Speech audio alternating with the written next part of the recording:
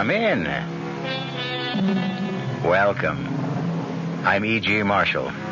Welcome to the terrifying world of your imagination. Vampire. Perhaps in the safety of your home, the word means little to you. Oh, you've heard of vampires, of course, but do you believe that they exist? Not you. Well, all I can say is Mina Harker didn't believe either. Our mystery drama, Dracula, was specially adapted from the story by Bram Stoker for the Mystery Theater by George Lothar and stars Mercedes McCambridge. It is sponsored in part by new sugar-free Diet 7-Up and by the Kellogg Company, makers of Kellogg's Special K cereal. I'll be back shortly with Act 1. And now, another story of the ball and chain, as Kellogg's Special K presents The Library. Welcome to the public library. May I help you, sir? Yes, I'd like to check out... I'd like to check out Famous Laundromats of the World by Audrey Schnorbart. Sir, excuse me, but isn't that ball and chain you're wearing just like the ones they use in the Kellogg's Special K commercial? This ball and chain? Yes, that one. How are you going to get rid of it? Well, lots of good exercises, and by eating smart at every meal, starting with the Special K breakfast. Don't you have to watch your calories? Yes, and the Special K breakfast is less than 240 calories. Less than 240 calories? Right. A 1-ounce bowl of high-protein Special K, 4 ounces of skim milk, tomato juice, and coffee. It's really tasty, and it's going to help me get rid of this ball and chain. I'd say it's long overdue, get it? Your happy ending could begin with the Special K breakfast from Kellogg's. There's a very special deal going on at all offices of Suburban Savings throughout North Jersey. It's called Suburban Special Interest Deal, and you'll be especially interested in the savings you get. A top 7.90% effective annual yield on Suburban Limited's issue 750 savings certificate. And Suburban guarantees it from 4 to 10 years. Minimum deposit, $2,500. Early withdrawal prior to maturity is subject to a substantial penalty. Suburban compounds interest continuously from day of deposit, paid quarterly. So you not only get interest on your savings, you get interest on the interest. And Suburban offers you the highest interest rate allowed by law. Here's your chance to get a great savings. A top 7.90% effective annual yield on Suburban's limited issue 7.50% savings certificate. Why not deal yourself into Suburban Savings Special Interest Deal in Bayonne, Edgewater, Elmwood Park, Emerson, Hackettstown, Morris Plains, Nutley, Paramus, and Sparta.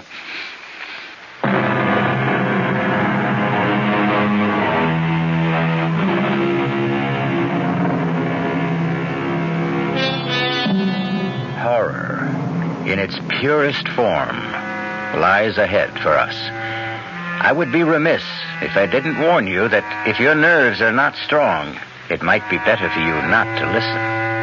No, really now. Be warned. Because as Mina Harker tells us in the diary she kept, there awaits you an experience so loathsome, so horrifying, that I can hardly bring myself to write of it. If I'd known what lay ahead for me when I went to visit my dearest and closest friend, Lucy Westenra, at Hillingham, I could not have brought myself to go, much as I loved her. Looking back now, I realize I had plenty of warning, but I paid no attention. For example, as I drove to the Westenra estate through that lonely, isolated country and heard the wolves howling in the distance, it occurred to me that it was strange to hear wolves in this part of the country. As strange as the huge bat that flew alongside my car. I mentioned this to John, Dr. John Seward, Lucy's fiancé, as we sat having a drink in the living room. It's strange, Mina. I've seen that bat myself. The thing must have a wingspread of at least 4 feet. I haven't the faintest idea where it came from, or the wolves either. Even Lucy's letters seemed kind of strange to me, John. What is the matter with her? No, I don't know. I'm completely baffled. I've had 2 other doctors look at her, colleagues of mine, and they can't figure it out. I'm desperate, Mina. I'm so desperate I've called in my old friend and teacher, Professor Van Helsing. Van Helsing? Yes, he's one of the finest diagnosticians in the world, John. Yes, he'll be here from Amsterdam in a day or 2. Amsterdam, Holland? Yeah. All the way from Amsterdam? Oh, John, you must be desperate. Lucy is dying, Mina. I'll do anything I can to save her. We must find a way to stop her from losing blood. Losing blood? Well, it's this constant loss of blood that's killing her.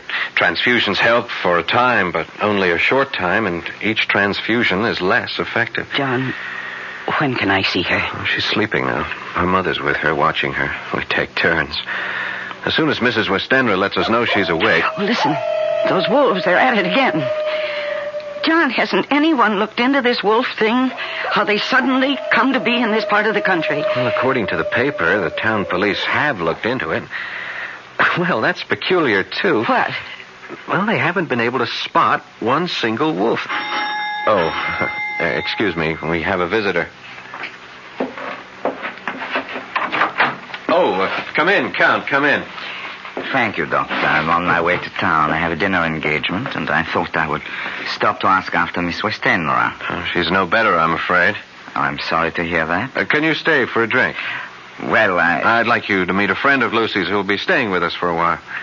Oh, in that case, of course. Mina, this is Count Dracula, our new neighbor, Count Miss Mina Harker. How do you do? How do you do?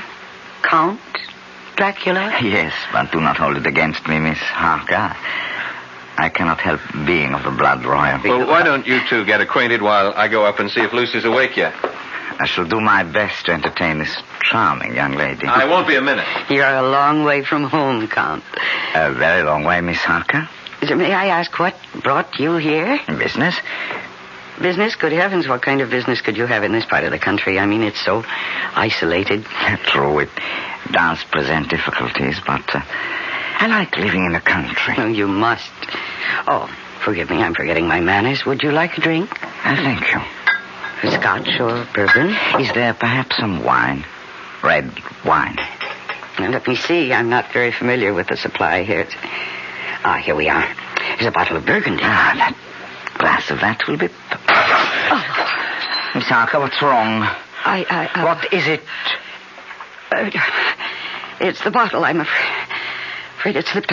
It slipped. That's all. Oh, I'm afraid I cut my hand. No, don't be upset. It's only a slight cut, see? No. Lucy's awake and we can... Count, what's wrong? Mina, your hand. I must leave at once, Doctor. Sorry, I cannot stay. Something I just remembered. No, it's all right. I will see myself out. What in the world? But, Count... Mina, what happened? Mina?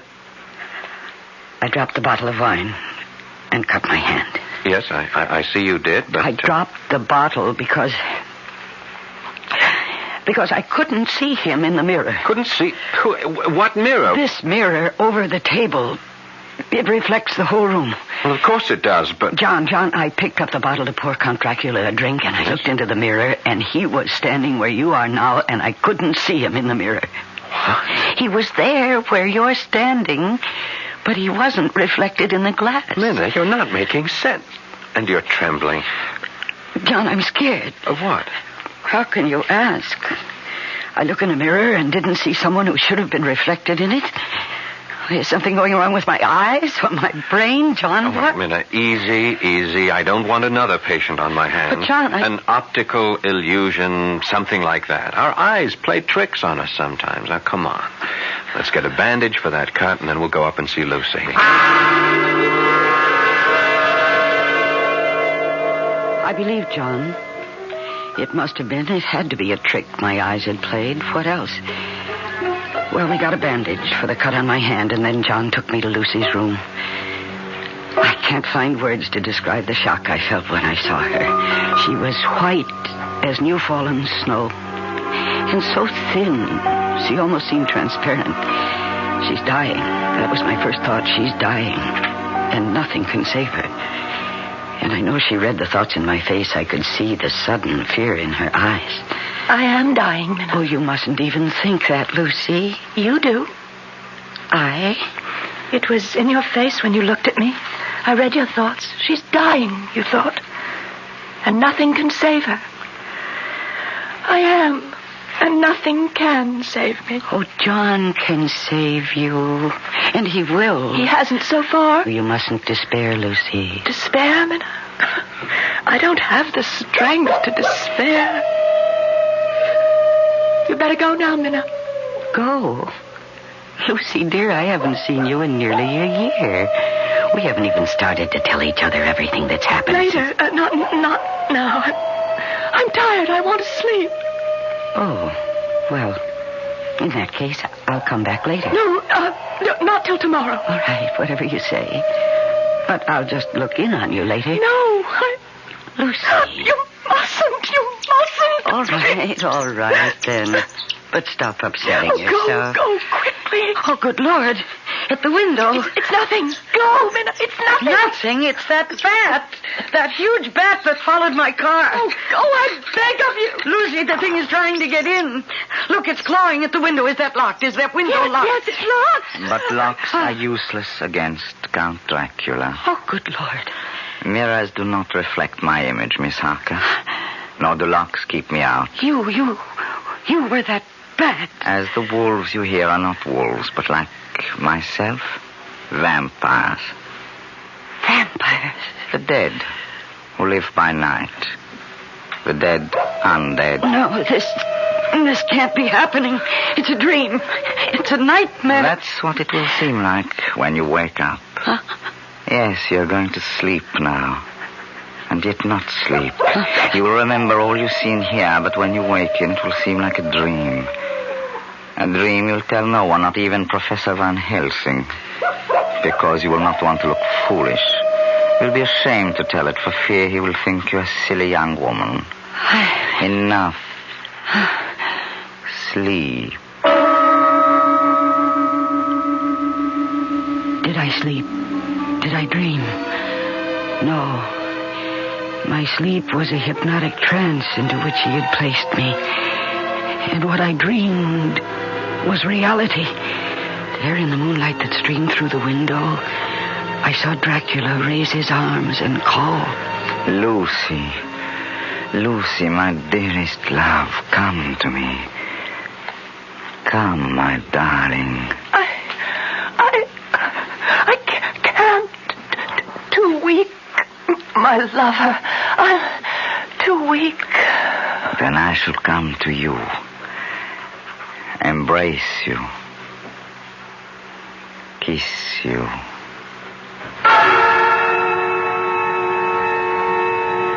And now the strangest thing of all happened to me. As I watched what then took place, my love for my friend Lucy, my fears for her, made me feel as she must have felt, so poignantly, so deeply that, yes, I became Lucy.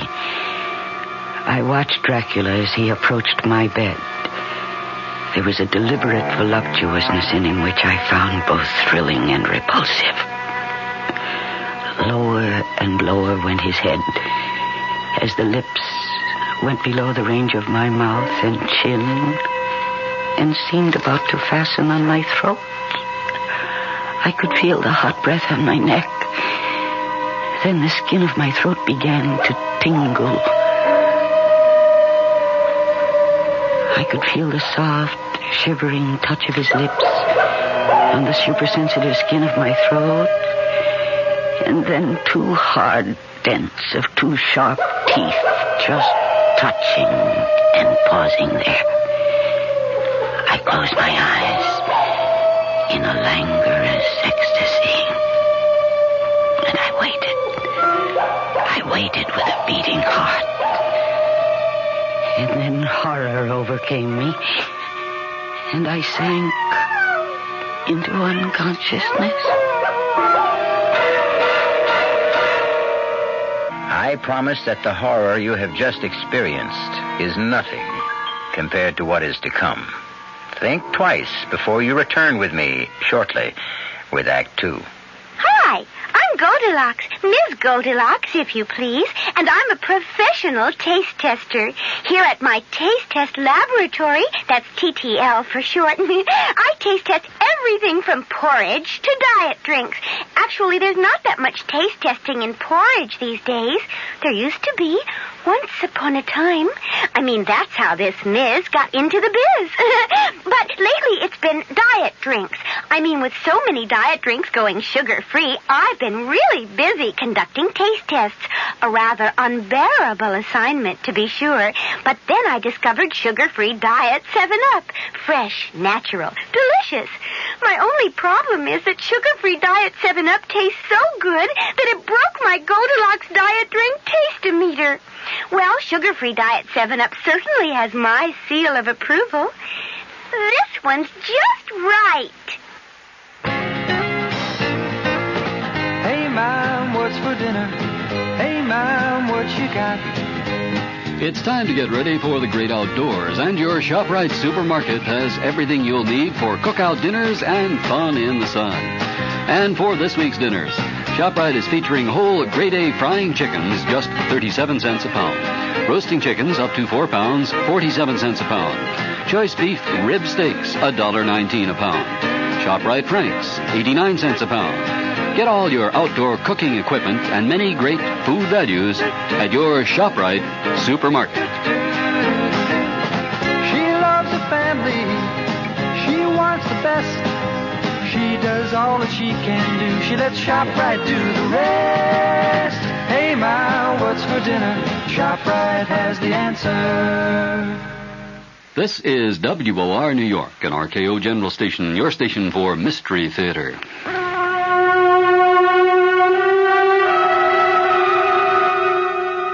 I thought it must have been a dream, a nightmare, for nothing so vile and revolting could be real. But though I tried during the next day or two to persuade myself it was only a dream, there were signs, warnings all about me that told me I was lying to myself. There was the nightly howling of the wolves, the screeching of that huge bat around the house, and yes, the scarf that Lucy kept wrapped round her throat. It's such a hot afternoon. How can you bear to wear that scarf around your throat? Hot? I feel cold. But, Lucy, you're perspiring. Your forehead is damp. All I want to do is sleep. I'm so tired. I'm so deathly tired. I'll leave you for a while, then. I'll look in on you later to make sure you're all right. Oh. Sleep well. Minna? Yes, dear? If I'm asleep when you come back, promise me you won't remove this scarf from around my throat. Very well. You won't even touch it. Promise? I promise.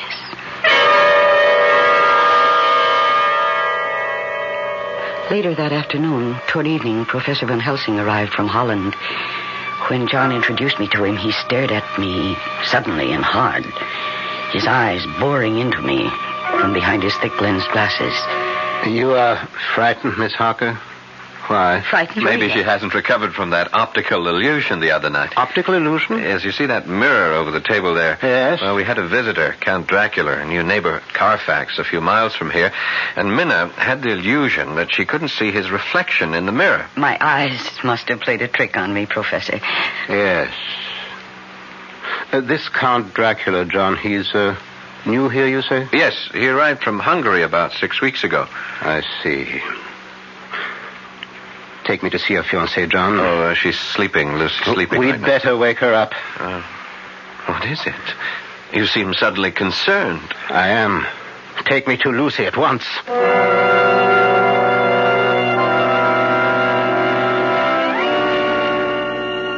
Wake her, John. All right. Gently. Very gently. Lucy? Lucy, dear. Come on, wake up. Here. Let me.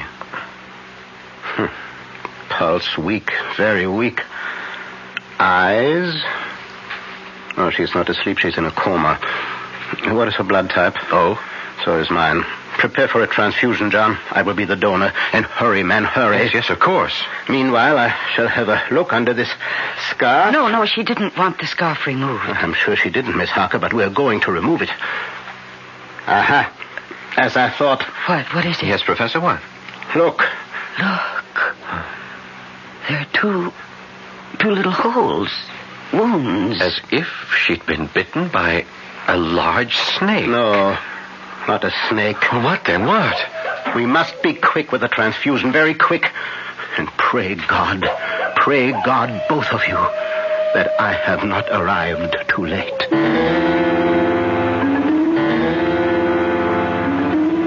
But he was too late. The transfusion revived Lucy a little. When we'd made her as comfortable as we could, the three of us, Professor Van Helsing, John, and I, went back down to the living room. And it was here that Professor Van Helsing told us the truth. The truth that made John Seward cry out. Vampire?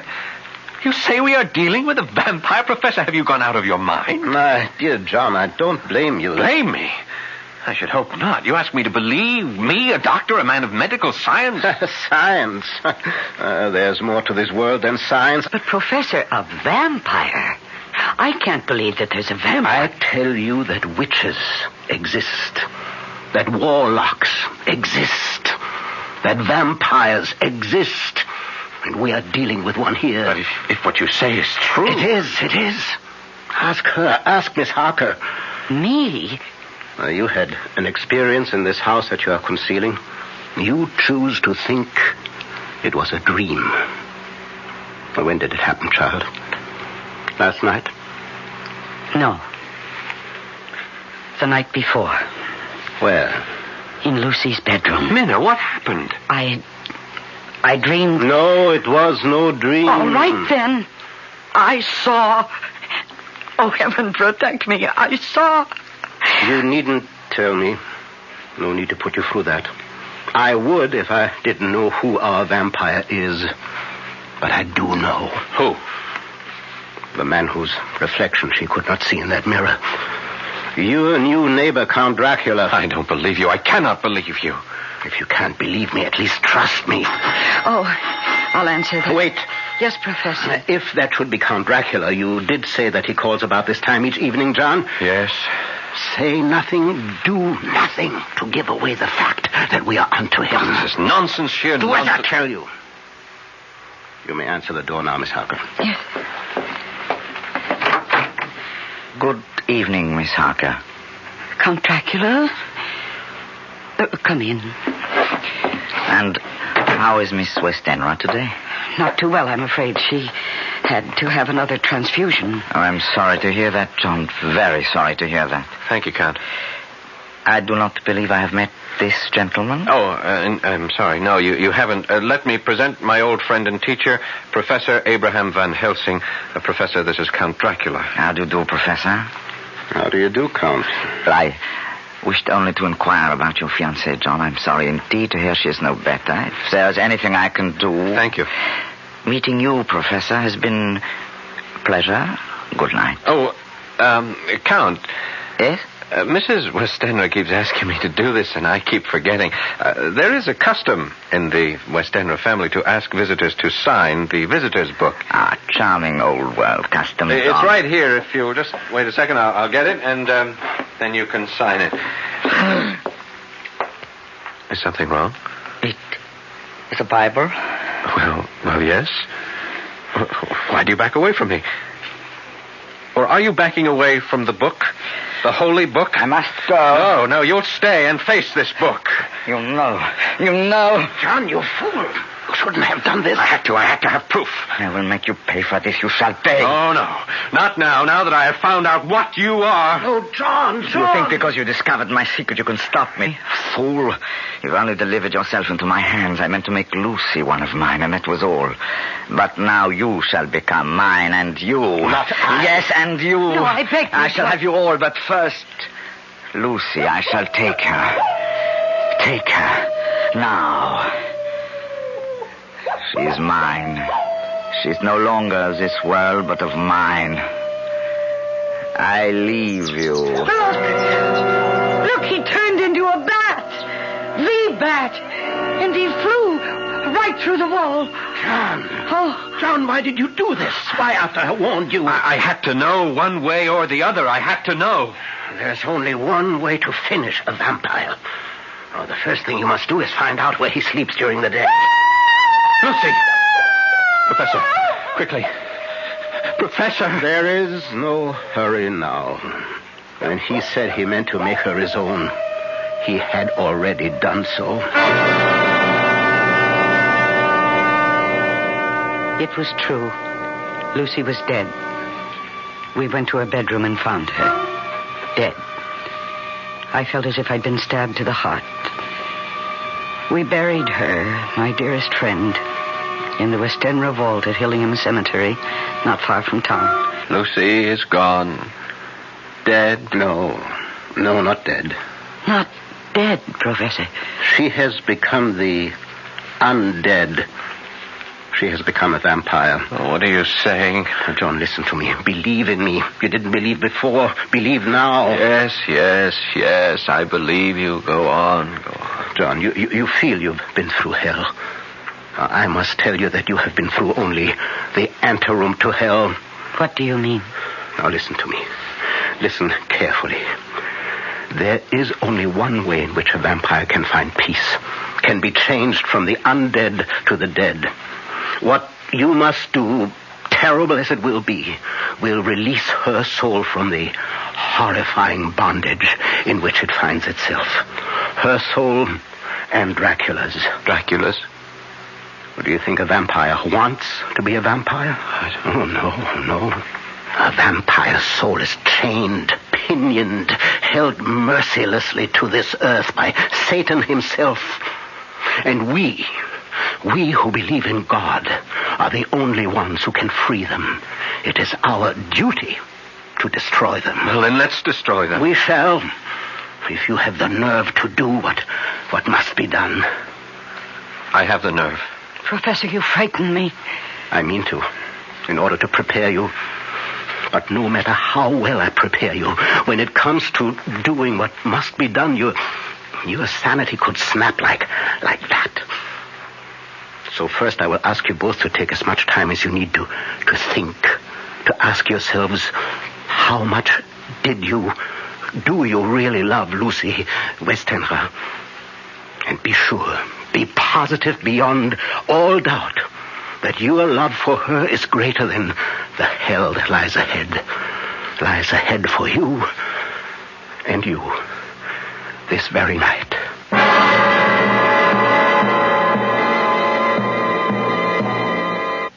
I'll be back shortly with Act 3. When you drink beer, do you tilt the glass for long, hearty swallows? Or just tip it and sip it? Well, sipping's the thing for wine. But Budweiser beer is a hearty drink, brewed for zest and character. The best way to enjoy Bud is to drink it. Not chug-a-lug, just man-sized beer drinker swallows. That's when that famous Budweiser taste, smoothness, and drinkability really come through. Smoothness and drinkability that come only from natural carbonation and exclusive beechwood aging. Smoothness and drinkability, too good for any half-hearted sipping. So drink up. You'll see that brewing beer right does make a difference, and that when you say Budweiser, you've said it all. Anheuser-Busch, St. Louis.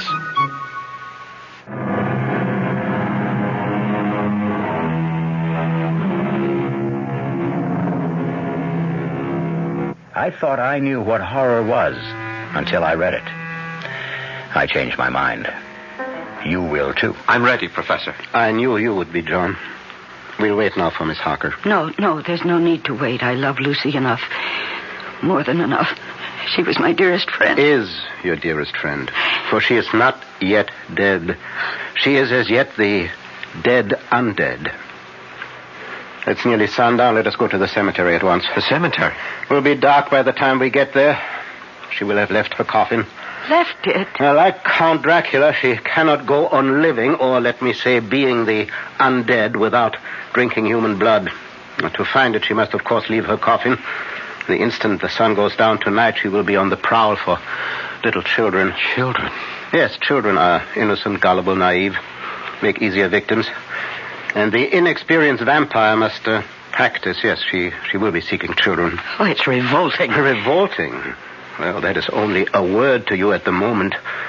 In a short time, it will be reality. Do you really think you can bear what is to come? I can. I must. Good. I have preparations to make. So do you, the two of you. Dress warmly. Warmly? But it's hot out. Child, there is no chill like a graveyard chill.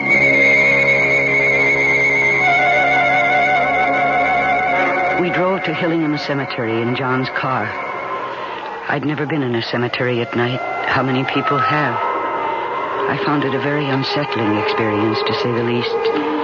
It was a moonlit night, the moonlight spilling like milk over the gravestones, which in turn threw long black shadows. An owl hooted, and dogs barked. Or I couldn't help thinking, were they wolves? And then we reached the Westenra vault, the vault where we'd put Lucy's coffin that afternoon. Now what do we do, Professor? We go into the vault. Why? And how? I have the key to the vault. How did you get it? I asked the undertaker for it, or rather told him to give it to me. He assumed I was a member of the family. You need not come with me. Not now. But why shouldn't we come? I wish to save you as much shock as I can. She will not be there in the coffin. It will be a shock for you to find it empty. Now, on the other hand, it will be less a shock than what is to follow. Yes, it will prepare you. Come then. Now, I shall open the coffin now. If she isn't in it, how could she have got out? I could tell you, but it is better that you see for yourself later. Now, this won't take long. I need only unscrew the top part. There. Well, now to lift off the top of the lid. Yes. Empty. She's gone. Where? Gone where? In God's name, where? In search of the life-giving blood, John. In search of a small child. Oh, it's horrible. It's horrible. John? Yes? Come. We go outside the vault. Now to lock the door. Now, that's most important. And now, what I must do will take a little time. Yes, make yourselves as comfortable as you can.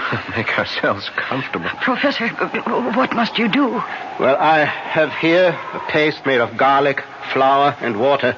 I must seal off every crevice with it. Seal all around the door so Lucy cannot get back into the vault, into her coffin. She could? Through the crevices, yes. How do you think she got out of the coffin? I can't believe... Yes. It is unbelievable. But it is so.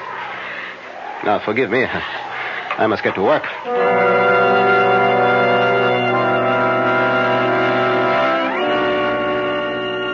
I can't express in words how fresh and clean the night air seemed when we came out of the tomb. How sweet to breathe the fresh air that held no taint of death or decay. John was silent, and so was I. As for Professor Van Helsing, he was very busy sealing the door.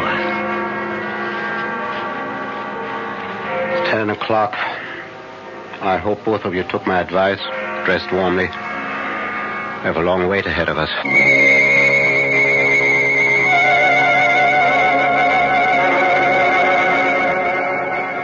How much longer, Professor? I'm chilled to the bone. Everything depends on how long it takes her to find a small child. Nearly 2 o'clock. Has been gone several hours. Soon now, I think... Shh. What? She comes. Where? See there? Amidst the headstones? Yes, a woman. Dressed in white. Lucy. Shh. Make no move, no noise. You see, she is carrying something in her arms. A child. I feel sick. Control yourself. Ah, there. Yes, she's coming toward the vault. See, she draws back. The mixture I used repels her. Why are we doing this? Why are you keeping her out of the vault, her coffin? Because I hope... Yes, she is leaving, hurrying away from among the headstones. Come, we must follow. Follow where? To Dracula, I hope. Unless I'm mistaken, she's going to him for help. But hurry. We must keep her in sight. No, wait. What is it? She is heading for that tomb. Dracula must be there. Good. Now watch. See, now she's putting the child down on the ground. And now... Where is she? Where's she? She's vanished. She simply slipped into the tomb through the crevice around the door. Oh, wait here. Yes. What's he doing? He's picking up the child, I think. Yes. See, he's coming back now. Here, Miss Harker. You take the child. Keep it warm. Oh, this poor thing. Poor little thing. Look, it doesn't move. It doesn't make a sound. It's lifeless.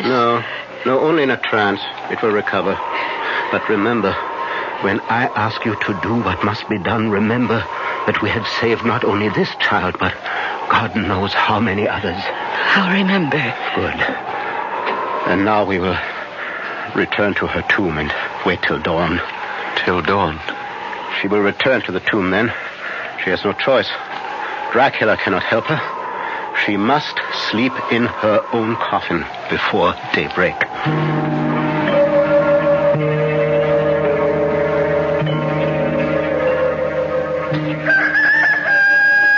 How do you feel, Miss Harker? I'm all right. Thank you. John? I'm okay. It's almost dawn. Why doesn't she come? Soon now. How's the child? Still asleep, if it is only sleep. It is. It will not come to its senses until daybreak. Now, prepare yourselves for... In a very short time, now Lucy should... there. Yes, she's coming. And this time she'll be able to enter the tomb, because you've removed the garlic mixture. This time I want her to enter the tomb and her coffin. It will be there that you will do what must be done. Oh, there she is.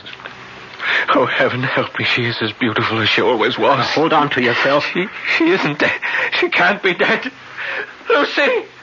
Lucy, my darling! John! No, come back! Lucy! John, my dearest, come to me, John. Come to me. I have never seen anything so horrible. And God save me from ever seeing it again.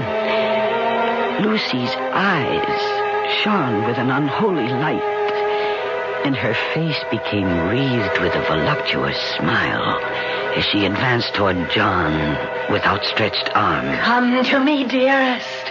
My arms are hungry for you. Come, and we can rest together in the tomb. Come, my lover. Come. And John suddenly opened wide his arms and started running to her, and she to him, when Van Helsing rushed forward between them. And he raised something he held in his hand up against her face. It was a crucifix. With a cry of rage and agony, Lucy flung herself away from John and toward the tomb, and she was gone. John, are you all right? The Lord help me. The Lord help me. And he shall. Come, into the tomb. It's time. Now, first, let me put the bag I brought over here. And now I will remove the coffin lid again. Professor, is this really Lucy's body or some kind of demon in her shape? Oh, she's hideous. Yes, your friend who was so sweet and pure is now a foul thing. But if you can do what you must do, you will see her once again as she was. Whatever it is, we'll do it. This wooden stake I have bought. Yes. This pointed stake. You must drive it through Lucy's heart. With this hammer. Oh, no. And when that is done, cut off her head with this surgical knife. I don't... You must do it. For her sake, John. For the sake of the woman you loved. All right. Give me the stake. And the hammer.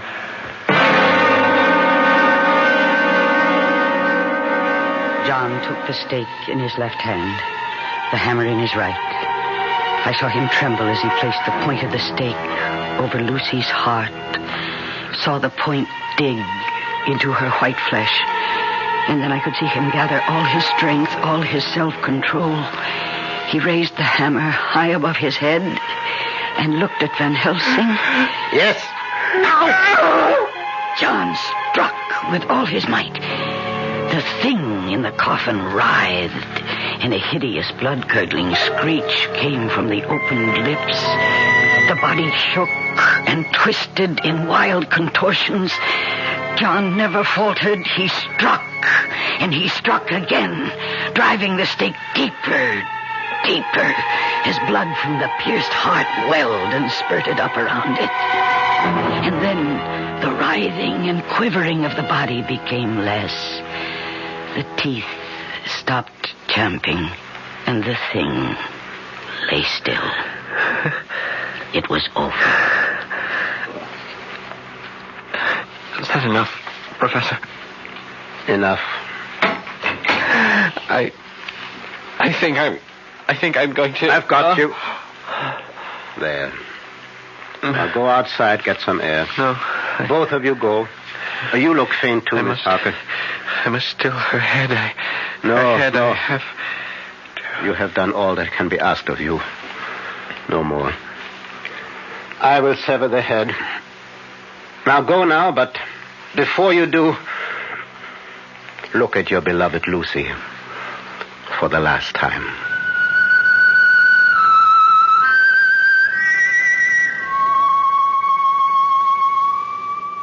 There, in the coffin, lay no longer the foul thing we dreaded, but Lucy, as we had seen her in life, her face as beautiful and pure as it had been then.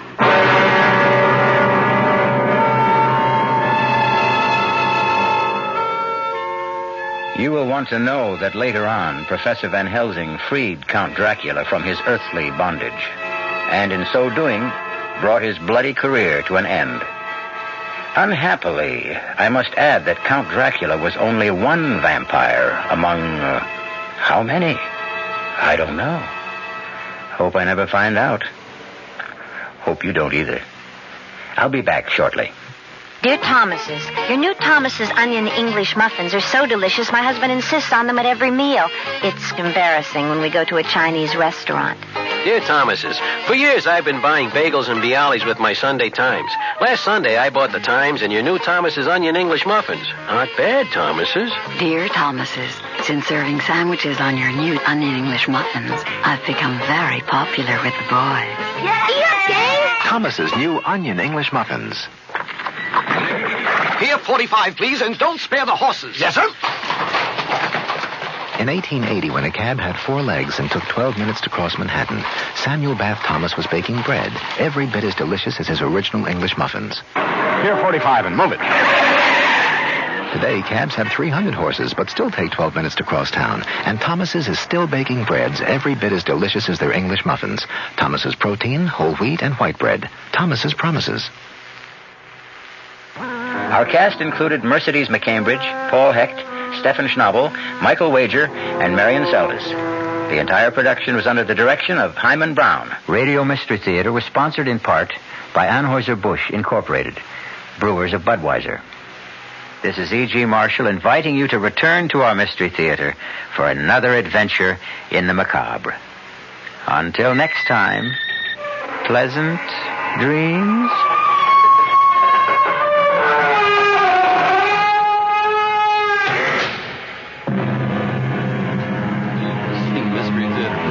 Furnished by the CBS Radio Network.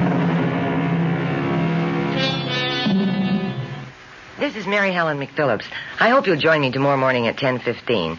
I have great fun in store for you. My guest is Henry Pleasance, the famous, very well-known serious music critic. But tomorrow, he's going to be talking about how great popular singers are and just why they are. And we'll hear little bits of some of their singing. That's tomorrow morning at 10:15.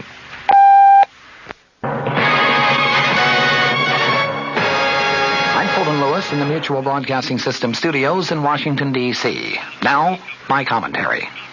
President Nixon got a 6-day delay today in his fight against a Watergate subpoena, and a panel of experts said it will present another report on Saturday regarding that now famous 18-and-a-half-minute gap in one of the crucial White House Watergate tapes. A sweeping subpoena issued against the president by the Watergate special prosecutor Leon Jaworski had been due this morning, but U.S. District Court Judge John Sirica gave attorneys additional time to file briefs and to set a hearing date after the White House petitioned the court to quash the subpoena.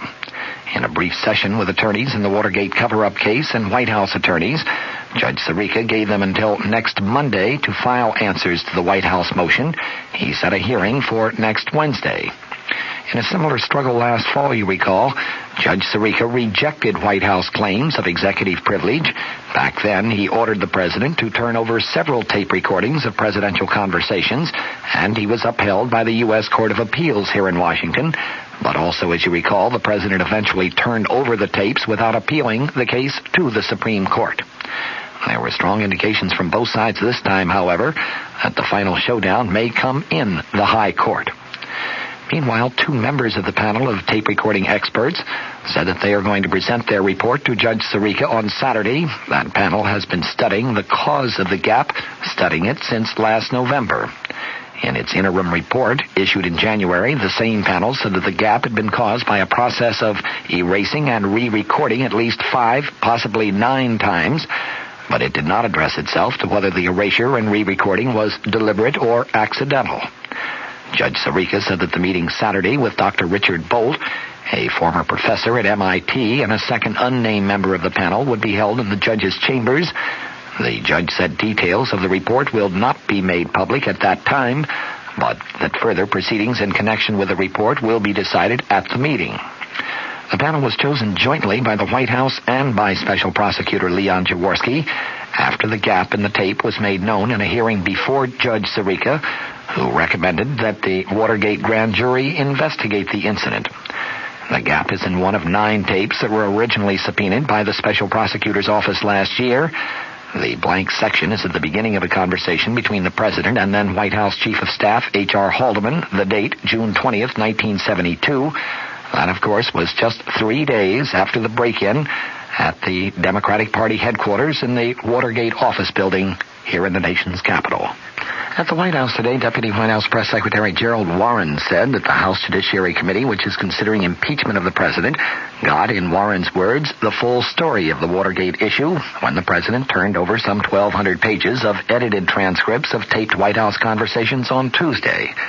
Warren commented in response to a question about the committee's vote last night to inform the president that it feels he has failed to comply with its subpoena, which had asked for the tapes themselves rather than for the edited transcripts. Warren said that the White House feels the committee members have been given the facts on which they can move ahead. He also stuck by the president's offer to allow committee chairman Peter Rodino, the New Jersey Democrat, and the ranking Republican member, Michigan Republican Representative Edward Hutchinson, but no other committee, no staff members, to listen to the tapes in private and to verify the accuracy of the transcripts. Warren today commented, "We feel that we have made a very fair, full, and responsible offer." From sources in the Senate came reports, meanwhile, that Alexander Haig, currently the White House Chief of Staff, today refused to answer questions before the Senate Watergate Committee, saying that he'd been instructed to invoke executive privilege by President Nixon himself. At an executive session of the panel, Haig presented a letter from the president saying, quote, "It would be wholly inappropriate for the committee to examine you about your activities as Chief of Staff or about information that has come to you in that position." The president's letter invoked both executive privilege and attorney-client privilege in ordering Haig not to cooperate with the committee's probe of the Watergate issue. Meanwhile, Vice President Gerald Ford said today that after reading some of the newly released Watergate transcripts, he is, in his words, convinced beyond any doubt that President Nixon is innocent of any wrongdoing. However, Ford said he believes the president could have been a little more forceful in trying to get to the bottom of the Watergate issue a little faster. In a brief meeting with reporters at the Justice Department, Assistant Attorney General Henry Peterson today defended his conduct of the initial Watergate investigation and declared, "I am not a whore."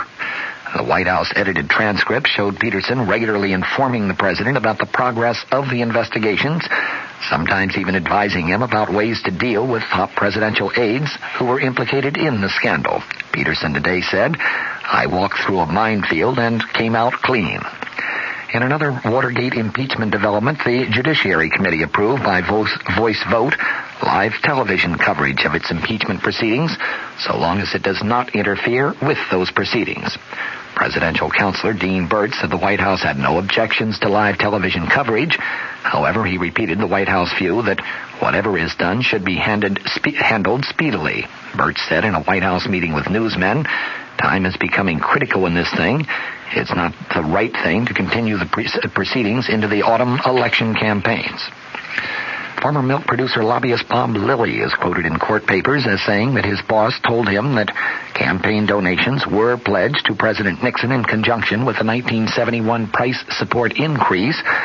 That statement is the first to be attributed to a dairy cooperative official, alleging any link between the president's order to raise federal milk price supports in 1971 and the dairymen's promise of up to $2 million in campaign donations. In a White House statement last January, the president specifically denied that he ordered prices increased in return for that campaign money. He did concede that traditional political considerations did play a part in his decision to overrule the Agriculture Department's desire to keep prices steady. The House Judiciary Committee is investigating the milk price matter as part of its impeachment inquiry, and the Watergate Special Prosecution Force is also looking into it. The White House has declined requests for numerous tapes and documents relating to that price support matter.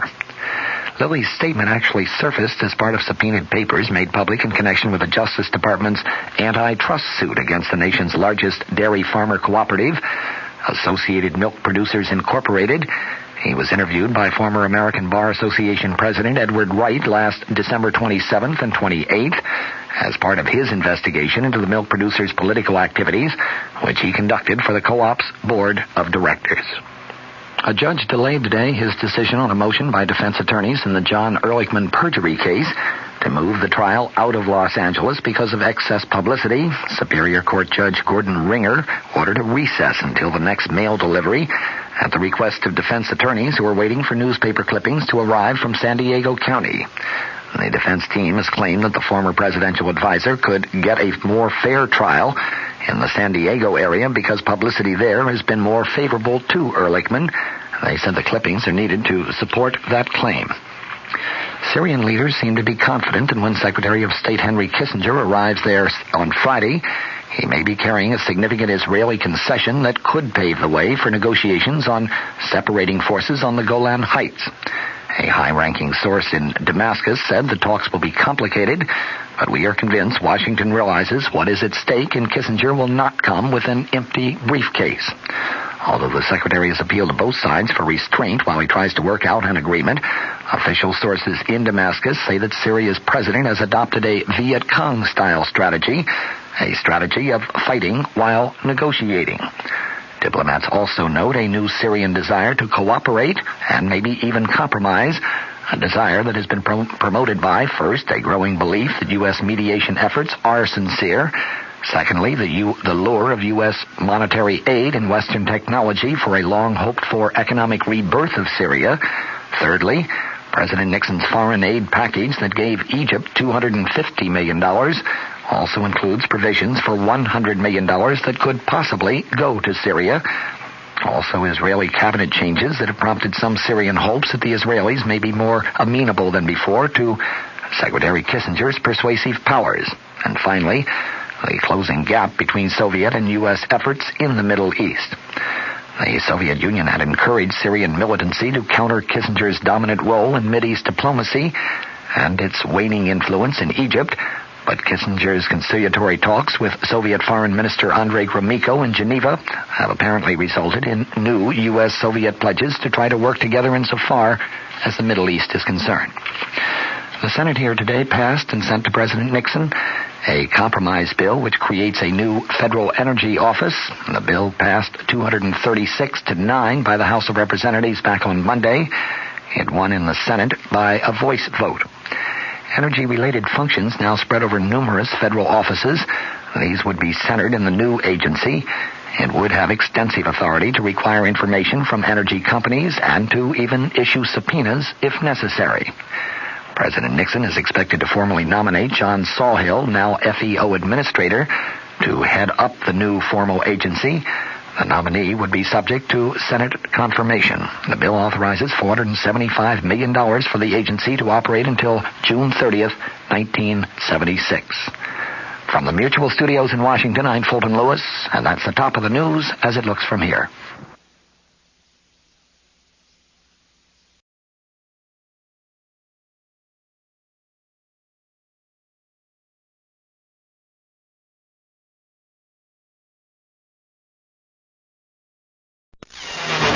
We welcome your cards and letters of comment. Our mailing address is Nightline, WDAF, Kansas City, Missouri, 64108. Thank you for listening and good night. WDAF, Kansas City. Dan Henry, WDAF Local News at 11. The outlook for Kansas City, cool tonight, warmer tomorrow. Kansas City, Kansas firemen and police are hopeful their efforts to recover a car and its driver from the Kansas River will be successful tonight. Witnesses say they believe the car that careened through a guardrail and off the south side of the Central Avenue Bridge early this evening contained only the driver. Firemen believe they have hooked the car several times with their grappling hooks, but at last report were having difficulty in maintaining sufficient hold to raise it from the river's depths. Jackson County Executive George Lear says he is hopeful his new middle ground proposals offered to union teachers and the Kansas City School Board this evening will be accepted by both sides in time for the school opening ordered by Superintendent Robert Metcalf this Thursday. We had long discussions over the weekend and last night, and I think the teachers have been very reasonable in this regard. There were some things in there that they wanted that are not included in this proposal. There's some things in this proposal that the school district felt were too much at times. But news of the hour on the hour from American Information Radio. This is Merrill Muller in Los Angeles, and at this hour, publishing heiress Patricia Hearst is wanted by the FBI for questioning about the robbery of a Hibernia bank branch in San Francisco. An affidavit filed by the U.S. Attorney charged 3 other women members of the Symbionese Liberation Army with the actual robbery. But an FBI statement said Patricia Hearst may have been acting under a gun aimed by another person. The robbery netted just over $10,600, and in fleeing to 2 getaway cars, the robbers or their accomplices shot and wounded 2 elderly men. Correspondent Dick Shoemaker has more details from San Francisco. An FBI agent has said that a picture taken by a hidden bank camera shows what appears to be Patricia Hearst actually participating in the robbery. Apparently, Miss Hearst was holding a semi-automatic weapon. However, the FBI here in San Francisco is still not willing to say whether Patricia was acting of her own free will. The U.S. Attorney here in San Francisco, James Browning, said tonight if Miss Hearst was involved voluntarily, he will have no hesitation in issuing a warrant for her arrest. Dick Shoemaker, ABC News in San Francisco. Steel job deal challenged. That story coming up. All right, today we're going to make applesauce. Okay, keep your head back, Deidre. Those Deidre, you pin them this way with the pins going out, okay? Let's play some C's together and hear how they sound.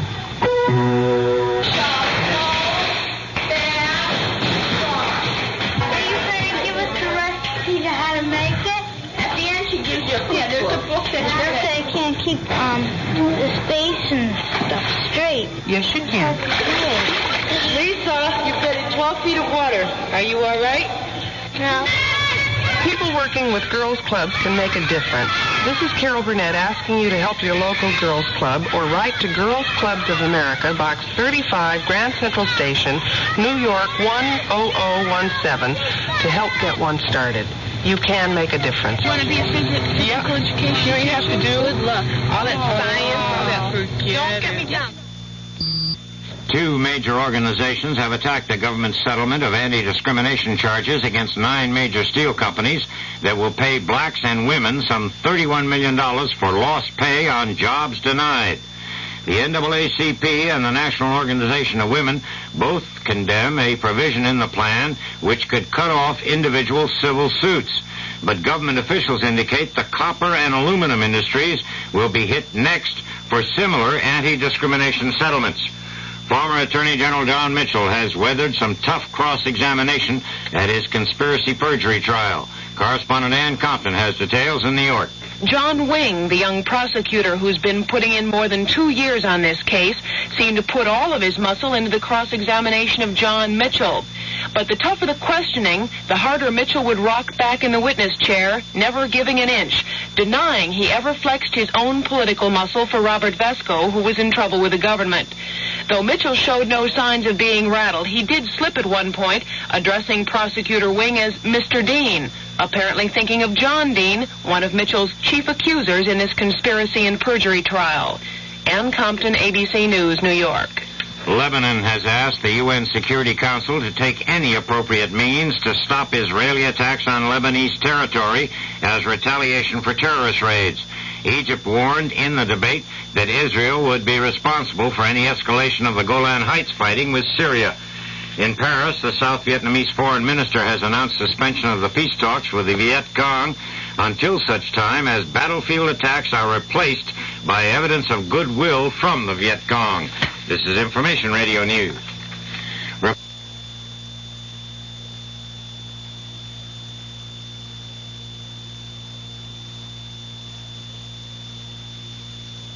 From the Kurt Murr's Sports Desk. Rain has washed out the opening round matches in the River Oaks tennis tournament in Houston, so all of those, plus tomorrow's, have been gathered into one bunch. All 16 of the opening round matches have been scheduled for tomorrow.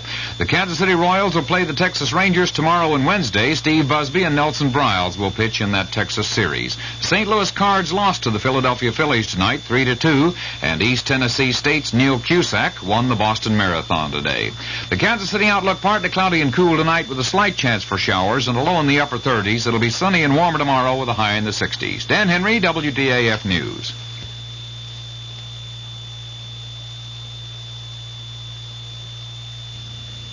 The CBS Radio Mystery Theater presents...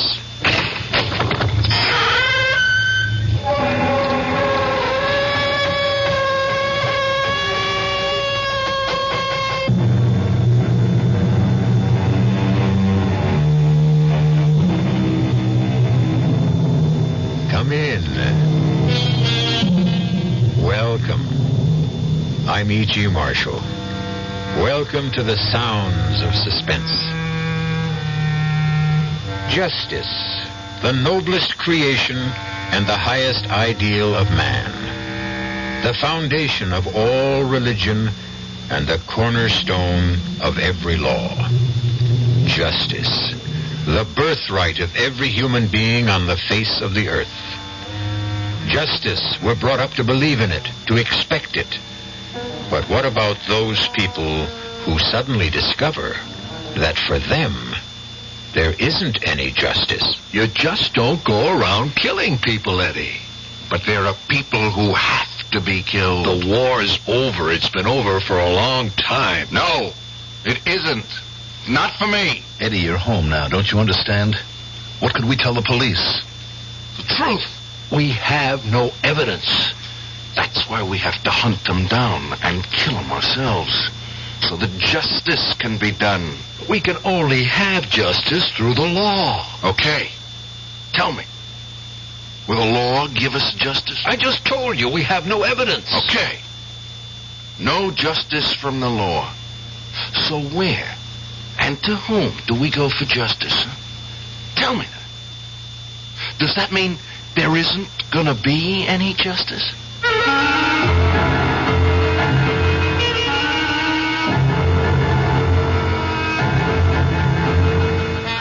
Our mystery drama, Only the Dead Remember, was written especially for the Mystery Theater by Sam Dan and stars Tony Roberts and Mandel Kramer. It is sponsored in part by Anheuser-Busch Incorporated, brewers of Budweiser, and by the Kellogg Company, makers of Kellogg's Special K cereal. I'll be back shortly with Act One.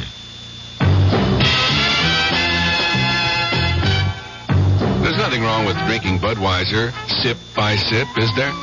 Well, the brewers of Budweiser think there's a better way. Sipping's fine if you're drinking wine. But Bud is the king of beers, a hearty drink. Look, rinse a 10 or 12-ounce glass with cold water. Then, open a can or bottle of Bud and pour it right down the middle so it kicks up a good head of foam. Now, take a big drink and then swallow big. No sips. That's how it should be done. More taste, more beer drinking enjoyment. Thanks to exclusive Beechwood aging, Budweiser has a smoothness that lets it go down especially easy. Sure, it's an expensive way to brew beer, but brewing beer right does make a difference. That's why when you say Budweiser, you've said it all. Anheuser-Busch, St. Louis.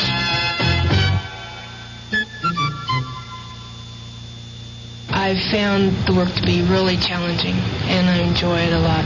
If I didn't enjoy it, I wouldn't be in it. People. My orientation all my life has been, to help. I wouldn't have been in Red Cross if I didn't care, about people. People who care about other people. It's an opportunity for me to help other people and to see my efforts and my skill pay off.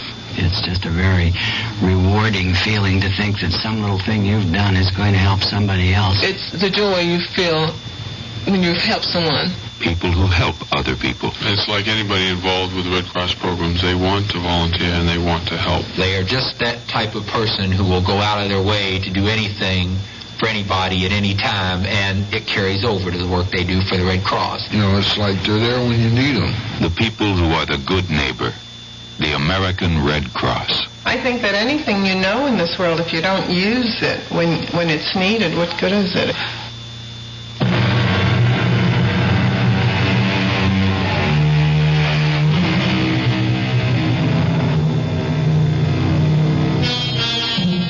For a long time, ever since he came home from one of our wars, Eddie Benson has been looking for someone. Those vital years of his life that might have been invested in a career, devoted to a family, have instead been devoured by an all-consuming search as Eddie Benson roamed the length and breadth of America, supporting himself by his nimble and sensitive fingers, playing the piano, in grimy saloons, in sophisticated night spots, but always looking, always listening, ever alert for a clue that could lead to his quarry. Well, now, tonight, suddenly the manhunt will come to an end in a cocktail lounge in a northwestern city just a few minutes before midnight. Odd how a search so intense could be climaxed by a discovery so casual. How so serious and deadly a crusade can be capped with a laugh.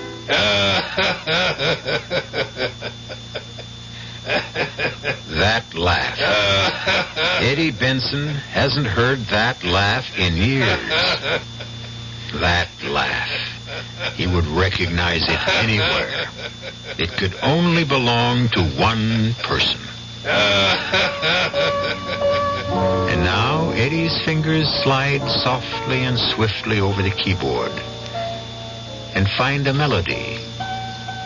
A pretty little melody that has a special meaning for certain people. Especially for that comfortable-looking man at the corner table. The man with that laugh. So I said to her, my dear, if I were to get married again, it'd be the triumph of hope over experience. Yeah. Yes, sir, Mr. Jackson. That's a good one, all right. Oh, what's the matter, Mr. Jackson? The matter?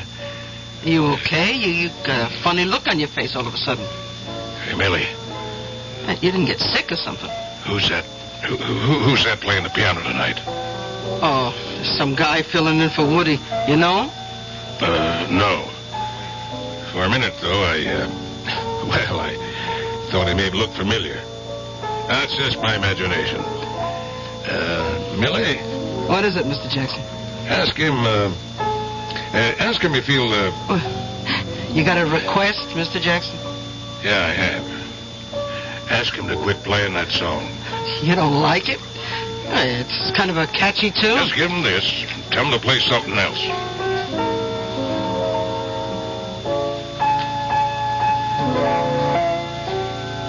Eddie. You got a request. Request in reverse.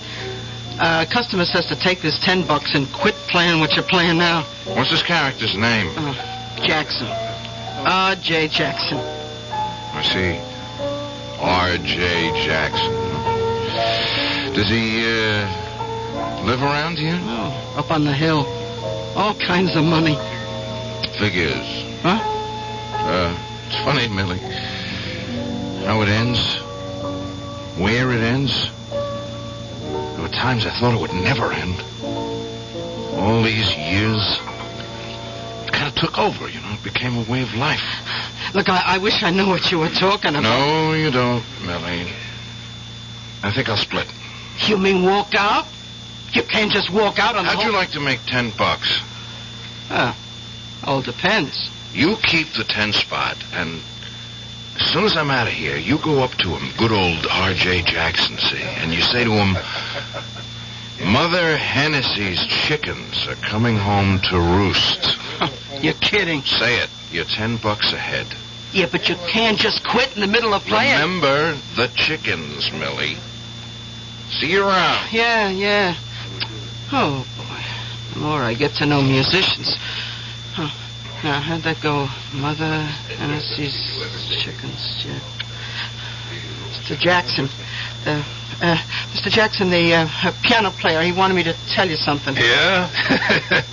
I bet it's thanks. That's the easiest $10 he ever made. Well, what he wanted to tell you was... Yep. Well? Well, he said, let's see, Mother Hennessy's chickens coming home to roost. What's that? I'm sure that's what he said. Mother Hennessy's chickens are... No. Mr. Jackson. Hey, somebody, give me a hand, quick, he's fainted.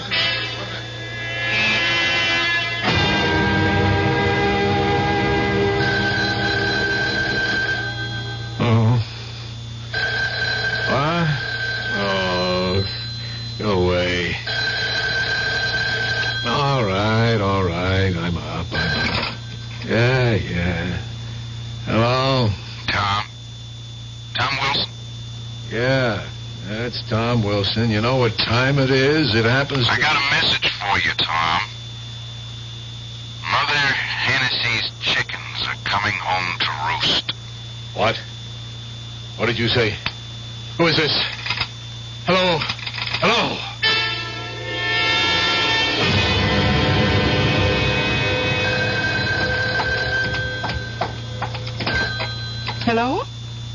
Is Bill Traynor at home? No, but I expect him. Who's calling? Is this his wife? Yes, I'm Liz Traynor. Will you take a message? Well, of course. Tell him Mother Hennessy's chickens are coming home to roost. Yes? That's all. You're joking. Hello? Oh, well. Hi, darling. Oh, Bill. You just missed a phone call? Oh, never mind that. What'd the doctor say? Oh, things are just fine. He'll be born on schedule. You mean you won't take a girl? Darling, I'll take whatever we can get. I can't believe it, honey. After all this time, everything is going our way. Tom worked out the contract. Oh, Bill. Oh, I'm so happy. We're going to be rich, honey. We're going to own a business, and we're going to be parents. What were you saying about a phone call? Oh, well, a man just called. Very mysterious. Huh? He said to tell you that, let me see, Mother Hennessy's chickens are coming home to roost.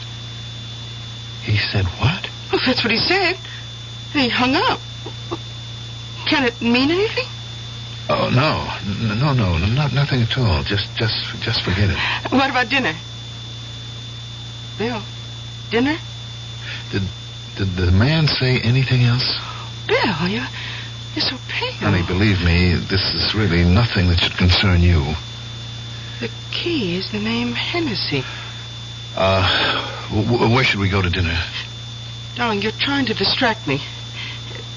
Hennessy, we don't know any Hennessy. Look, honey, I've just been going at a very fast pace, and Hennessy's chickens. That combination is familiar. Darling, I'm really very hungry.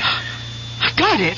Oh, I've got it. Your old army outfit is holding a reunion. What do you know about my old army outfit? Oh, nothing. Nothing at all, except you and Tom Wilson were in it together. You were in Korea. You were prisoners, and you refused to talk about it, even to me. Why do you say we're having a reunion?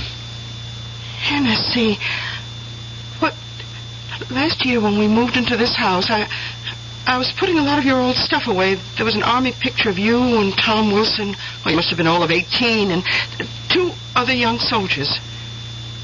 In the middle, an older man, a sergeant.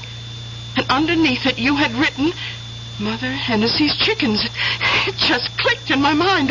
That sergeant, that older man. He was all of 26. Well, his name was Hennessy, wasn't it? Yes. And he looked after all of you like a mother hen. Yes. And now you're having a reunion.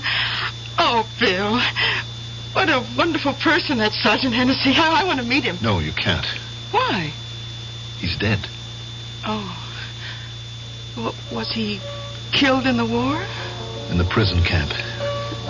Bill, that music, that piano. Why don't you hear it? It's coming from the living room. Someone's playing the piano. I didn't hear anyone ring the bell. Well, let's go see. No. But someone's in the apartment. Liz, stay here. Bill. I want you to stay in the bedroom. But why? Liz, in all the years we've been married, I never asked you to do anything just because I said so. But I'm asking you now, please. All right, Bill. Just for a while.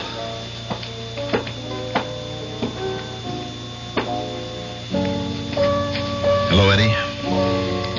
Front door was open. I just walked in. Well, you're welcome, Eddie. Been a long time. A lifetime. Nice layout. Yeah. I've done well. I'm sure you deserve it. I went to school on the GI Bill, became an engineer. I always said you had the stuff, Billy. I'm going to own a good-sized electronics company. That's nice. Our old buddy Tom Wilson, remember him? Who could ever forget Tom? Well, he's drawing up the contract. He became a lawyer. What about yourself, Eddie? Me? Yeah, a fellow with your talent, the way you could write songs like this one for Hennessy. We all figured we'd hear you doing Broadway musicals, coming up with top hits. Well, I've been too busy. Doing what? Looking for somebody. Looking for an old friend of ours.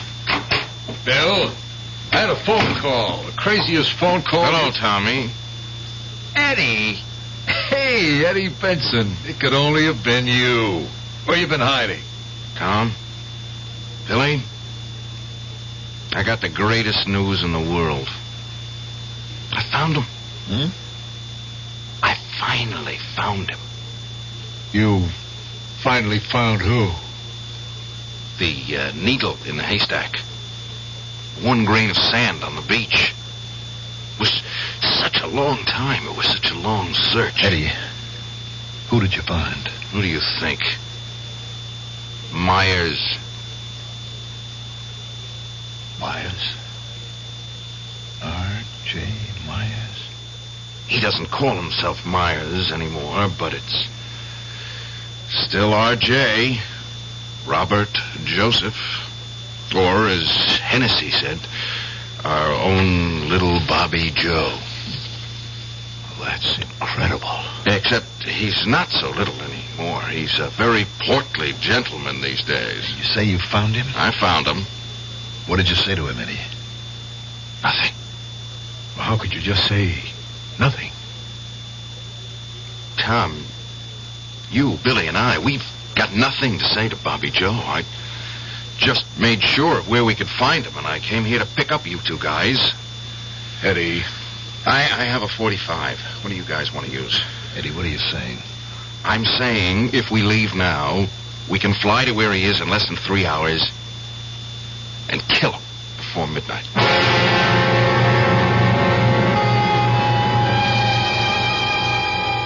Kill. Into the pleasant, well-ordered, comfortable world of Bill Traynor and Tom Wilson, there suddenly intrudes a strange, terrifying, and ugly word. It's not a word of this world. It's a word that belongs to another world, a world of pain and horror, a world that they thought was dead and gone. We'll continue in that world when I return shortly with Act 2. Great taste in the morning. Kellogg's has that wholesome taste to get you up and grinning. This is Jerry Coffer for Kellogg's Special K. We've been having some fun in our television and radio commercials by using a ball and chain to symbolize the slight overweight problem common to so many of us. We point out that being a few pounds overweight is just a little more difficult for you. Climbing stairs, just walking around, even sitting down can feel, well, like you're wearing a ball and chain. In case you missed the message, it's this. If you really want to get rid of that extra weight, you really have to work at it by exercising and with sensible meals like the Special K breakfast. A 1-ounce bowl of Special K, America's favorite high-protein cereal, 4 ounces of skim milk, tomato juice, and coffee. Less than 240 calories. Nutritious and, by the way, delicious. So why not begin each day with a Special K breakfast and then keep up the good work? Special K can't help you lose weight all by itself, but it really is a good start. Who knows how to help you solve your shopping problems? Your Better Business Bureau knows.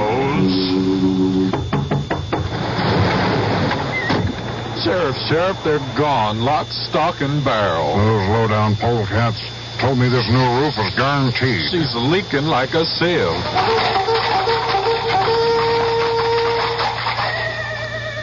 help you with some good advice from the Better Business Bureau. Beware of the salesman who offers such a guarantee. Roof waterproofing requires skill and judgment. It may take several treatments to completely waterproof your roof.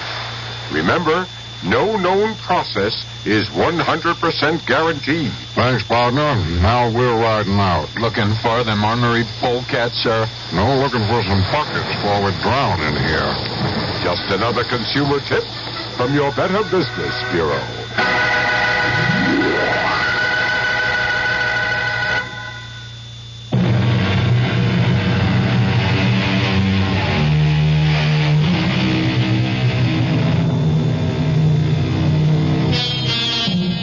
When they were 19 years old, Eddie Benson, Bill Traynor, and Tom Wilson suffered and starved and froze in a prison camp in North Korea.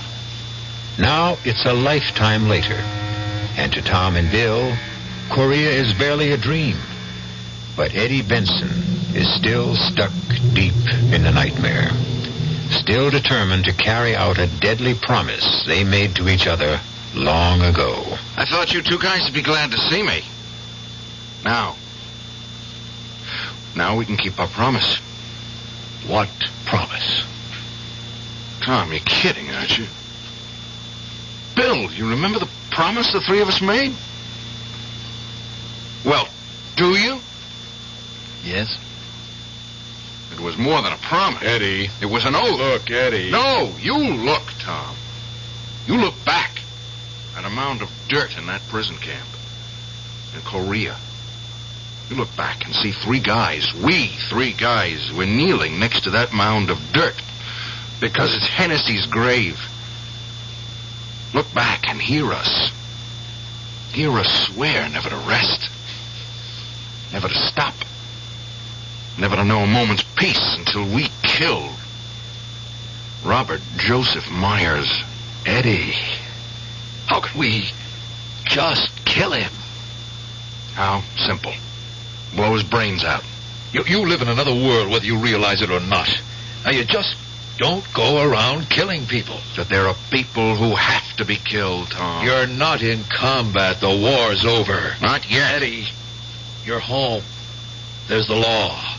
Now what will you tell the police? The truth. What's the truth? You know the truth as well as I do, Tom. Myers turned rat in Korea. He gave away our escape plan, and he got Hennessy killed for it. But can you be sure it was Myers? We know it was Myers. We knew, didn't we? Bill. I guess we did. All right, tell me this. If we were so sure, why didn't we denounce him 6 months later after we were freed? Why? You know why, Tom. You were the law student. You said don't denounce him. I said? You said. We had no hard evidence. A smart defense lawyer could get him acquitted at a court-martial. That's what you said. All I said was I wished we had more evidence. You said we would have to get Myers by ourselves. That's what you said. We would find him, kill him, and announce it to the whole world, and that's what we swore we would do. Do you remember, Bill? I remember. Tom? All right, Eddie, all right. But that was a long time ago. That doesn't mean it didn't happen. No, but it means it happened in another time, in another place, under different rules. In other words, you're not willing to do it. I can't do it. I'm an attorney, a member of the bar. I simply cannot be an accessory to a felony. Okay. Bill, what's your excuse? I'm not aware that I need an excuse.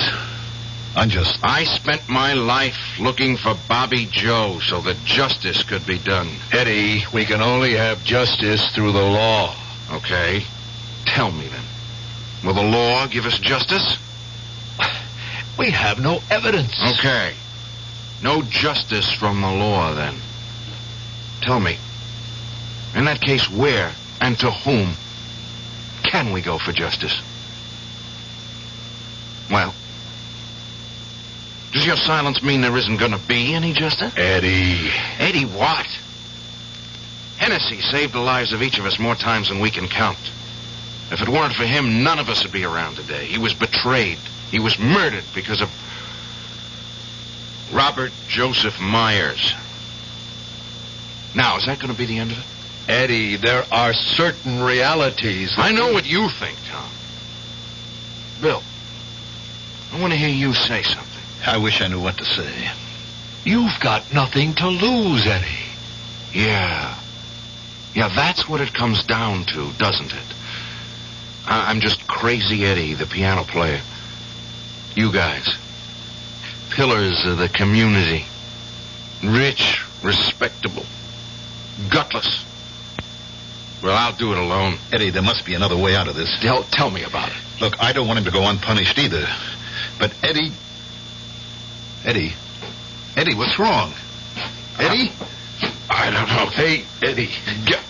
Get me a drink of water. Tom, hold on, or he's going to pass out.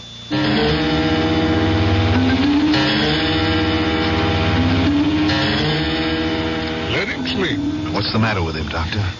Well, I'd say this man's been living on his nerves for a long, long time. Well, what can we do for him? Let him sleep. For a week, if you can. And whatever you do, see that nothing excites him. I'm afraid that's going to be difficult. Why? Oh, it's a long story. He needs rest. Needs calm. Call me tomorrow. Yes, Doctor.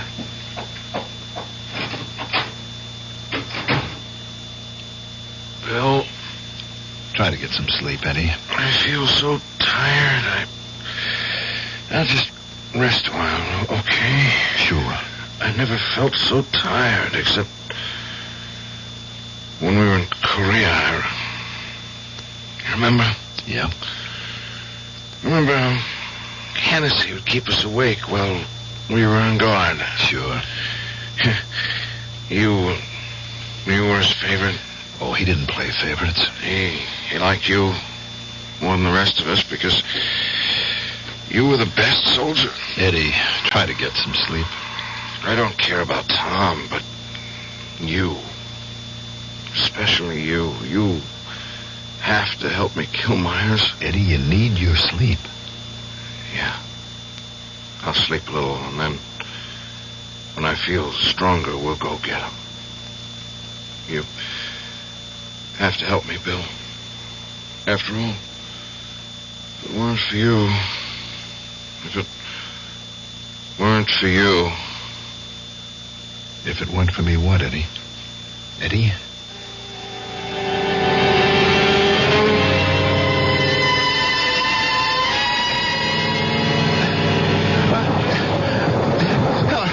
Help me, Sergeant. Sergeant Hennessy, get me out of here. Hennessy, help me. Please, don't leave me alone. Bill. I'm sorry.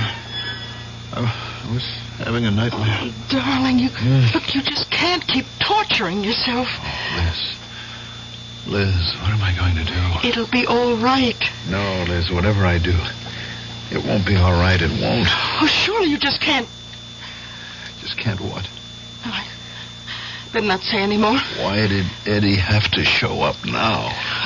Darling, what are you going to do? I don't know. But I just can't go and kill Myers. It would be throwing away my whole life. Yours as well. Liz, please help me. I can't help you.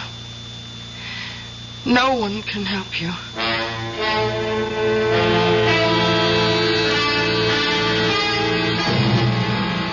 It's all set. We have the closing tomorrow. You'll own a factory, Bill, my friend. Yeah. Is Eddie better? Yeah. He's sitting up now. He's getting an appetite. In a couple of days, the doctor says he can be out of bed. You know what we have to do, don't you? We have to get word to Myers somehow. I don't like this any more than you do, but we have to warn him to keep out of sight for a while. I suppose. Has he told you where Myers is living? No. He won't even tell me what name Myers is using. Why? I don't think he trusts Tom. He thinks we betrayed him and Hennessy. Bill. Look, Tom, what's the use? In a sense, we have betrayed Hennessy. We've even betrayed ourselves. It's all part of what you have to do to live. Now, we must find out where Myers is. Eddie won't tell me. He might tell me. I'll get it out of him somehow. We'll save him yet, in spite of himself.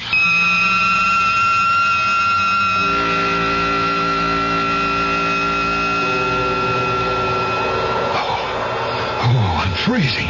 It's so cold.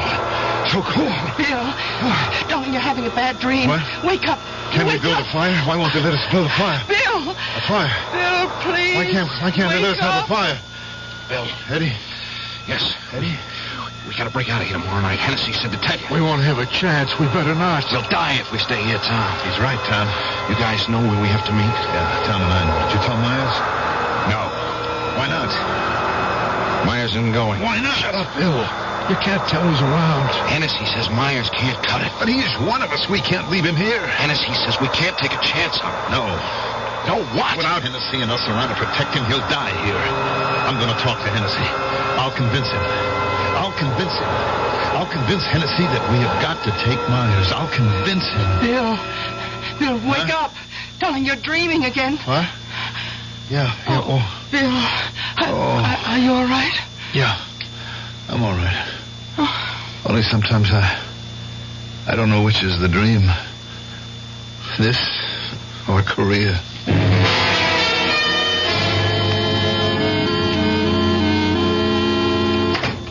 Hi, darling. Oh, hello, Bill. Tom's here. Oh? Yeah, he's inside talking to Eddie. Yeah, I've got something to say to Eddie, too. Look, I almost forgot you saw the doctor today. Is there anything? Oh, everything's just fine. Oh, Liz, this should be the happiest part of my life. I know, Bill. I'll be right out. Well, how is everybody? I want to thank you for everything, Bill. Oh, it was nothing. I'm leaving tonight. Leaving? Where to? There's a promise I have to keep. See if you can talk him out of it, Bill. He won't listen to me. He won't tell me anything either. I won't try to talk you out of anything, Eddie.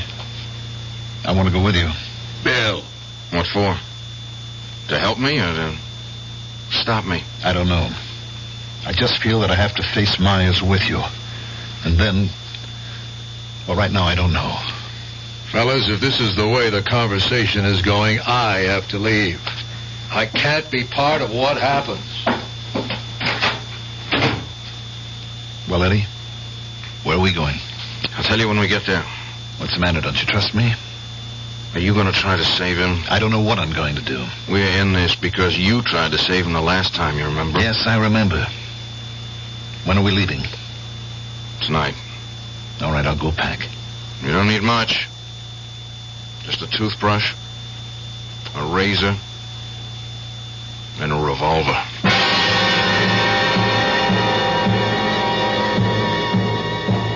The decisions have been made. Or have they?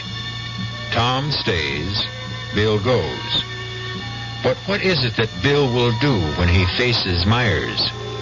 Right now, his emotions are those of a 19-year-old. But how long can those emotions sustain a man who is close to 40? We'll know when I return shortly with Act 3. Hello, this is Goldilocks. It seems like only yesterday that I was a little girl tasting porridge. You know, this one's too hot. This one's too cold. And now I conduct taste tests on diet drinks. And there's one I must tell you about. Sugar-free diet 7-Up. It has a fresh, natural, delicious taste. It drives my taste-o-meter crazy.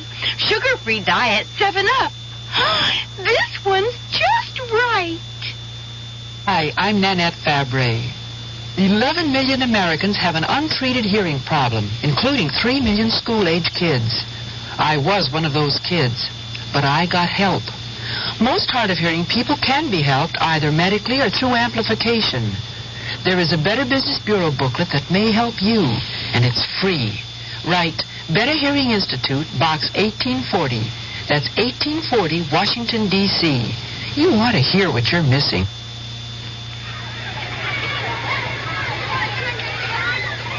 Pollution, crime, substandard housing, energy crisis, corruption, inequality, vandalism. If you don't like these conditions, you can do something about it. Law Day, May 1st, reminds us that the great thing about our system is that people can have a voice in improving it if they understand it and if they use that voice in the many ways possible. Through involvement, like helping to register voters, campaigning for candidates, voting. People of all ages can work to bring about change lawfully. But with almost half the population under 25, youth can make the difference.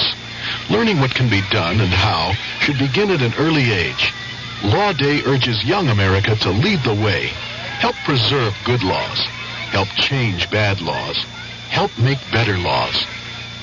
A public service message of the American Bar Association and your state and local bar associations.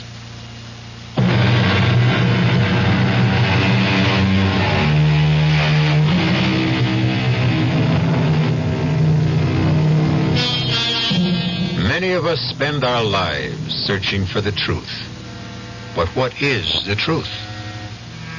When are we closest to the basic essence of our existence?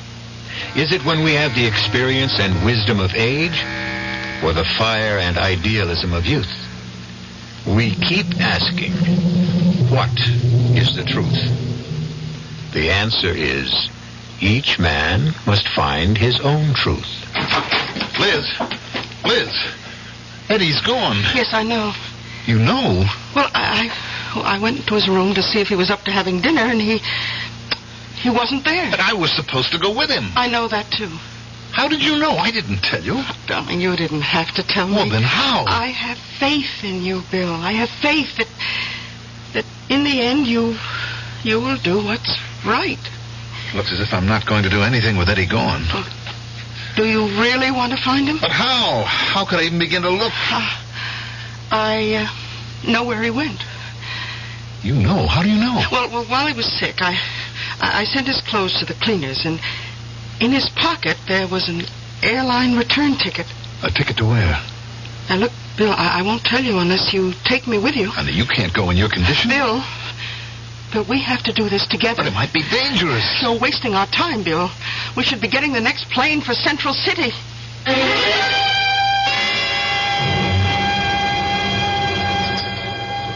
Oh, boy, I didn't realize how hungry I was.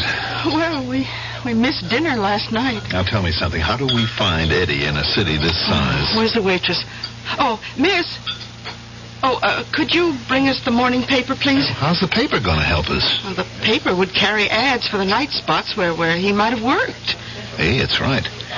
If he found Myers, it would probably be in a bar or a club. Yes. Oh, thank you, miss. All right, darling, you go through the ads. I'll just sit and finish this coffee. Then I'll start looking for Eddie. Well, I intend to go with you. Oh, no. No, you don't. It's miserable out. It's snowy. Now, you stay in the hotel. I can find him. Bill. Oh, Bill, we won't find Eddie. What do you mean? Look at what it says. Here in the paper. Let's see. Yeah. Eddie is dead. What? Musician found shot to death. Police puzzled by mysterious murder. Body discovered in hotel room. No apparent motive.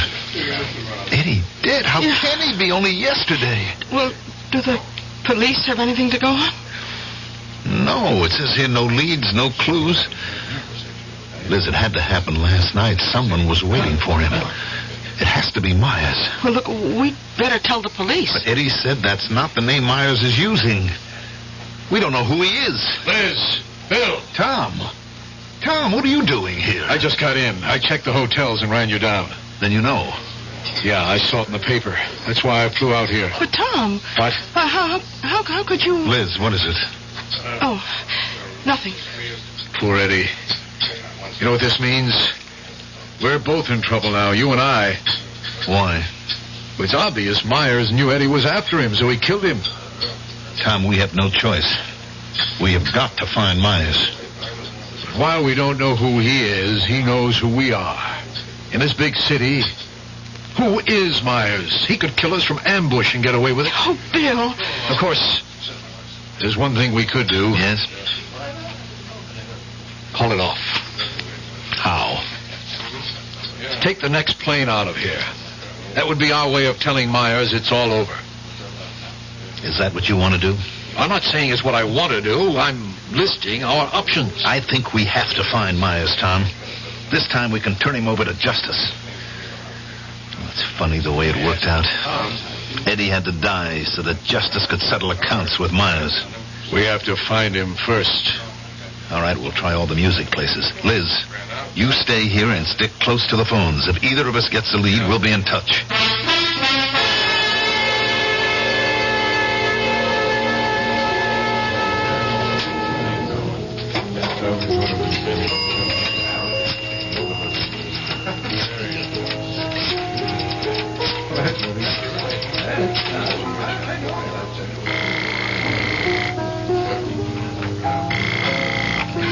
Hello?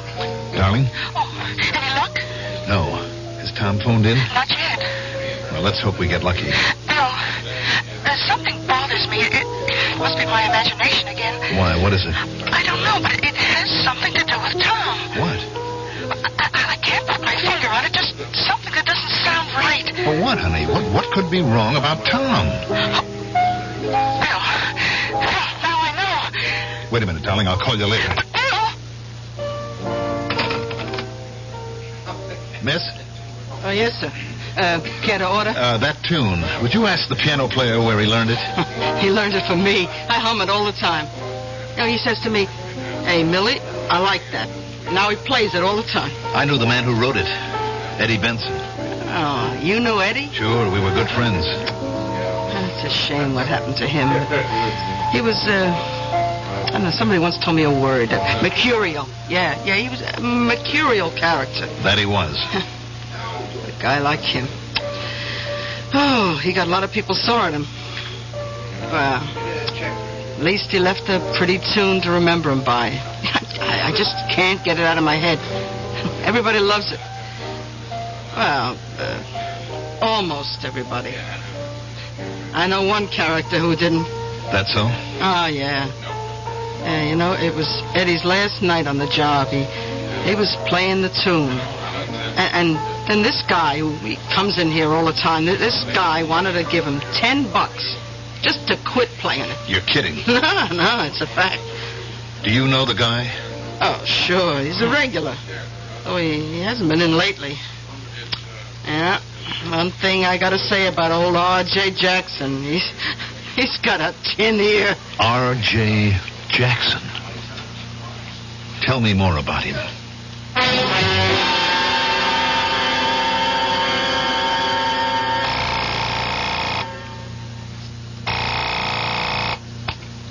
Hello? Liz, I found him. How? I'll tell you later. His name is R.J. Jackson. He has a place out in the country up in the mountains. I'm going there now. Oh, Bill. As soon as Tom checks in with you, tell him to take Route 603 to Mountain Lane. Turn right and go up the hill as far as he can. That's the place. But, Bill, there's so much snow. They keep the roads clear up there. Bill, I must tell you. I know what bothers me about Liz, Tom. I want to get started. Look, how did Tom know to come to Central City? We didn't tell him where we were going. He said he read about Eddie in the morning papers. Yes, but Tom was already in Central City early this morning. How did he get Darling, here? you're talking about Tom. Now, I'm sure he... Look, honey, I have got to be on my way.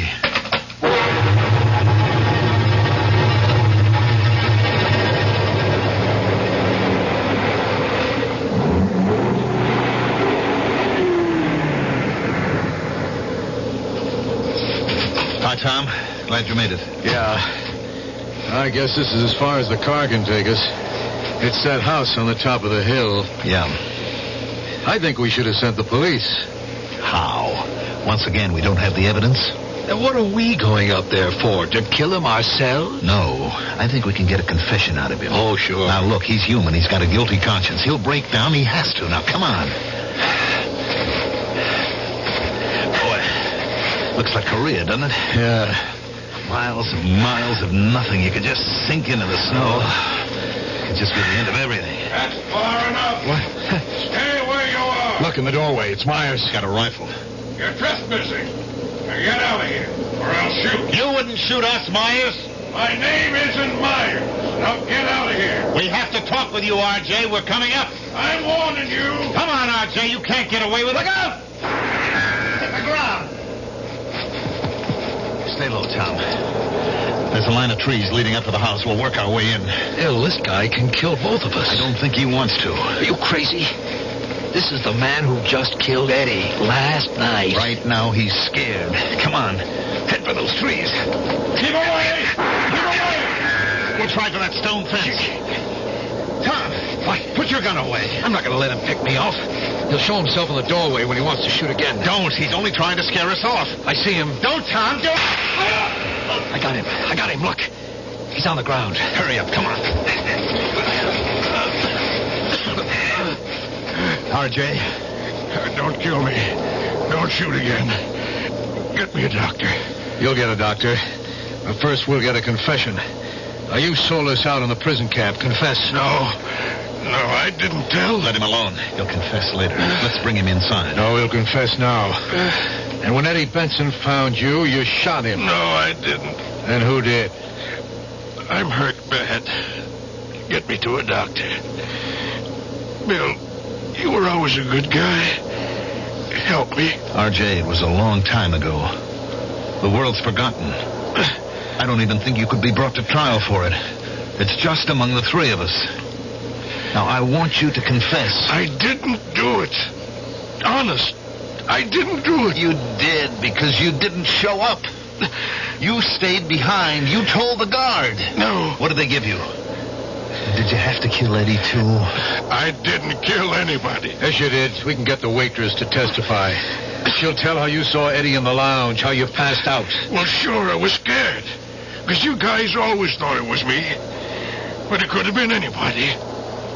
You, Tom. What? Or you, Bill. Or even Eddie himself. Let's drag him down to my car and bring him in. Tom. Now, please. Haven't I suffered enough? No, it's not enough. Tom, how did you know about the waitress? Huh? How did you know about the waitress? What? You told me. No, I didn't tell you anything about the waitress. I just left a message for you to meet me here. Well, Well, you must have said something about it to Liz. But I didn't. Well, then, how would I know? How? Because Eddie told you. Eddie?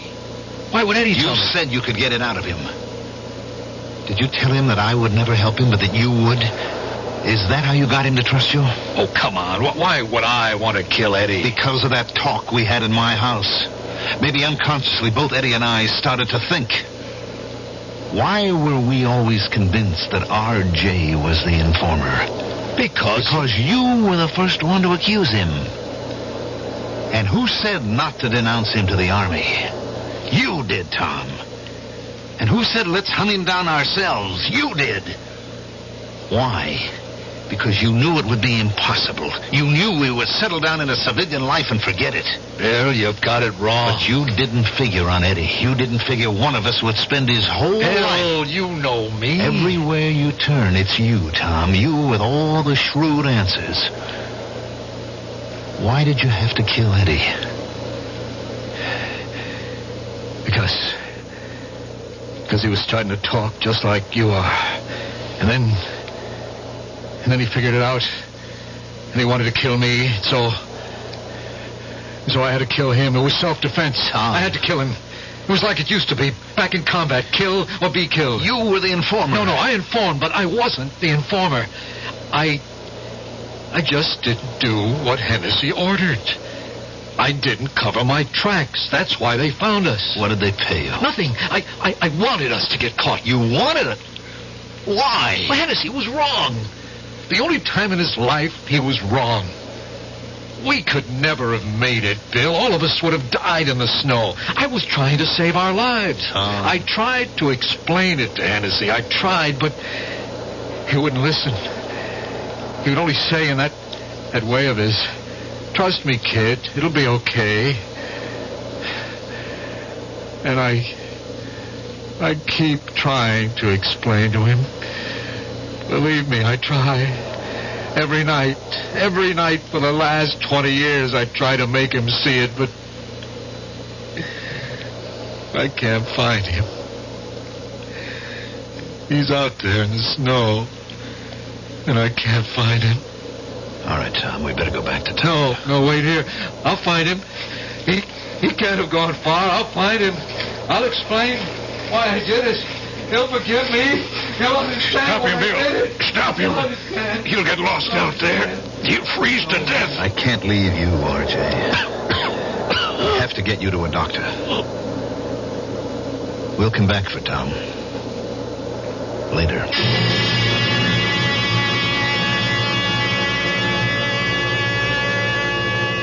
They found Tom Wilson later, much later, about the time of the spring thaw.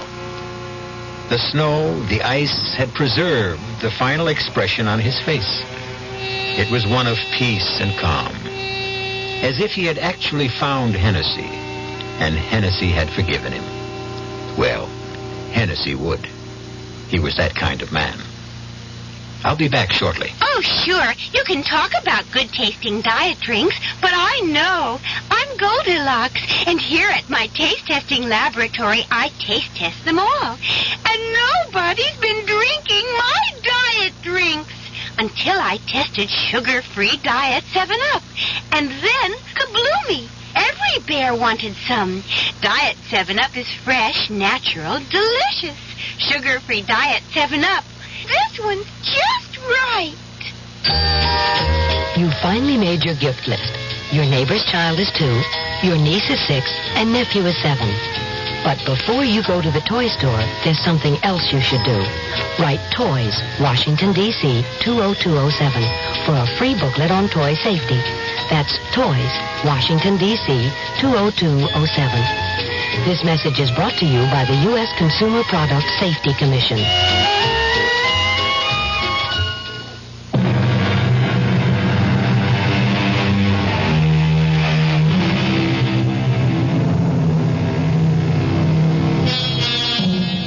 The boy dreams. The man does. It's what we call the generation gap. And this is not the distance between parents and children. It is the unbridgeable abyss between what a man is today and what he wanted to be yesterday.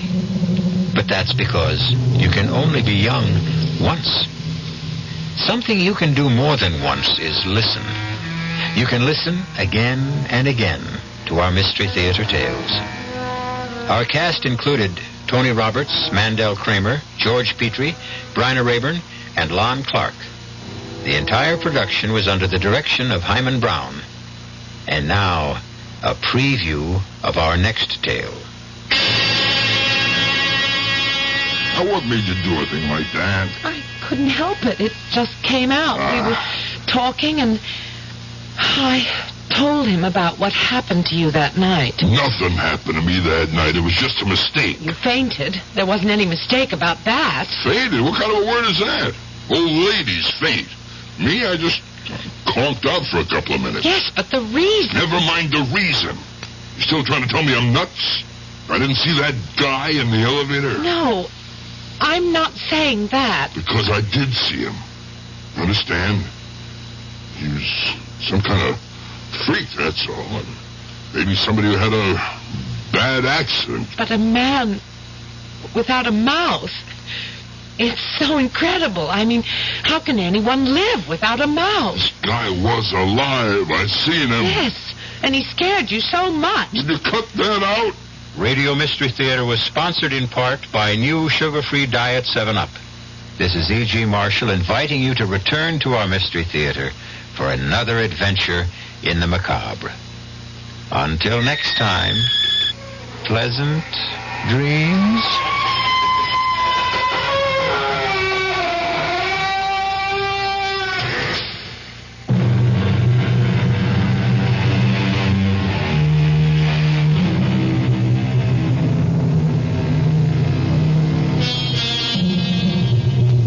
WDAF, Kansas City.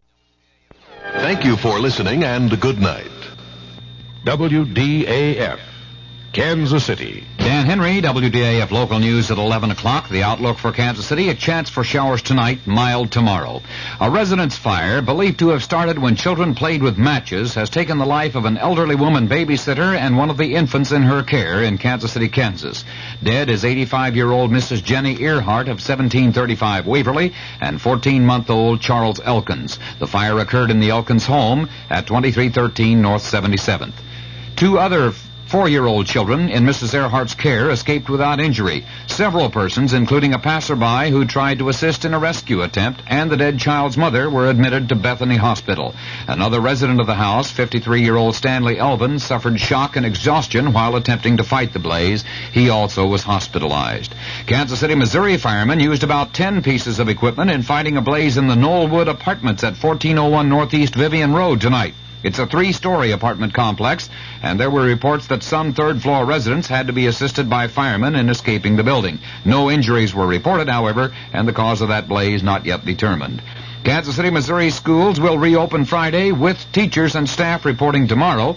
This order from School Superintendent Robert Metcalf and the school board, despite the failure of recent efforts to bring a halt to the teacher strike. News of the hour on the hour from American Information Radio. This is Richard Wall from Los Angeles, and at this hour, a federal grand jury is investigating Monday's bank robbery in San Francisco and whether Patricia Hearst took part in the holdup willingly. Attorney General William Saxby says she did, but Patricia's father, Randolph Hearst, calls Saxby's view speculation. In Washington, correspondent David Shoemaker reports on the change of tactics by investigators of the Hearst kidnapping since Monday. The robbery has changed the FBI's kid gloves approach to the search for Miss Hearst. Until now, agents have been afraid of doing anything that might jeopardize her safety. Entire neighborhoods of San Francisco were declared off limits in the investigation. Now, we're told by sources at FBI headquarters, the search will be more aggressive. But once Miss Hearst is located, the final decision to act has been strictly reserved for FBI Director Clarence Kelly personally. David Shoemaker, ABC News, Washington. A Nixon promise to Latin America. That story coming up.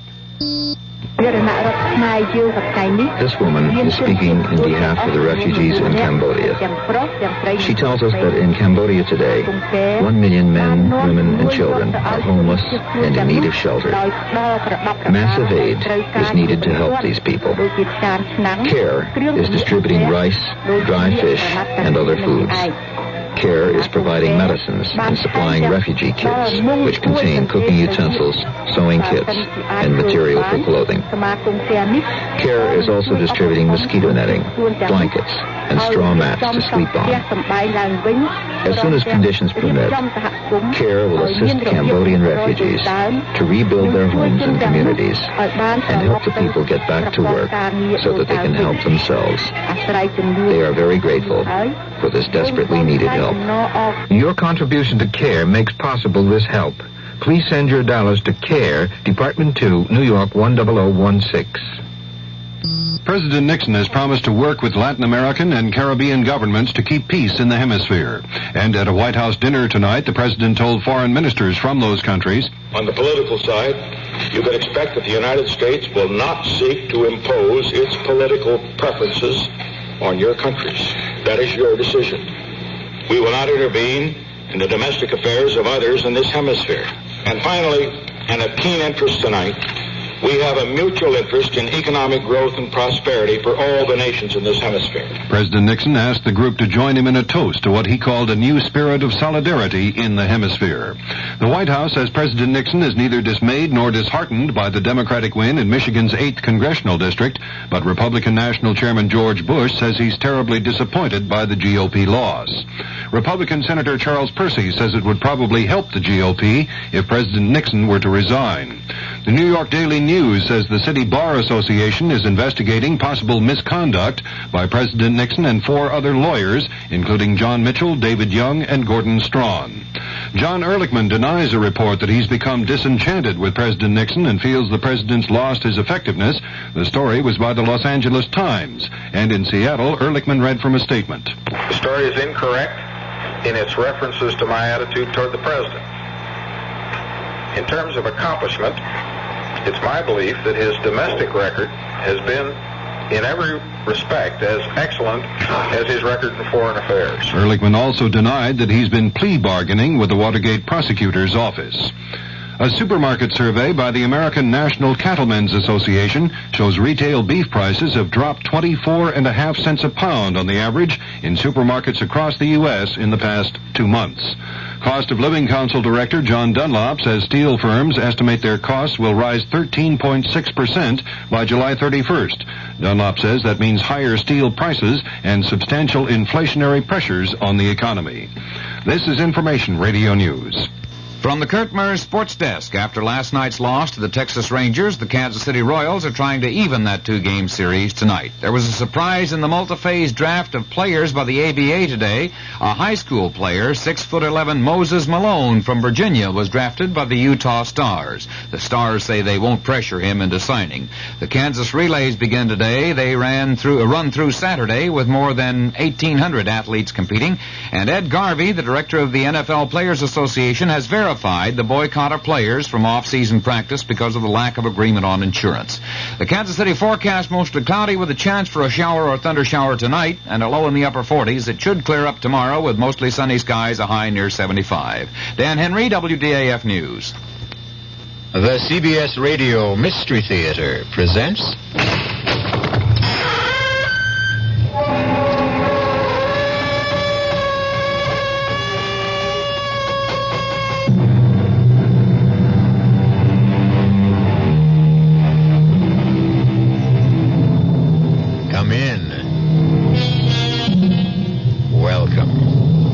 E.G. Marshall. Welcome to the terrifying world of your own imagination. There are many fearful places that surround us. Ancient houses where ancient whispers never die out. Evil lands where the light of reason vanishes. But the most horrifying of all lies deep inside of us. Few of us dare look into our minds and hearts and souls. And when we do, we find it more than we can bear. This is essentially what happens in this tale of Joseph Compertino, a young man who looked into the souls of others only to find destruction. I don't need your help, Father. I think you do. You told me how much you loved our Savior and St. Joseph. You're not appealing to them now, are you? I don't know what you mean. Yes, you do. The incense, the magic circle on the floor, the Kabbalistic figures. You're reaching for the hand. What if I am? What good did my piety do? I lost my parents, then Effie. Perhaps I'll get some help now. From Satan? You don't want his help. He doesn't share. He possesses. I want revenge, Father. I want to see the man who killed Effie suffer as I am. I want to see him in the same kind of torture. He is, Joe. Believe me, he is in torture.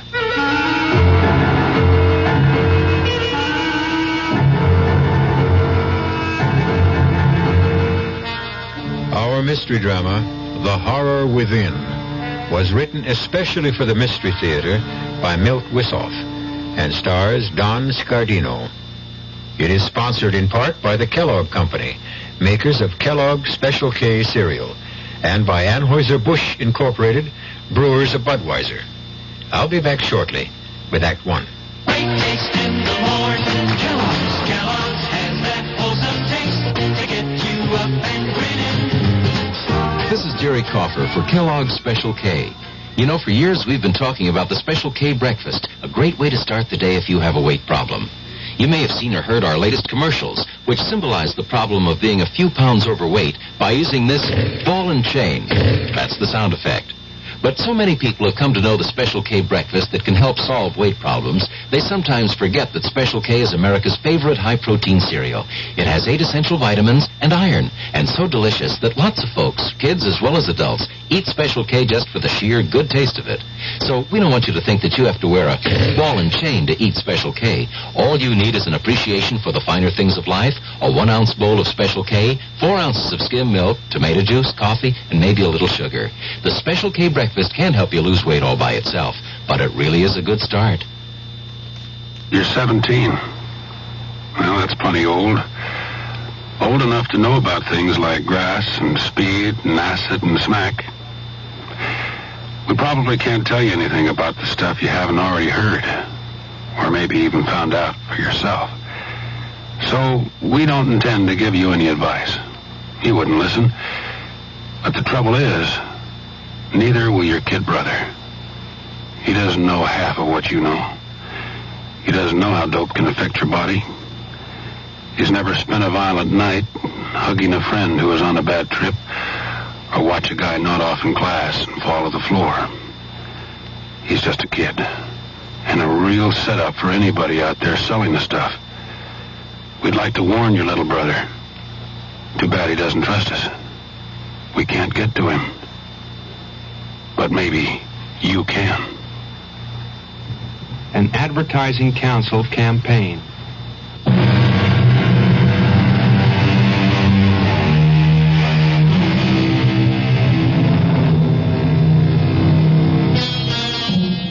It has been said that a journey of 1,000 miles starts with a single step. In our weird tale, the journey of 1,000 horrors starts in the light of day in a most prosaic fashion. Joe Compertino, who has been orphaned, is on his way to visit his uncle in the city. He waits in a diner for a truck driver to finish his meal. Have something to eat, Joe. I'm not hungry. Well, how about a sandwich or some soup? Hey, it's chowder. It's nice and thick. No, Effie, I don't want any. I've got to save the little money I have. It's a long trip. Oh, I wish I were going too. Any place is better than this. Oh, it's not a bad town, Joe. The people don't mean any harm. Oh, sure, they don't mean any harm. Calling me a nut all the time, making fun of me. Now relax, Joe. You're getting excited again. Yeah, I guess you're right. They're not worth it. I wish you were coming along. Yeah, what would your uncle say? I don't know. I only saw Uncle Pietro once, when I was a kid. He came to visit... Oh, hey, look, Joe, that truck driver's getting ready to leave. Oh, okay, I guess I better... Yeah, sure. Sure, you better go. All right, Effie. Yeah. And thanks for getting me the ride. You ready, kid? Let's go.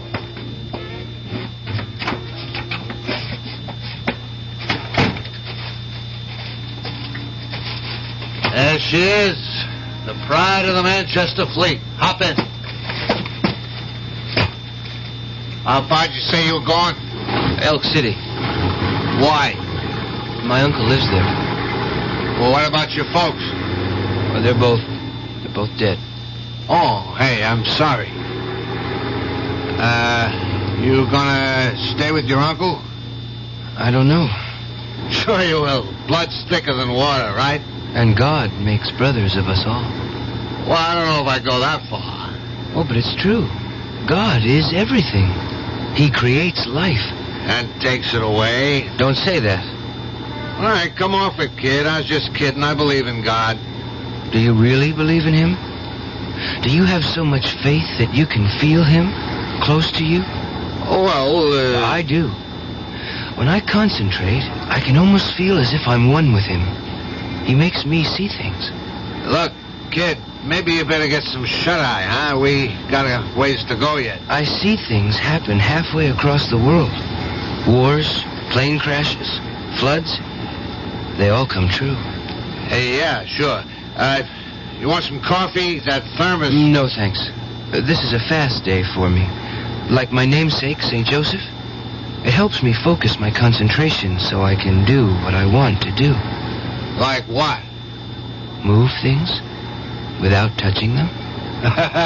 Hey, you'd be great in my business.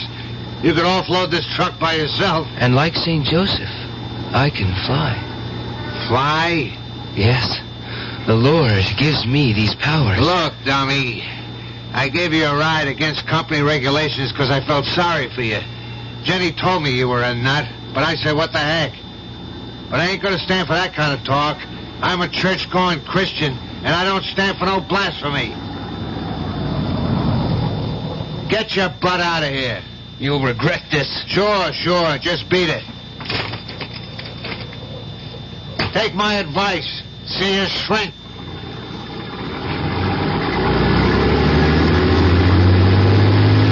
Lord, make him see the true light. Lead him from transgression. Thank you, Lord.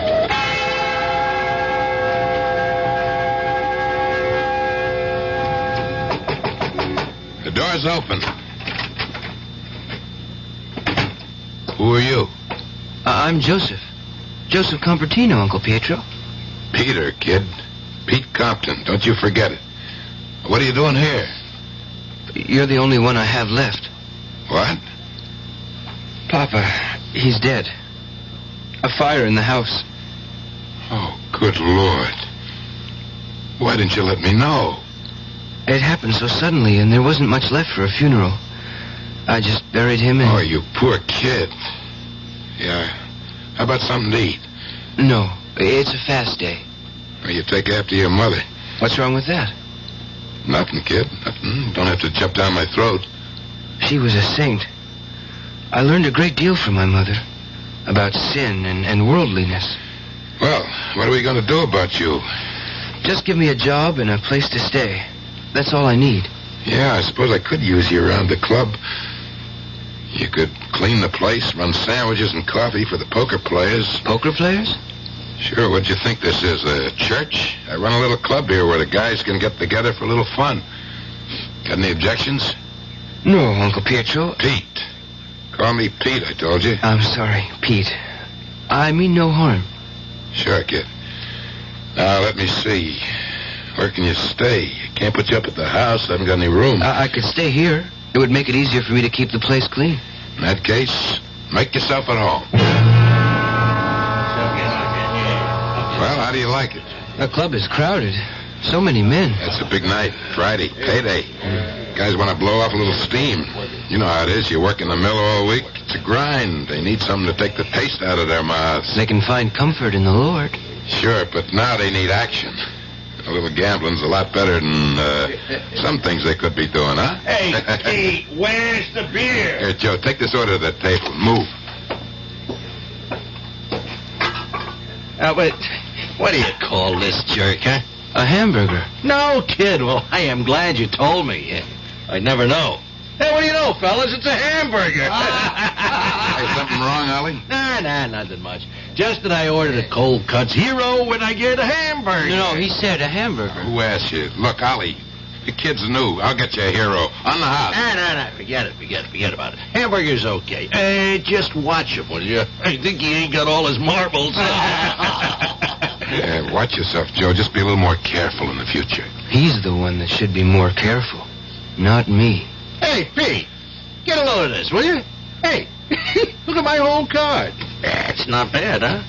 Well, suckers, it's going to cost you plenty to see what Pete saw. Now, raise the pot that's on the table, Oh, the only one with guts. Okay, here they are, Brennan. 5 little hearts, 4 through 8, straight flush pal. They're not all hearts, Ollie. Your whole card is a diamond. Ah, you crazy. It's 4 hearts, I'd say. Hey, who switched cards? Oh, it's you little punk, you bird brain. You must have done it when you were setting the sandwiches down. Come on, Ollie. The kid never touched the card. I'm going to take you apart, Squirt Boy. You're going to be sorry. Hey, come on. Come on, stop it. Ollie. What's wrong with you? It's him. Get rid of him, Pete. Take it easy, Ollie. You're going to be all right. Hey, get a doctor. Somebody get an ambulance. It's too late, Pete. He's dead.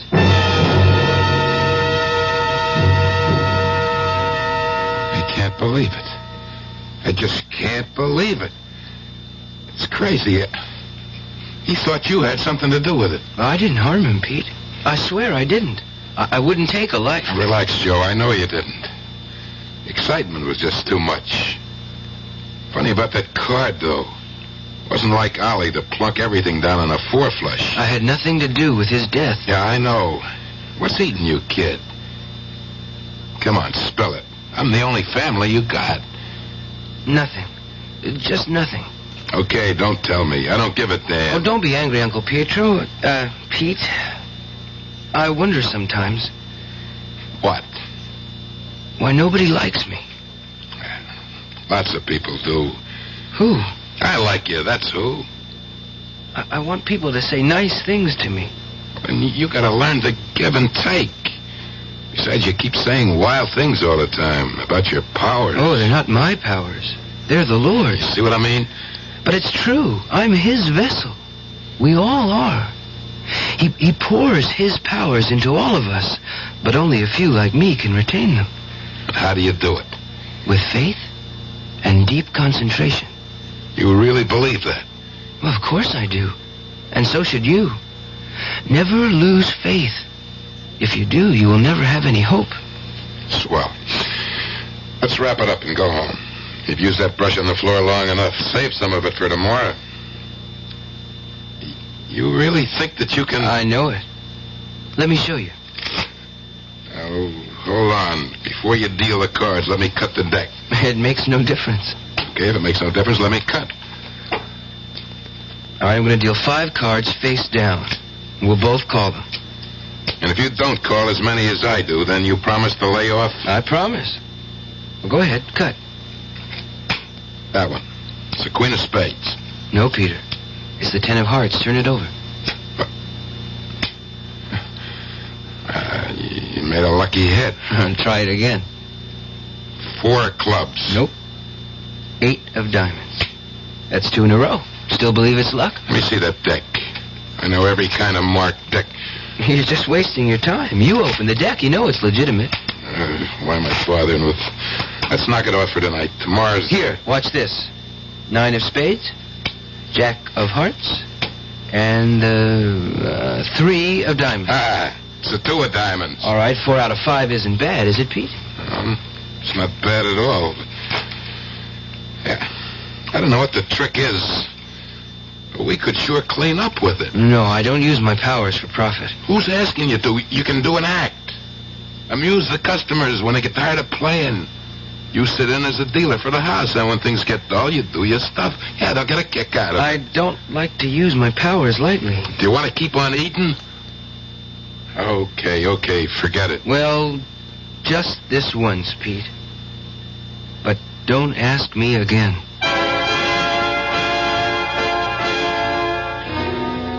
A deal has been made between Joe and his Uncle Peter. It seems so simple and so innocent on the surface. But like most seemingly simple matters, who knows what currents and eddies swirl beneath the surface? We will, I trust, know more when we return shortly with Act 2. Hello, Ms. Goldilocks here, and welcome to my professional taste testing laboratory. Oh, Papa Bear, could you bring that case of sugar-free Diet 7-Up over here? Another case? Miss Goldilocks, you're drinking this sugar-free Diet 7-Up like there's no tomorrow. You can't still be taste testing it. Oh, no, Papa Bear. Sugar-free Diet 7-Up has already earned my seal of approval. It's fresh, light, natural, delicious. I drink it because I love its taste. Now hurry up. Okay, here. This sugar-free Diet 7-Up really tastes delicious. Ladies, if you're tired of switching from one diet drink to another, take some advice from Ms. Goldilocks. Try sugar-free Diet 7-Up and you'll say, yes, this one's just right. I'll bear witness to that, Goldie. Hi, I'm Hal Linden. There's a lot of talk these days about America's energy crisis. Talk about doing without heat, about doing without our cars, about what's going to happen if we run out of fuel. Well, we may not have to run out of fuel if we all work together to conserve the fuel we have. That means turning your thermostats down to 68 degrees during the day and turning them down to 60 at night. It means turning off lights, TV sets, and electrical appliances the minute we're finished with them. It means driving no faster than 50, starting or joining carpools, avoiding the kind of stop-and-go motoring that eats up gas by the gallon. In short, it means saving every ounce of energy we can, every chance we get. So please, do your part to make the fuel supply stretch a little further. For your own sake, don't be selfish. Don't be foolish. Don't be fuelish. This message from the Federal Energy Office and the Advertising Council.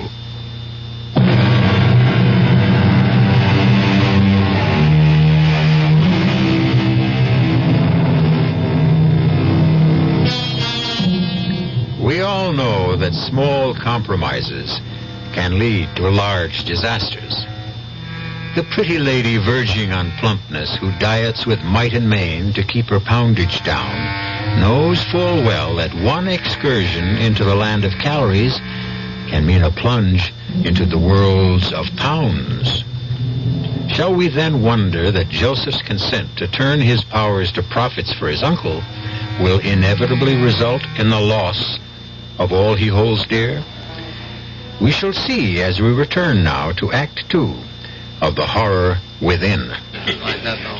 That was great, kid. The suckers loved it. Yeah. I thought Handelman would have a fit when you called his whole card. He thought I was cheating, using a marked deck. He wouldn't believe me even when I told him to pick any deck. Well, don't worry about it. That's just his way. Come on, let's go back to the kitchen. You got a surprise for me? That's right. I don't mind doing the dishes. I hope you can't read everything I'm thinking. I don't try. Good. Joseph. Effie. How about that, kid? You didn't get the whole message. Oh, what are you doing here, Effie? Well, your uncle, he said I could work here. Sure, why not? Business is good. We need another hand. I figured since you and Effie used to get along so well back home. Thank you, Uncle. Pete. Forget it. Just make sure you get the dishes done before we close. Huh? I've been looking for the cleanser. Oh, don't worry about it. I'll do it. You just sit right there. Oh, no. I'll wash. You dry. You sure? Well, of course. There's no one to earn my way. Boy, your uncle's a fine man. No, he is. Even though he blows his top sometimes. Yeah, I suppose you don't. Joe? You still do tricks? Oh, they're not tricks, Effie. I followed the example of my patron saint, St. Joseph. And I concentrate my powers like he did. Watch. This knife. Yeah. Hold it in your hands. Yeah? Okay, now keep still. Very, very still. Joseph, it's getting warm. Mm-hmm. It's bending. There. Oh, hey, that's wonderful. That's just like a magician I saw once. It's not magic, Effie. It's a natural power. I read somewhere that most of us use only a small portion of our brain potential. Less than 5%. You mean that anyone can do what you just did? Sure, most people can. I'm sure of it. Oh, hey, Joe, will you teach me? Will you show me how you did that? If you want to, I can show you that and much more. Like what? Well, like hear what I have in my mind without my saying a word. Hey, that'd be neat. We could talk and nobody would hear us. I could show you how to move objects from across the room. We could clean up from here. I could even teach you how to fly. Yeah, like Peter Pan. Hey, look, I'm flying. Wait, you mustn't joke about it, Effie. Oh, hey, I'm sorry, Joseph. Listen, I wasn't making fun of you. I was just happy. Never make fun of me, Effie. You're frightening me.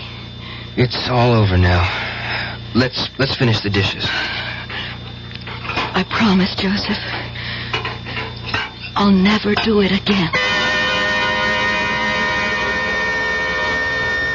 Well, how do you like it? Oh, it looks beautiful, Pete. Just beautiful. I mean, I can't believe it's the same club. Nothing to it, Effie. Fake bricks. Tile ceilings and a few yards of drapes. Didn't cost much to change from poker to a supper club. But do you think it's wise? Look at the mob. The joint's packed. People are dressed so nice, too. Hey, maybe we ought to pitch in and help, huh? No, nothing doing. You and Joe are my star attraction. Well... Now, you do the act like I seen it, and we can't miss. But that was just for Effie and me, Pete. I don't want to perform. Well, not in front of all these people. Are you scared, kid? Well, that's natural. Everybody gets stage fright. No, it's not that. I told you before, my powers are between me and St. Joseph. I can't do it for money. What's the difference if you do it in the back room or out here? Well, he's right, Joe. You can't hurt anybody with a little fun. A little pleasure can help brighten up people's lives. That's you, Joe. What do you say? I'm going to introduce you and Effie. If you want to let me down, that's up to you. And now, folks, settle back. I hope you enjoyed your dinner. Oh, boy, the roast pig was good. Good. The Cafe Compton presents its star attraction, the amazing Joseph and Company. They'll entertain you with an act never duplicated before in the history of the entertainment world. Yeah, sure. They'll read your thoughts, perform illusions. And here they are, the amazing Joseph and Company. Good evening, ladies and gentlemen. My assistant will be seated on the stage as I go through the audience. She will receive the thoughts I send to her across space. You can give me any kind of message or clue, and I will transmit it to her.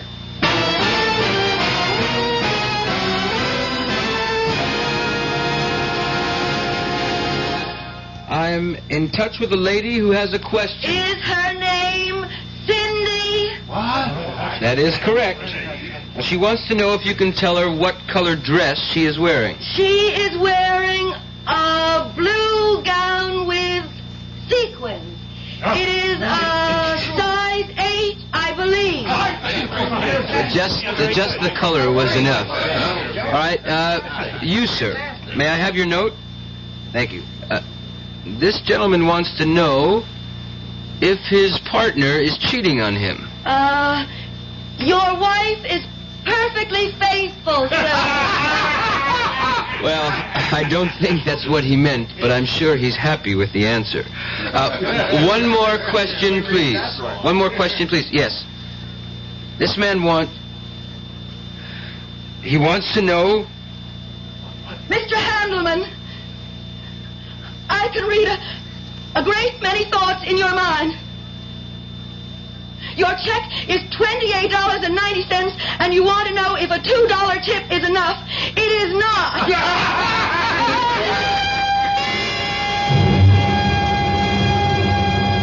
Joe, you were great tonight. Just great. Everybody loved your act.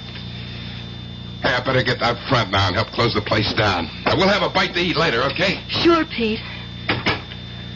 That Handelman. I hate him. I know, Joey. Listen, you frightened me. And that's why I made a joke out of it. Joe, you wouldn't... No, of course not.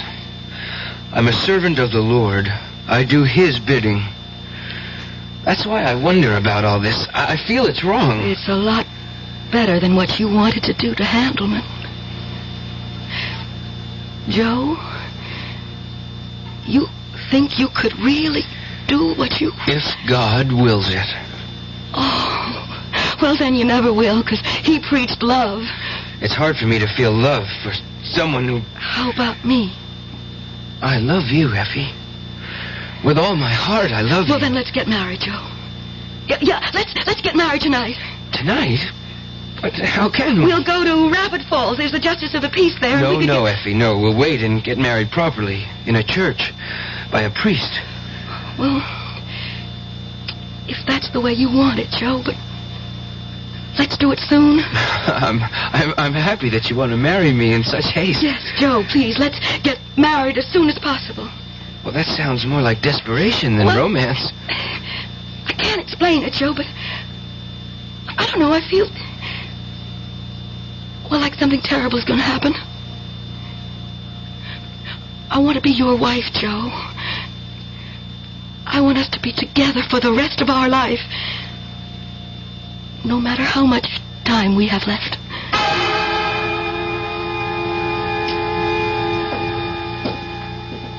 Good evening, Father. Am I late? No, you're the first one here, Mr. Compton. We have lots of time for the rehearsal. Is your nephew's family coming too? Well, I am his family. All that's left of it. And the bride-to-be? She has no one else but Joe and me, Father. I wonder what's keeping him. No, here comes the young man now. Joe, where you been? I called for Effie, and she wasn't there. Is she here? Well, no, don't worry. She'll be along in a minute. Probably had something to do. No, it's not that. What is it? I can see her. She's walking past the library, and someone is stopping her. She's frightened. I must go to her. Oh, what was that all about? Joe, my nephew, he's not like other people. He feels things, sees things. I better call the police, Father. May I? Oh, certainly, if you feel it's necessary.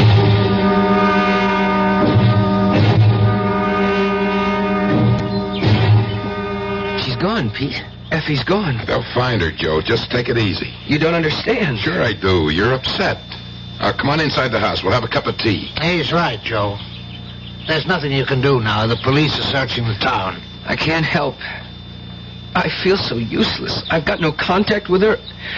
I can't reach her. She must need me. Don't even think about it, Joe. Just come inside and rest. We'll wait with you. You may have been wrong, Joe. I mean, about what you think you saw. I didn't think I saw, Pete. I know I did. She was in trouble, I tell you. And now, nothing. There was no sign of struggle at the library. No one witnessed anything. You don't believe in me? Should I? Yes, I have the powers given me by the Lord. You are his servant, too. Are you sure your powers are from the Lord, Joe? As sure as I am that my name is Joseph. I have devoted my life to him and the ideals of St. Joseph. And I have been heard. Explain it to me, my son. Why? So you can laugh at me? No. I want to help you. Help me. Yes, Father, help me. Then go on. My mother was a saint. She taught me to worship, to revere the memory of St. Joseph, to follow in his footsteps. I tried. I poured all my energies into being one with St. Joseph. I learned how to direct all the forces of my mind and soul. Even when I was very young, I could make objects move. I could see things that happened far away. Then one day she was gone and I was bitter. That's understandable. Well, for a while, I used my powers for wicked things. People turned against me and I became an outcast. Even my father drew away from me. Then my father was taken from me. I saw the light. I heard the blessed voice of St. Joseph, and he told me to return. And you're sure the voice you heard was St. Joseph's? Well, of course. Well, who else could it have been? Who else, Joseph? No, Father, no. The voice did not come from within me. Joseph, there are forces of good and evil in the world. And sometimes it's difficult to tell one from the other. Perhaps it was not the voice of heaven you heard.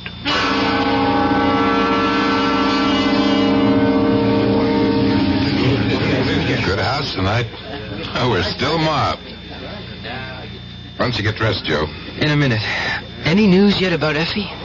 Not a word. The cops are still on the lookout, but they haven't found anything. I can't believe it. I just can't believe it.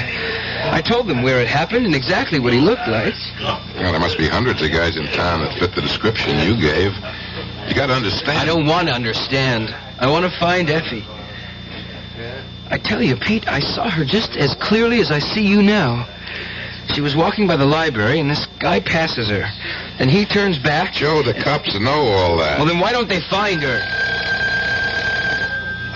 Hello. Speaking. What's that? I see. Sure, I understand. No, he's here with me. Yeah, we'll be down. What is it, Pete? It's Effie, isn't it? Yes, Joe. The cops. They found Effie. Well, is she all right? Bad news, kid. I want to see her. You will, kid. They want us to identify her. Identify her? What are you saying, Pete? They're waiting for us. At the morgue.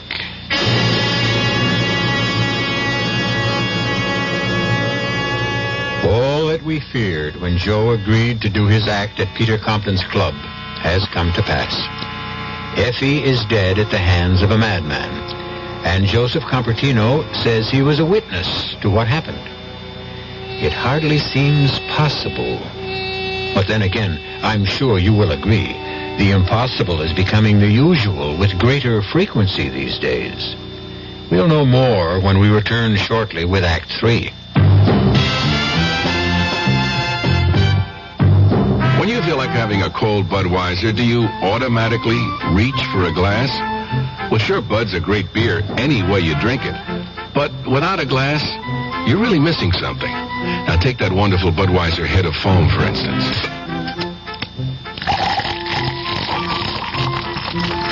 Those bubbles, tiny though they are, still amount to something pretty special at the top of your glass. Taste appeal and eye appeal. Two results of exclusive beechwood aging and natural carbonation. It takes a lot longer to brew Budweiser that way, but brewing beer right does make a difference that you can taste. That's why when you say Budweiser, you've really said it all. Anheuser-Busch, St. Louis.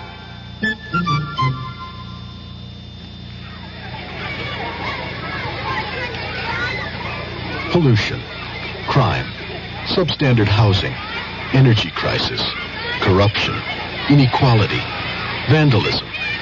If you don't like these conditions, you can do something about it. Law Day, May 1st, reminds us that the great thing about our system is that people can have a voice in improving it if they understand it and if they use that voice in the many ways possible. Through involvement, like helping to register voters, campaigning for candidates, voting. People of all ages can work to bring about change lawfully. But with almost half the population under 25, youth can make the difference. Learning what can be done and how should begin at an early age. Law Day urges young America to lead the way. Help preserve good laws. Help change bad laws. Help make better laws. A public service message of the American Bar Association and your state and local bar associations.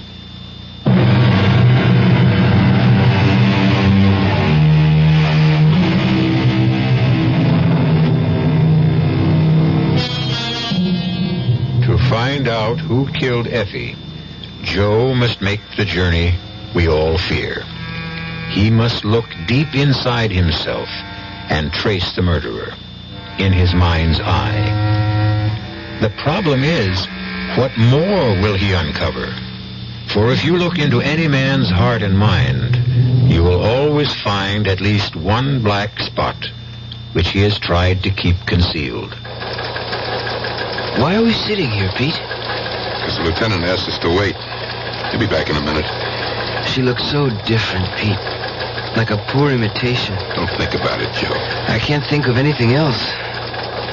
I've got to find the man who did it. I'll never rest until I find him. I'm sorry I kept you waiting. I had to check a few things out. It's all right, Lieutenant.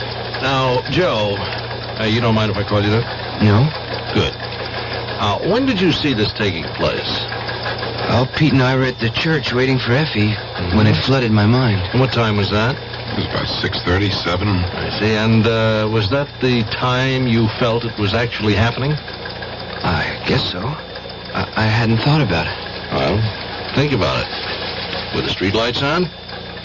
Do you remember anything that might give us a handle? Well, it seems... Well, the library was closed, but the streetlights weren't turned on. And that would put it at about 5:30. But you saw it happen in your mind about an hour or so later, huh? Can you explain that? No, I can't. Well, did you actually see them go off together? Did they get into a car? No. Well, I don't remember. All I know is I can see them together, and I knew something bad was going to happen. What's this all about, Lieutenant? Well, I'm just trying to get things straight. You know, there are some loose ends here. Like what? Well, for one thing, we found the body off Highway 50. That means she was in a car when she died. No, it means she was in a car when she was thrown off on the side of the road. She died hours before then. You mean to say she was thrown out in the middle of the day and no one saw it? Oh, it wasn't in the middle of the day. Doc Hatfield estimates she died about 6 o'clock in the morning.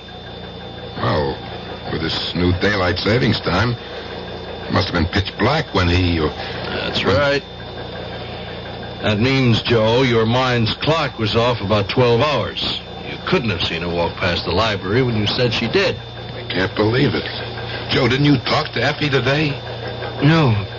But she said she was going to the city to do some shopping. She said she'd be away all day and meet us at the church for the rehearsal. But you called her? Just before I left to meet Pete. I wanted to see if she got back earlier. And she wasn't there, obviously. Now, who answered the phone? Nobody. Where were you early this morning? In bed. Asleep. Say, what's going on? Well, why all these questions? Every little bit of information helps. I don't like it. Can I go now? Yeah, of course. Just stay around where we can reach you, Joe. We may have some more information later and maybe some more questions.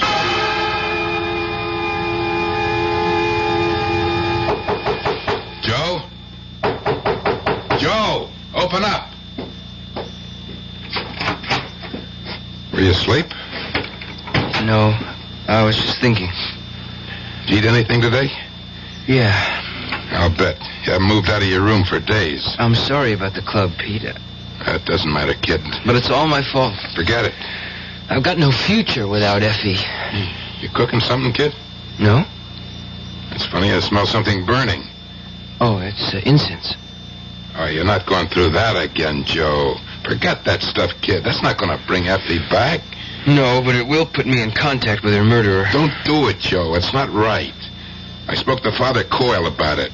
You had no right. He says you're literally playing with fire. He doesn't understand either. Why don't you explain it to him? Let him help. I'm not leaving here until I see things clearly. You don't have to. I brought Father Coyle with me. You can come in now, Father.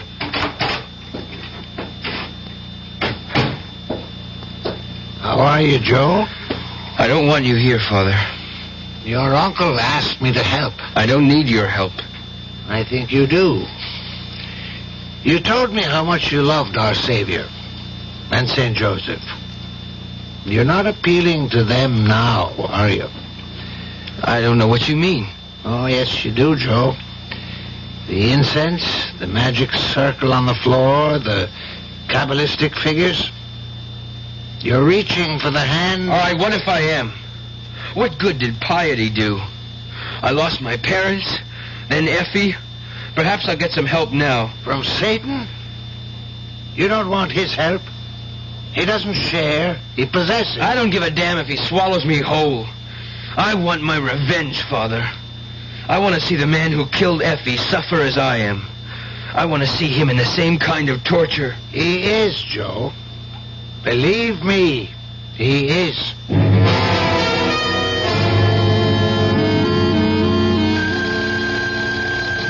Yeah?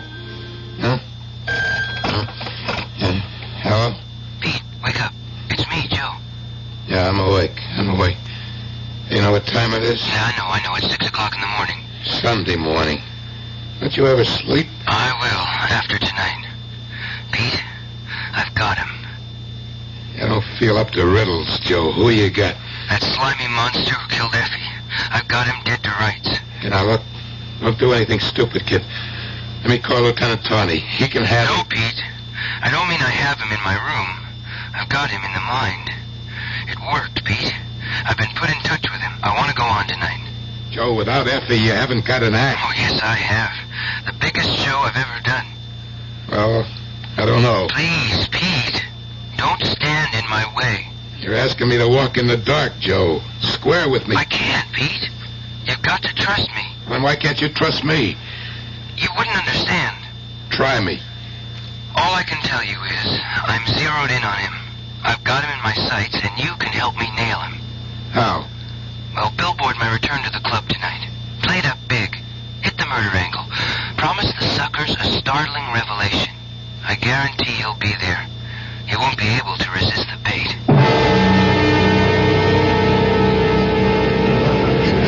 I appreciate your coming down, Lieutenant. That's okay. I haven't had a night out in a long time. You know Father Coyle? Yeah, sure do. How are you, Father? As well as my age and my infirmities permit. How do you like the view, Lieutenant? Isn't it grand? Nearer the angels, Father. Nearer the angels. We got quite a crowd here tonight. It's all that publicity about Effie. The buzzards are out in full force. They want to see Joe in action and maybe witness something else. Now, that's the cue for Joe's act. I got to introduce him. Just stand by. I'll be back. Good evening, ladies and gentlemen. Now it's time for the star of our show to make his appearance. And here he is, the man you've been waiting to see. The amazing Joseph. Thank you. Tonight I'm going to skip the usual stunts. I'm not going to waste your time on the usual card tricks and memory gimmicks. I'm going to attempt something never seen before on any stage. but I'll need your assistance since I do not have... Well, since I'm working alone tonight. With your help, I'm going to reach into your minds and read your thoughts. And if you have a problem, concentrate on it. With divine guidance, I will resolve them for you, if there are any answers. All I ask of you is quiet, complete silence. Remember, if you have a question, concentrate on it. You're doing fine. I see thoughts swirling in space. Is there a young lady whose initials are JL in the room? Hey, that's me! Good. Would you please stand up? Now, concentrate on your questions. Yeah, I see a ticket in your purse. Would you hold it up, please? Thank you. Well, now that's an airline ticket to Las Vegas. Am I correct, please? My advice is follow your mind, miss. Don't use that ticket. Wait until you can pay your way. Thank you. Hold it, folks. I have another message coming through. George, I can't tell whether your last initial is B or V. George, will you stand up, please? Well, I have good news for you, George. You can stop worrying about your mother. It's not what you think at all. Her pains will disappear soon, and she'll be as good as new. Thank you. Now, ladies and gentlemen, the signals are fading, folks. I want you to let your minds go blank. There. That's it. I feel it coming through now. There's a dark thought taking form. Evil. Malignant. You're coming through now. I read you loud and clear. Will the man with the mark of Cain upon him stand up? I don't blame you for hiding. You've committed a terrible sin. There's only one way out for you. The Bible says an eye for an eye and a tooth for a tooth. And a life for a life. Stop it, Joseph! I called for silence. What you're doing is wrong! He must pay for his crime, Father. It's not for you to judge, Joseph. Don't try to play God. I am his instrument. Are you sure, my son? Look into your own soul. Judge not, lest ye shall be judged. I have nothing to fear. Nothing, Joe? Think about it. Where were you when Effie died? In my room. No, you weren't, Joe. 6 o'clock in the morning, Joe. Where were you? She was wicked. She was everything my mother warned me about. I worshipped St. Joseph, and she laughed at my piety. She was carnal, and she tried to keep me from my vows of sanctity. St. Joseph, in your name... That's blasphemy, Joe! I removed her from my life for your sake. I exorcised her as though she were a cancer on my soul. Pray for forgiveness, Joe! I was tormented all night. I went to her early and I begged her to leave me. She refused. I told her we would go to Father Coyle and ask for his guidance. She struggled in the car and tried to run away. I stopped her. She was like a bird in my arms. A poor dead bird. Come with me, Joe. Everything will be all right. Come. No, I must go with St. Joseph. What? I must... Give me the power, St. Joseph. Let me fly to you. Don't, Joe! Stay away from the window! What's happening? Look at us! I can't believe it. Look, he's suspended in space. He's standing free.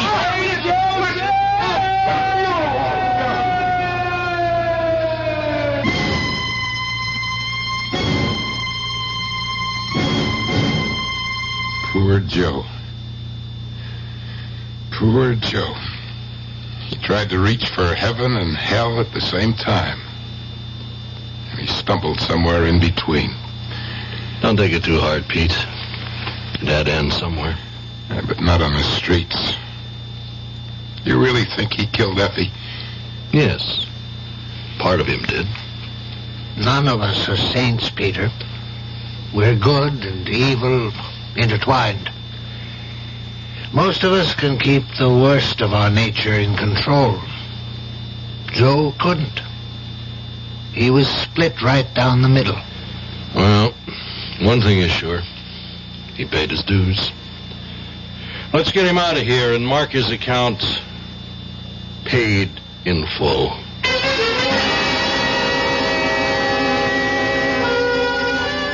The worst we feared has happened.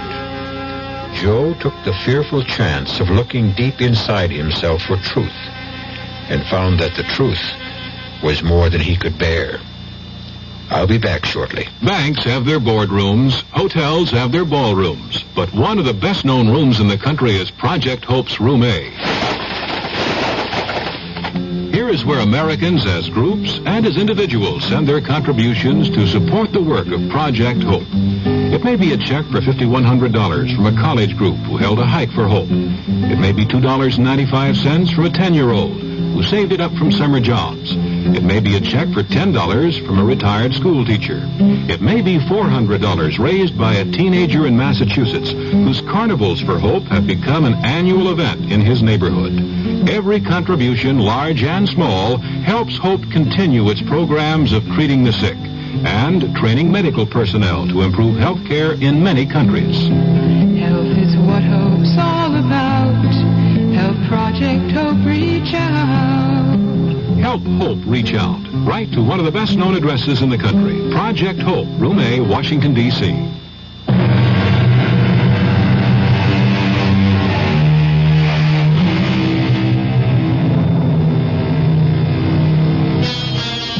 And so we close the entrance to the cave where murky waters run deep, but not always still.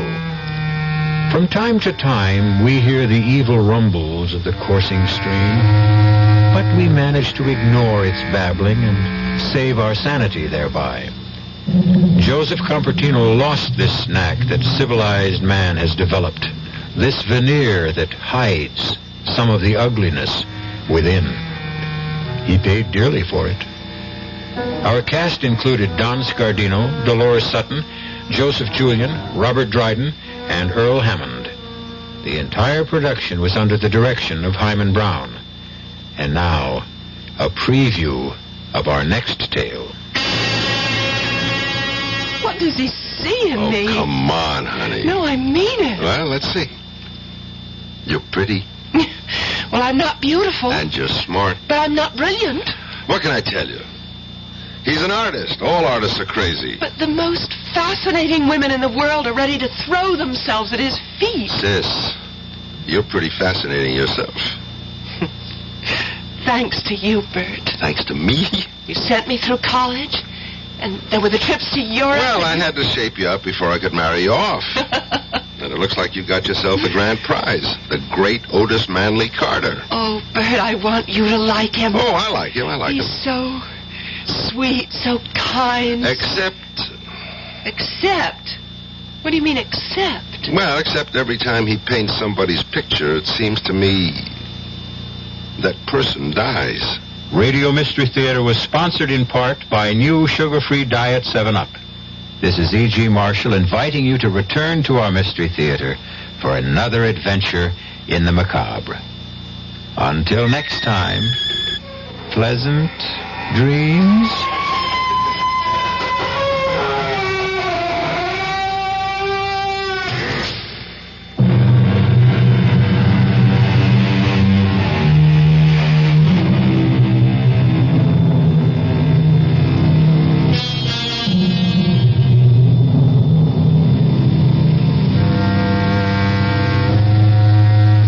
WDF, Kansas City.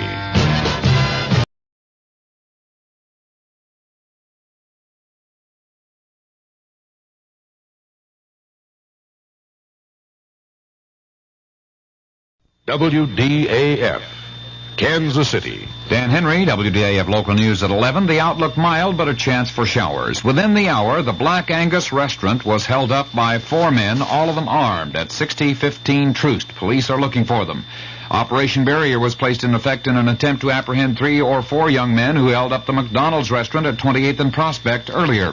St. Joseph's Hospital reports 1 person in critical condition tonight, the victim of a street shooting earlier at 3005 East 31st. Police have a pickup order for a known suspect in that case. It's been a day of violence in Kansas City. Police are close to solution in some of the cases. A 15-year-old boy was turned over to juvenile authorities this evening, arrested as suspect in the shooting death of 18-year-old William McCon, shot down on the street at 63rd and College this afternoon. Kansas City, Kansas police have a 30-year-old resident of that city in custody being questioned by detectives and the district attorney in connection with the death of 34-year-old Jerome Halloran. His gangland-style killing discovered this morning when his body was found under the 7th Street Bridge. His killing was witnessed, however, evidently taking place in another part of the city. There was a shooting later in the day at 27th and Prospect, and police say they have several suspects in custody in relation to that incident. 2 men were shot, but hospital authorities say their wounds do not appear to be serious. There will be no school tomorrow, as announced by Superintendent of Schools Dr. Robert Metcalf. And the reports on the 2-alarm fire in the 200 block of West 12th this evening have been filed, listing arson as the suspected cause. The fire department says it took 11 pieces of firefighting equipment, about 20 minutes to bring the blaze under control. News of the hour on the hour from American Information Radio. This is Richard Wall from Los Angeles, and at this hour, another subpoena has arrived at the White House, this one for tapes and documents relating to 64 more conversations by President Nixon and aides. Federal Judge John Sirica signed the subpoena at the request of Watergate prosecutor Leon Jaworski. In Washington, correspondent Vic Ratner has details on the material demanded. The tapes Jaworski has asked for cover a period of almost a year, from the time of the original Watergate break-in in June 1972 to 2 conversations with former White House Chief of Staff H.R. Haldeman in June of 1973. Prosecutor Jaworski says all the subpoenaed recordings are necessary and relevant to the Watergate cover-up trial this fall. Jaworski expects the president to fight the subpoena in the courts. The last legal battle over White House tapes took 4 months. Jaworski wants this one resolved in time for the cover-up trial to go ahead on schedule September 9th. Vic Ratner, ABC News, Washington. House Judiciary Committee Chairman Peter Rodino says White House failure to comply fully with the subpoena for tapes for the impeachment inquiry could be grounds for impeachment itself. Rodino says edited transcripts will not be adequate. Criticism of Operation Zebra. That story coming up. What happens when your personal battle suddenly changes from this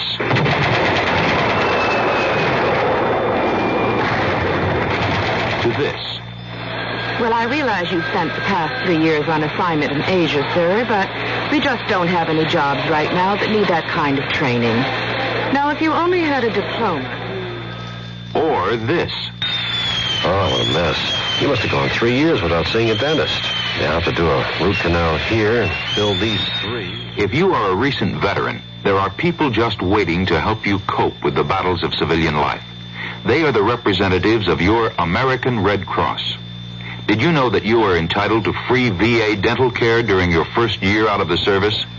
Do you know what programs are available to help you complete your education or to find a better job? For more information about these and other problems of civilian life, call your local Red Cross chapter. Let the American Red Cross help with your personal battle. An official of the American Civil Liberties Union says the stop and search policy by San Francisco police in the hunt for the zebra killers is a racist outrage. Police are searching blacks who fit the description of a gunman believed to be part of the group that's killed 12 whites in San Francisco. The head of the American Bar Association, Chesterfield Smith, says it may be impossible to prosecute Patricia Hearst in connection with Monday's bank robbery because of Attorney General William Saxby's description of her as a common criminal. Ms. Hearst's parents have also criticized Saxby, and FBI Director Clarence Kelly says the FBI investigation is based on the premise that Patricia was under pressure or coercion by her kidnappers at the time of the robbery. The drop in U.S. economic growth for the first 3 months of this year is bigger than government economists had predicted. The gross national product declined 5.8%. The inflation rate was 10.8%. Egypt's President Anwar Sadat says the Soviets have been slow in responding to his request for military aid, and Sadat says Egypt has therefore gone to other sources. We asked ABC's John Cooley in Beirut about the significance of Sadat's statement. This is a very important development. Egypt has been getting its arms exclusively from the Soviet Union ever since President Nasser started that policy back in 1955. And Sadat is now saying he will no longer rely on the Soviets, that they have not sent arms and have not answered his queries, and that he will get arms from other sources, which could only mean, of course, Western countries. That's correspondent John Cooley in Beirut. A foreign ministry spokesman in Tokyo, according to Reuters News Service, has announced that Japan and China will sign a civil aviation agreement in Peking tomorrow. This is Information Radio News. From the Kurt Mears Sports Desk, the Kansas City Royals, hoping for a better-running Big Blue bus in Chicago than in Texas, meet the Chicago White Sox in a 3-game series beginning tomorrow. Veteran Betsy Cullen and French-Canadian Jocelyn Barossa share the first-round lead in the Dinah Shore Winner's Circle Open Golf Tournament. Forrest Fessler has a 5-under par 66 for a one-stroke lead in the first round of the Monsanto Open Golf Tournament in Florida, and Bruce Jenner, a former Graceland College athlete, won the decathlon competition at the Kansas Relays in Lawrence today. The Kansas City forecast partly cloudy with a chance for showers or thunder showers through tomorrow. The low tonight in the low 50s, at top tomorrow in the middle to upper 70s. Dan Henry, WDAF News. The CBS Radio Mystery Theater presents...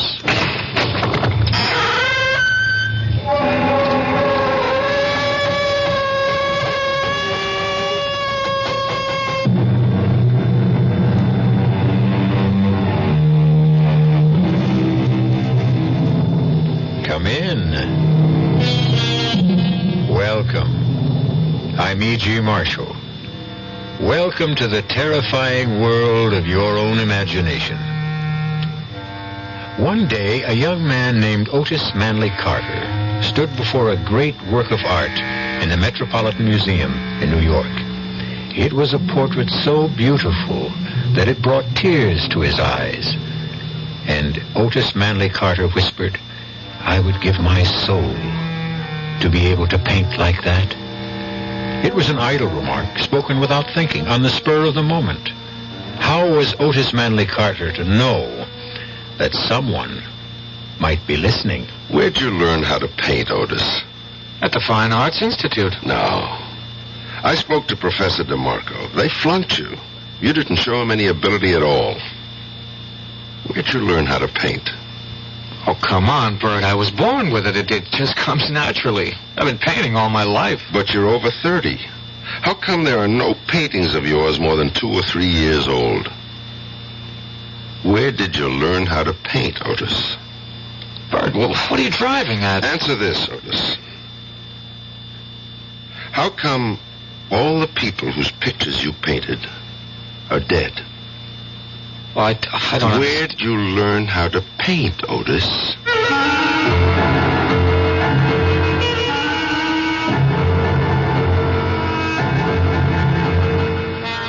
Our mystery drama, A Portrait of Death, was written especially for the Mystery Theater by Sam Dan and stars Nat Polen. It is sponsored in part by the Kellogg Company, makers of Kellogg's Special K cereal, and by new sugar-free Diet 7-Up. I'll be back shortly with Act 1.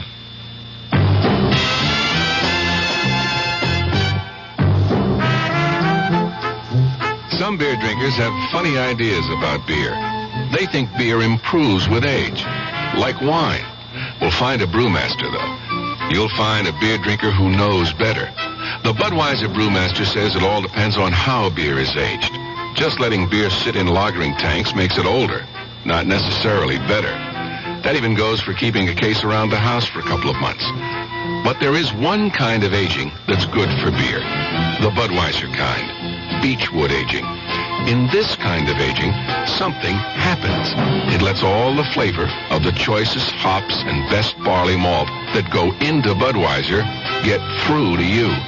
Sure, it takes more time and trouble to brew Budweiser that way, but brewing beer right does make a difference. Anheuser-Busch, St. Louis. I've found the work to be really challenging, and I enjoy it a lot. If I didn't enjoy it, I wouldn't be in it. People. My orientation all my life has been, to help. I wouldn't have been in Red Cross if I didn't care, about people. People who care about other people. It's an opportunity for me to help other people and to see my efforts and my skill pay off It's just a very rewarding feeling to think that some little thing you've done is going to help somebody else. It's the joy you feel when you help someone. People who help other people. It's like anybody involved with Red Cross programs. They want to volunteer and they want to help. They are just that type of person who will go out of their way to do anything for anybody at any time, and it carries over to the work they do for the Red Cross. You know, it's like they're there when you need them. The people who are the good neighbor. The American Red Cross. I think that anything you know in this world, if you don't use it when it's needed, what good is it?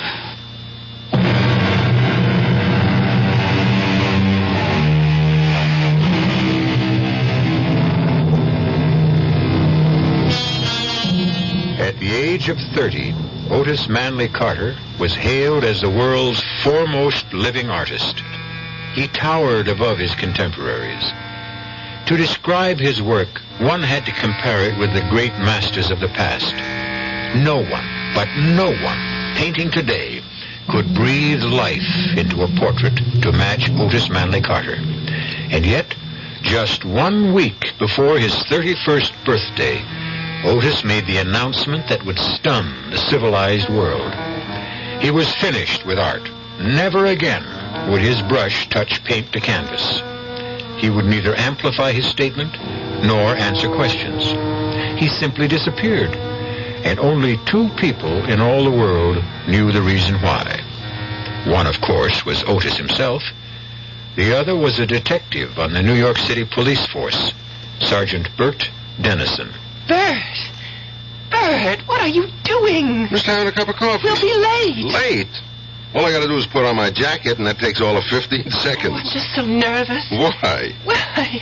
Do you know who's going to be there tonight? Well, sure. The governor, the mayor, celebrities, the news media, the critics. Lucy, I'm impressed. After all, the showing of a new portrait by Otis Manley Carter has the same impact as the World Series or a Super Bowl or a heavyweight champion fight. If you put brown sugar in coffee, do you save calories? Do you realize, Bert, that you and I are going to be sharing the spotlight with Otis? Well, you will, that's for sure. Oh, Bert, what does he see in me? Oh, come on, honey. No, I mean it. Well, let's see. You're pretty. Well, I'm not beautiful. And you're smart. But I'm not brilliant. What can I tell you? He's an artist. All artists are crazy. But the most fascinating women in the world are ready to throw themselves at his feet. Sis, you're pretty fascinating yourself. Thanks to you, Bert. Thanks to me? You sent me through college, and there were the trips to Europe. Well, I had to shape you up before I could marry you off. And it looks like you got yourself the grand prize, the great Otis Manley Carter. Oh, Bert, I want you to like him. Oh, I like him. He's so sweet, so kind. Except? What do you mean, except? Well, except every time he paints somebody's picture, it seems to me that person dies. What are you talking about? Now, tonight's portrait, that actress, Lila Beaumont, she just died suddenly, didn't she? But what does that have to do with... And in the last 5 years, he painted 4 other women. Not one of those women is alive today. Did you know that? No, I didn't know that. May I ask you how you knew that? I checked Mr. Otis Carter out. World-famous artist or not, I ran him through the ringer. Do you mean you actually investigated Do you Otis? think I'd let you marry him if I didn't? Oh, honestly, I don't know anyone who lives his job 24 hours a day. You never forget you're a policeman. I'm supposed to be on duty 24 hours a day, otherwise I'm cheating the taxpayers. Well, what are you trying to imply about Otis? Nothing. Nothing at all. Just an observation. Idle observation. Oh,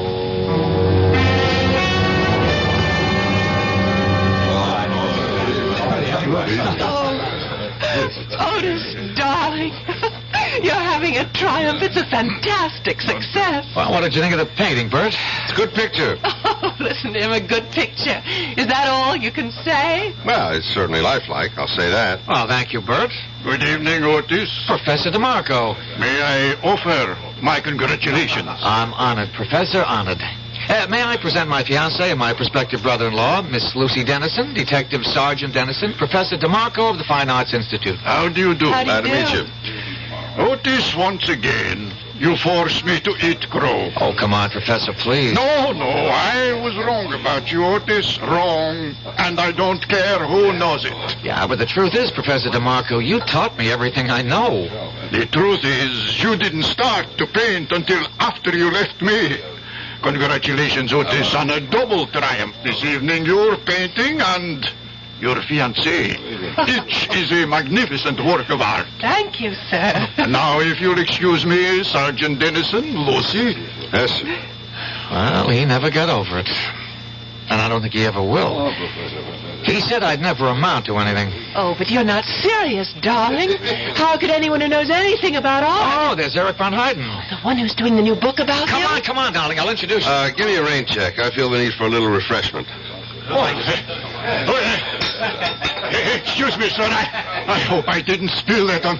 Oh, it's Sergeant... Dennison, sir. Of course. You know, Professor DeMarco, I've been watching you. What? That sounds ominous. Why would a police detective be watching me? Because I'm curious. About what? About the look on your face. What about the look on my face? It's the only look of its kind in the house. How do you mean that? Well, analyze all the faces around you. What do you see? Excitement, boredom, happiness, anxiety? And what's my look? I would say puzzlement. Actually, you look completely confused. I suppose I am. I still can't understand what happened. Otis was my student at the Institute. And you said he'd never amount to anything. I did. And you can see how it's come back to haunt me. Believe me, he had absolutely no concept whatever of the elementary principles of art. He had no feeling for line, for color, for form. I recommended he be dropped from the school. You not only go out on a limb, you bring your own saw. Well, 6 months later, he astounded the entire world with his portrait of that alderman's wife. The first of the Otis Manley Carter famous portraits. How do you account for that? Well, at first, I refused to believe he could paint like that. And maybe he doesn't. Maybe it's all done with mirrors. No. There are no mirrors, no tricks. I went up to his studio. He paints. But where did he learn? How did he learn? From whom? There must be an answer. Naturally. But can you even speculate? He probably sold his soul to the devil. You realize that isn't an answer? Of course. But it's the only one I can think of at the moment.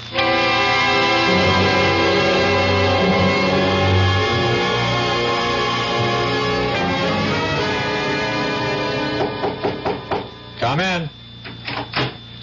Hello there, Otis. Hope I'm not disturbing you. No, I was about to take a break. Coffee? Oh, sure. That was quite a bash last night, huh? Necessary evil. You seem to enjoy it. But that's why it's an evil. It turns your head and wastes your time and keeps you from doing your job. Which, for me, is to paint. Where did you learn to paint, Otis? At the Fine Arts Institute. Do you take sugar? Yeah, 1 lump, thanks. Okay. I don't think you learned how to paint at the Institute, Otis. Milk? Yeah, sure. All righty. Professor DeMarco and I had a long talk about you last night. He thought you were a lost cause. Well, he did. And I suppose I was for a while. So, how did the ugly duckling turn into a swan? Well, some people are slow learners. DeMarco claims you just didn't have it. No, he was wrong. I always had it, but it was only in my mind. I was showing him nothing but meaningless blobs and dabs. They had to drop me from the school. Where did you study after that? Oh, nowhere. I just went to the museum every day. That's all? That's all. And then Oh, one morning I was looking at some of the old masters, just worshipping at the shrine, as it were, and wishing and hoping and praying that one day I, too, could... Well, the most remarkable thing happened. Yes? Well, suddenly everything that Professor DeMarco had ever tried to teach me just began to make sense. No, it was more than that. It all became a part of the way I feel and the way I think and the way I see. I was trembling all over. What did you do? I went home, picked up my brushes, and from that day on, I was a painter. Just like that? Well, in psychology, there is such a thing as the delayed reaction. Yeah, I know. Bert, Lucy and I want you to join us for dinner tonight, I never refuse an invitation to dinner. Otis, your latest portrait of Lila Beaumont. Poor Lila. She never really saw it. She died the day it was finished. What did she die of? I don't know, Bert. I don't think anybody does.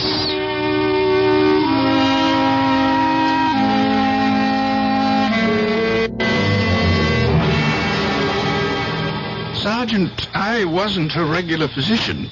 Who was, Doctor? I don't think she had one. She seemed to be one of those fortunate, healthy people who never needed medicine. Mm-hmm. Where did she die, Dr. Caswell? In Mr. Carter's studio. And since my office is just next door... Was she alive when you got there? Just barely. She seemed to show all the signs of utter exhaustion. So that's what I wrote on the death certificate. Afterward, I thought about it, and I asked for an autopsy. Why? I simply couldn't believe it. What did the autopsy reveal? Nothing. I was right in the first place. But I still don't believe it. Again, why? Well, how could she change so radically in such a short time? What do you mean by change? Have you seen the portrait Carter painted of her? Yes, It's just brimming with robust good health. It's exactly how she looked. Just about 2 months before she died, I saw her get out of the cab that first time she came to Carter's studio. And? 2 months later, I was shocked. Why? As I said, I'd never witnessed such a rapid decline. She was losing a lot of weight. Her color was gone. She looked so tired. What did you think was happening? I didn't know what to think. I decided to speak to Otis. After all, I knew him when he was just a starving young artist. One morning, I walked up to his studio. Well, what can I do for you, Doctor? Busy, Otis? Well, Lila Beaumont will be here any minute. Well, that's what I want to talk to you about. Is she under medical care? Well, why? Well, why should she be? Can't you see why? What are you talking about? Otis, she looks terrible. Oh, she looks great. She's becoming dangerously thin. She has no color. Doctor, are you serious? Are you serious, Otis? Well, I don't understand what you're trying to say. You mean you can't see anything wrong with Lila Beaumont? She looks better than ever. Good morning, Lila. Hello, Otis. Well, you're looking just sensational, as usual. Lila, I'd like you to meet Dr. Caswell. How do you do? Oh, Otis, I'm so tired this morning. Could I have a cup of coffee? Well, coming up. I just have to heat it. Miss Beaumont, I hope you're seeing a doctor. Why? Look in the mirror. You're very perceptive, Dr. Caswell. Perceptive? It's obvious. For one thing, you're losing your looks. Yes. Your looks are your livelihood. Shouldn't you want to do something about it? What can I do? There's a man, and he no longer loves me. But a doctor could prevent this ravaging. There's no way a doctor can help me. But you need special treatment. I would say, Miss Beaumont, that right now you should be in a hospital. Oh, you may be right, Doctor. I don't care anymore. I just don't care anymore. Is that the reason she died, Dr. Caswell? Because some guy gave her the gate? They say you can die of a broken heart. What do you say? Well, I just can't see a vital and perfectly healthy woman like Lila Beaumont simply withering away in so short a time. But if her appearance had changed so drastically, how come Otis didn't see it? You'll have to ask Otis. You still haven't told me, Dr. Caswell. What did she die of? But I did tell you. I don't know. Nobody knows.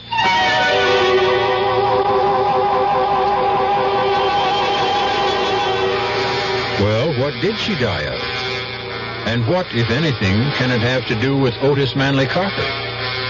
Detective Sergeant Dennison has a nagging, indefinable feeling. That's just the trouble.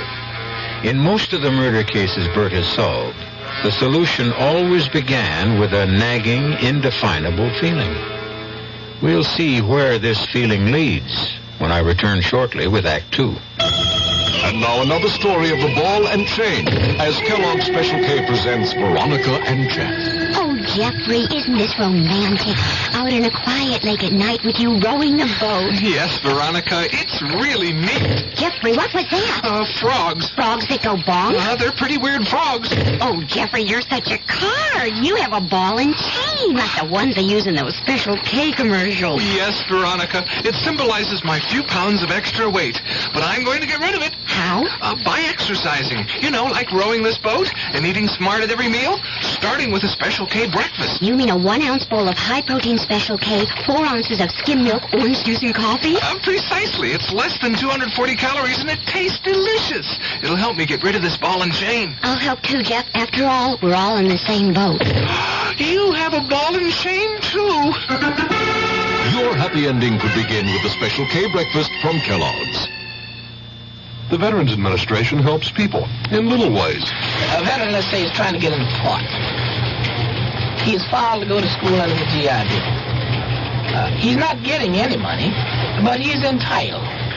Well, what's wrong with writing a letter saying that under the law, this man is entitled to receive $220 a month for attending school on a full-time basis? Believe it or not, he can take that letter with the little job, take it to the real estate people, and because he has an additional income of $220, although he isn't receiving it, it makes his chances of getting that apartment much better. And this is what I mean about the little things. Going beyond the duty every once in a while. Just go a little bit out of your way to help someone. That's my philosophy. To me, these are little things, but big things to that person. A big thing to that person. At VA, we try a little harder to help.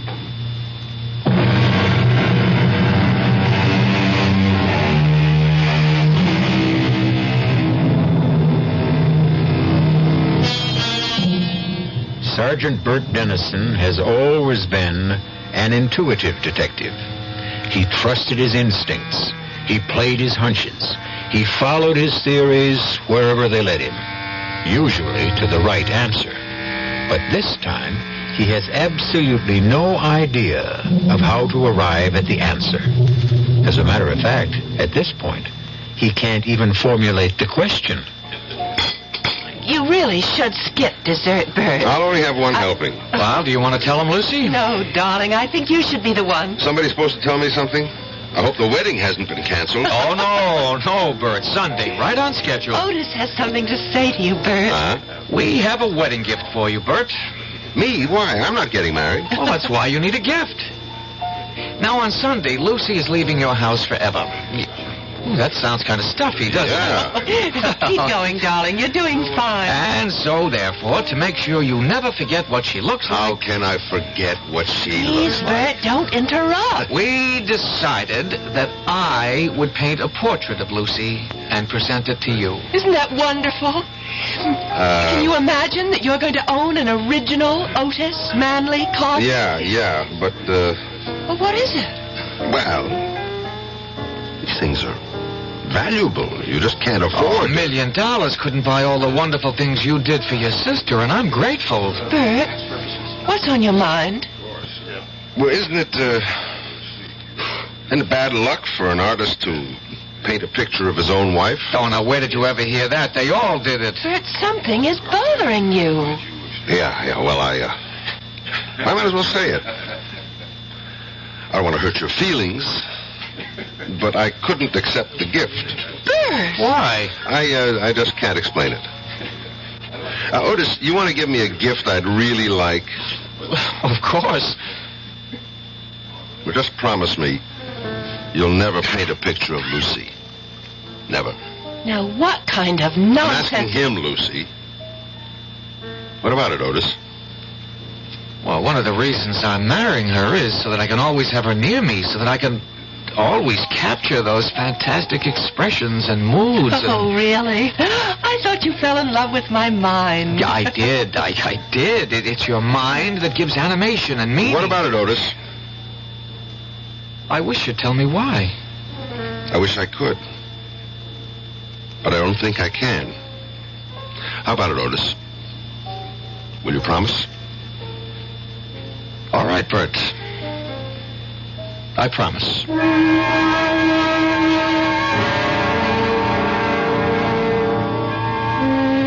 Homicide, Lieutenant Callahan.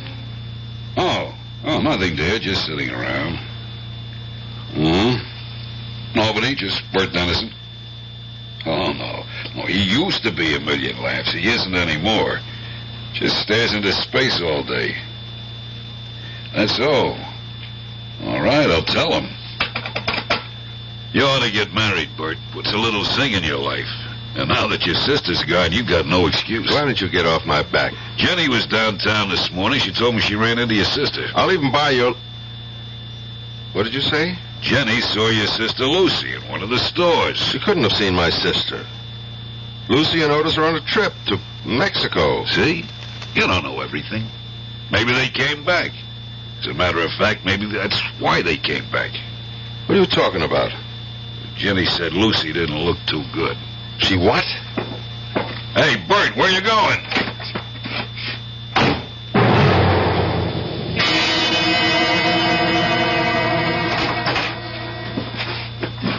Bert! Yes, it's Bert. You never told me you were back. Oh, we meant to. We just got in this morning and we haven't even unpacked. Of course not. How could you unpack when you never packed in the first place? All your clothes are in the closet. Bags are up on the shelf. You didn't go anywhere, did you? I want you to call a doctor. There's Dr. Caswell. He's just next door. Well, why do I need a doctor? You look terrible. Oh, well... You lost about 5 pounds. There's no color in your face. Oh, it's absolutely true. I lost 5 pounds because I'm on a diet. And if there's no color in my face, it's because I don't have my makeup on. You sound tired. Well, we were up late last night. Why did you want me to think you were in Mexico? Bert, you and I, we've been very close. We've shared a home. You've practically raised me. Never mind all that. What are you leading up to? Well, we'd see each other every day and talk to each other and actually have no lives away from each other. I wasn't aware of that. So, I thought that since I'm a married woman, now we just have to get used to a different kind of relationship. Uh-huh. You can tell when I'm lying. I can tell when you're lying. Otis broke his promise, didn't he? What promise? His promise never to paint your picture. Well, how can you say that? Why don't I ask him? You can't ask him. He isn't home. All right, I'll wait. But he may be gone all day. Who rang the bell just before? Oh. Hi, Bert. How are you? Just fine. Just fine. You've been painting, I see. Anyone I know? Well, I haven't been painting exactly. I've been cleaning brushes, things like that. You know, chores. Why don't we go inside and see? Bert, if you walk into that studio, I'll never talk to you again as long as I live. If I don't walk into that studio, you'll be dead in a month. Bert! Oh, Bert, we wanted so much for you to have a portrait of me. Yeah, so I see. No, not yet. You don't see. It's nowhere near finished, but you can just sense what it's going to be like. Bert, it's going to be my finest work because it's for you. Oh, darling, don't be unreasonable. You can't finish that painting, Otis. Tell me why. Why? Otis. For some reason, You kill the people you paint. Don't interrupt me. It's not easy to say this. And I can imagine what it must sound like, but... Otis, you've painted the portraits of 5 women. Every one of them is dead. But that has nothing to do with Each one died on the day you finished the portrait. Bert, have you any idea what you're saying? I know what I'm saying. And it gets worse. But it's true. What's true? Otis, the truth is you're not a painter. How can you say Please, that? this isn't easy, sis. Just thank God that we're 3 people who love each other and can solve our problem together. Bert, how can you say I'm not an artist? DeMarco said you had absolutely no talent. DeMarco? He's a jealous old fraud. But he's right. When you came to him, you had absolutely no ability, no talent. How do you account for the fact that I create so many... paint, Otis. Bert. Hear me out, please. Somehow, and I don't even think you're aware of it, you have the ability to drain the life out of your subject and project it onto the canvas. Well? I just don't understand what you're saying. You're not aware of it. You didn't notice that Lila Beaumont was actually dying before your eyes, just as the others did before her. Bert, tell me this is a joke. No, it isn't a joke. Look at Lucy, Otis. She doesn't look ill. I honestly can't see anything wrong. Lucy, look in the mirror. Look.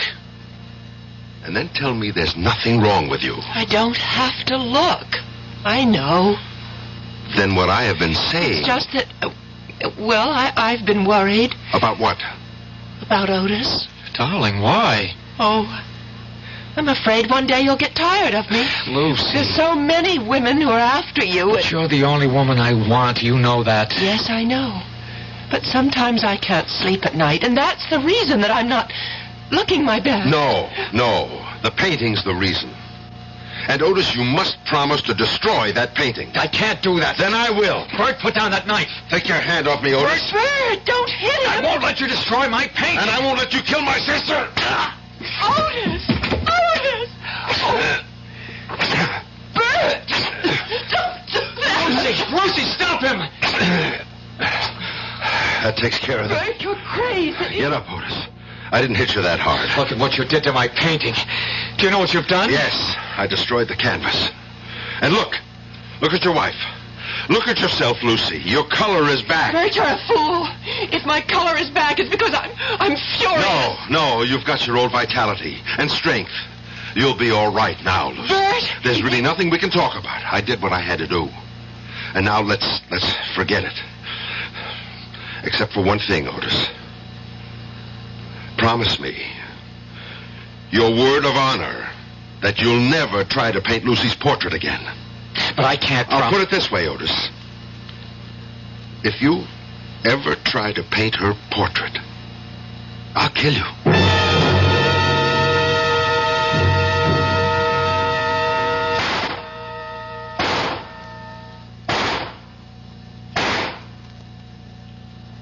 Hi, Bert. Callahan? Thought I'd find you down here in the range. Good cluster, except for that one shot off to the left. Probably a faulty cartridge. Sure, it's never the shooter, it's always the shell. What is it you're getting out of your system tonight? Nothing at all. Want to sit down and talk for a minute? About what? About you and me. All right. What is there to say? We have to decide what I'm going to do about you. Why? Because Otis and Lucy were in my office this afternoon. They're 2 very scared kids. They've got nothing to be scared of. Not for themselves. For you. Why? Oh, come on, Bert. You know why. They told me everything. Oh, that's nice. My own sister. She only did it because she loves you. Yeah. She told you how all of them die when he paints their portraits? Yeah. Well, what do you think? Here's what I think. I just put in this application. Application? For your leave of absence. But I'm not... Yes, you are. It'll all be done quietly, and when you're better, you can come back to duty as if nothing happened. Where am I supposed to go? There's a private sanitarium. Absolutely the top doctor. Callahan, I'm not crazy. Of course not. You just got this temporary little quirk, and it can be ironed out easily.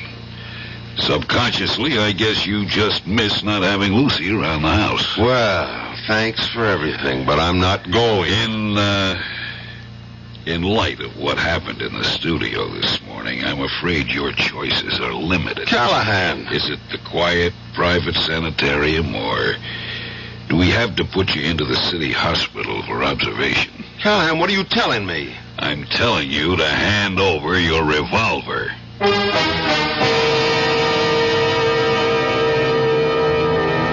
Who was it who wrote, "Heaven keep me safe from my well-meaning friends"? It's certainly a sentiment that's shared right now by Detective Sergeant Bert Dennison. All he wants to do is prevent a terrible tragedy. And who's trying to stop him? Those people who truly love him. We're going to meet more well-meaning people when I return shortly with Act 3. Oh, sure. You can talk about good-tasting diet drinks, but I know. I'm Goldilocks, and here at my taste-testing laboratory, I taste-test them all. And nobody's been drinking my diet drinks until I tested sugar-free Diet 7-Up. And then, kabloomy! Every bear wanted some. Diet 7-Up is fresh, natural, delicious. Sugar-free Diet 7-Up. This one's just right. By the year 2000, our country will be guided by today's youth. Learning how our legal process works should start now through involvement, like working to register voters, helping to elect candidates, campaigning, and voting.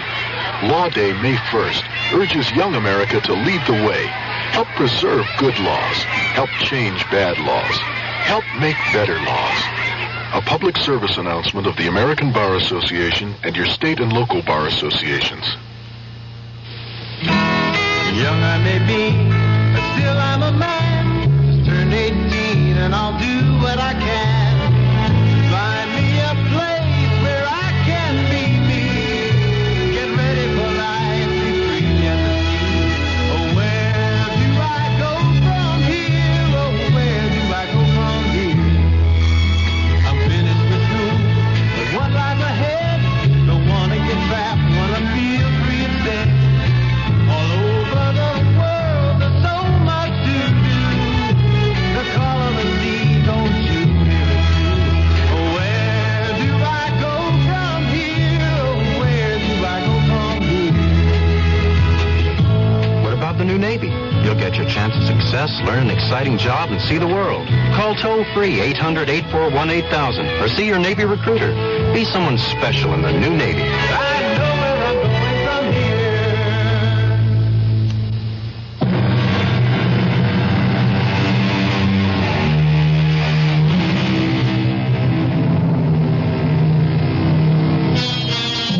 The best mirror is the face of an old friend. Sergeant Dennison stares at Lieutenant Callahan. Stares at the look on Callahan's face. It's a strange look. A look that's a mixture of pity, concern, and fear. And suddenly Dennison realizes that this must be the same look that showed so often when he knew he had to arrest a suspect who might turn out to be criminally insane. I have to have your service revolver, Bert. You want to put the cuffs on me too, Callahan? Cut it out. Why not? It's a pinch, isn't it? It's nothing of the sort, and you know it. Now, look. Let's go to your apartment, pick up some stuff, and I'll drive you to this place myself. Tell me something, Callahan. Don't you want to hear my side of it? Bert, you slugged your brother-in-law, you slashed the painting. So? That's violence. You and me, we never used violence in the line of duty?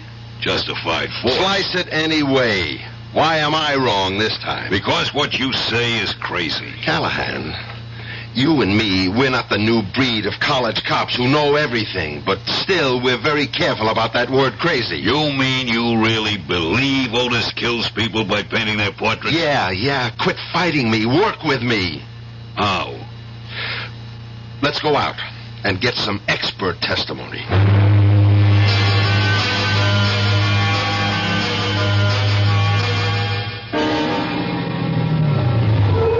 What's here? This is the doctor who attended Lila Beaumont just before she died. And he's completely stumped by the whole thing. Yes, I was dissatisfied with the cause of death. Dr. Caswell, you said you didn't believe she could change so radically in so short a time. I did say that. You also said you couldn't see how a splendid physical specimen like Lila Beaumont could just wither away. Yes, I remember I did say that, too. And even though you signed a death certificate which listed exhaustion as the cause of death, nobody really knew what she did die of. Well, I've since come to believe that she really could have died of exhaustion. But you said exhaustion, plus loss of the will to live. But you were convinced there was a mysterious cause. I didn't use that word. But, Doctor, you led me to believe... I was merely ventilating some doubts, some misgivings. But the other women who died... I wasn't there. I don't know.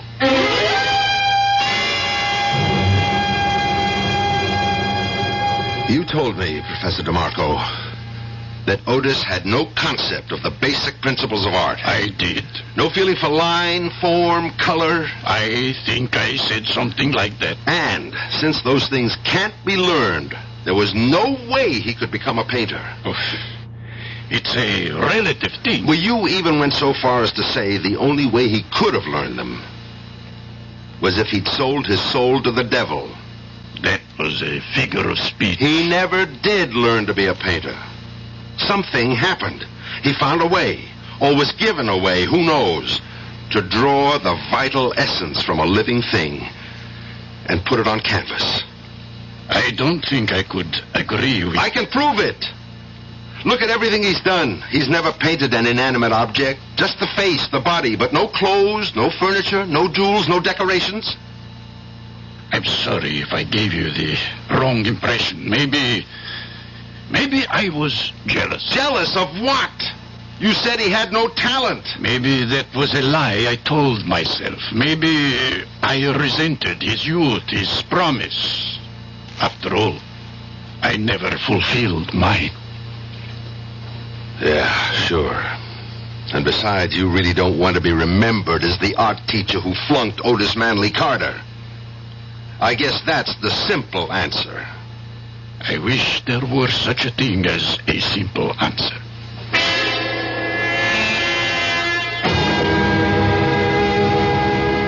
Well, Bert, you've got to admit it's really a comfortable room with a great view of the ocean. And you've even got a refrigerator. Yeah. What happens now, Callahan? Well, starting tomorrow, the doctors will begin working with you. You'll be straightened out in no time. I see. I'm the one who has to be straightened out. That's how it is. Even if I happen to be right. Those are the rules of the game, Bert. But I'm not crazy, Callahan. You and I know what crazy is. Crazy is when most people don't agree with you. You're a big help. I'll come up and see you this weekend. I can hardly wait. I better ring for the guy to come let me out. What do you mean you got a ring? Well, door's locked from the outside. Huh? It doesn't mean anything, Bert. It's just routine. I mean... Yeah, I know what you mean. I might as well be in jail.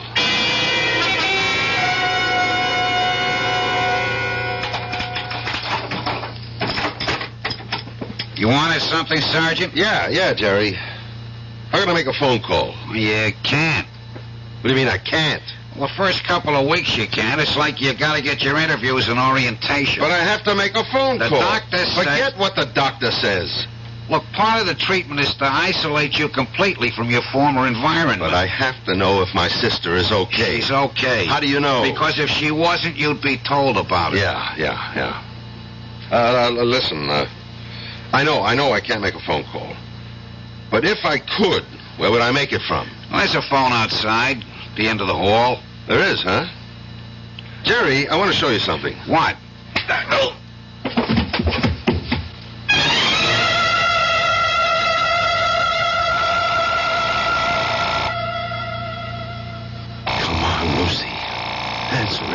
Answer it.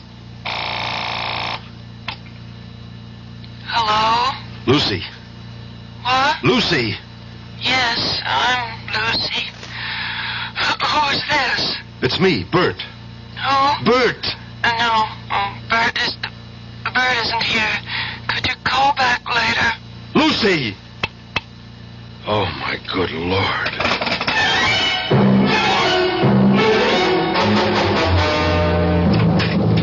Lucy! What? Who? He's painting your picture again. I've got to destroy that canvas. Don't move, Bert. Otis! Don't make me shoot, Bert. Now listen, Otis. You don't want to kill me. No. I'd only want to hit you in the foot, but I'm a bad shot. Now, please, Bert, just stand still. What are you doing with a gun, Otis? That's not your style. Callahan called us. He said you'd broken out of the sanitarium. He wants me to phone him if you show up here. You're killing Lucy.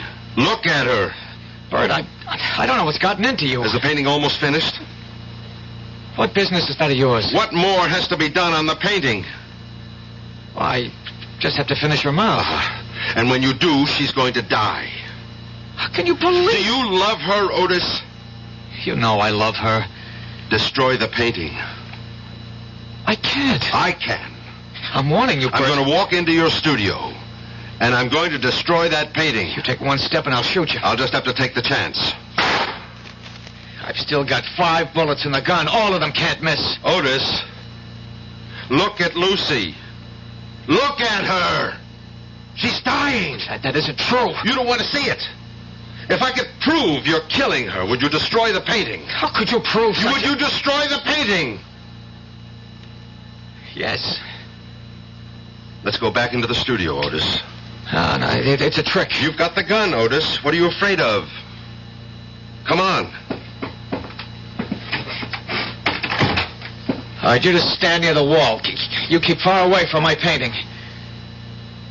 It's beautiful. Then why do you want me to destroy it?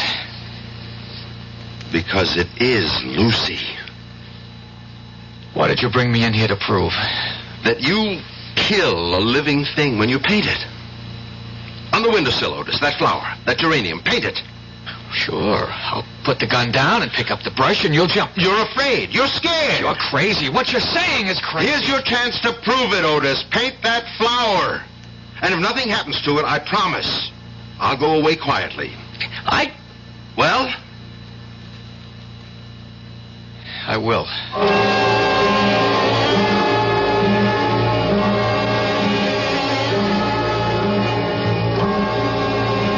Now there. It's a quick sketch. How do you like it? It's beautiful. All right, now look at the windowsill. Look at the geranium. Go on, look at the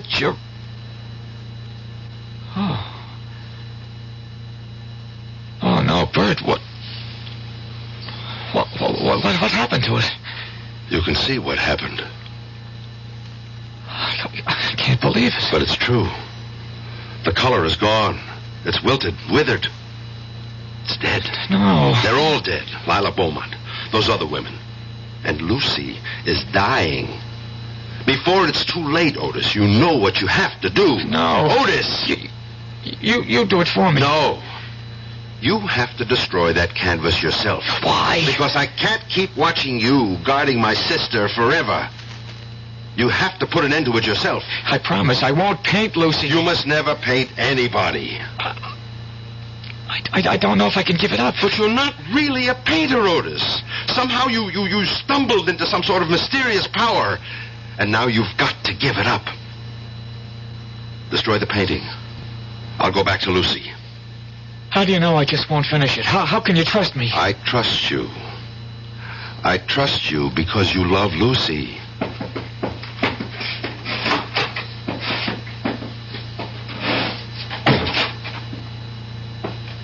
Lucy? Lucy. Hmm? Who Lucy. is it? Oh, Bert. Oh, I must have been napping. Oh, I feel so refreshed. Yes, you're looking better. Bert, what are you doing here? You're supposed to I know. I'm supposed to be crazy. Don't worry about it. Otis, Bert's here. Shouldn't we... No. Everything's all right. I better go straighten everybody out. Especially Callahan. Painting. lying? Is it my imagination, or what happened to the painting? I decided to give it up. Otis, how could you? Will you love me even if I'm not a famous painter? But, darling, Sure she'll love you, Otis. She'll love you even more.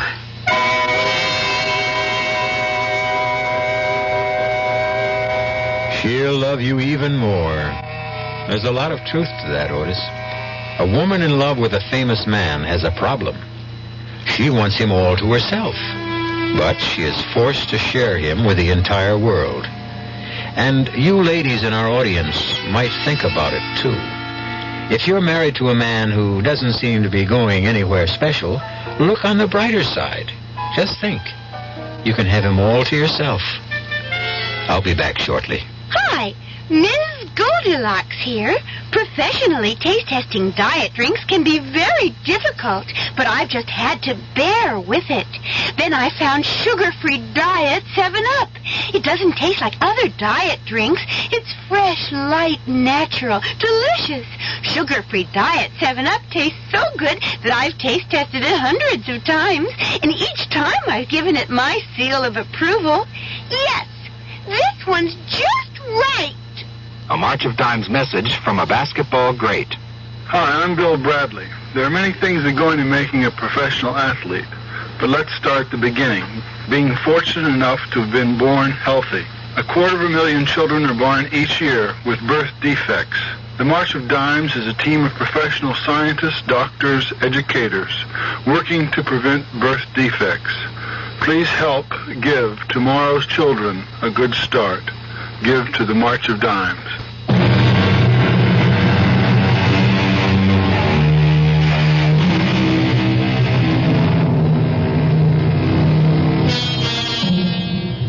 What killed those women? A coincidence of real and fancied illness? Or can an artist really drain the life from a living creature and transform it to canvas? Certain primitive tribes agree. It's taboo to create a likeness. Maybe they know what they're talking about. Our cast included Nat Polan, Marion Seldes, Jack Grimes, Jackson Beck, and Roger DeKoven. The entire production was under the direction of Hyman Brown. And now, a preview of our next tale. I told you I burned it. And you know that's a fairy tale that no one will believe. I don't care whether you believe it or not. Now, are you coming with me? Where? To talk to your Colonel Blake. He won't see you. Oh, I think he will. Goodbye, Carol. It was nice knowing you. I think. You will kindly step back into your room, Monsieur Feeling. Now, wait a minute. Move. I am Major Simonovich. Oh, of the Gay Payou or the NKVD? It does not really matter. What matters is that you and I have something to discuss. I warned you. Yeah, sure you did. I do so dislike dealing with amateurs. This is strictly a business. You mean you want to make a deal with me? Correction. I mean you would find it wise if you wanted to make a deal with us. For the paper? Exactly. Where is it? No, not so fast. Not so fast. You spoke about a deal? You give us the paper, we give you your life. Radio Mystery Theater was sponsored in part by Anheuser-Busch Incorporated, brewers of Budweiser. This is E.G. Marshall inviting you to return to our Mystery Theater for another adventure in the macabre. Until next time, pleasant dreams.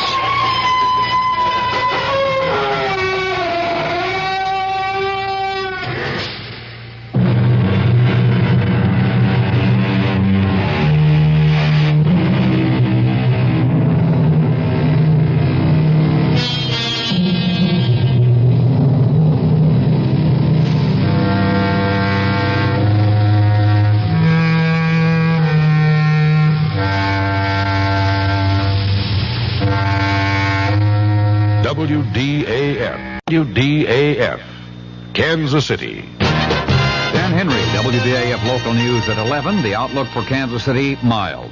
The Missouri House and Senate are meeting in extra sessions tonight in order to attempt to find agreement on the state's $2 billion budget. And there's talk that budgetary committees could be working all night. If Kansas City's area construction is to be stopped tomorrow by a full-scale strike, no one is saying so. Representatives of 10 major construction unions met behind closed doors today, but made no mention of an intended strike at the close of the meeting. Today, pickets were posted at several construction sites, stopping work on the Crosby-Kemper Memorial Arena and the new Convention Center complex in downtown Kansas City. School teacher strike talks continue under the auspices of federal mediator Beryl Carlew. Today, teacher union president Norman Hudson was escorted from the Jackson County Jail to a negotiating session, then returned to his cell. The strike will be 38 days old tomorrow with no immediate end in sight.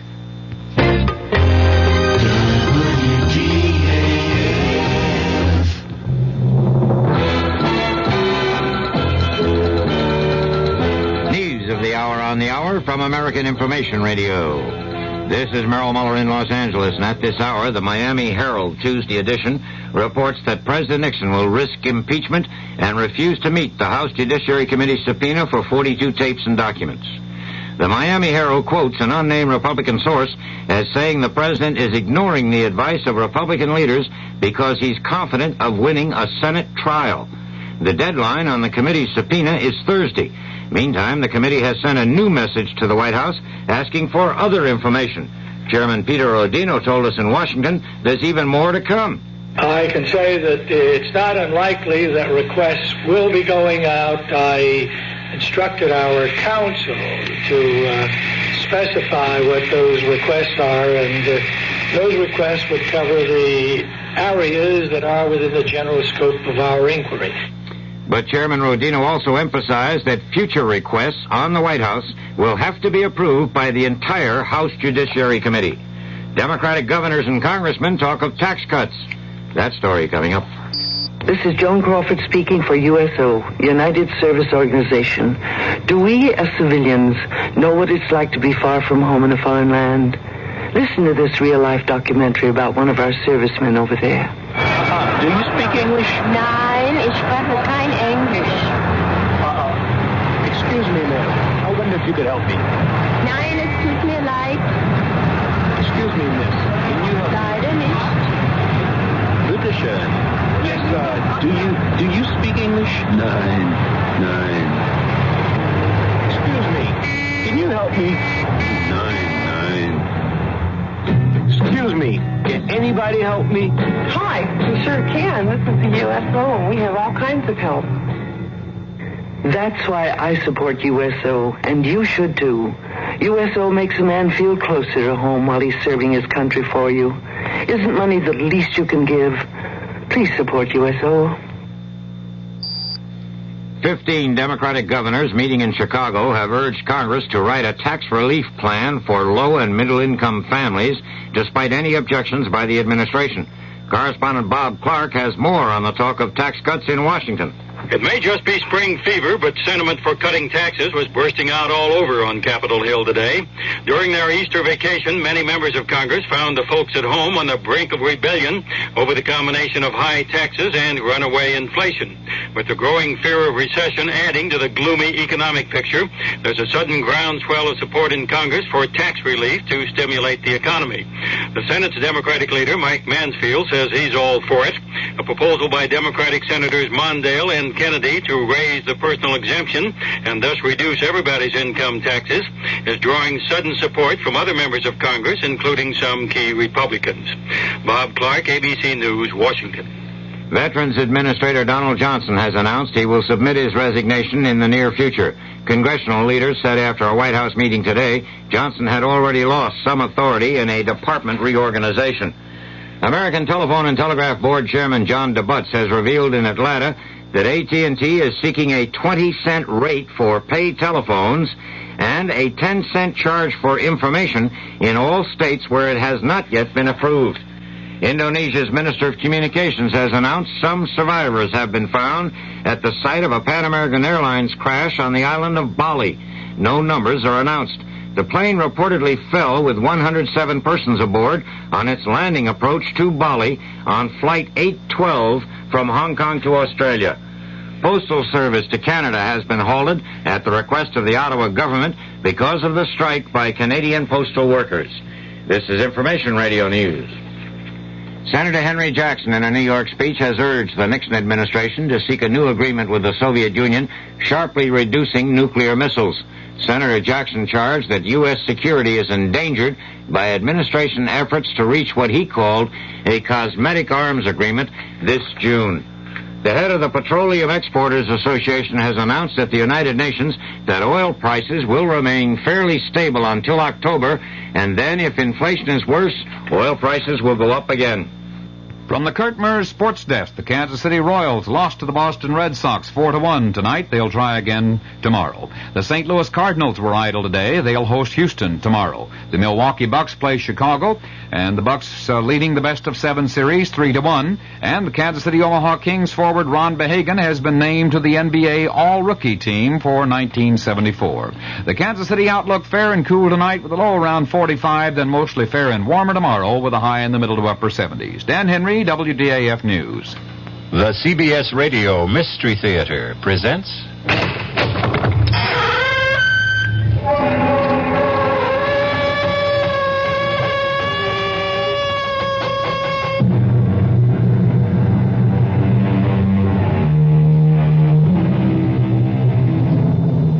Come in. Welcome. I'm E.G. Marshall. Welcome to the world of terrifying imagination. The fear you can hear. Somebody said it, I believe, or if he didn't, he should have. The world is neither good nor bad. 'Tis wishing makes it so. Our story is about a fey, elfin young woman who made her own world and who had a disturbing and fateful capacity to make her dreams come true. Not always in exactly the fashion or the dimension she wished for. I'm warning you, you stop hanging on to me, Marge. I got to, Tom. You just can't do it to us anymore. Just lay off of me. Tom, you can't do this again. And I got the luck tonight. I can feel it all going for me. The way you always feel. Please. Marge, let go. You want to put the whammy on me? I said Tom, you... let go. Marge. I didn't mean to push it. Oh, Lord.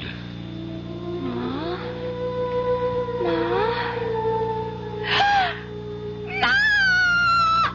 Pa, you killed her, Pa! You killed her dead!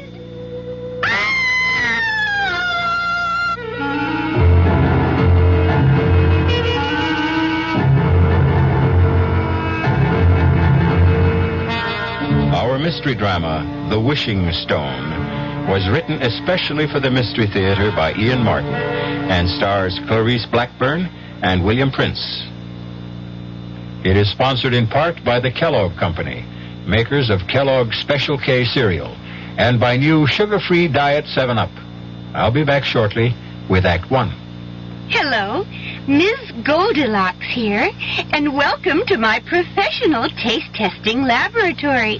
Oh, Papa Bear, could you bring that case of sugar-free Diet 7-Up over here? Another case? Miss Goldilocks, you're drinking this sugar-free Diet 7-Up like there's no tomorrow. You can't still be taste testing it. Oh, no, Papa Bear. Sugar-free Diet 7-Up has already earned my seal of approval. It's fresh, light, natural, delicious. I drink it because I love its taste. Now hurry up. Okay, here. This sugar-free Diet 7-Up really tastes delicious. Ladies, if you're tired of switching from one diet drink to another, take some advice from Ms. Goldilocks.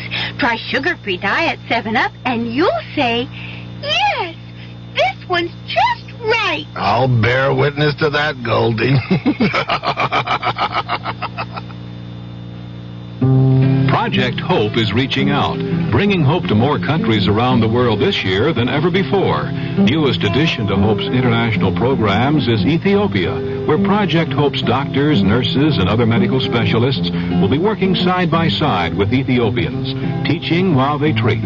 Since 1960, Hope has trained more than 7,000 physicians, dentists, nurses, and other healthcare personnel, has helped establish new schools of nursing, dentistry, and physical therapy in several countries, and assisted in the development of hospitals, teaching institutions, and public health services. Hope's work has been heralded by heads of many nations, its services requested by many, many more. Hope is training and sharing. Hope is treating and caring. Health is what hope's all about. Help Project Hope reach out. Help Hope reach out.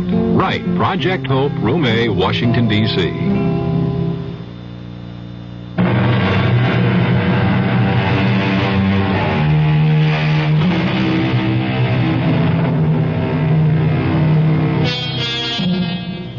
We are such stuff as dreams are made on, and our little life is rounded with a sleep. That quote is definitely Mr. Shakespeare's.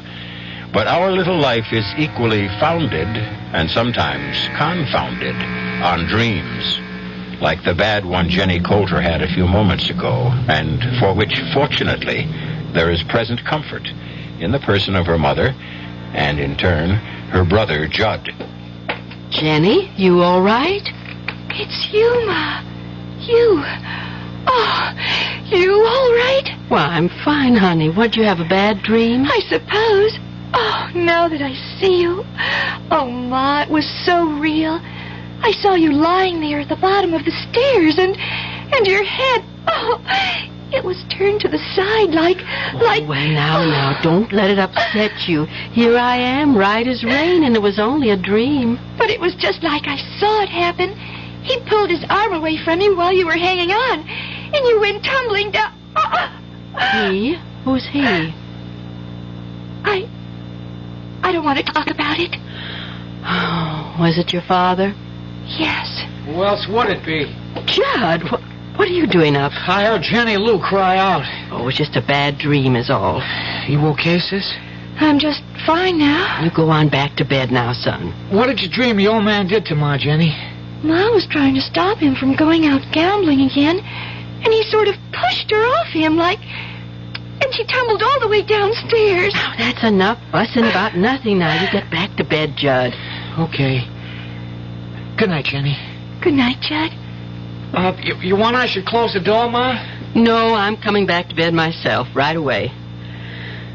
You're not scared no more, are you, honey? No. As long as I know you and Judd are close by. But I sure was scared. No, my baby, you're just so sensitive. Everything touches you close like a little old butterfly sitting on a leaf with your feelers reaching out all a-tremble. I like being butterfly.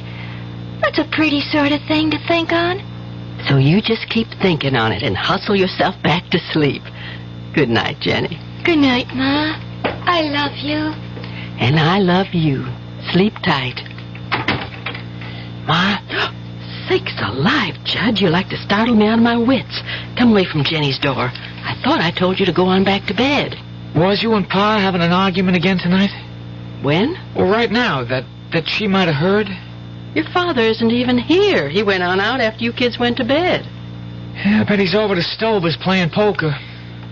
Oh, Tom don't mean what he does. He's sick. Yeah, and so am I. I'm sick of him.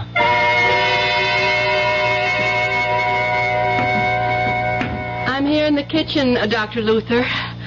How's Jenny? Jenny Lou's just fine, Marge. She's getting dressed, and I'm going to drop her off at school on my way into town.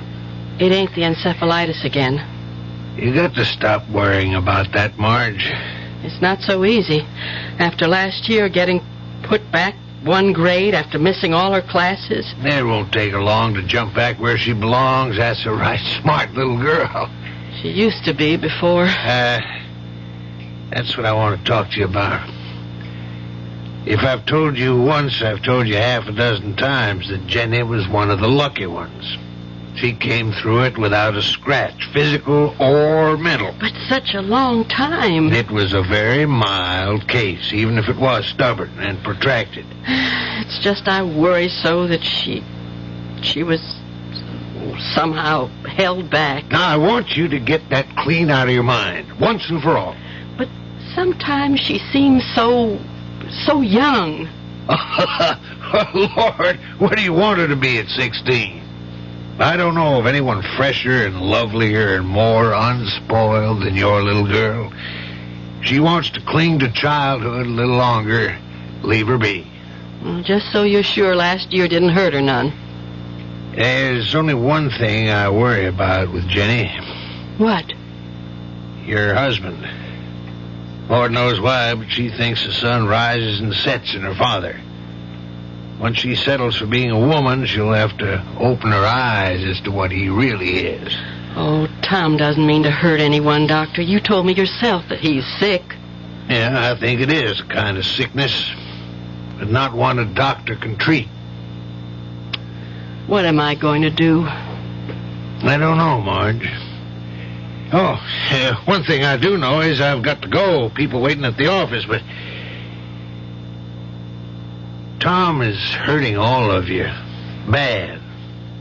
Worse, maybe, than any of you realize. And in the end, Jenny Lou's is the one he'll hurt most of all.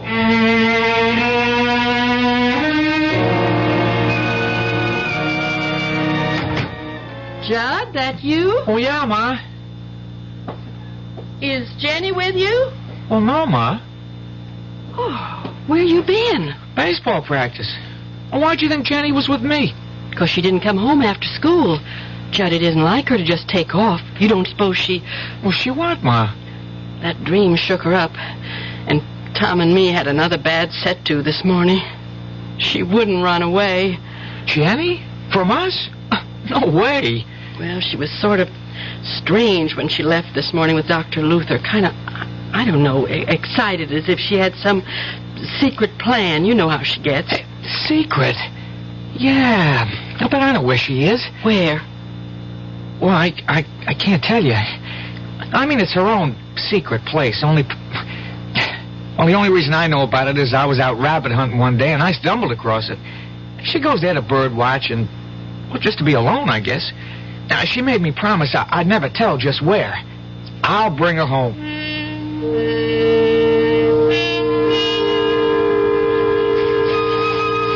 Jenny? Jenny? Jenny, what are you doing hiding out here? I wasn't hiding. I just came here to say a little prayer. For who? Pa. Oh? And the sun was shining in like a big splinter of light, the way it does through the hole in the tree up there. Remember how I always used to think when we was little kids that it was God stretching down his hand to touch us? Yeah, it was a long time ago. Don't say that, because he is there. He was here today. Leastways, one of his angels was. What? I was kneeling and looking up into the sun, and all of a sudden, the birds was all still, and the whole hidey-hole here filled up with golden light that sparkled and spun. And right over there, he was standing. Who? Him, the angel of the Lord. And I could feel him all around me, in me, warm and kind, so kind. Then he touched my hand and smiled and just faded away. And then I looked in my hand and I saw it. Oh, wait, I didn't lose it. Oh, no, here. This is what I found in my hand. Well, let's see. Well, what is it? It's a conjure stone, all gold and shiny. A stone I can wish on. The angel said that? He didn't have to. I heard the words inside me. You can wish on this, Jenny. You can have anything you want in the whole wide world. You just don't believe this is a wishing stone, now, do you? Jenny, right to the moment, I just got to say I'm so fussed and fumed about dinner being ready and you kids not, and your father ain't home, I can't hardly think straight about... Oh, Lordy, if my biscuits have risen, we're just going to have to sit and eat without Tom. Jenny, don't bother Ma right now. I just want to try my wishing stone. Wish something nice for her. Well, let's just hold up for a better time. I could wish Pa to hurry home, so we wouldn't have to wait. I don't want to wait none at all. I got a math test tomorrow. I just got to pass or I don't make the ball team, and I need every minute to study. Except who am I kidding? If I stayed up all night, I wouldn't be ready for tomorrow. If you had a few more days, could you make it? Well, even just one, I'd stand a chance. Okay, here goes. No, hold up a minute. Too late. Shh. I just wished there'd be no school tomorrow. No school tomorrow? What nonsense is that? Jenny, go bring them biscuits. Judd, you sit down. Ain't we gonna wait for Pa? We ain't waiting for nothing, not even wishes to come true. We're gonna eat our dinner before it spoils. Yes, Ma. I'll get the biscuits. You didn't have to be so rough on her, Ma. Play her game. I know, Judd. It's just I have no sense of humor left. Or fun. The way it is with us, if we had a wishing stone, we could use it for a lot better things than no school tomorrow. Ain't that crazy? The two of you have had me half believing there is a power in that stone.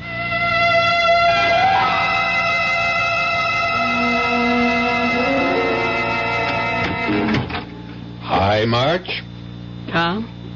Where are the kids? As if you care. Gone to bed. Where have you been? What was the action tonight? Bingo? Horses? Pool? Nope. Tonight I got a pretty fair excuse. The only thing I was gambling was my life. What's that supposed to mean? I've been a volunteer helper at a fire. Now it's finally out. I couldn't hardly wait to get home and tell the kids the good news. What good news?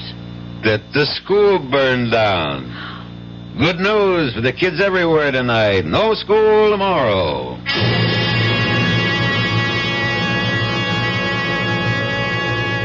Is there any other catastrophe in the world that carries with it an equal amount of joy than a school burning down? But this time, is it chance or is some supernatural force, sinister or benign, at play? We're going to find out that this simple phenomenon, or happenstance, is a great deal more than sheer coincidence when we return in a few moments with Act 2. Some research experts say you can't taste the difference between beers. Well, if they're right, then Anheuser-Busch wastes a barrel of time Beechwood aging Budweiser. Only they don't think so. Brewing beer right does make a difference. And they're betting a bundle that you can taste the difference in Bud. When it comes to brewing Budweiser, the Anheuser-Busch choice is to go all the way because they still care about quality.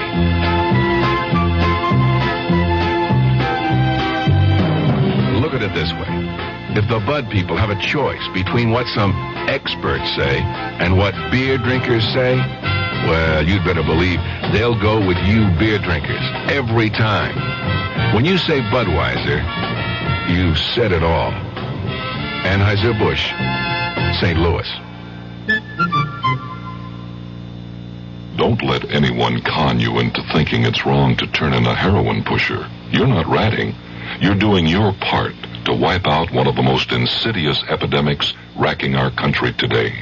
So don't let anyone kid you. If you really care about the quality of life, if you really care about improving society, you'll do everything you can to get the heroin pusher off the street and into jail where he belongs. If you have information about a drug pusher, use the heroin hotline. The number is 800-368-5363. That's toll-free from anywhere in the country. The number again is 800-368-5363.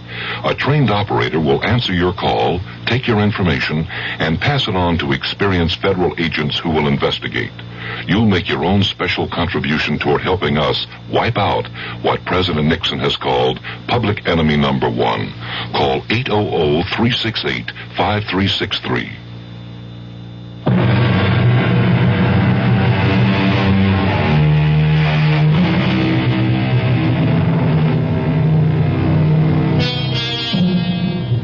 So Jenny Lou, our 16-year-old who is determined to cling to childhood and all its happiest dreams, has made her first wish upon the conjure stone. The magic piece of shiny gold that came to her, she believes, at the hand of an angel. A wish that came true. Well, this one was a harmless enough request, although the manner of its granting has been destructive enough, if indeed it was actually granted. If this is a wishing stone, it is potentially as dangerous as a nuclear bomb. Did you say the school burned down, Pa? It sure as Tucker did, Judd. Ain't that good news, Jenny? I reckon. I guess I didn't mean to do it that way. You didn't mean to do what? To burn it down. I just didn't want it to be. That's all I wished on. Hey, what was she talking about, Marge? Oh, it's just Jenny found Don't you tell him, Ma. Don't you tell me what? Oh, don't pay any mind to the young'un's nonsense. Just tell us about the schoolhouse and what happened. Well, sir, I just about finished trimming up Mayor Sackett's hedge, and I just started to get all my tools together to put back in the pickup when the fire horn went off. I heard that old horn go just a couple of minutes after. Hush up, Jenny. Yeah, I run straight over to the firehouse, being that close, and we took off. By the time we got there, she was past all saving. And it's funny, you come to think of it, a brick building like that you wouldn't figure it'd turn into a regular torch. Well, how'd the fire start, Pa? Yeah, you wouldn't believe this. And neither does nobody else credit it. But according to old Sam Wallace, all of a sudden, a flaming arrow comes straight out of the sky and cut right through the brick walls and everything and hit the oil tank and blew her wide open. That drunken old no-good, some custodian. I'll bet he was drinking and dropped one of those foul old stogies he smokes into all that rubbish he's too lazy to clean out of the cellar. Yeah, it could be. It's what most everyone thinks. Still... Still what? It's hard to tell someone who wasn't there. But damn if the way he told that story did make you stop at least once to think on it. What do you mean? Well, it's the first time I ever seen that old booze hound with his eyes put together like he really was seeing what he talked about. Anyways, we talked enough. Hey, something to eat around here. I got it warming. I'll serve it right away. Pa? Yes, sugar. That flaming lightning bolt, you said.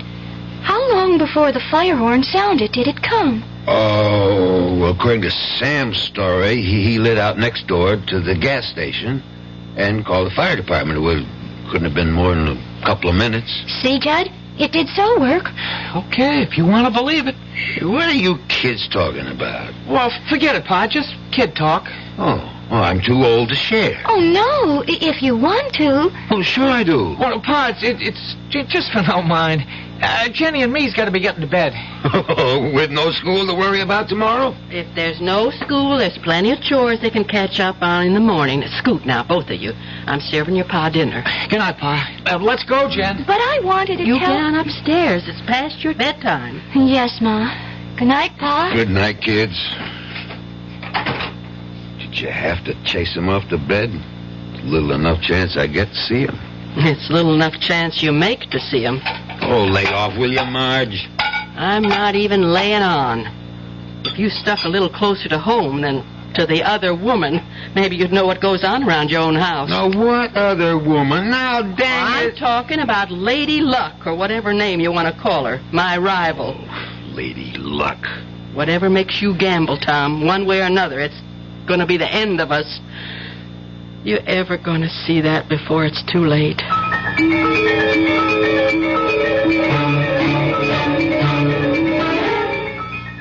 Why wouldn't you let me tell Pa about the wishing stone? Because. Because what? Because first thing you know, he'll take it off of you, that's why. Why would he? Because it's real gold? Jenny, that stone ain't gold. Then what is it? It's pyrite. What's pyrite? Oh, it's just what everybody calls... Well, it's a sort of metal. Well, anyways, whatever it is, it's real precious to me. It's my lucky charm. Well, that's why you better not let Pa know what you think about it. Why? Well, you know what he's like. He cares about gambling more than he cares about anything, and All gamblers are real superstitious. Now, if he knew you had a lucky piece, especially if he heard the crazy story about you and the school burning down, he'd have it offer you so fast that it'd set your head to spinning. It isn't crazy.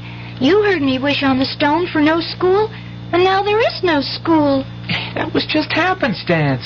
You don't think it happened just 'cause I wished it? Of course it didn't. Then I'm going to prove it to you.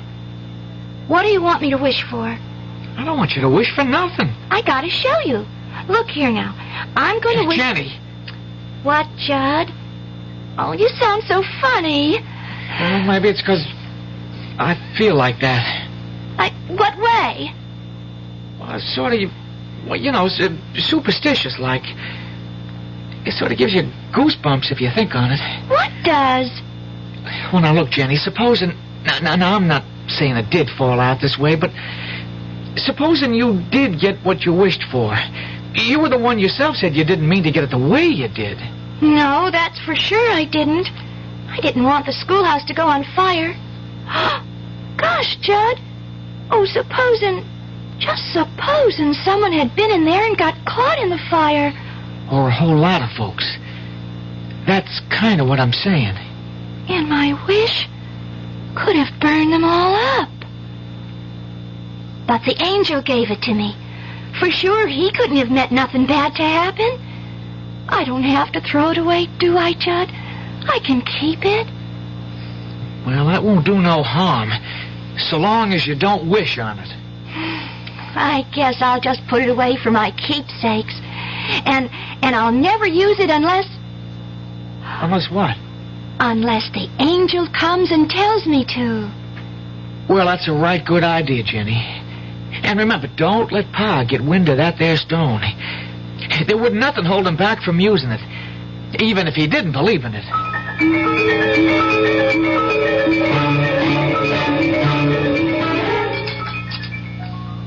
It's going to seem funny going to school in the courthouse. You think with only a Friday left in the week they'd have waited until Monday to start up again. I'm glad they did. I don't want to miss any more school ever. Then you better look out the things you go around wishing, Missy. Oh, I'm sorry, Ma. She's taking a pledge. What does that mean?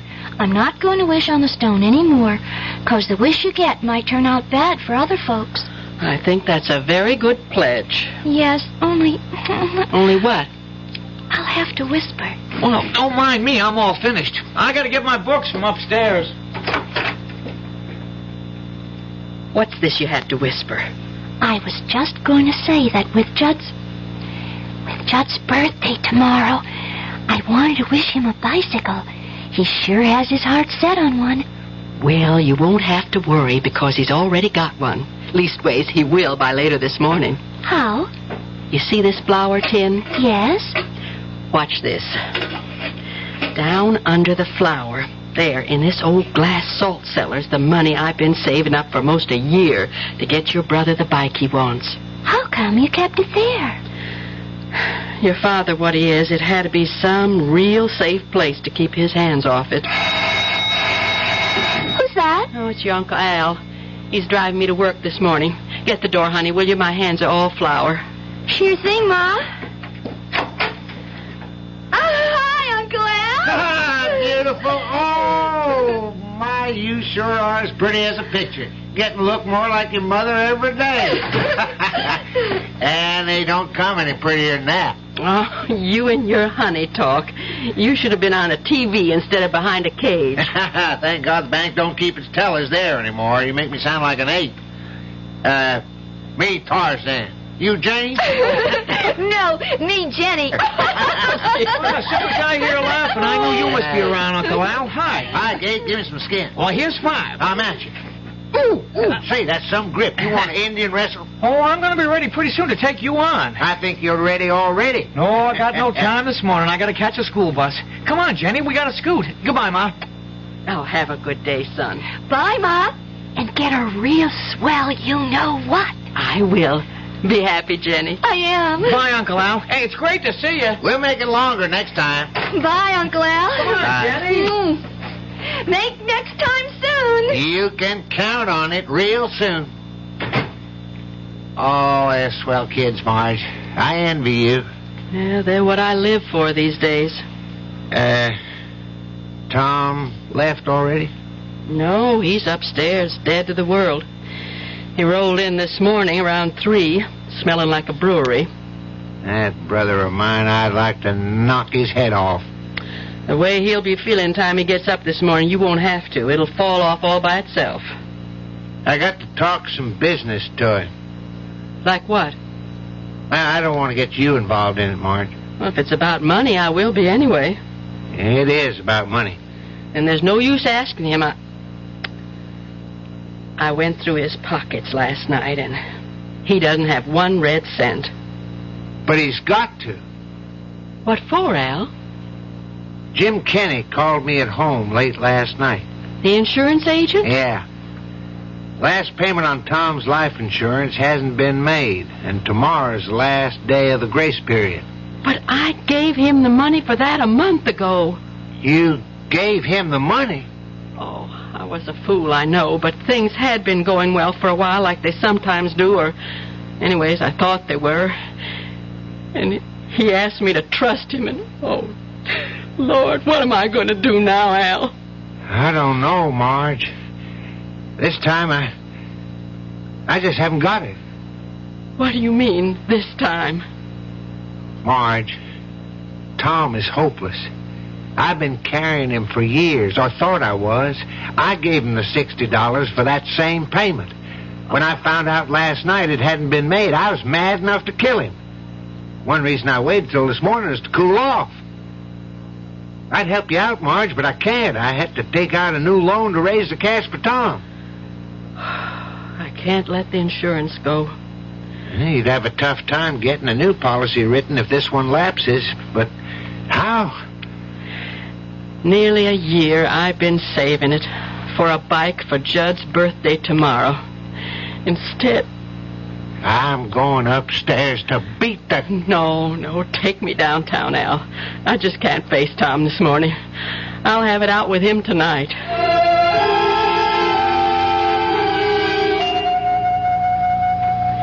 After what you made me have to do today, how could you steal money out of my purse and leave to go gambling again? All I want to do is run it up till it's enough to pay you back. You're sick.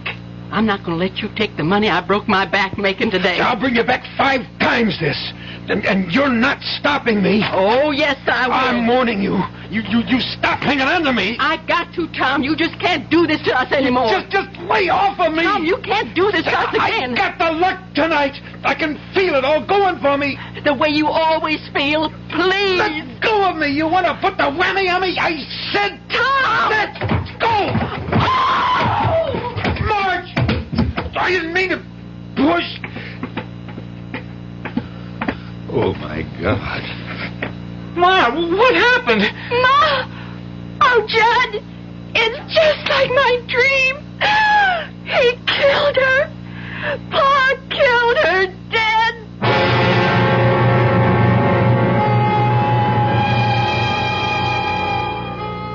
The terror of addiction. Step by step, it grows to envelop the addict till it becomes his whole world, shutting out everything else.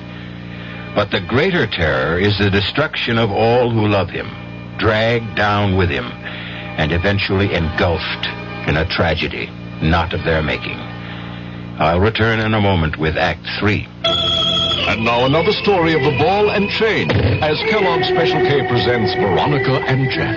Oh, Jeffrey, isn't this romantic?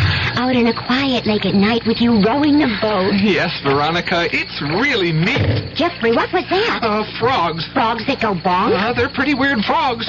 Oh, Jeffrey, you're such a card. You have a ball and chain, like the ones they use in those Special K commercials. Yes, Veronica, it symbolizes my few pounds of extra weight. But I'm going to get rid of it. How? By exercising. You know, like rowing this boat and eating smart at every meal, starting with a Special K breakfast. You mean a 1-ounce bowl of high-protein Special K, 4 ounces of skim milk, orange juice, and coffee? Precisely. It's less than 240 calories, and it tastes delicious. It'll help me get rid of this ball and chain. I'll help too, Jeff. After all, we're all in the same boat. You have a ball and chain, too. Your happy ending could begin with the Special K breakfast from Kellogg's. People can reach people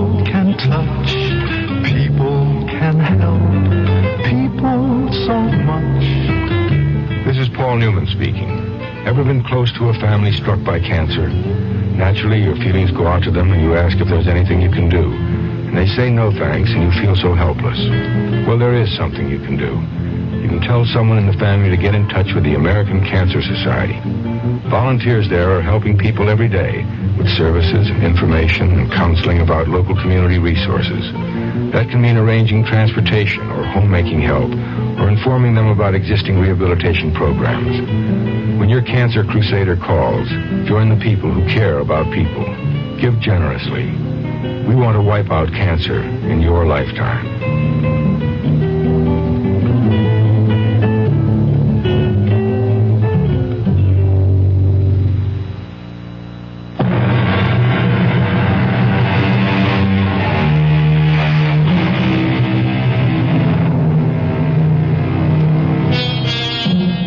An endless moment in time.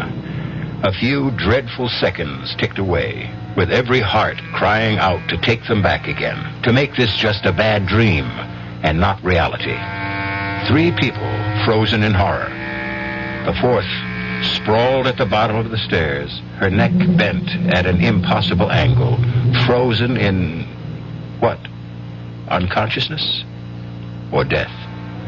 Now, at last, the man brings himself to move. Marge. Don't you touch your pa or I'll kill you dead. Oh, son. I'm not your son. I'm your enemy. Jenny, call the police. Emergency. We got to get Ma to the hospital fast.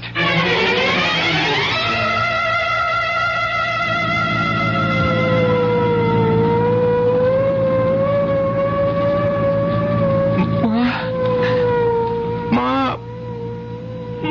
Okay, kid. Just take it easy. She's not going to die. You're not going to let her die, Doctor. Just hang in tough, kid. We'll do our best.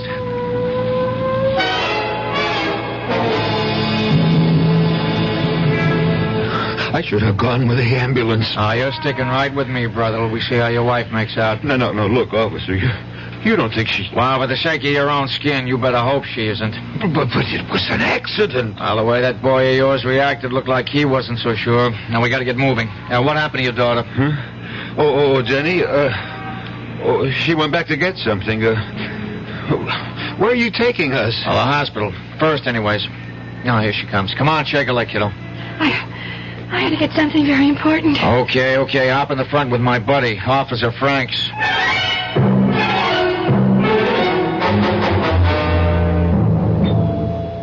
Okay, Harry. Straight to X-ray. You got a family doctor, kid? Yeah, Dr. Luther. Oh, you know his number? No, but I can look it up. Okay. Tell your doctor to get here as fast as he can. It's that bad? I wouldn't want to fake you out, son. It's not good.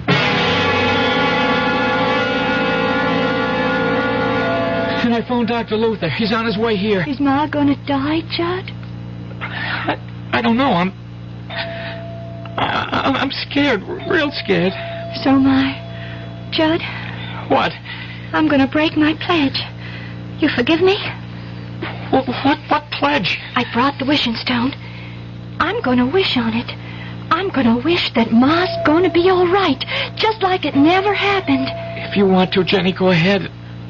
Can't do no harm. What can't do no harm? For me to use my wishing stone?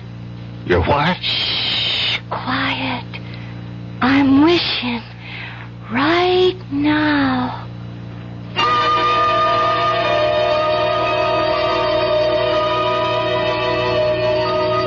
Are you the intern brought the Calder case in? He is, officer. How is she? I'm waiting for X-rays right now.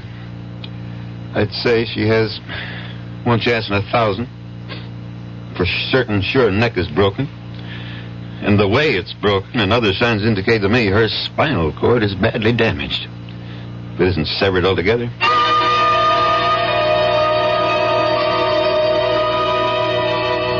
I just can't understand it, Dr. Luther. When I brought Mrs. Calder in, I'd have sworn she was in deep coma. I was sure her neck was broken, spinal cord severed. There's no indication of that from my examination of her. Not the slightest in these X-rays. I know, but not in this second set. Was there a first? Yes.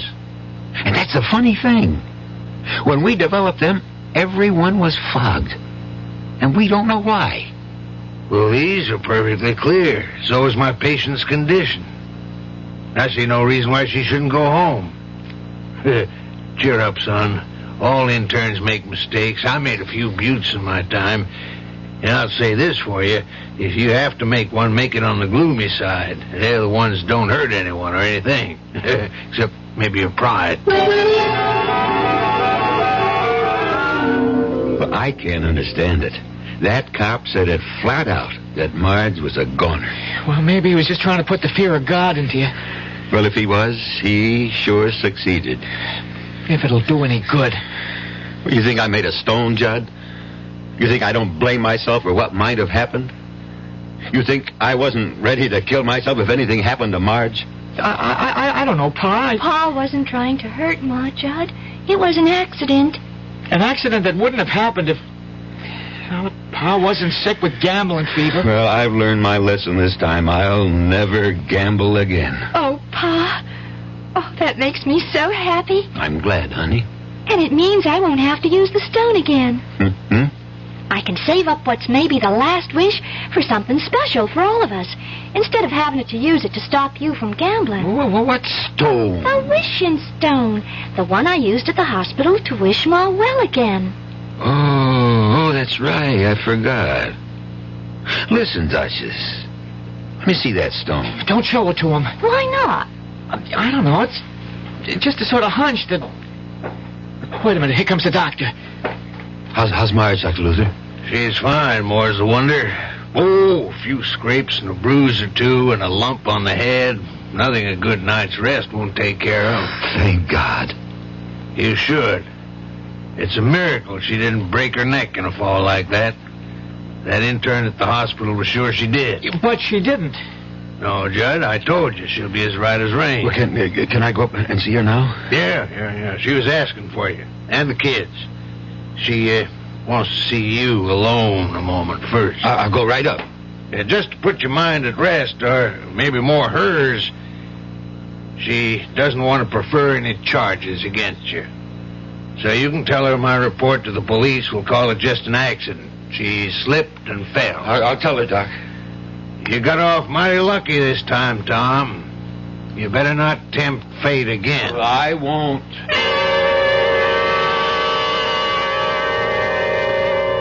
No, I mean it, Marge. Just give me another chance. I didn't see how I could, Tom. I never meant to throw you down those stairs. Oh, not because of that. The last straw for me was taking a chance away from Judd to have something he wanted more than anything in the world, his bicycle. You should just have let the insurance go. How could I, Tom? With 2 kids to bring up, if anything happened to you, Not that I want anything to happen to you. You gonna take me back, Marge? I don't know, Tom. It's hard for me to feel for you what I once felt. But if you're going to promise me you'll quit the gambling for the children's sake, we'll try to make a go of it. You won't be sorry, Marge. I hope not. I just wish I knew how to make it up to Judd tomorrow. If there was something I could pawn... You haven't left anything in this house that you could. Except the one thing you could never get your hands on. Well, what's that? My wedding ring. Do you think I could get enough on that? Well, not enough to pay for it all, but for a down payment. Then I'll take that night job, cleaning sewers you made me turn down to pay it off. I don't want you working in any sewers. Anyway, you can't work day and night. Well, I can't till I get Judd his bike. Well, we'll see. I'll take the ring down in the morning. No, sir. Dr. Lewis doesn't want you out of bed. I'll take it down. You? Can't you trust me, Marge? Well, if you can't trust me now, then what hope do I have, or any of us, I can ever be trusted? Well, you got to. Or I swear to God, I'd just as soon be dead. All right, Tom. I'll trust you.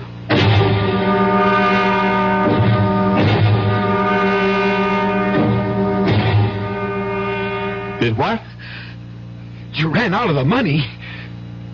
Look, Benny, you got to do an old customer a favor, huh? You got to cover me for the 5th. Headlonger. Now, Benny, you got it. That 15 I laid out on the 1st was money I got for pawning my wife's wedding ring. I got to get it back, and I got a hot tip. The headlonger's assured. Benny, for God's sake. Look, just this once. Please. Benny. Benny.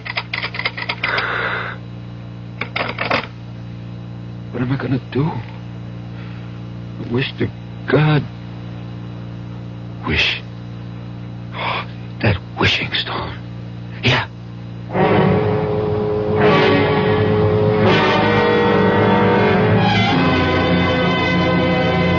Where's Jenny, Judd? Oh, I left her down by the pond. We were skipping stones. I just came up to see how you were feeling. Fine. I'm going to get up. Your pa didn't get back yet, did he? No, ma'am. I ain't seen him since early morning when he pulled out in the pickup. Well, you go on back down and keep Jenny company. I'm going to bake me a cake so we can have a real birthday celebration. Oh, it's all right, Ma. I don't need a cake. You're going to get a lot more than you bargained for. Now, go on. I don't like Jenny down by that pond alone. You know she can't swim.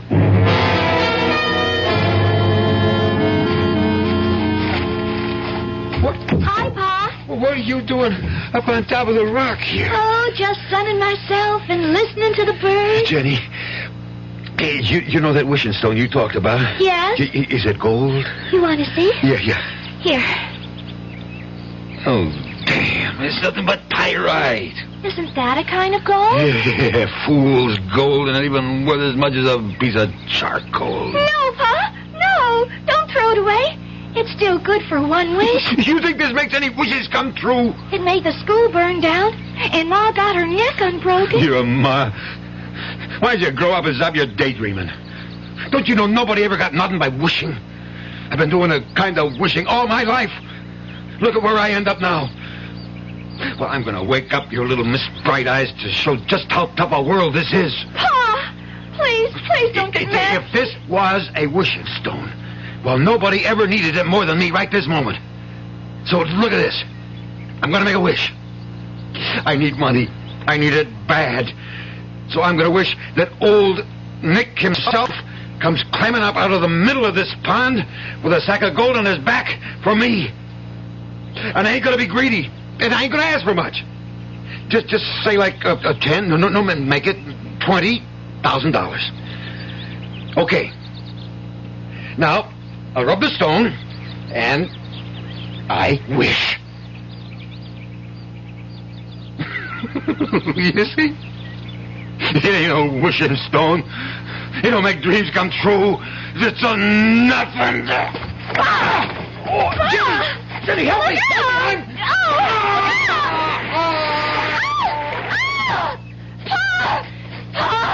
Why doesn't he come out? Help! I can't swim! John! Help! It's Bob!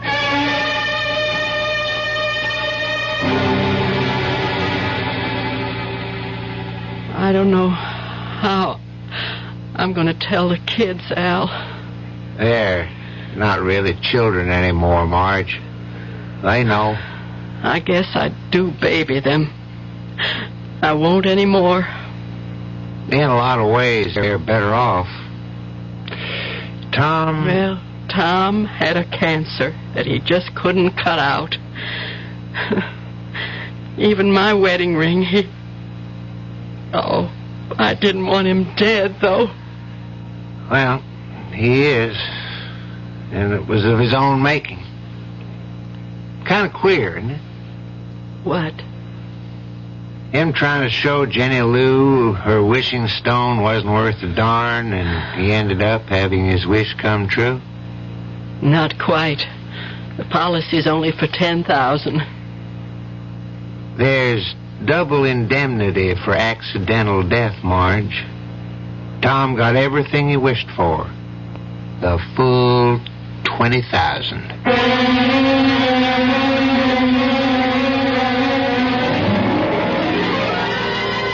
Three wishes, and they all came true.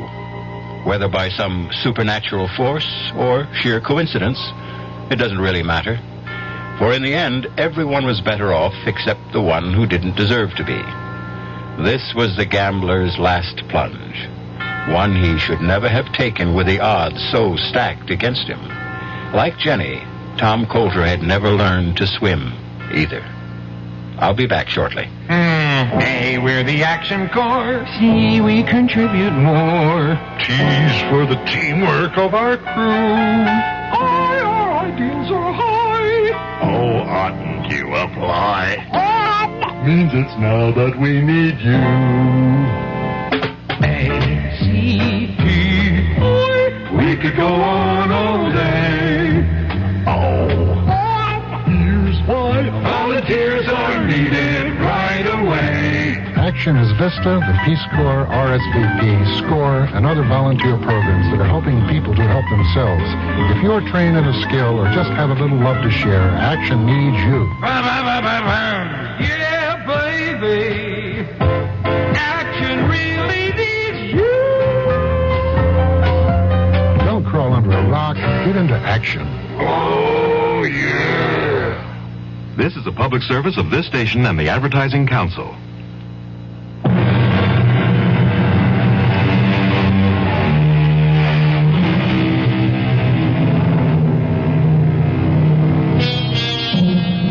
As for the wishing stone itself, since it lies buried deep somewhere in the mud at the bottom of the pond, no one will ever know if it had the power to grant wishes.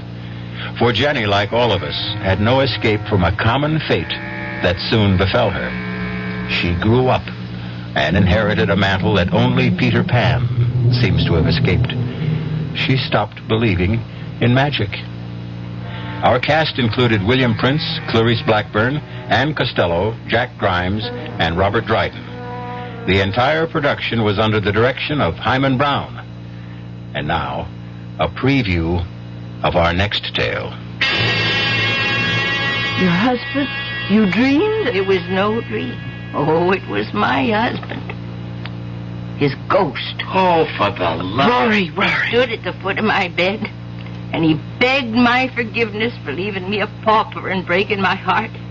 And he said, Jessica, I promise you'll live in Gormley House again. And then he vanished.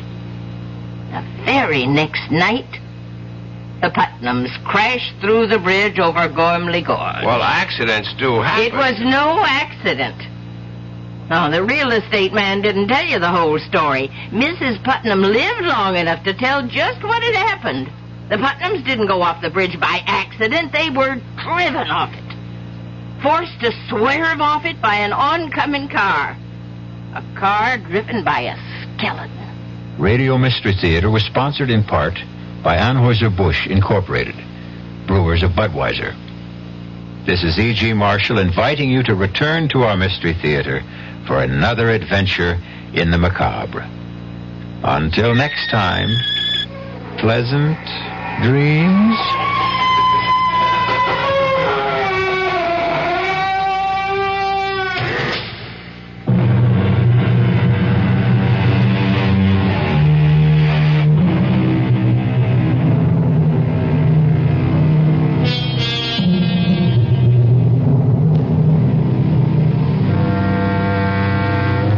WDAF, Kansas.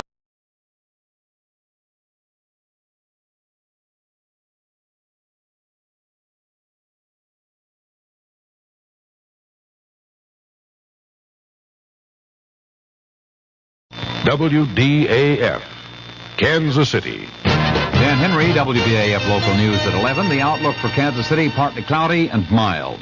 Federal mediator Burl Carlew, who is handling the dispute between Kansas City's union teachers and the school board, said before today's session that the parties are responsive to each other and that he was satisfied with the progress that had been made toward ending the strike of teachers, which goes into its 39th day tomorrow.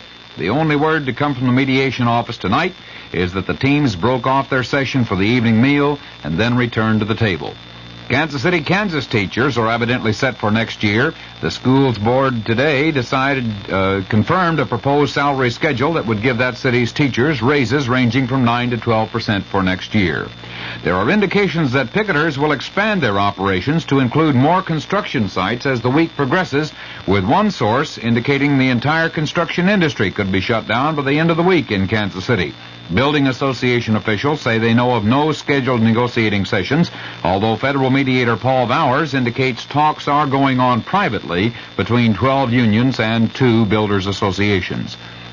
The Missouri Senate ended 4 days of debate on capital punishment today by voting for a bill that would reinstate the death penalty in Missouri for 6 types of murder. That bill now goes to the House. In other action in the Senate today, a no-fault insurance bill was tabled by committee and thus died for this legislative session.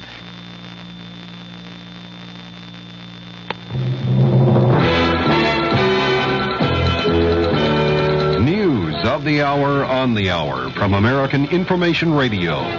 This is Richard Wall from Los Angeles, and at this hour, Patricia Hearst says she's going to continue fighting with guns, not words, for the goals of the Symbionese Liberation Army. And in her latest tape recording, Miss Hearst tells about what she calls her willing participation in the SLA bank robbery 9 days ago. I was positioned so that I could hold customers and bank personnel who were on the floor.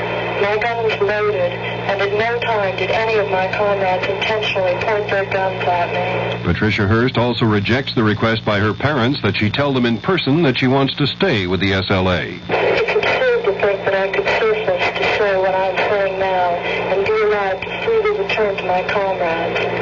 The enemy still wants me dead.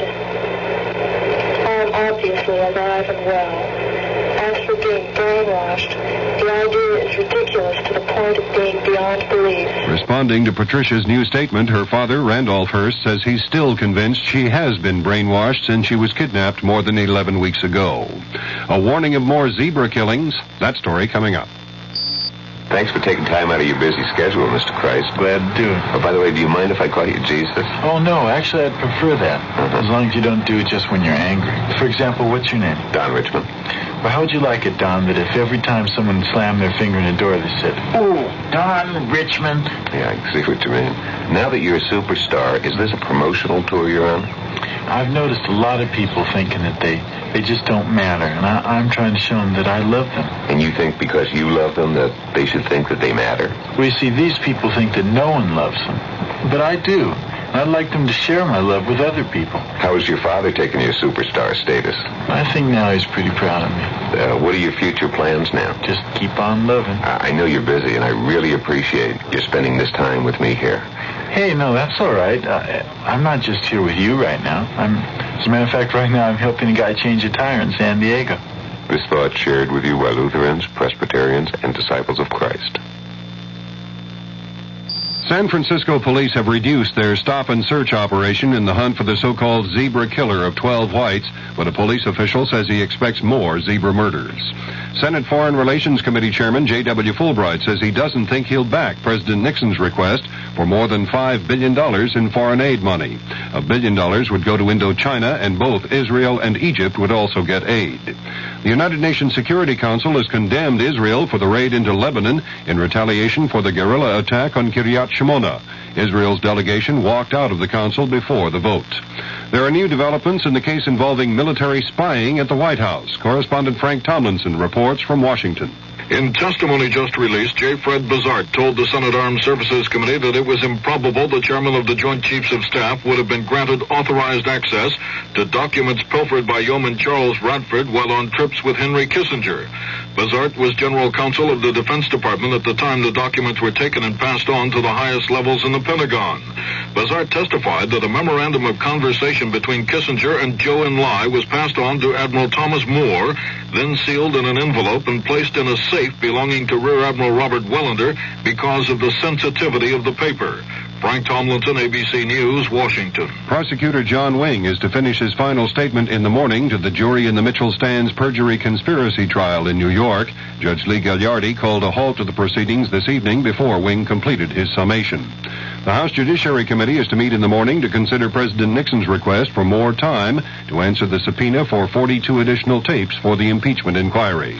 Continental Oil reports profits were 130% higher in the first quarter of this year compared with the same period of 1973, and Getty Oil's profits were up 122%. U.S. automakers say sales for the second 10 days of this month were 28.7% below the same period last year. This is Information Radio News. From the Kurt Murrs Sports Desk, the Kansas City Royals dropped another one today, losing to the Yankees 4-3. They'll try against the Yanks again tomorrow and then return home to play Boston here Friday. The Miami Dolphins have signed linebacker Mike Colon to a multi-year contract. Colon had been sought by the new World Football League. Former New York Jets wide receiver Vern Studdard has signed with the Birmingham Americans of the WFL. And Boston beat New York 105-94 tonight to win that best-of-7 NBA series and take the Eastern Division championship. The Kansas City outlook, fair to partly cloudy through tomorrow after an overnight low around 50, a high tomorrow in the middle 70s. Dan Henry, WDAF News.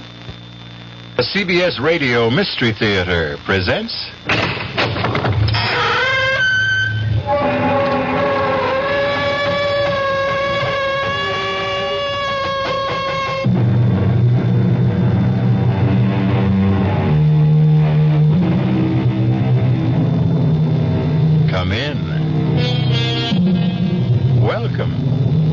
I'm E.G. Marshall.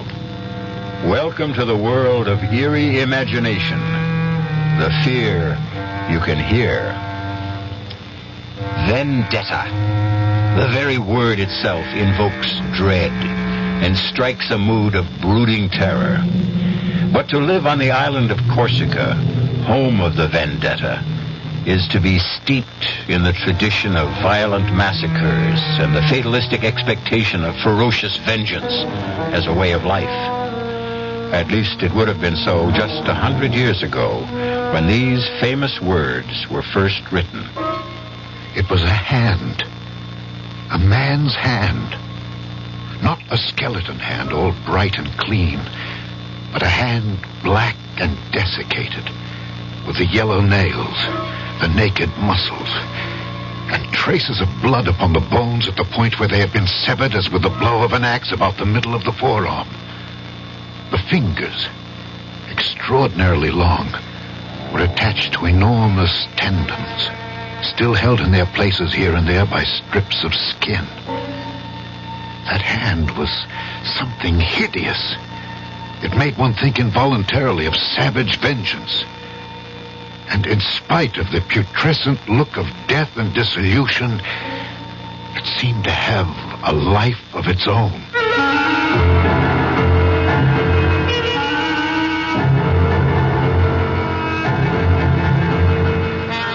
Our mystery drama, The Hand, was especially adapted from the Guy de Maupassant classic for the Mystery Theater by Ian Martin and stars Alexander Scourby.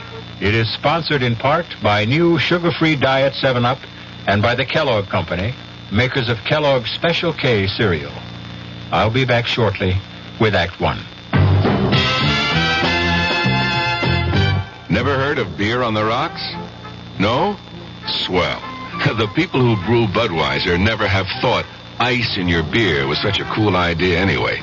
If you only knew how ice cuts down the head and waters the taste. Oh, a chilling thought. A downright tragedy with Budweiser especially.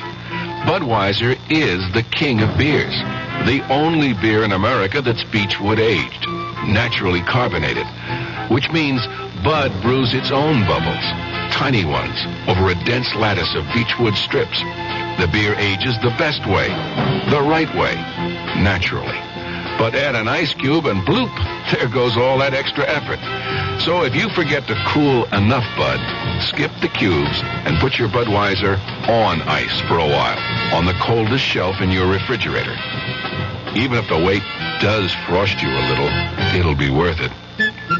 Anheuser-Busch, St. Louis. How many different smiles can you think of? Put a smile in your day, an archway smile in your happy day. Put a smile in your day, share something wonderful. At Archway, we can name over 25 different sugary, spicy, nutty, happy smiles. That's how many different varieties of soft and quiet Archway cookies we make. All baked with extra care and attention, the way you make them at home. And chock full of all the goodies that cookie lovers love. Molasses and honey and raisins and nuts. All mixed together just right to make a cookie that's oven fresh, home-style good, and guaranteed to put a smile in your day. Try 'em. Put a smile into your very next day with soft and quiet, fruit-filled, peanutty, raisiny, sugary, home-style Archway cookies.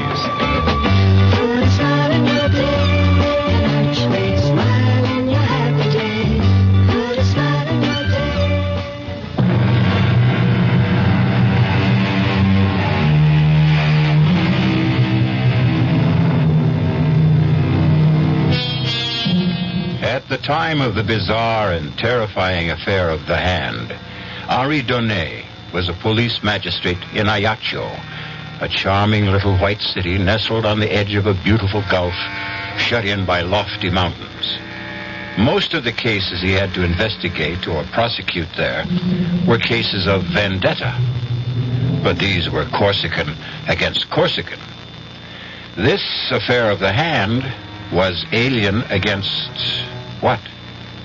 Something far more alien, perhaps supernatural. That was not until later, of course. For now, the only alien presence was a neighbor of Henri's, a Sir John Rowell, lately come to the island to settle down, and an object of great speculation among the native population. Well, there goes my new neighbor again. Does he go hunting at twilight? No, Bernard. At least as a magistrate, I hope not. Well, what's he shooting at then? I don't know, Marguerite. We have no sharks. The wolves and other predators stay in the mountains, and he's not been here long enough to start a vendetta. Oh, I am not sure. Listen to that. Oh, no call for alarm, Doctor. I'm quite sure your services will not be needed. It is the same pattern night and morning. Well, Henri, then what is he shooting at? A target, I suppose. He's keeping his eye sharp. But for what? Ah, now, that is the question. Have you seen him? He is immense and very powerful. And he doesn't encourage visitors. He has 2 huge Alsatian hounds that look ready for the kill at a word. You are chief magistrate and in a far better position to judge him than any, Henri. What do you make of him? I don't know. His papers are in order. I have no reason to have any professional interest in him. Well, has he no one to share his loneliness? He has a manservant he brought with him from Marseille. No one else? There was a woman listed on the ship's manifest as his wife. Oh, his wife? Well, I never knew. Well, then, but no one seems to know that. In the months he's been here, no one has seen hide nor hair of her. I've watched these evenings myself, and I've never seen her move from the house. If, indeed, she is inside it. So you see, Marguerite, very soon, both as friend and policeman, I'm going to have to satisfy your curiosity, and my own, about the mysterious Sir John Rowell. For a while, however, I had to content myself with having a close watch set over the man. None of my people could find anything suspicious enough in his actions for us to make any move. But as the strange rumors about him continued and increased, I resolved to see the stranger face to face for myself. I made a point of going hunting every day in the neighborhood of his place. It took me a little while, but at last, one day... So, bien, Fernand, hold the point. You flushed him, Got him right under the Englishman's nose. Go fetch him, Fernand. Fernand, hold. Hold on. Whiskey! Down, boy, down! That's it. Good dog. Hold. Here, whiskey, here. My apologies, sir. Your bird, I believe? No, not at all. I shot him right from under you. Sorry. I didn't know you were there. Nor I you. Allow me. I'm John Rowell. Yes, I know, Sir John. I am your neighbor up there on the hill. Henri Donnet. Pleasure. Damn fine shot. Sir John, will you accept the game as an apology for shooting over your field? That's very generous. I'll accept on one condition. What's that, Sir John? That you let me return the compliment and ask you to join me in a glass of ale. Well, good. I will be only too glad to accept.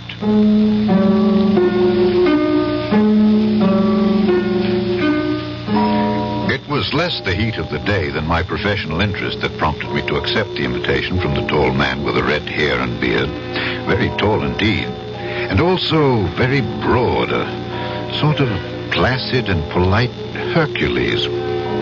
I was most anxious to be able to question him about his life and his projects. Joseph, out here on the veranda. Change your mind and have something stronger? Oh, no. Ale will be perfect. Are you cold, Sir John? Yes, 2 glasses of ale for Monsieur Donnet and myself. Very well, sir. And bring a cut of Stilton and some water biscuits. You like our English cheeses? Oh, yes, I do. We are quite insular enough here on Corsica. It's a rare pleasure to indulge in a foreign taste. I know what you mean. Still, I can't feel that Corsica, or for that matter, anything French is anyway foreign to me. Ah, Joseph, splendid. Thank you. Put the tray on the table here. Yes, sir. You can loose the dogs again. We'll be quite safe while I'm with Monsieur Donnet. Very well, sir. Oh, those are the big Alsatians I see occasionally, huh? 2 of them. Yes. They look quite savage and fierce. Do you think perhaps my dog will... Oh, have no fear. Castor and Pollux are as docile as kittens where other animals are concerned. They're trained as man-killers, and then only at my command. Your health, Monsieur Donnet? To yours. Delicious. So refreshing. As the view of the sun setting across that blue Mediterranean water. Yes. Does Madame Rowell also share your enthusiasm for your adopted island? Lady Rowell is an invalid. I hope to nurse her back to health here. Oh, if I could suggest the offices of my good friend Dr. Forestier... If a doctor should be needed. Oh, forgive me, I had no desire There's to pry. nothing to pry into. Natural curiosity. I must admit, I do find it hard to cast you in the category of a recluse. Oh, yes. I've traveled a great deal. Africa, India, even America. And as for adventures, yes, I've had plenty of adventures. Oh, yes. Big game hunting, huh? What? Oh, of course. I've hunted them all. Tiger, elephant, rhinoceros, gorilla. The name's a legion. Oh, all very dangerous animals. Terribly so. Not really. When you compare them to the worst of all. Oh, what? What else, Monsieur Donnet? In your profession, you must know him too. Man. Man himself. Wait! Sir John, come quickly! What on earth? Forgive me. I followed Sir John down the front steps of the veranda as he took them 2 at a time and disappeared around the corner of the house. I would have followed him further, except as chance had it, I turned my ankle quite severely on a loose stone after the bottom step. Stopping in momentary pain, the yelp and snarl of the dog suddenly quieted, and I was conscious of the squeak of the front door of the house. Arrested, I looked up to see, framed in the doorway, a tall, emaciated woman with great bruised half circles underlining her eyes that stared with a feverish gleam. She wore a long, loose, trailing peignoir, and with one hand she beckoned towards me while clutching something in the other close beneath her breast. Painfully, I limped back up the steps. Help me, whoever you are. Help me. Lady Rowell? Whoever I am, this side of the grave, help me. But how? By sending this letter. Post haste. Oh, but please, I beg of you on all our lives. Don't tell Sir John. Well, I'm afraid, Madame, Oh, please, don't refuse me. You are my last best hope.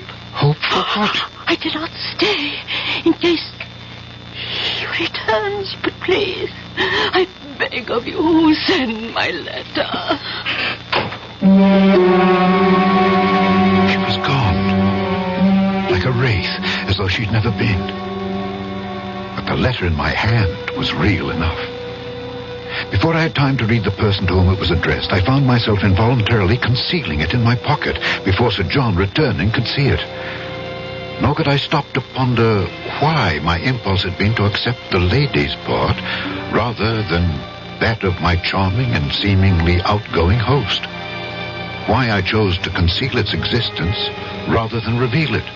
My dear Monsieur Donnet, pray forgive me. I'm most sorry we had to be interrupted. Oh, forgive me for not following you, but I turned my ankle. What happened? Oh, the curse of trying to maintain privacy. The curiosity seeker. A farmer from back in the hills named Deschamps, who passes by here on his daily route, for some unearthly reason came skulking round the back of the house and was cornered by the dogs. But what would he have expected to find here? Heaven knows. I've no secrets worth anyone's concern but my own, as I hope you believe. Or is your presence here today more than just a seeming accident? Are you concealing something from me, sir? For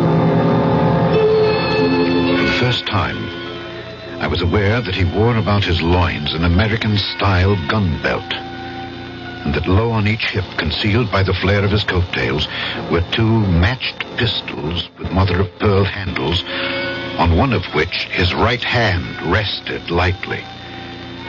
The letter in my pocket seemed to burn through the lining as I tried to judge whether it caressed that handle by accident or design.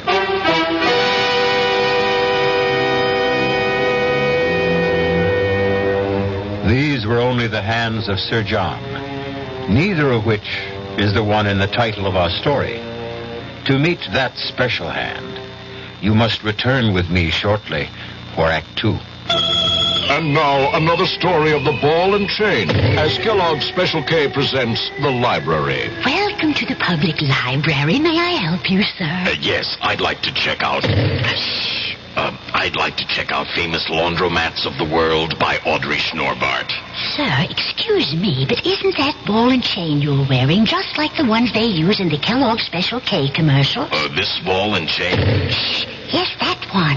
How are you going to get rid of it? Well, you know, lots of good exercises, and by eating smart at every meal, starting with the Special K breakfast. Don't you have to watch your calories? Yes, and the Special K breakfast is less than 240 calories. Less than 240 calories? Right. A 1-ounce bowl of high-protein Special K, 4 ounces of skim milk, tomato juice, and coffee. It's really tasty, and it's going to help me get rid of this ball and chain.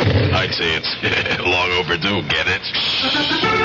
Your happy ending could begin with the Special K breakfast from Kellogg's.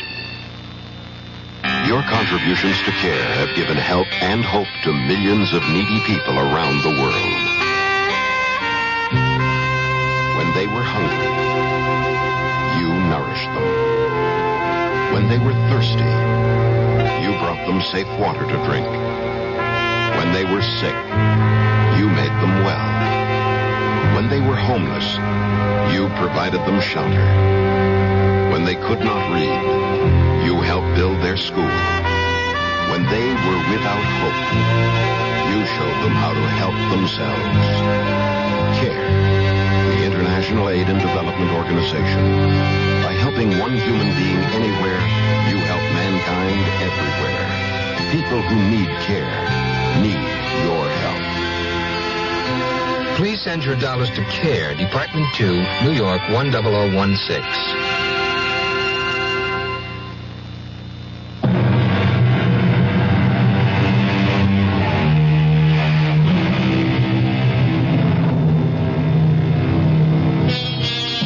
The huge red-haired and bearded Englishman towers over the small, dapper Frenchman.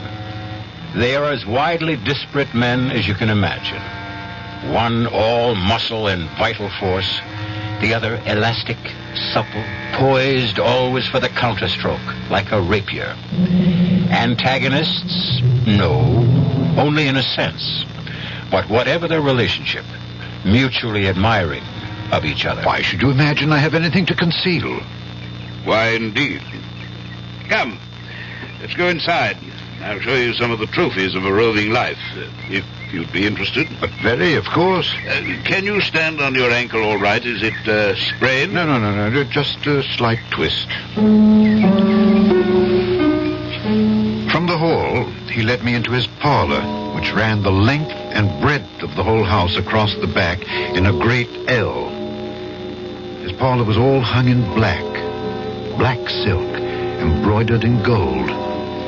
The fabric is Japanese work. Yes, but the rest is yours. Not the panels. What's mounted on them? Yes, tiger, lion, black panther.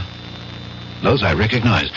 And elephant tusks, I see. The hippo and he and the rhino are a little large for mounting. The rhinoceros is the most dangerous of all, I suppose. Except, as I told you before. Now, you're not honestly going to tell a policeman that you're a manhunter. Not within the confines of civilization, I hope. But I've done a good deal of manhunting, too, in my time. As a soldier? That's a profession, not a sport. I've saved a mount in the center for the ultimate trophy. But never had, shall we say, the courage to make the necessary bag to mount it.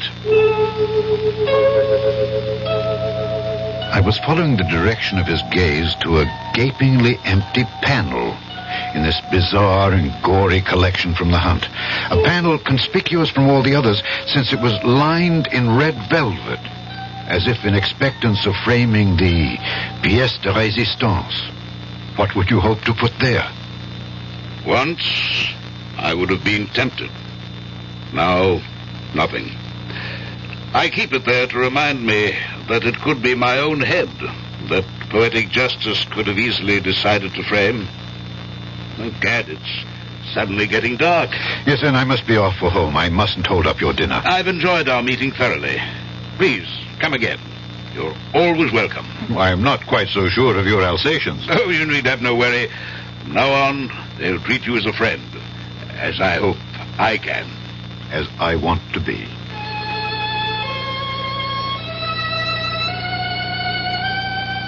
We shook hands, mine disappearing inside his huge one, my conscience stinging at me as I fought a battle between Donnet the man and Donnet the policeman. Climbing the hill back to my villa with Fernand frisking along beside me, I tried to tell myself I was only being practical, that I was giving myself time to make my decision. A decision that was tipped by the testimony I received from Michel Deschamps as I questioned him at the barracks the following morning.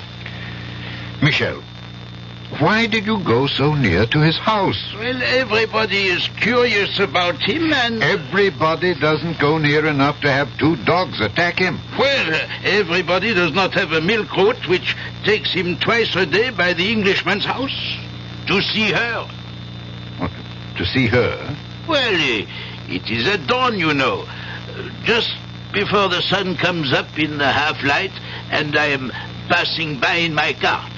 Naturally, I'm looking at the house when I pass. Naturally, I would myself. So, you see, at that hour, nobody is stirring. Even the dogs are not yet awake. And then I see by the upstairs window a woman. The first few days, I'm not sure. I cost myself she's not some witch or somebody who wants to steal my soul. Why would she be a witch? Because, at any rate, in that light, she looked so... I was afraid to answer. To answer what? Her signal to come near to her. She kept beckoning as if there was something she must ask me to do. Finally, yesterday morning, I could stand it no longer. I had to go see what she wanted to ask. Was that so wrong? No, of course not, Michel. I would have done the same. But the dogs stopped you, eh? Yes. In a way, I'm sorry. Don't feel that you let her down. But from now on, mind your own business. Oh, I accept your instruction. I will follow what you advocate. What I advocate, by all means. Not what I do. I don't understand you. Sometimes, even a magistrate has to admit, I do not understand myself. But that is not for you to worry about.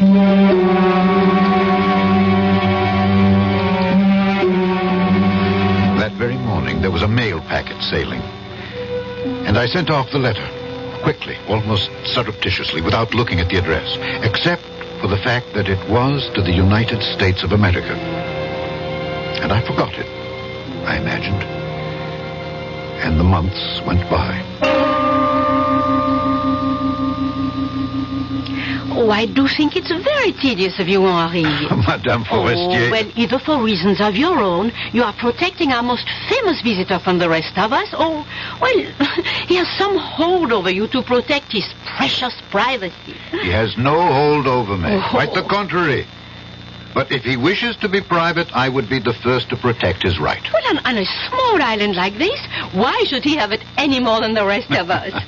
Touché. But if he can, why shouldn't he? Oh, Henri, you know I don't know how to answer that. All I want to know is, do I have any hope that they might attend my garden fete next month? They? Well, there is a Madame Roel. Yes, but she is sickly. Ah, well, is there some hope that at least Sir John might be coaxed to appear? Now, I have no reason to suppose that he would refuse. Now, Lady Roll, I would find it hard to answer for. Well, then all I want for you is to issue the invitation. Please, may I count on you for that? Marguerite. We're all old friends. Need you ask? I had my doubts about Sir John, and more particularly his lady, attending any local garden fete. But I could scarcely, in my wildest imaginings, have foreseen how extravagantly and tragically it would be impossible. As I approached the house in the hollow below me, I was in a first-class mood because, in addition to a packet from the mail ship for my host, I also bought a bottle of sherry to share with him that, in my opinion, was one of a kind. He met me at the veranda. Well, this is an unexpected pleasure. We had a mail ship in today. I brought you a parcel. Me? Yes. And I thought I'd outstrip the mail. Vain hope. A parcel, you say? This. What on earth?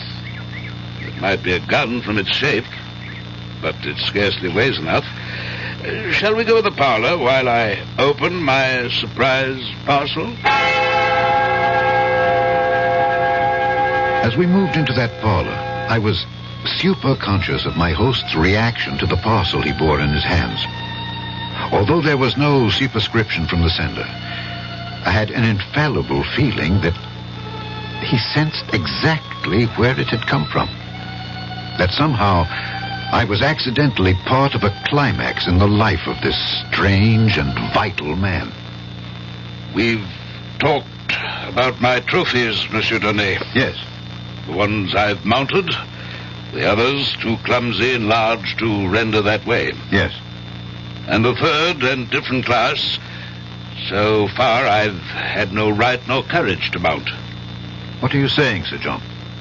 There is no reason for my receiving this parcel that I can conceive, except one. That I've found no refuge here. I've been betrayed. Only my wife could have done that. And who else is there to have aided her determination to destroy me? You're asking me? Yes. You're the only link we have to the world beyond this house. Sir John, believe me, I had no wish to betray you. I'm sure of that. The day we met, your wife, while you were calming the dogs, your wife asked me to send a letter for her. To Richard Roll? Well, I must admit I did not read the address. I did notice that it was to the United States of America. I meant no harm. He meant no harm.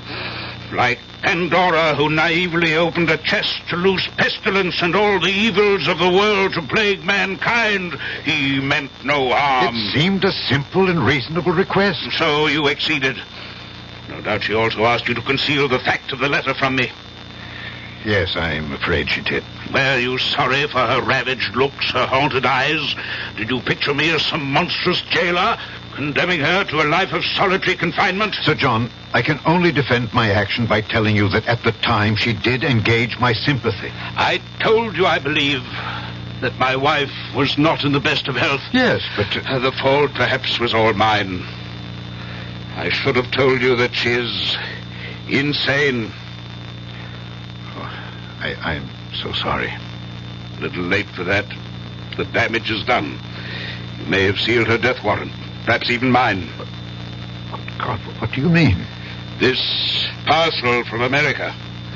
Would you like to see what evil out of hell your acceding to that simple and reasonable request has set loose? Sir John... You have involved yourself in this on a personal level.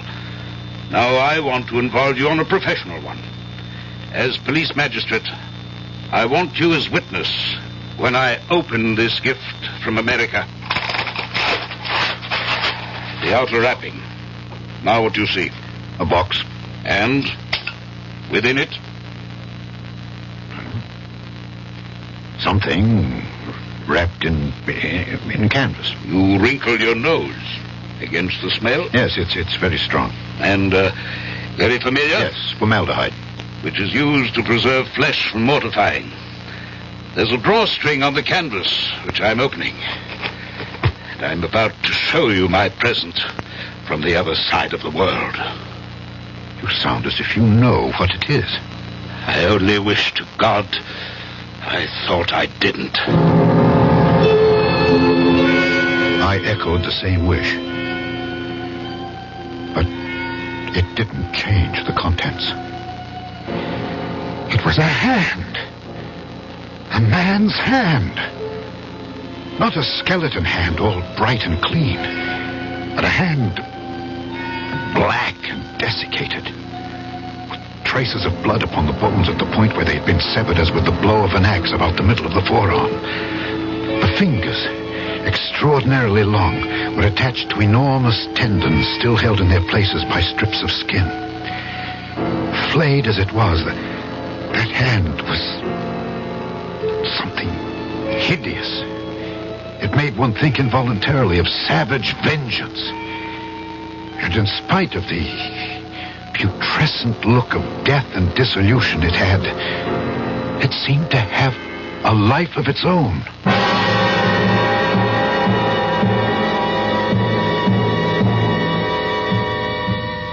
So now we see the embodiment of the title of our story. A poor choice of words, since nothing can be more disembodied than a severed hand. Whose hand? And why? And are these nerveless fingers really capable of writing a death warrant? I'll return shortly with Act 3. Hi, I'm Goldilocks, Ms. Goldilocks, if you please, and I'm a professional taste tester. Here at my taste test laboratory, that's TTL for short, I taste test everything from porridge to diet drinks. Actually, there's not that much taste testing in porridge these days. There used to be. Once upon a time. I mean, that's how this Ms. got into the biz. But lately it's been diet drinks. I mean, with so many diet drinks going sugar-free, I've been really busy conducting taste tests. A rather unbearable assignment, to be sure. But then I discovered sugar-free diet 7-Up. Fresh, natural, delicious. My only problem is that sugar-free diet 7-Up tastes so good that it broke my Goldilocks diet drink taste-o-meter. Well, sugar-free diet 7-Up certainly has my seal of approval. This one's just right. It's quite an honor being named Crusade co-chairman for the American Cancer Society. It's something that you really want to live up to. I'm Peter Graves, and when I was approached by the people of the American Cancer Society, I gave a lot of thought as to how I might best fulfill this job. And my decision was to reach as many people as I possibly could with information that might help them save their own lives from cancer. Next year, unless something is done, more than 110,000 Americans who might be saved by earlier and better treatment will lose their lives. That's why I'm urging everyone to know cancer's warning signals, to go for regular health checkups.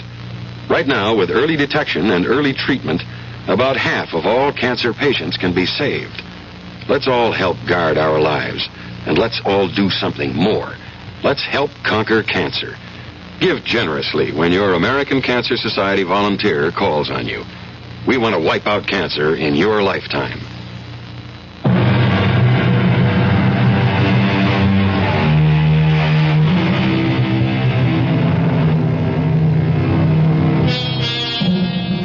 In sick horror, His stomach churning with revulsion, Monsieur Donnet looks at the loathsome object spilled on the desk between him and Sir John. In macabre fascination, his eyes seem riveted to the severed hand. It is only by a supreme effort of will that he is at last able to drag them away and up to Sir John's grim and haunted face. What is it? The hand of a thief. But why? Why is it sent to you? So that there'll be no mistake in my mind who sends it. You said before, Richard Roll. A relation? My twin brother. Younger by less than an hour. As the firstborn, I acceded to the title. The barony was mine, and the living that went with it. Richard had nothing, except my bounty. Our whole life was a gigantic struggle for supremacy. He, because I denied it him. I, because I had to hold it. If you had everything and he had nothing, what chance did he stand against you? Well, I'm English, and I believe in fair play. I couldn't share the title, but I made sure the living was shared equally.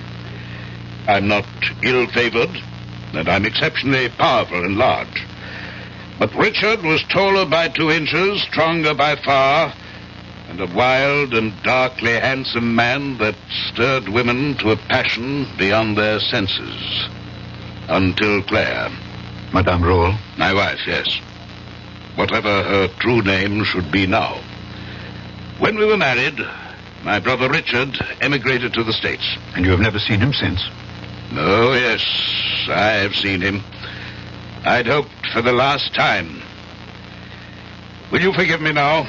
There's been too much talk, and I must find a place to hang my latest trophy. To hang it? You can't... I think I've had quite enough interference from you in my affairs, Monsieur Donnet. I must ask you to leave my house. You're no longer welcome.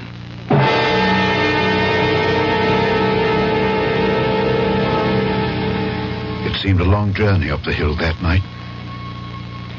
But I did not climb it alone. On the way back to my house, I was haunted by 100 thoughts. Had I done wrong to send the letter? Whose was the severed hand? What was the mystery of Sir John's retirement? And what motivated the vendetta of his brother against him? Old jealousies? Or was it all as simple as chercher la femme? Certainly, she would not be hard to find. It must be the Lady Roll, if a woman was at the heart of it all.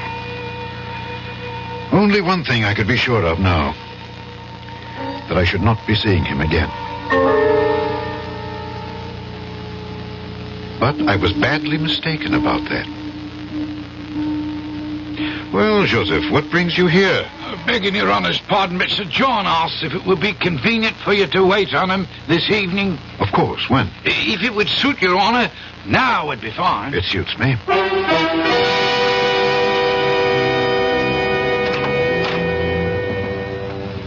After my churlishness on your last visit, I'm more than touched that you do me this honor, Monsieur Donnet. Since I'm still concerned that I may have done you more harm than honor, I couldn't have hesitated. I've some papers here on my desk that I wish to leave in your charge, after asking you and Joseph to witness them. What kind of papers, Sir John? My last will and testament, some property assignments, the legal debris that follows sudden death. Joseph? Yes, Sir John. Will you sign here and here? Yes, sir. Is there all this immediacy, sir? In the midst of life, are we not all equally in the midst of death? Thank you, Joseph. You may go. Yes, Sir John. Now, you, Monsieur Donnet? If you want me to. But I see no reason why.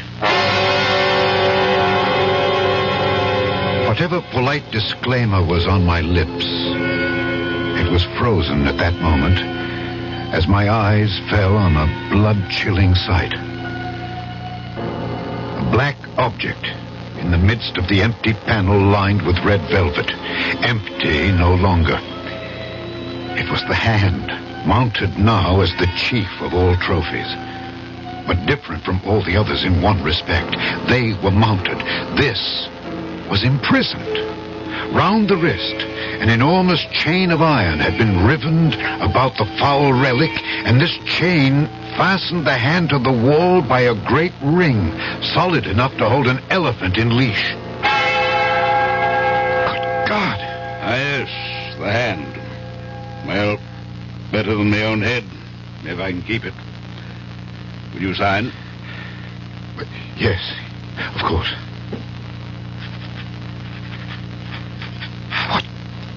What is it? That hand? That was part of my best enemy. It was cut off with a saber. Good thing for me, I can tell you. It's huge. Enormously powerful. The man must have been very strong. And so far, I've proved stronger. I put the chain on the hand to hold it. The chain is no use now. The hand can't get away. The chain is necessary. This hand always tries to get away.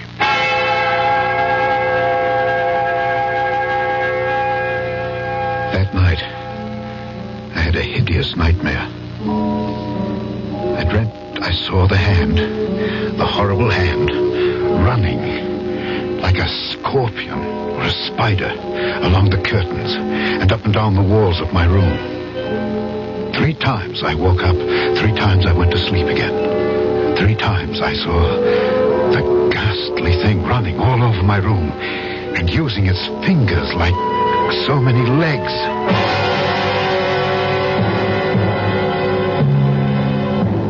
The next morning, I was awakened by the news that Sir John Roll had been murdered during the night. For God's sake, Bernard, act like a doctor instead of some frightened schoolgirl. No, you have not seen him yet, old friend. Well, is it the first corpse either of us has had the misfortune to look at? The first like this. Oh, how did he die? The cause of death was strangling, but under what shocking conditions. I tell you, Henri, in 30 years as a physician, I have never seen anything like it. In what way? We found him lying on his back in the middle of the room. His coat was torn, one shirt sleeve half pulled off was hanging down. There was every indication that a fearsome struggle had taken place. His face was black and swollen, frightfully distorted. But the most noticeable and terrifying thing was his expression. His expression? Absolute, hideous fear. And small wonder. For in the welter of blood that was coagulated about his throat, 5 separate wounds pierced through it as though driven by points of iron. Only 5? It was as if he had been strangled by a skeleton. But that is odd. What? What you just said. Only 5. Well, of course, how stupid of me. There was only evidence of one hand having done the strangling. That makes it even more bizarre. Is there anything even faintly normal about this whole affair?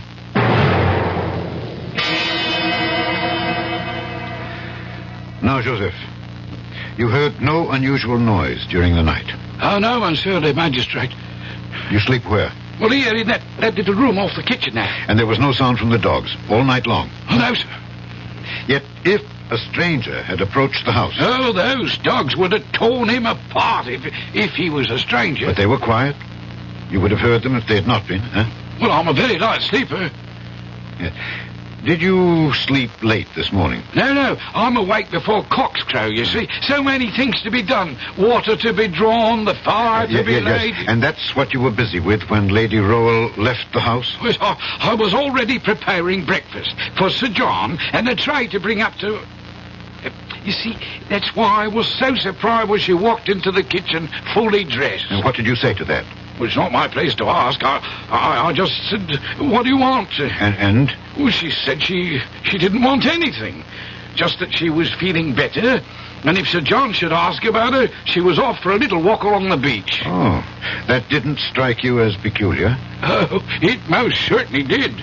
And did she go towards the beach? Well, I would have thought so. I didn't actually check on it. Why? You're not aware that that she's disappeared? Oh, no, sir. We'll leave that for a moment. All right, then what did you do then? Well, once I had everything simmering like for breakfast, I went up to Sir John's room to assist him in his toilet. You were in this habit? Every morning, regular as clockwork. Continue. When he wasn't there, sir. His bed hadn't been slept in. Turned down just the way I left it the night before. So, I became alarmed. Everything was out of sorts, you see. I see. And then you came downstairs and found him? That's right, sir. Oh, covered with blood from head to foot. It just don't signify. Now, what does that mean? Well, you knew, Sir John, sir, if ever there was a man built and ready to take care of himself, it was he. Why, he never slept without having loaded pistols or revolvers within arm's reach. And he knew how to use them. Yes. Have you any idea who killed him? Oh, no, sir. Could it have been Lady Roll? Not a chance, sir. I met her once. She was a tall woman. Oh, but wasted away, Your Honor, and weak as a kitten. Then who? I don't know, sir. I don't even want to know. Neither did I. Or at least to check on what was in my mind. But I had a duty to my position, and I must admit a morbid drive to support my supposition. He was lying, just as he is now, on this carpet here? That's right, sir. His feet pointed in the same direction? Toward the door. And his head? As it is, sir. Towards the panel directly ahead of you. I felt a creeping sensation that lifted the hackles on my neck. I knew, before I looked, what I was going to say. The sight that I had fought against making a reality. At last, involuntarily, I lifted my eyes to the wall, to the panel where the horrible flayed hand used to be. It was no longer there. The chain, broken, was dangling from the ring. But even that horror was to be succeeded by another. As I bent again over the dead man, between his clenched teeth, I found one of the fingers of the vanished hand, severed, or rather sawed off by the teeth about the middle of the second joint.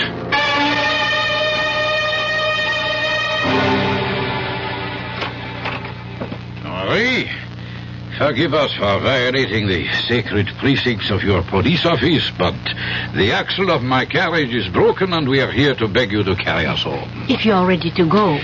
I'm always at your service. And tonight, since it grows dark early these evenings, I will welcome company. But surely you're not still brooding over Sir John and his vanished lady? The missing Lady Roll I can accept. Our gulf is beautiful, but the tides are treacherous, and her hold on life at best was tenuous. Perhaps she wanted to end it. The mystery of Sir John is something else again. Something best forgotten, I think. Yes. But it doesn't seem to want to be. Let me show you. Marguerite, forgive me. If you feel faint, close your eyes. Yes. Bernard, you remember you said he might have been strangled by a skeleton? Yes. Yeah. Might he have been strangled by this? Good Lord. So that is the famous hand, huh? Yes, if it were possible, such a hand could have made the wounds on its throat, but... Where did you find this? It was discovered last night, in the cemetery, on the tomb of Sir John Roll. And mark one thing well. What? The index finger is missing. The one we found in the corpse's mouth.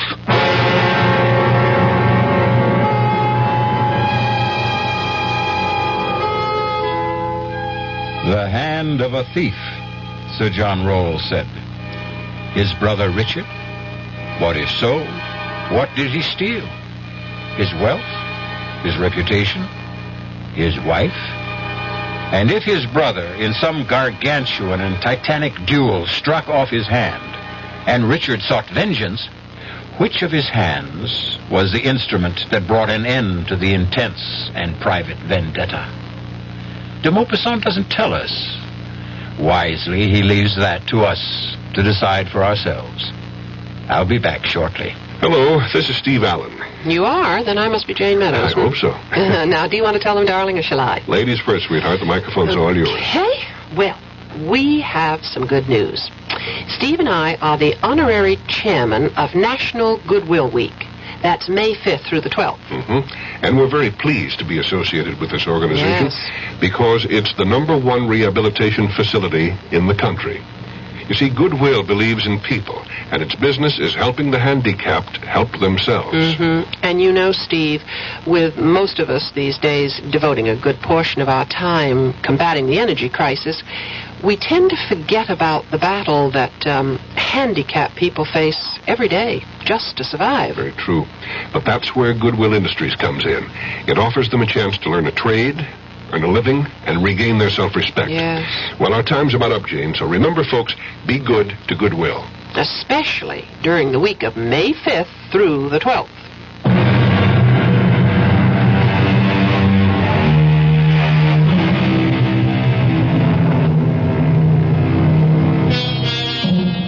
I won't easily close my eyes tonight, for fear that my mind's eye will conjure up a vision of the black and desiccated hand with the yellowed nails, scrabbling like some loathsome crab across the floor, up and over my bed, and scuttling around the walls, its 4 good fingers moving like spider legs, the mutilated stump of the 5th like a head.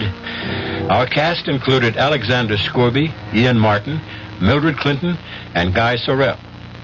The entire production was under the direction of Hyman Brown. And now, a preview of our next tale. Well, you must know. Ilya must have told you. Ilya's parents were gypsies, but he's not. But he hasn't forgotten, has he?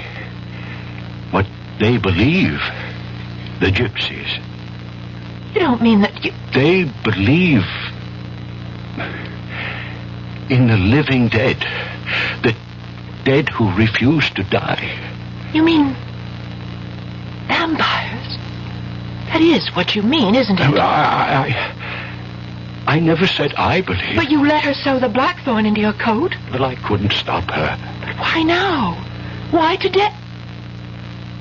Oh. You don't mean... Mother? Marie believes your mother has become a vampire. Radio Mystery Theater was sponsored in part by Anheuser-Busch Incorporated, brewers of Budweiser. This is E.G. Marshall inviting you to return to our Mystery Theater for another adventure in the macabre. Until next time, pleasant dreams.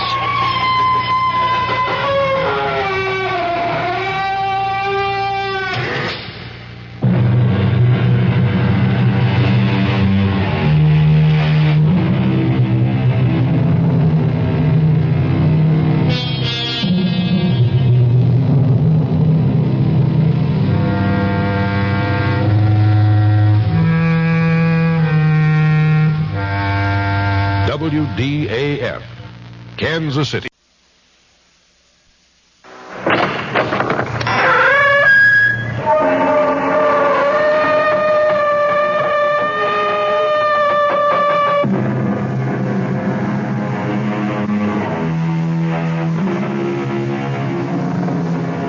Come in. Welcome. I'm E.G. Marshall. Welcome to our world of mystery and the macabre. The Romans called her Venus. The Greeks knew her as Aphrodite. To other ancient peoples, she was Ishtar, Isis, and Astarte. But whatever the name, she was always the same. The mysterious, passionate, voluptuous goddess of love, and sometimes of death. Our mystery drama, The Venus de Ile, was especially adapted from the Prosper Mérimée classic for the Mystery Theater by Sam Dan and stars Norman Rose. It is sponsored in part by the Kellogg Company, makers of Kellogg's Special K cereal, and by new sugar-free Diet 7-Up. I'll be back shortly with Act 1. When you feel like having a cold Budweiser, do you automatically reach for a glass? Well, sure, Bud's a great beer any way you drink it. But without a glass, you're really missing something. Now, take that wonderful Budweiser head of foam, for instance. Those bubbles, tiny though they are, still amount to something pretty special at the top of your glass. Taste appeal and eye appeal. Two results of exclusive beechwood aging and natural carbonation. It takes a lot longer to brew Budweiser that way, but brewing beer right does make a difference that you can taste. That's why when you say Budweiser, you've really said it all. Anheuser-Busch, St. Louis.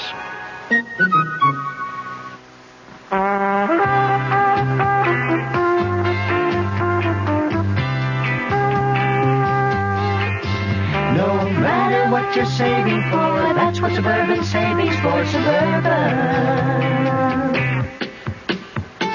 Suburban Savings offers you an easy way to borrow without touching a penny in your regular savings passbook account. Just let Suburban loan you the money. It's called Suburban Savings Passbook Loan. You can borrow up to 90% of the total amount you have on deposit at reasonable rates, and you can pay off your loan at your convenience. When your loan is repaid, you still have all of your savings intact, plus interest. So if you need money, why not take a loan from Suburban without touching your savings? Suburban Savings Passbook Loan in New Jersey at Bayonne, Edgewater, Elmwood Park, Emerson, Hackettstown, Morris Plains, Nutley, Paramus, and Sparta.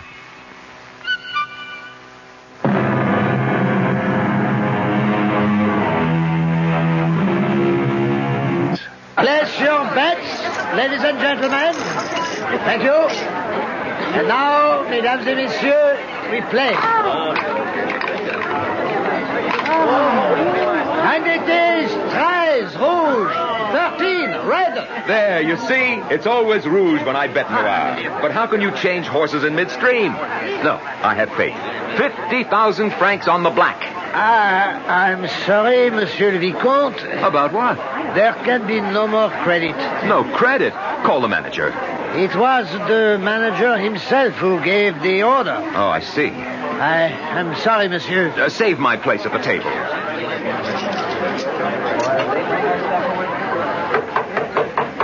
Come in. Ah, Claude. Have a chair, my boy. Monsieur Armand, is this how you treat an old friend? We'll have a glass of champagne. Fabulous flavor. What is the meaning of Have this? a cigar. Just arrived from Havana. Have a chair, have a glass of champagne, have a cigar. I'm waiting to hear you offer me what I came in for. And what's that? Credit. Credit. Let me talk to you like a father. I can see where this is leading. No credit. Had you not come to see me, I would have gone to see you. Why? You owe this establishment 1 million francs. And? And there are those who will demand payment. Those who will take drastic steps if payment is not forthcoming within the next few days. What are you talking about? My boy, we are now... How can I say this? Well, we are now organized. Organized? We are owned by a syndicate, and all debts must be collected. They will be collected by people who are known as enforcers, I think. Will you extend me credit or not? Claude, please listen. The syndicate has been through my books. You are in danger. You expect me to be frightened by these hoodlums? Claude, give me some assurances that you can pay, or else please disappear for a while. I have a document that will not only encourage you to extend credit, but will also satisfy the vultures who seem to be running your establishment. The document? I have here a letter from Mademoiselle Eloise Calvert. The heiress? Yes, the heiress. The wealthiest young lady in France. In which she says, among other things, "My darling Claude, if you refuse to marry me, I don't think I care to live any longer." She says that? Now, I would assume that this should serve as a gilt-edged letter of credit. A document even stronger than the Bank of France. May I see the letter? If you insist. Fine. On the basis of this, your credit is unlimited. But make sure the engagement is announced within 3 or 4 days. Of course. And perhaps sooner.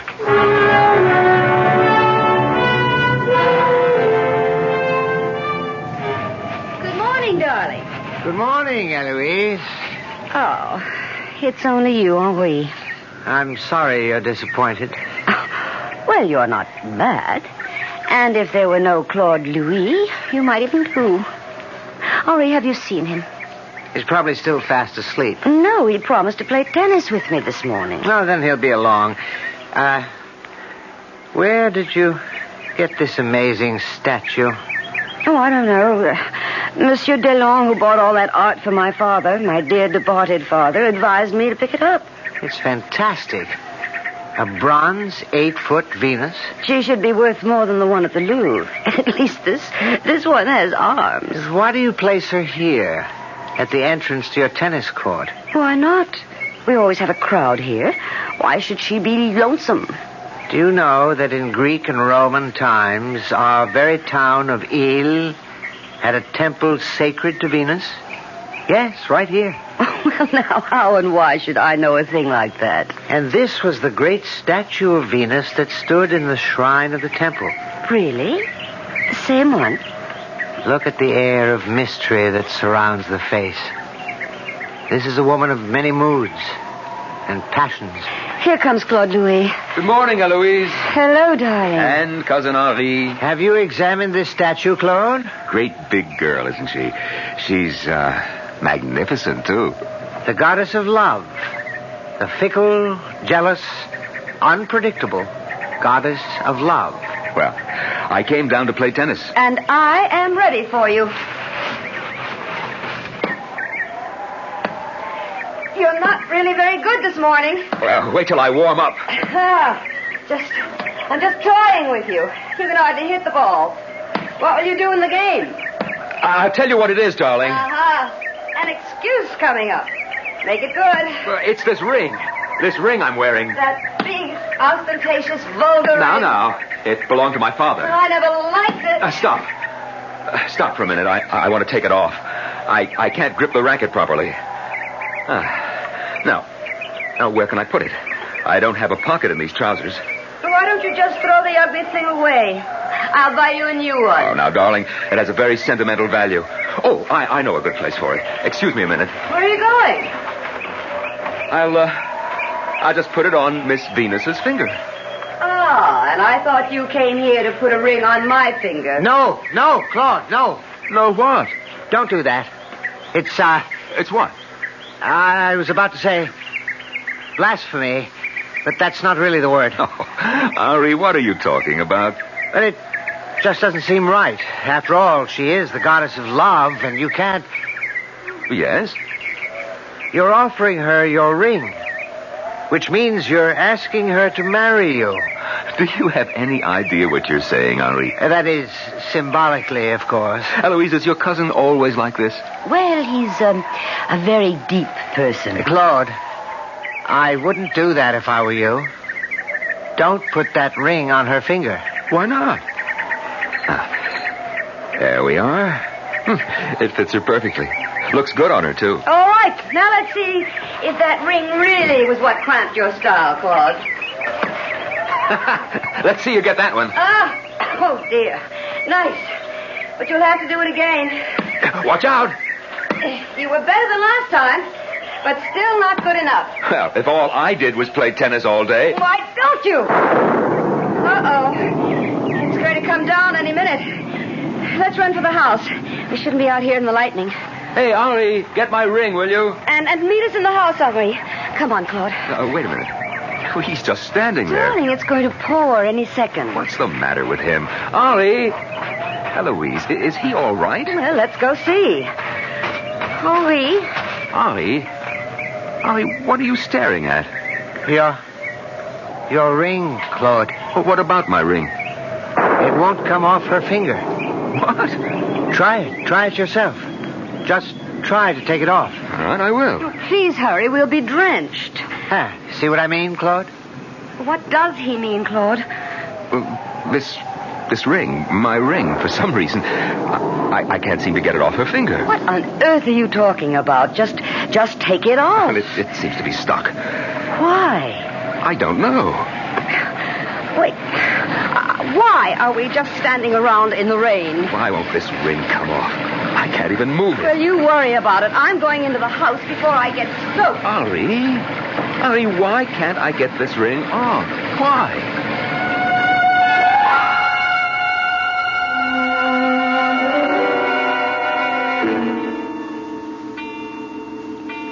Dinner will be ready in a few minutes. The chef went out of his way for Claude. Oh, Henri, why doesn't he ask me to marry him? Who? The chef? No, idiot, Claude. He will. After all, he's penniless. Oh, now that's not worthy of you. I'm sorry. Where is Claude? He's out on the tennis court. No? It seems he still can't get his ring off that goddess's finger. I don't believe it. You want to go see? In this rain? No, thank you. Oh, Claude. Oh, darling, look at you. You're dripping wet. Well, I'm sorry. I'll go right upstairs and change. What were you doing outside? Well, I know it sounds silly, but I was trying to get my ring off her finger. And did you? No. There could be a kind of secret spring, and it snapped, and it sort of curved her finger around it. I don't know what to do about it. Is it all right if I just leave it there? Oh, I never liked that ring. If the statue wants it that badly, let her have it.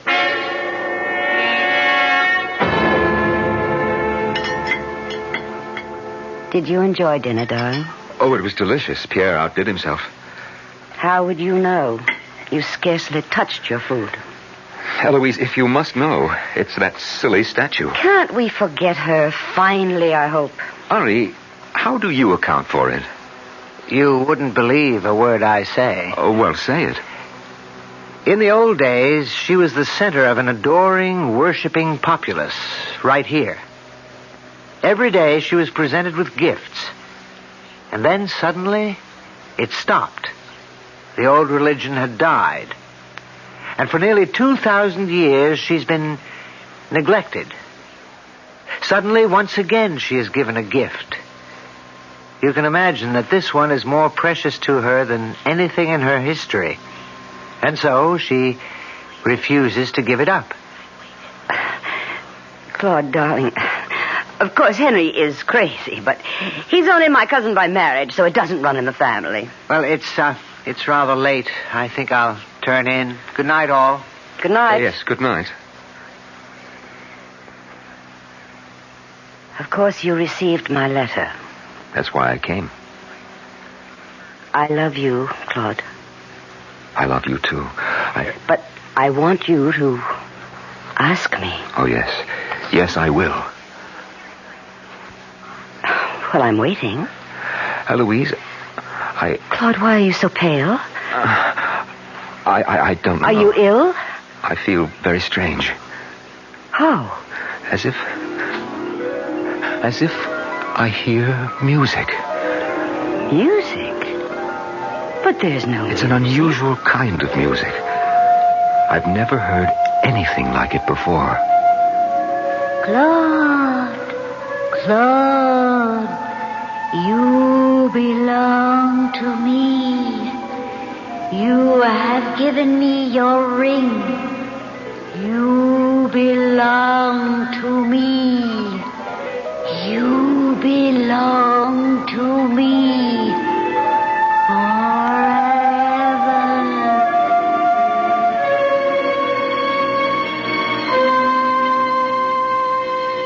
What did Claude do? Did he really awaken this sleeping goddess after so many centuries? And now another story of the ball and chain as Kellogg's Special K presents Veronica and Jeff. Oh, Jeffrey, isn't this romantic? Out in a quiet lake at night with you rowing the boat. Yes, Veronica, it's really neat. Jeffrey, what was that? Frogs. Frogs that go bonk? They're pretty weird frogs. Oh, Jeffrey, you're such a card. You have a ball and chain, like the ones they use in those Special K commercials. Yes, Veronica. It symbolizes my few pounds of extra weight. But I'm going to get rid of it. How? By exercising. You know, like rowing this boat and eating smart at every meal, starting with a Special K breakfast. You mean a 1 ounce bowl of high-protein Special K, 4 ounces of skim milk, orange juice, and coffee? Precisely. It's less than 240 calories, and it tastes delicious. It'll help me get rid of this ball and chain. I'll help too, Jeff. After all, we're all in the same boat. You have a ball and chain, too. Your happy ending could begin with the Special K breakfast from Kellogg's. Hey, Mom, what's for dinner? Hey, Mom, what you got? It's time to get ready for the great outdoors, and your ShopRite supermarket has everything you'll need for cookout dinners and fun in the sun. And for this week's dinners, ShopRite is featuring whole grade A frying chickens, just 37 cents a pound. Roasting chickens up to 4 pounds, 47 cents a pound. Choice beef rib steaks, $1.19 a pound. ShopRite Franks, 89 cents a pound. Get all your outdoor cooking equipment and many great food values at your ShopRite supermarket.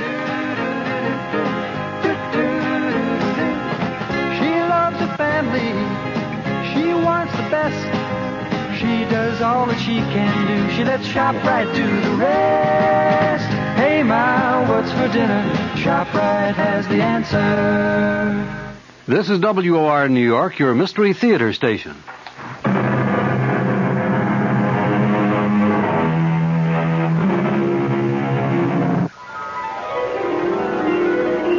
You belong to me, Claude Louis. You are mine. No other woman can ever have you. Claude? Claude? Yes? Darling, something's wrong. I have a feeling... I'm going to call the doctor. Oh, no. But you're ill. No, I'm not ill. Darling, please, get some rest. I'm sure you'll feel better in the morning. Yes, I'm sure of it. I'll just sit here for a few minutes and smoke a pipe. All right. Good night, Claude. Good night. My beloved Claude Louis. My beloved. Who is that? Who's there? Claude, you will come with me. You will live with the gods. You will live like a god. Leave this house. Leave this foolish mortal woman and come with me. No. Claude, I am the goddess of love. I am also the goddess of death. No. Let me alone.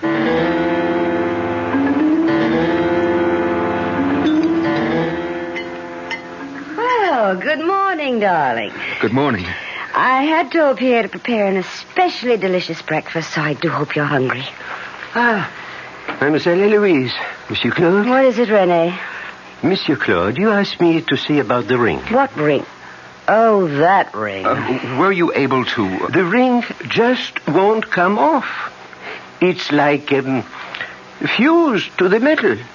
Could that be possible somehow? No, sir. It is not possible unless you welded it on there, which you didn't. Well, then what's to be done? Nothing. Unless you want to cut the finger off. Oh, no. I am so tired of all this chatter about that silly ring. Thank you, René. I appreciate what you've done. Yes, Monsieur Claude. Good day. I tried my best.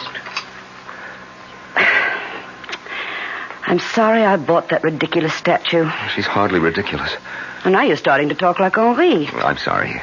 I keep asking myself, why did I have to fall in love with you? Because I'm charming and handsome. No, well, the sensible thing would have been to fall in love with Henri. Darling, I'll go up and change and meet you at the tennis court.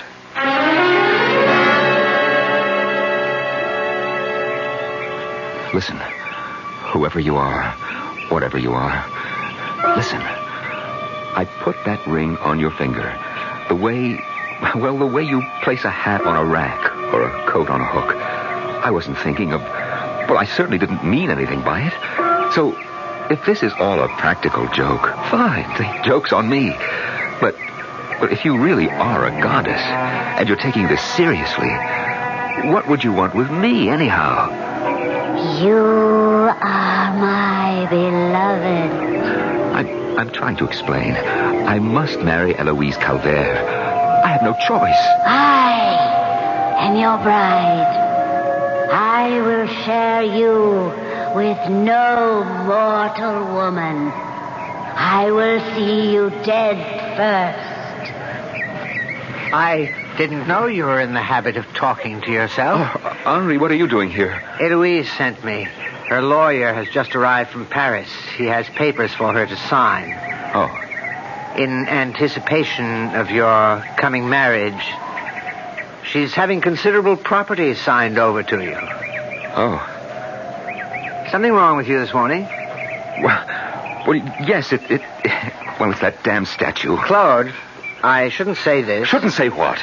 I have good advice for you, even if it goes against my own interest. Please, forget about that statue. Well, forget? This whole affair about the ring and the mysterious fact that it won't come off is starting to frighten Eloise. Frightened? She doesn't like to be frightened. Well, who does? She's been fantastically rich all her life. She's always had everything she wanted by snapping her fingers. Except you. Well, she's got me. No, not quite yet. Instinctively, you know how to treat her. You don't fall at her feet the way the rest of us do. You maintain a kind of reserve. That's because you know all about women. You flatter me. Even now, you're playing her to perfection. True, it's a formality, but she wants that ritual declaration of love, that beautifully stated proposal of marriage, and you delay it exquisitely. But I came here to propose. You've already proposed to one goddess. Stop that, will you? The goddess of love. And now you intend to propose to another. Eloise? A goddess? Of course. The goddess of wealth and power. How fortunate.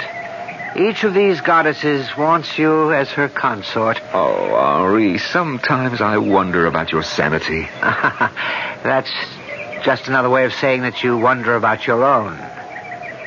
Why won't the ring come off?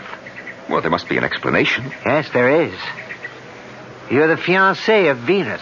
She won't give you up. I mean a rational explanation. It makes sense to me. And it also makes sense to you. You don't have to admit it. Well, I came here to propose to Eloise. Why don't you do it? I will. I'll take her out to dinner tonight, and I'll ask her to marry me.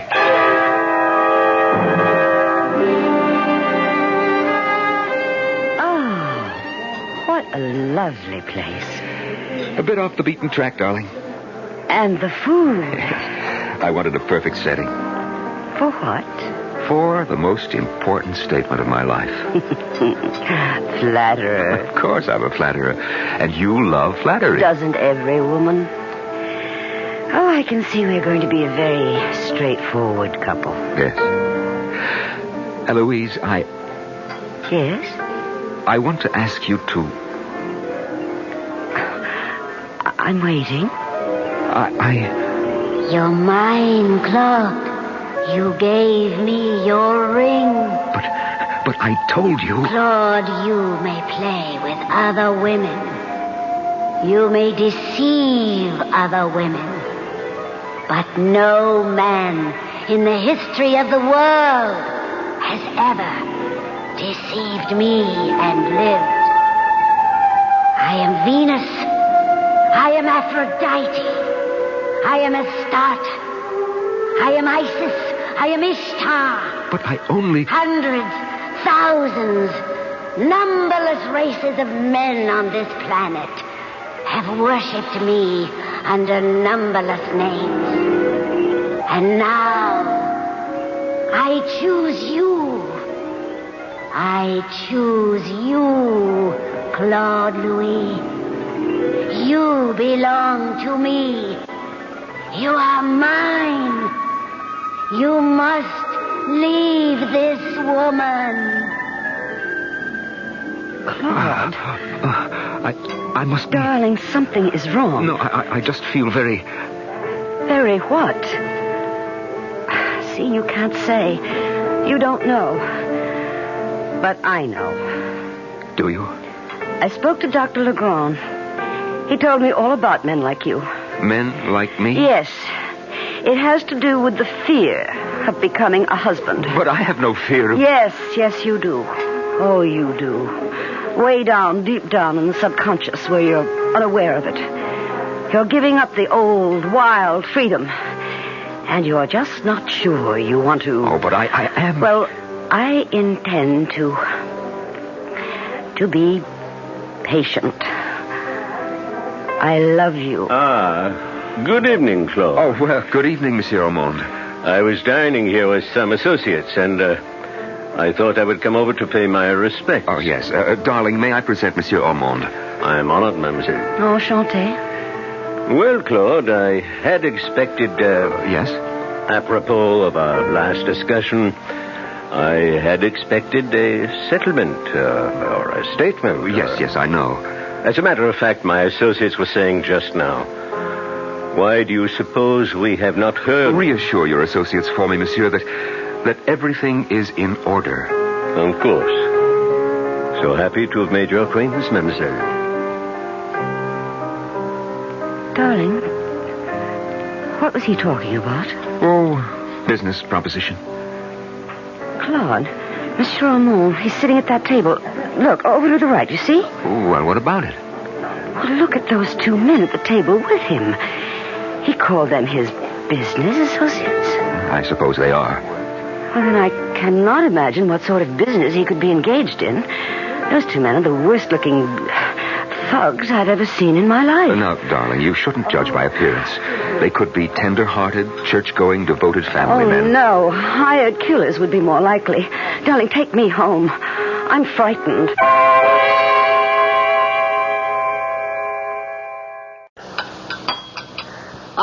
Good morning, Claude. Morning, Henri. You seem to have quite an appetite this morning. Well, they say the condemned man ate a hearty meal. What does that mean? I'm not sure. Have you seen Eloise? No, she's still asleep. Well, that's not like her. She's worried about you. Well, everything's all right. We can be married tomorrow if she wants. Oh? You've decided? Of course. And what about the other one? What other one? As if you don't know. I'm not sure I understand. The Venus, your own Venus deal. Oh, that. Let me tell you, I didn't sleep last night. Oh, I'm sorry. No, it was good for me. Henri, I did some thinking. And? And I called myself every stupid name I could remember. Why? If I keep this up, this groundless, mindless, idiotic fear, or apprehension, if I keep imagining she talks to me, well, I can very well lose Eloise. Eloise is very much in love with you. Love. Love is an illusion. You fall in, you fall out. I can read women. This ring business is beginning to irritate her. Worse, it's starting to bore her. I've been warning you. What really happened? I needed a resting place for a ring. So I absently placed it on the finger of a statue. A lifeless metal statue. You follow me? You're telling the story. Due to some phenomenon that probably has a rational explanation, if we ever find it, the ring seems to adhere to the finger of the statue. Is that true? Obviously, the ring's still there. But that's all that happened. Who said anything else? You did. Me? You're the one who invested the statue with all kinds of magic and mysterious qualities. Well, I was merely stating some facts. Oh, yes, of course. But you have an ulterior motive. If you could get me upset, fire my imagination, perhaps, something might happen, and you could have Eloise for yourself. I'm not aware that I've tried to upset you. No, not consciously, perhaps. Well, in any event, it's all over. And I certainly will not jeopardize my chance of becoming a billionaire because of an overactive imagination. Do you understand me? Yes. But I wish you'd be honest with yourself. You said you absently placed the ring on her finger. Is that really true? Or did you do it as a joke? Or did you, as millions of men before you, actually fall in love with her? Oh, no, Ari. We're not having any more of that.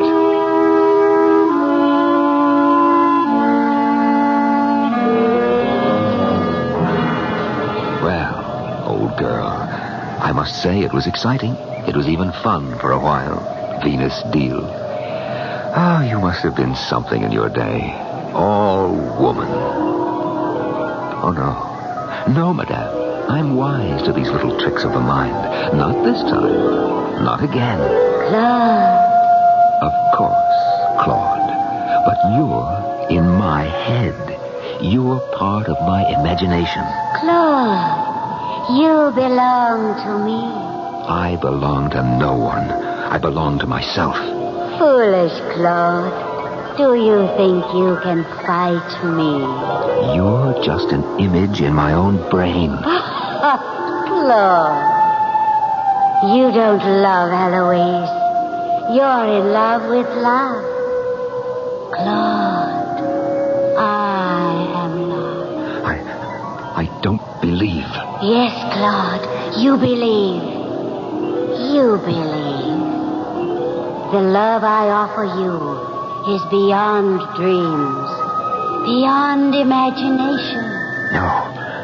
No, I'm not listening. A glorious love. No, please. Don't be frightened. Come with me. Live with me. Live like a god. A god. Live on love. No. You asked me, Claude. You gave me your ring. You wanted me. You always wanted me. Say it. No. Say it, Claude. Say the truth. Yes. Yes. Yes. Then, come with me. Now. Now. That's it. That's how it happened. That's how it happened. I know how it happened. Claude. What are you doing standing out here and yelling like a maniac? It's another electrical storm. We'd better get inside. Oh, yes. Come, Claude. Now I know. What do you know? I know why the ring is stuck on her finger. Oh, do you? Is it so important after all? Oh, yes, it's important. Do you remember what Rene said? He said it looked as if the ring is fused to the metal. Well, look closely. Doesn't it appear that way? Well, what's the difference? He also said it was impossible unless you welded it on. And, of course, you didn't. No, I didn't. But someone else did. Who? Perhaps not a who, but a what. What did happen? We were playing tennis. I took the ring off, placed it on her finger. Well, we already know all that. Tell us the rest of it. You know the rest of it, too. Claude. Of course you do. We kept playing tennis, and then suddenly there was a peal of thunder, a flash of lightning. Well, don't you see? No. The lightning, it must have struck the statue in such a way as to have fused the ring to her finger. Well, that's impossible. No, it's not impossible. It could have happened. Well, then it answers the question and finally settles the problem. It's the only way we can account for it. Unless? No, Henri, no more of these unlesses. So now, can we forget about it? Absolutely, my darling. Eloise, marry me. What? I said marry me. But I was expecting... You were expecting a romantic speech, poetry, sweet music, sparkling wine. Yes. Shall I try again? Oh, no. No, I accept. May I be the first to offer congratulations? Of course, Henri. You fought a good fight. But the better man won. Eloise, my darling, may I ask for a wedding present now? Oh, anything. Good. Could you get rid of this statue? My rival? Well? Of course. We'll donate her to a museum. No. I mean get rid of her. How? Have her destroyed. Melted down. Oh? But Claude, she's priceless. Well, I'll have it taken care of tomorrow. Well, can it be done today? Well, yes. Renee will be back in the morning, and Oh, well, I suppose it'll be all right. he'll take care of her. First thing. Ladies and gentlemen, your attention, please. Toast to the happy couple. Congratulations. Long life. Thank you all. Claude and I are so happy. Please, everybody, eat, drink, dance. Help us enjoy this glorious occasion. You look beautiful, my dear. Oh, I always dreamed of a night like this. Are you happy? Oh, yes. Completely? Yes. It's odd, you look so thoughtful. Do I? Very. Well, I'm only thinking of us. Only of us? My darling, in this whole wide world, there are only the two of us. But, Claude, is something the matter? You're frowning. I wasn't aware. You're not ill? No, of course not. You don't look very comfortable. Well, perhaps it's a bit close in here. I may just need a breath of fresh air. Oh, I'll go with you. No, dear. We both can't leave our guests. I'll just step outside for a moment. It'll do me good.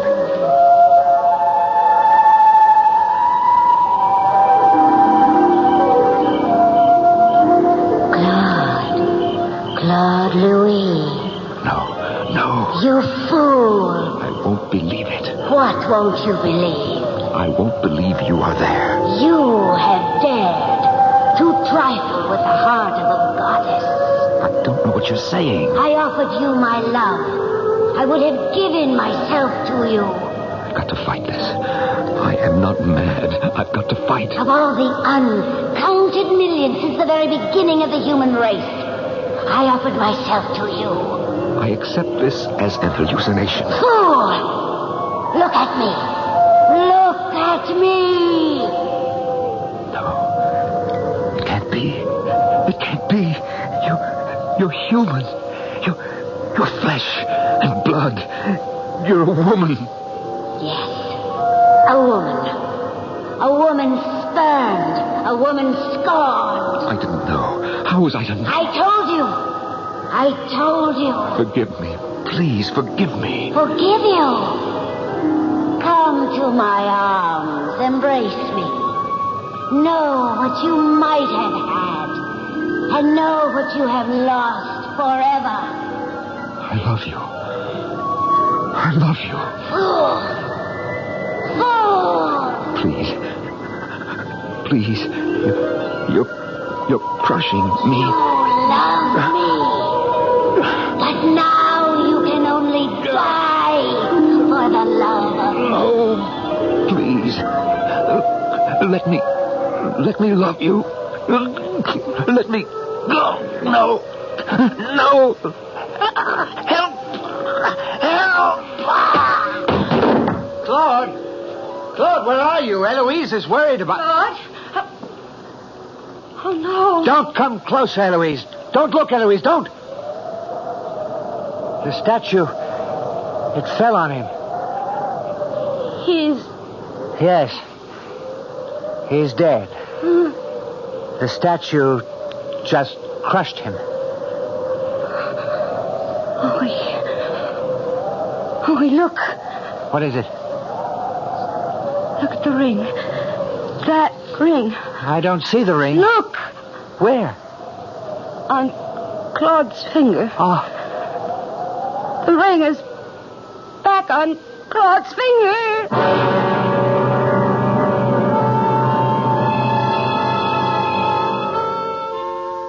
Well, you have a choice. You can believe that the goddess Venus fell in love with Claude, became angry when he jilted her, and killed him. Or you can believe that he went out for a walk, and the rain had softened the statue's foundation, and it just fell on him. There were also the enforcers. All the ingredients are there for a provocative stew. Use what you like, and stir to your taste. I'll be back shortly.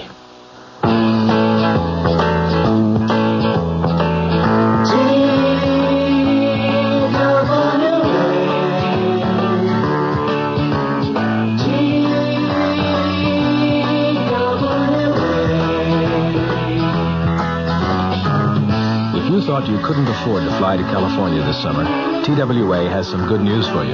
You can.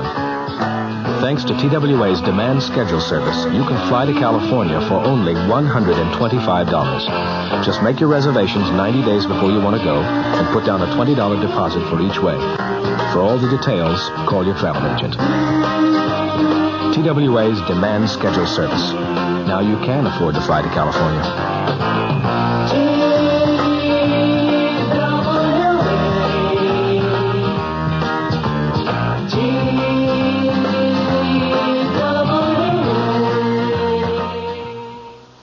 Our cast included Norman Rose, Joan Lovejoy, Evie Juster, Dan Ocko, and Robert Dryden.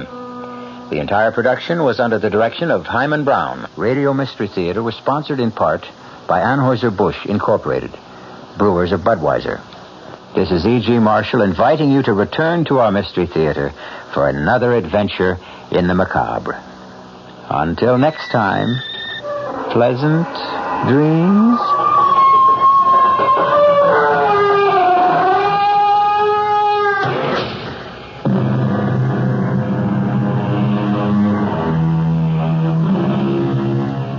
WR Mystery Theater has been brought to you by ShopRite Supermarkets, where you get a lot more for a little less, and by Suburban Savings, with offices throughout North New Jersey. The preceding Mystery Theater program is furnished by the CBS Radio Network. This is Mary Helen McPhillips. Remember a few years back when you couldn't get a newspaper to read because there was a strike? Well, that prospect once again looms on the horizon. And tomorrow morning at 10:15, my guest will be Sheldon Zelaznik, editorial director of New York Magazine. And he'll explain the problems that currently face New York City's daily newspapers. So join me at 10:15.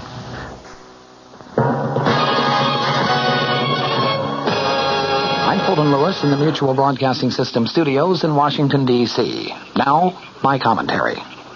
President Nixon's edited Watergate transcripts were formally delivered to Congress today with a White House brief that pronounced them proof of the president's innocence and quoted him as ordering amid the unraveling cover-up a year ago that, quote, everybody in this case is to talk and to tell the truth.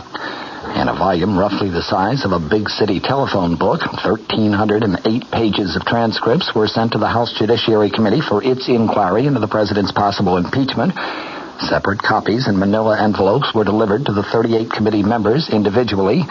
They are going to meet tomorrow to decide whether to accept them in lieu of the White House tape recordings that the panel had originally subpoenaed. With them went a 50-page brief that was prepared by the president's impeachment attorney, James St. Clair, which wove presidential quotations together with a White House account of what the president actually said and did during the crucial phase of the Watergate cover-up attempt. The St. Clair paper concludes, quote, throughout the period of the Watergate affair, the raw material of these recorded confidential conversations establishes that the president had no prior knowledge of the break-in and that he had no knowledge of any cover-up prior to March 21st, 1973. In all of the thousands of words spoken, even though they often are unclear and ambiguous, not once does it appear that the President of the United States was engaged in any criminal plot to obstruct justice. While the official business today was the delivery of those papers to the House panel, their public release was perhaps more crucial to the president's latest effort to clear himself and settle the Watergate scandal.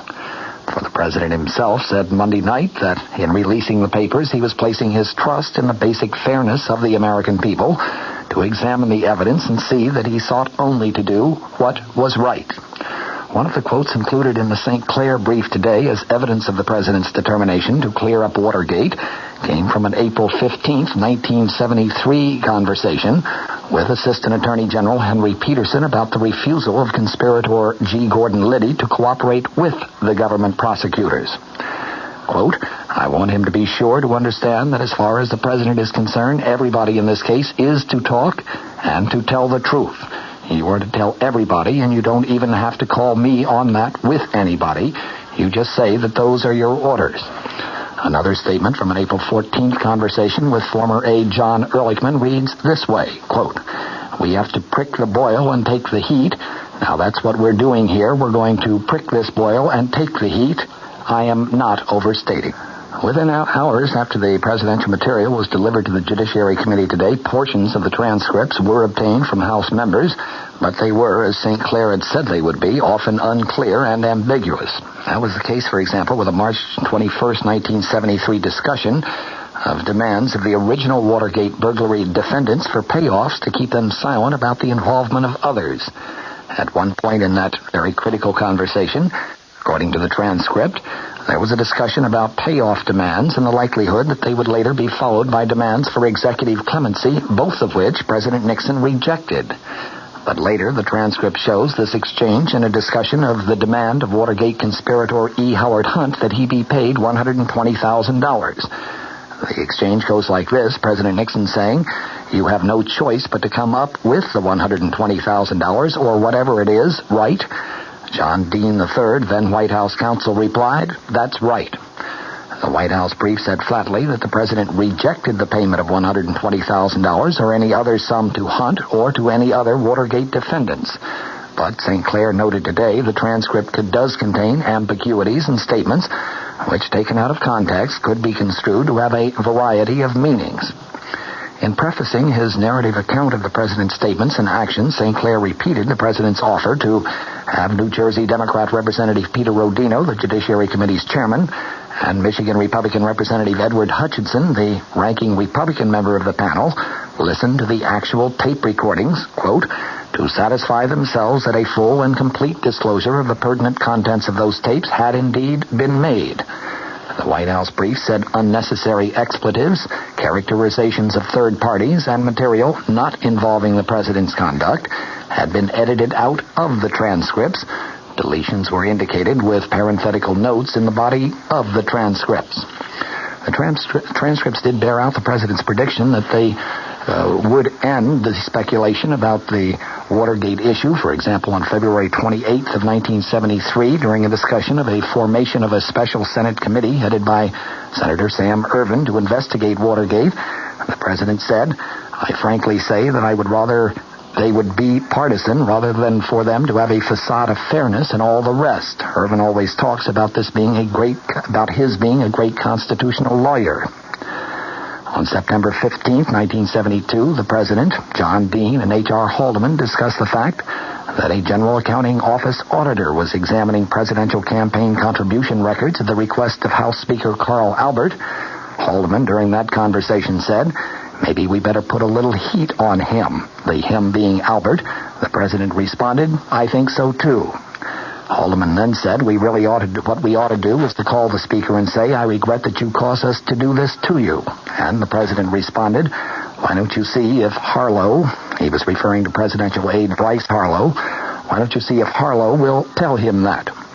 But the initial incomplete transcripts that became available on Capitol Hill proved, as the presidential lawyer St. Clair had predicted, very inconclusive on the primary issues of precisely when the president learned of various aspects of the Watergate scandal. The White House brief, constructed generally along chronological lines, notes that no one, not even Dean as the president's chief accuser, has alleged that the president had advance knowledge of the wiretapping burglary at the Democratic Party headquarters on June 17th of 1972. It quotes the transcript of a Nixon conversation with Dean. This one was held on February 28, 1973, in which the president said, quote, "Of course, I am not dumb, and I will never forget when I heard about this forced entry and bugging. I thought, what is this? What is the matter with these people? Are they crazy? I thought they were nuts." Dean has testified that after a September 15, 1972 meeting with the president, he had, in his words, the impression that the president was well aware of what had been going on regarding the success of keeping the White House out of the Watergate scandal. And in Dean's words, "I also had expressed to him my concern that I was not confident that the cover-up could be maintained indefinitely." The White House brief, submitted to the Congress today, said that the tape of that meeting does not support Dean's testimony that the president was aware of the cover-up of the Watergate involvement. It quotes the president as saying, "Oh, well, this is a can of worms, as you know, a lot of this stuff that went on, and the people who work this way are awfully embarrassed. But the way you have handled all this seems to me has been very skillful in putting your fingers in the leaks that have sprung here and have sprung up there." St. Clair today explained that the president, in that sentence, was speaking about the politics of the matter, such as civil suits, countersuits, Democratic efforts to exploit Watergate as a political issue, and the like. He was not speaking in the context of any plot to obstruct justice. The reaction of the House Judiciary Committee to the president's actions of the past 24 hours is not yet known. This afternoon, Democrats and Republican members of that panel were caucusing separately, and tomorrow they'll get together and render their joint opinion. The president, I imagine, will be happy if he has succeeded only in rallying the Republican members of that panel into his corner. A partisan split within the impeachment inquiry would serve to discredit the inquiry to the point where the entire probe would have little, if any, public credibility. Today, some of the more ardent Nixon critics on the House panel, specifically Massachusetts Democrat Representative Drinan and California's Democrat Representative Waldy, stated that in their view, the president's response to the Judiciary Committee subpoena was totally unacceptable. They will take nothing more than the complete original tapes, not edited transcripts. They, in fact, will not even consider the president's suggestion that the full tapes be heard by Chairman Rodino and Representative Hutchinson. That will not be acceptable. They want the full tapes turned over to the full committee. At the very least, they want them heard in their entirety by the minority and majority counsels of the committee. The majority view of the committee Democrats, then, we can expect to be a little less extreme than that. The Republican view, we can expect to be even more moderate. I'll have more for you now in just a moment. Service. We're big on that. When you buy an airline ticket, you're buying service. And at Ozark, we try to give you your money's worth. Service in making reservations, planning your trip, at the ticket counter, service on board. Ozark didn't get where it is by being small in things that really count. Service, we're big on that. Go Ozark Jet to Champaign, Urbana, Peoria, and Springfield, Illinois. Call Ozark or your travel agent. What the president has done, in effect, has been to throw the ball back into the Judiciary Committee's court. His approach last night, I think, seemed fair and equitable from a public opinion point of view, and public opinion, as I have stressed before, is going to have a tremendous impact on the entire impeachment process. The president, it is true, did not turn over the complete tapes. To have done so, he felt, and I think properly so, would have established a precedent which may have permanently impaired the separation of powers, the part of the Constitution which sets up the three branches of government as being separate but equal. It would have also permanently endangered the right of privacy and independence of the executive branch of our government. The president, on the other hand, did not invoke executive privilege in its entirety. He seemed to be cooperative, very cooperative with the impeachment inquiry, and he seemed to be very cooperative with the public as a whole, making the heretofore secret transcripts of the Watergate tapes public material. From the Mutual Studios in Washington, I'm Fulton Lewis, and that's the top of the news as it looks from here.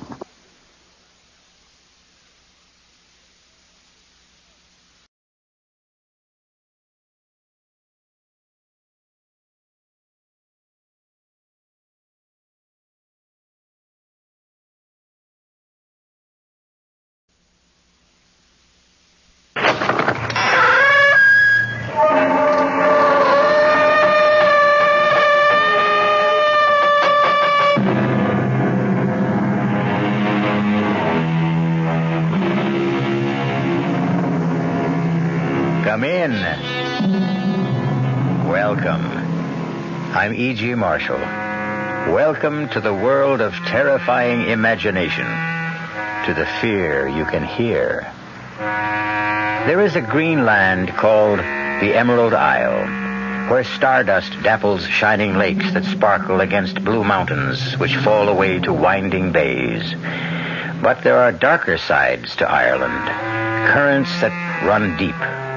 A wasting, bitter civil war in the north, and everywhere, lurking behind the shamrock and beneath the laughter, a dark world of legend, of banshees and warlocks, of voices on the wind against which the traveler should stop his ears, or the sound of the death bell. Our mystery drama, The Death Bell, was written especially for the Mystery Theater by Ian Martin, and stars Michael Tolan. It is sponsored in part by Anheuser-Busch Incorporated, brewers of Budweiser, and by the Kellogg Company, makers of Kellogg's Special K cereal. I'll be back shortly with Act One. Hello, this is Goldilocks. It seems like only yesterday that I was a little girl tasting porridge. You know, this one's too hot. This one's too cold. And now I conduct taste tests on diet drinks. And there's one I must tell you about. Sugar-free diet 7-Up. It has a fresh, natural, delicious taste. It drives my taste meter crazy. Sugar-free diet 7-Up. This one's just right. Computers. We're big on that. You deserve an airline that remembers your name. Ozark's computer helps us not to forget your name, reservation, connections, your return plans. At Ozark, a big impersonal computer helps us deal more personally with you. Computers, we're big on that at Ozark Airlines. Now go Ozark's evening jet at 6:45 to Washington with through service to Champaign-Urbana and Peoria.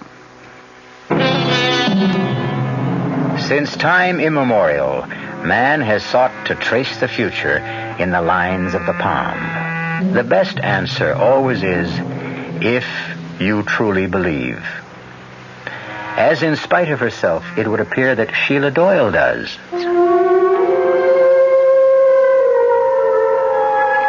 The moment I clapped eyes on Benny's cousin from the States, Brian Markham, there was a bogle tugging at my skirts. And the one look in his hand ran the blood in me cold, for I never saw a shadow plainer.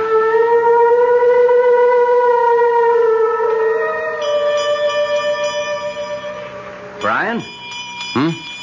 Oh, yes, Denny. Well, what are you doing over by the window? I'm trying to see where that bell came from. What bell? It's been ringing ever since you went up with Sheila, don't you?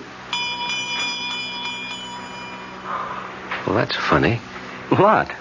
It stopped. You didn't hear it? Nope. Well, maybe you're just used to it.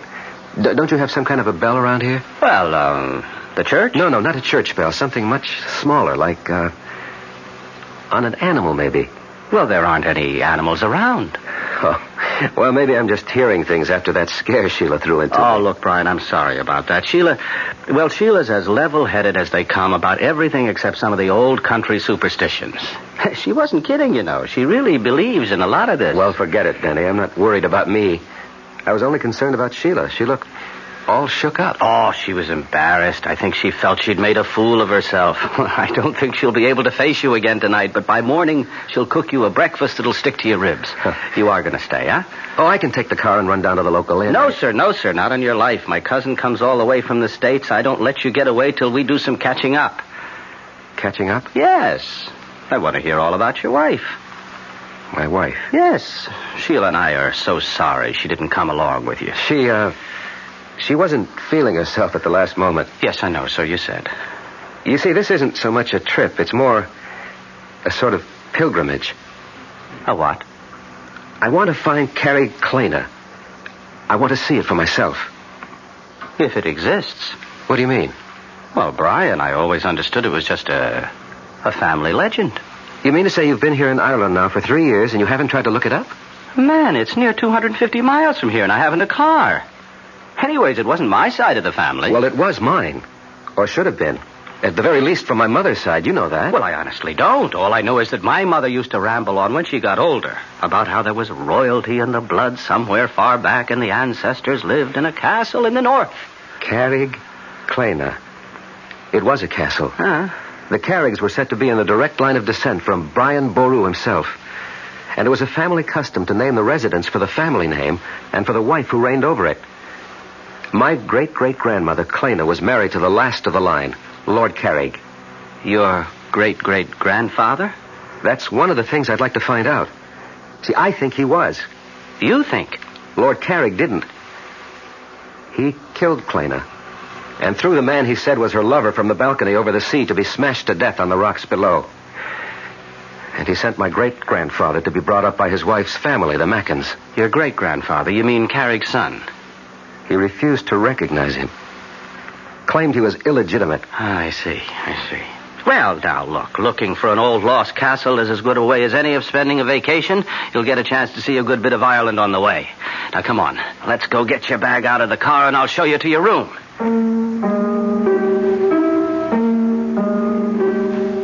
For the first time in our marriage, I found myself getting a little annoyed with Sheila as I walked Brian to the car. There was that vague kind of family connection between us. You write off as cousins, but mostly what we were was old friends and classmates. Now, with Sheila's superstitions jogging my imagination, I was uneasy with Brian. A feeling, thank the Lord, that a few minutes in the soft Irish night blew away. Oh, it's good to be alive on a night like this. It makes me think of... What, Brian? Commencement. The end of the term, anyway. or after the last ball game of the season. Tired, but loose. You remember? Well, for pitchers, maybe. Catchers with old football knees took longer to unwind. Well, so, how's the old rat race? Advertising? Oh, it still goes round and round. Hamsters on a cage wheel. How's the writing? Slow, but sure. And I make an honest buck cutting peat to keep myself in shape. You're a happy man. Oh, what more could I ask for? Wait till you see your namesake tomorrow. Little Brian. How soon will he be 2? About the time his little sister comes to join him, 6 months or so. Oh, hey, you're having another? Yes. Well, that's solid, man. It's solid. Well, you know I always liked kids. Nothing like having your own, though.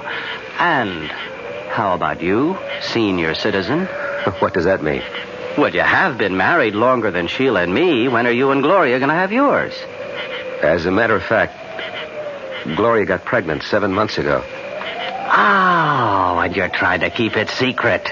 So that's why she didn't come along, huh? That's one of the reasons. But come on, I can't keep you away from your wife any longer.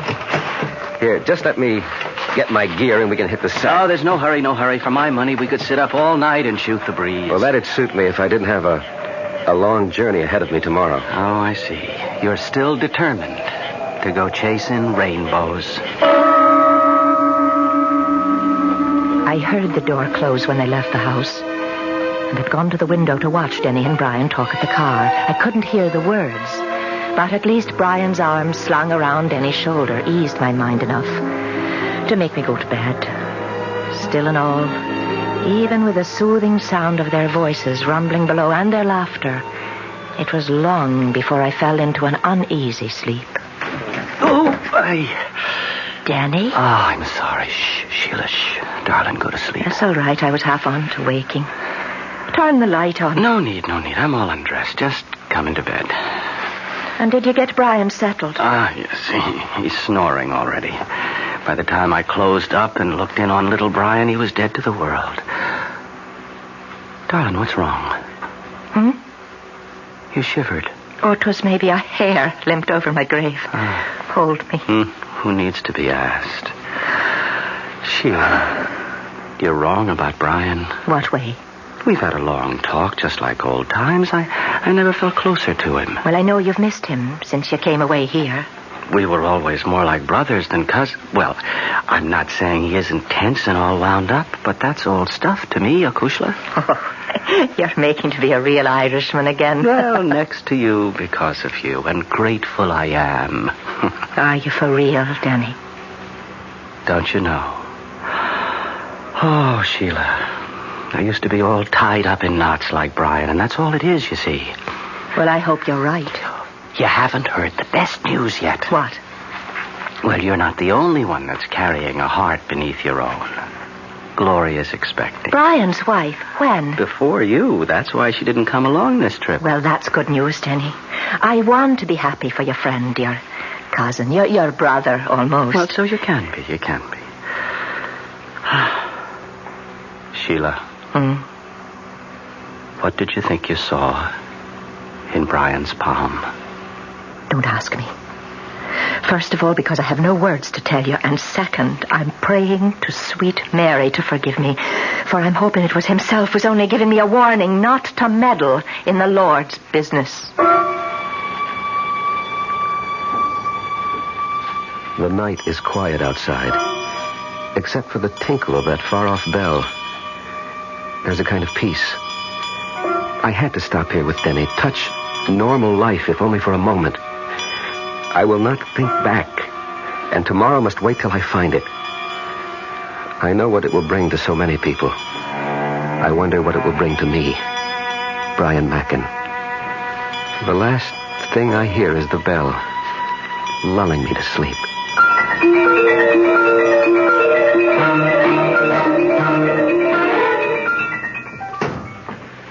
Well, that does it.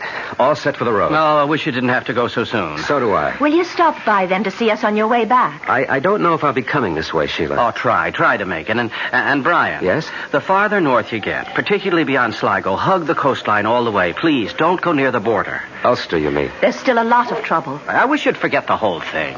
Except I won't. Well, man, it's like looking for a needle in a haystack. And if there ever was a Carrick-Clana, it's probably nothing but ruins by now. If there ever was one, I'll find it. And I think I will. And if you should, what would it prove? I don't know. Goodbye, Brian. Come again. I'll try. Bye, Denny, old pal. I'll only say au revoir. And it's glad I am to have met you, and forgive me for last night. The gypsy's warning? I don't know what came over me. Think nothing of it. Well, so long, chum, and drive carefully. I hope you had a good night's sleep. With the good company and the good air, what else? Even the little bell I finally got used to. And off I went like a log. So here goes. Hail and farewell.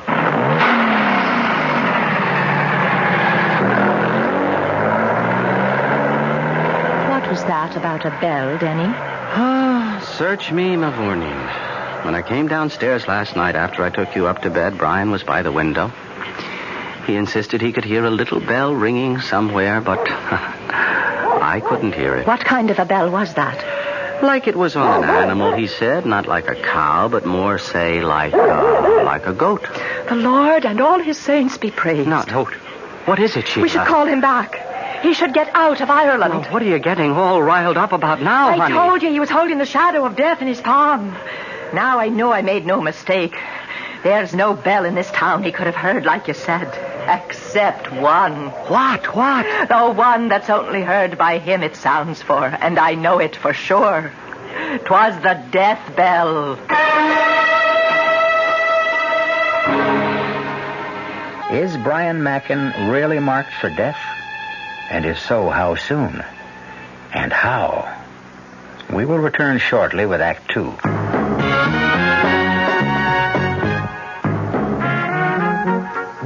Some beer drinkers have funny ideas about beer.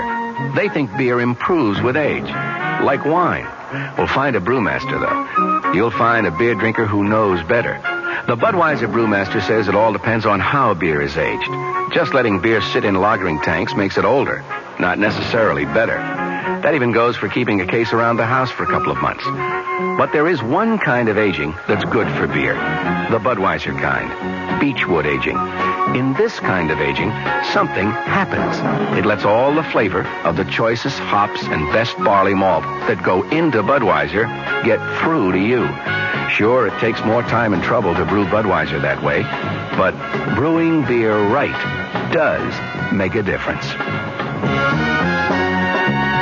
Anheuser-Busch, St. Louis. Hey, Mom, what's for dinner? Hey, Mom, what you got?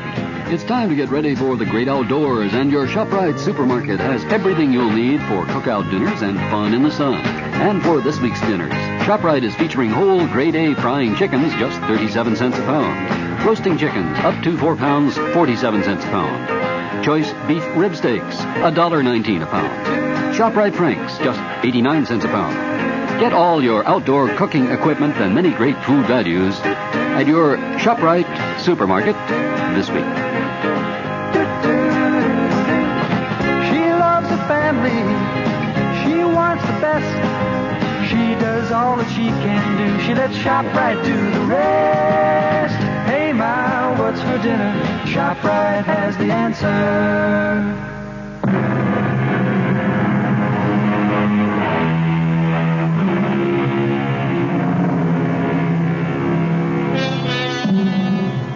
250 miles is a short day's drive as we reckon it in the good old US of A. But through the length of Ireland, stopping more and more in the last 50 miles to ask the still unanswered question, do you know of a castle in these parts called Carrickclena? It's a long, long trip that at last has brought Brian Mackin to a little bridge across a valley stream. Stopping there to eat the lunch Sheila put up for him before he left, he has scarcely finished it as twilight falls. Then, as he dozes for a moment, back against a tree... What? Pull him up! Pull him up! I can't control him! Hold on, don't get thrown! Oh, boy! Oh, easy! Hold up there! Hold up! All right. Easy, boy. Easy. All right. Are you all right, ma'am? Yes, and I'm much beholden to you, sir. Oh, it's my pleasure. What happened? Something frightened my horse. I lost control. May I have the reins, sir? All right, now, stay, boy, stay. Here you are. Thank you, Mr. Brian Mackin. How do you do? I am the Lady Clena Carrig. What? I said I'm Lady Carrig. Of Carrickclena? Well, naturally. Then it does exist. I should hope so. I was just on my way home. Where is it? Just across the bridge and over the hill. Oh, now that I've regained my composure. On my soul, you do look familiar. I didn't catch your name. Brian Mackin. Oh, no. You must be mad to try to intercept me here. Run, Brian. Run for your life. Reach him. Yes. Wait a minute, my lady. If you value your life, stay away from me. I am frozen at her sudden flight. Then suddenly I find myself running after her, laboring for breath over the last burst to the crest of the hill. Oh, damn, the light going. But where? She couldn't have just disappeared into thin air. But she had. In the lowering darkness, I can see the long sweep of the countryside down to the rocks and sea cliffs. And there's no sign of horse or rider, or of any destination they might be bound for, nor any road for a horse to follow, much less my modern car. For the moment, I realize I must return to my car and seek some lodging for the night.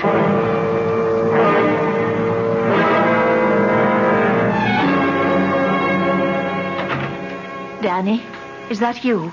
Well, who else were you expecting, Sheila? Oh, darling, I'm that glad to see you. It's late you are. Oh, we cut a few extra squares tonight as long as the light was with us.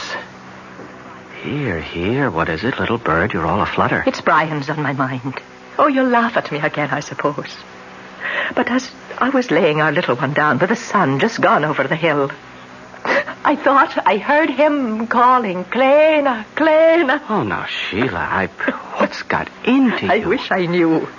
I only know somehow we should never have let Brian go off for the north. Something terrible is going to happen to him. And if there is, what could we do to stop it? Well, we should try. Would you have me follow him on Shank's mare? How fast do you think I could walk it? Well, you could borrow the McFadden's car or Seamus' motorcycle. And if I did, where would I head for? Oh, don't fault me, darling, or make me the fool. It's just a feeling comes over me and I can't help it. I want to be wrong. I hope I'm wrong. Sheila, now please, stop worrying about Brian. If anyone ever knew how to take care of himself, that's the guy. I said it with authority because I meant it, or I thought I meant it. Or I tried to mean it because I wanted to reassure Sheila. The truth is, I was shaken again. I'd been 3 years living in Ireland, long enough to fall under all of her spells, even the black ones. And I'd have given anything to know where Brian was at that moment. And what he was doing.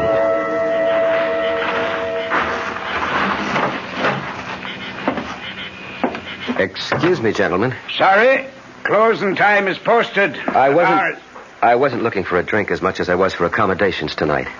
Well, now, as to that... I'm willing to pay well for it. An American, is it? Well, for that much, I suppose we could be after finding your room and a bite to sup. And perhaps a little information? We're not for doing much talking around these parts, in particular to strangers. What would you want to know? Well, something very simple, I hope. Would either of you know where I could find a place called Carrie Klena? Carrie Klena? Wish no. What would be after bringing it to these parts looking for the likes of Carrie Klena? Well, till late this afternoon, only a dim hope of finding it after all these years. For private reasons. Oh, and what would the private reasons be? Family ones. My great-grandfather was born there. Was he now? And what was it that late this afternoon gave you the good hope of finding Carrie Klena? I ran into someone who lives there. Who lives there? Paddy? Will you hold your tongue, Mick? And who would you have met that said they was from the castle? A very beautiful woman. A girl, actually, who said she was the Lady Klena Carrie. Oh, the Lord and his saints preserve us. The Lady Klena? Where was this then? Oh, about 5 miles or so north of here. There's a road goes winding down to a little bridge and then goes up a rise on the other side, but sort of peters out. Ah, that's the old Bally Brig across the Scalanore. Did you drive your car across that bridge? No, I stopped this side of it because the going was getting so rough. Sure, it's lucky you didn't drive on it. It might have carried away with you. That bridge has been condemned for anything but foot travel as long as I can remember. But why?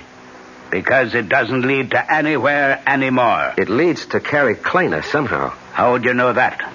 Because the lady was bound for there on her horse. Ah? Was it a big bay mare with a mane as white as snow? Yes, that's the one. And the woman? How was she dressed? Why, she was in sort of a green velvet dress with a big hat, like an old-fashioned riding habit, you'd say. Oh, Mary bless us. And the good Lord save us all. Old-fashioned it is for sure. For the Lady Klena has been dead these 100 years and more. No, this was a young woman. She was only past her 21st year when she died. That was no real woman you saw this afternoon, stranger. That was her ghost. But I talked to her. Did you now, then? What you saw was never real. And you can take that as gospel. Well, perhaps. I hadn't eaten all day, and I did take a nap under a tree. And 'twas twilight, when all fancies begin. We'll let it go at that, anyway. But Carrie Klena, is that just fancy, too? Well, now, as to that... Must you always put your oar in, Mick? I'm talking to the gentleman here, Mr... Mackin. Brian Mackin. It is a good Irish name. I mentioned that my family came from Ireland. So you did. And at least you've had the sense God gave you to come back. I'm Paddy Flynn, and the little runt here is Mickey Mahan. The top of the evening to you. Is it back you are to stay, Mr. Markin? That depends on what I find at Carrie Klena. It's little you'll find there. Deserted and empty, and blown by the winds for a century. It's not but a ruin. Not worth the effort to go by it. And sometimes at nightfall, there's a woman's voice that'll call, "Come away, come away," and ill betide the man who listens. Well, just the same, I want to see Carrie Klena. Can you guide me there? Not by night. I wouldn't stir out by night for all the gold in a leprechaun's hoard. Maybe tomorrow. We'll see. It's time we were all to bed. Come, I'll show you your room, Mr. Mackin.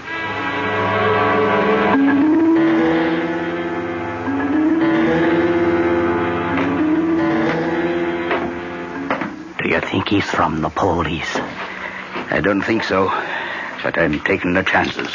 Sure, and what are you doing there? I'm making Mr. Mackin a little nightcap, as he requested. Only it will be a little stronger than he expected. How is that, Paddy? Sure, I'm giving him a little extra dividend. Your namesake, as you might say. Who will that be at all? Mickey Finn. I never heard tell of him. Well, now, that's because he emigrated to Chicago, USA, long before your time and mine. But he gave his name to what's in this little bottle here. Well, it looks like no more than bog water. It'll make you sleep a deal sounder. Now then, you'll take this drink up to him, whilst I go arrange for the truck. It is a good thing we have a full moon to work with this night. To work? Isn't it obvious the guns are no longer safe at Carrie Klena? We'll have to have them up and away over the border by morning, before our American gets to nosing about. We're not going by the castle by the dead of night. How else? But you'll be walking again by the full moon. You heard Mr. Mackin saw her abroad in skirts before dark. What kind of soldier are you, Mick, that starts at shadows? Now, let's have no more nonsense out of you. and away up with a drink to Mr. Mackin.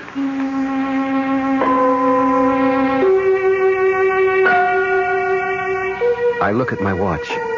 It's just after midnight. The nightcap is untasted on the table beside my bed. I don't trust it. I don't trust a lot of things. But where to get rid of it? A vagrant memory drifts across my mind of jokes among old country people. A quick look under the bed, and there is the receptacle. It's a matter of a moment to empty the glass in it. And none too soon. I can hear stealthy footsteps approaching. Don't use the curse, Mick. Unless there's trouble. If there is, I'll put him to sleep myself. Mr. Mackin? Mr. Mackin? I think he's away. Follow me. Ah, he's dead to the world. We'll check that out. He's drunk it. Will it keep him quiet long enough? 8 to 10 hours. And even when he wakes, he'll not want to leave his bed. Now come away, man. We've much to do.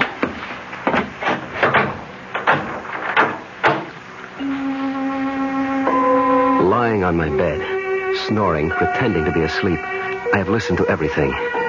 But the fall of that heavy lock tells me once and for all, I am a prisoner. But as I wait for them to leave the house, I know that nothing will keep me from Carrie Klena. I have an appointment there that's been waiting 100 years. And even now, in the still of the night, I can hear the far-off tinkle of that bell and a voice crying. Come away, Brian! Come away back to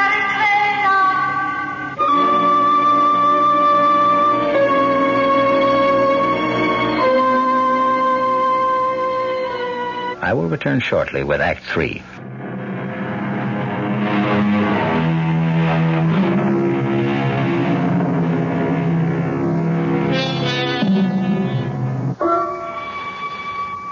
I stand by the window, carefully on the side where the moonlight cannot cast my shadow, and watch the courtyard of the inn below.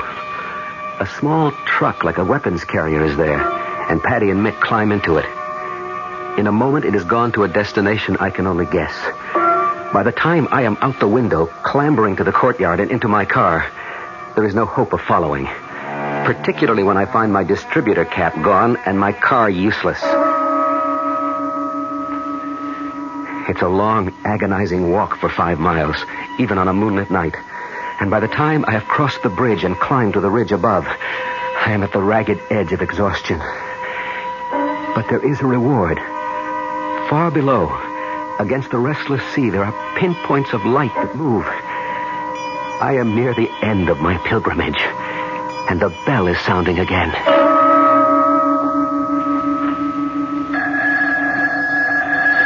Danny. Danny. What is it, Sheila? The phone, it's ringing. Well, what time is it? It's 3:30 in the morning. Well, who could be calling us now? I don't know. I have been lying here awake, afraid that something was about to happen. Will you go down now and answer it, or shall I? All right. I'm on my way, but who? It's Brian. Or something about him. And whatever it is, no bell that rings in the night brings anything but ill luck.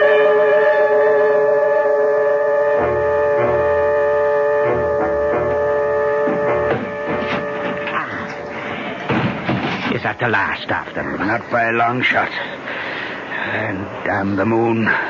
It's off away behind the clouds again. I wish I was off away with it. What's the matter, Mick? Are you afraid a banshee'll howl you off to your grave? Well, there's little I like at all about this night. We're all stretching our necks across the gibbet one way or t'other. Well, the sooner we deliver these guns over the border, the safer we'll be. I wish now I'd stood away with the ship that delivered them 3 days ago, and I'd be out of this in the way home. Well, you didn't. So let's have at it and get them away from the storehouse before... Wait a minute. What is it? By the ridge there. The silhouette of a man. Let's get the truck away and hidden around to the seaward side. Hey, do take it.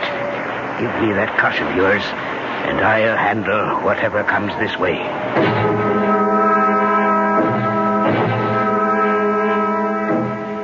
Yes, Sergeant, he was. Well, he left yesterday morning about 9. All I know is he was headed somewhere north of Sligo, Galway Bay area. Yes, he was looking for a place named Carrig Clena. No, not at all. And please, he's a cousin of mine and a very good friend. You will keep us notified and let us know what's happening. Yes, I'd appreciate that. Thank you.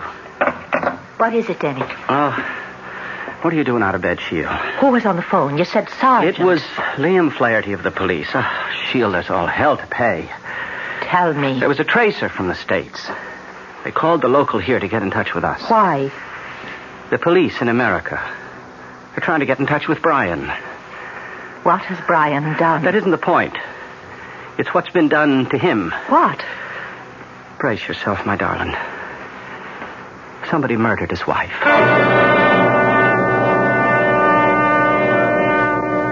A moment ago, on my way down the hill, I could see Carrig Clena full in the moon. What do they mean it's a ruin?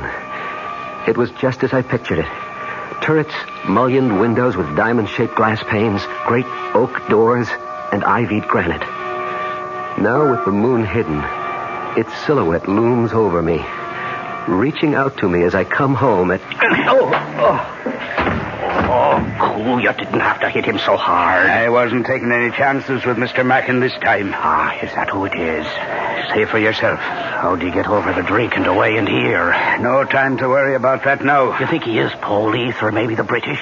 Whatever he is, we'll decide that later. Let's get the guns off and away first.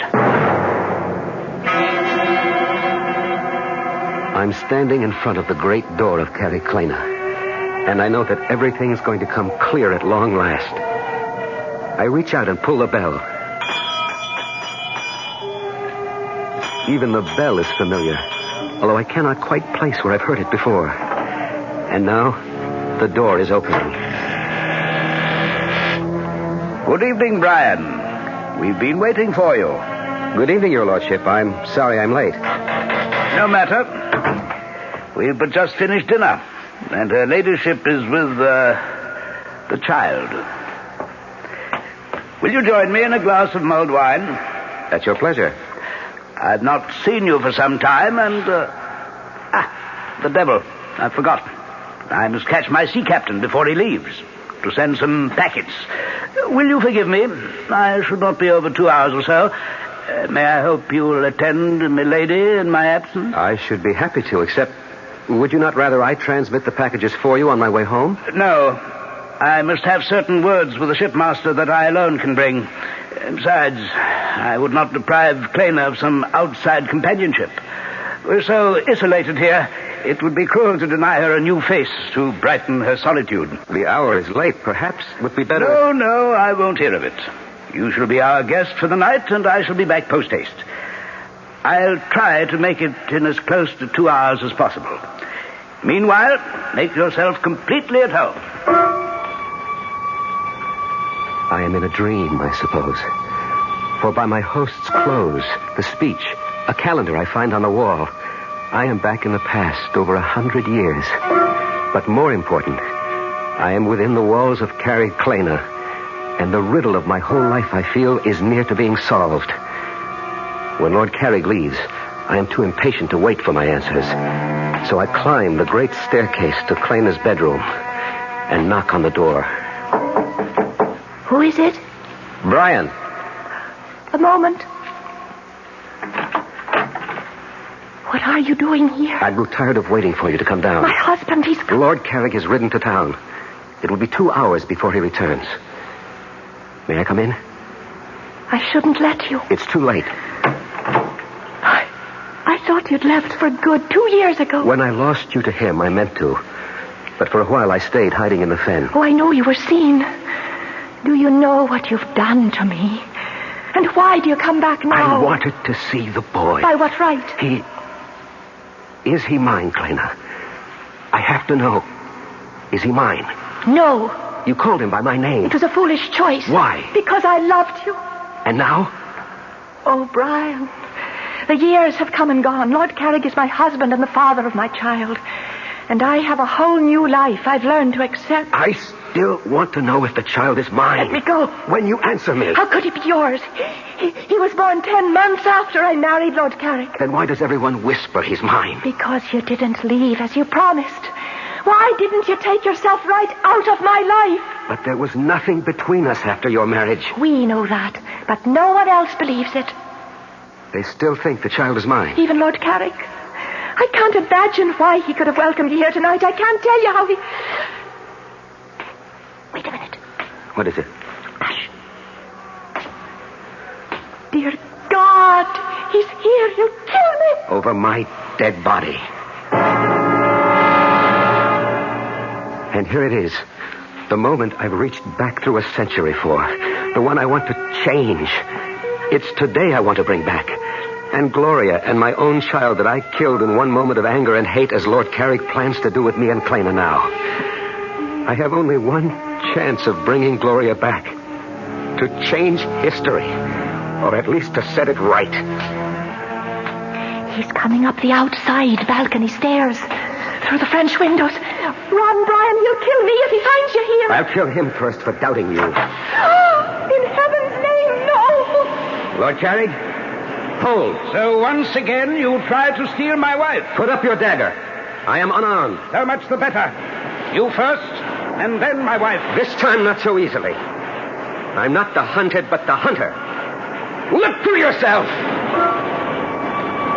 He stands with his dagger half raised, frozen with inaction as I hurtle myself towards him, hands raised to shield and grapple and destroy him.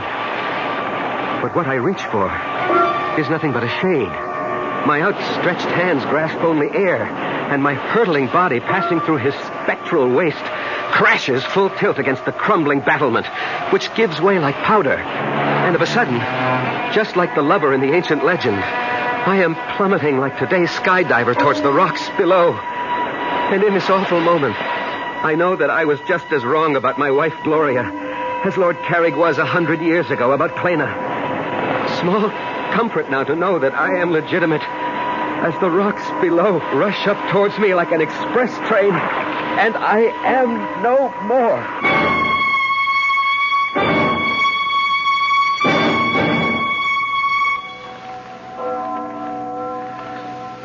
Are you ready, Sheila? In a moment. What is it, darling? That bell. I don't know if I ever want to hear a bell in my life again. That's only the church bell. We didn't ever hear the other one. What happened to him, Denny? Oh, I'd have to be God to answer that. He snapped. The way a lot of us do when life spins us around too fast and curdles our brains. Why do you think I ran away from it all and came here to find peace? Brian really killed Gloria. He'd had a nervous breakdown 2 months ago. He escaped from the sanitarium. His obsession about paternity had put him there, and Gloria was asking for a divorce. He lost his head. She lost her life. But how did he think he could escape by coming here? I don't think he was looking for escape, but... Oh, I know it's such a writer's word, but... expiation. Are you saying, then, he was after taking his own life? We'll never know, Sheila. The police say there's some evidence that the IRA were using Carrick-Clena as a depot for smuggled arms from the sea. Maybe he stumbled on them. The local folk would tell you that anyone in that haunted castle after dark, especially when the moon was full, was risking God knows what. And someone I know very dearly sensed he was marked by fate for death. Oh, don't. I wouldn't wish that on anyone. Perhaps for Brian Macken 'twas the only way. Let's us go give him a decent burial. And wish him peace at last.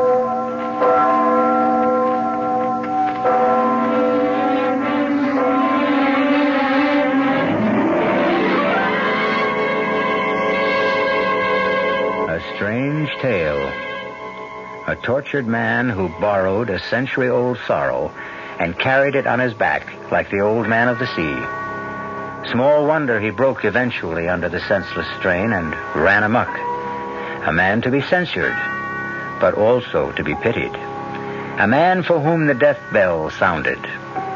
Let his epitaph be John Donne's, lest you stop to criticize too harshly. Ask not for whom the bell tolls. It tolls for thee. I'll be back shortly. Oh, sure. You can talk about good-tasting diet drinks, but I know. I'm Goldilocks, and here at my taste-testing laboratory, I taste-test them all. And nobody's been drinking my diet drinks until I tested sugar-free Diet 7-Up. And then, kabloomy! Every bear wanted some. Diet 7-Up is fresh, natural, delicious. Sugar-free Diet 7-Up. This one's just right. North Jersey is certainly getting a higher yield this spring, especially with Suburban Savings Special High Yield Savings Certificate that you can raise for fun and profit. All you have to do is plant a modest $2,500 minimum in Suburban Limited Issue 7.50% Savings Certificate. Then put your certificate in a nice, safe place.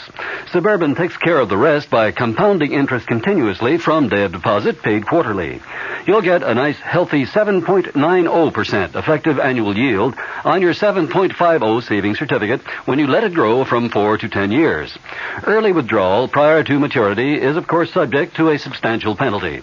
So for a nice, healthy 7.90% annual effective yield, grow Suburban's 7.50% savings certificate for fun and profit at any Suburban Savings office in Bayonne, Edgewater, Elmwood Park, Emerson, Hackettstown, Morris Plains, Nutley, Paramus, and Sparta. Our cast included Michael Tolan, Marion Seldes, William Redfield, and Guy Sorrell. The entire production was under the direction of Hyman Brown. Radio Mystery Theater was sponsored in part by new sugar-free Diet 7-Up. This is E.G. Marshall inviting you to return to our Mystery Theater for another adventure in the macabre. Until next time, pleasant dreams.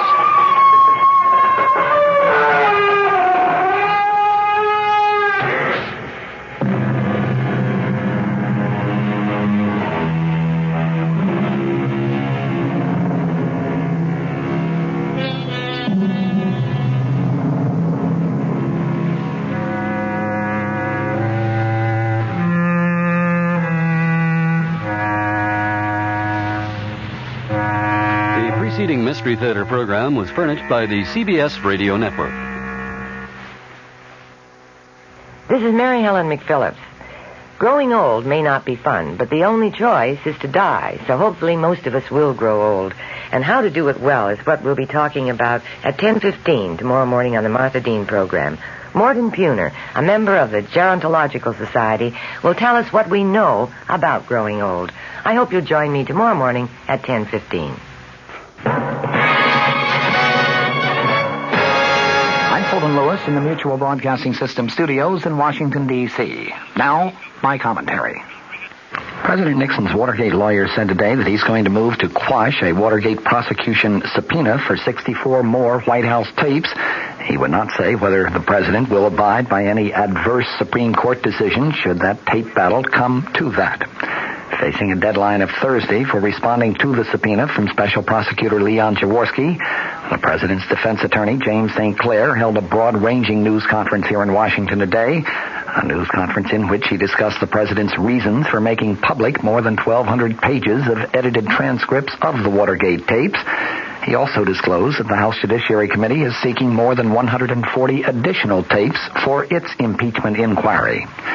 Discussing Jaworski's subpoena, St. Clair argued today that the massive public release of transcripts by the president yesterday strengthens his effort to have the subpoena quashed. He said he will move now on two grounds. First, in his words, especially now, clearly the prosecution must have enough evidence to proceed to try these cases. And knowing Mr. Jaworski, I am confident that he wouldn't have indicted these people if he didn't think he had enough evidence to convict them. Secondly, acknowledging that the White House has a duty to make available materials that would be helpful to the defendants, St. Clair today said everything we know of is in that book of transcripts. Everything is there.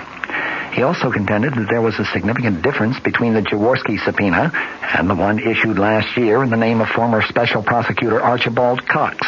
He said the Cox subpoena, which led directly to the explosive firing of Cox, was on behalf of a federal grand jury, and that two court decisions that went against the president in that case were based on the proposition that the grand jury has sort of unique requirements. The Jaworski subpoena, on the other hand, St. Clair noted today, is aimed at providing materials for use in court trials rather than in grand jury deliberations. Asked whether the president would abide by an adverse Supreme Court decision should the Jaworski subpoena lead to a court fight and eventually reach the Supreme Court, St. Clair today said, quote, I wouldn't want to comment one way or the other because I have not discussed it with the president, and I would not want to presume on his decision. In any case, he said, I don't believe that we will come to that. St. Clair also was asked to outline the strategic or tactical advantages that the president hoped to reap by making public the massive array of edited transcripts.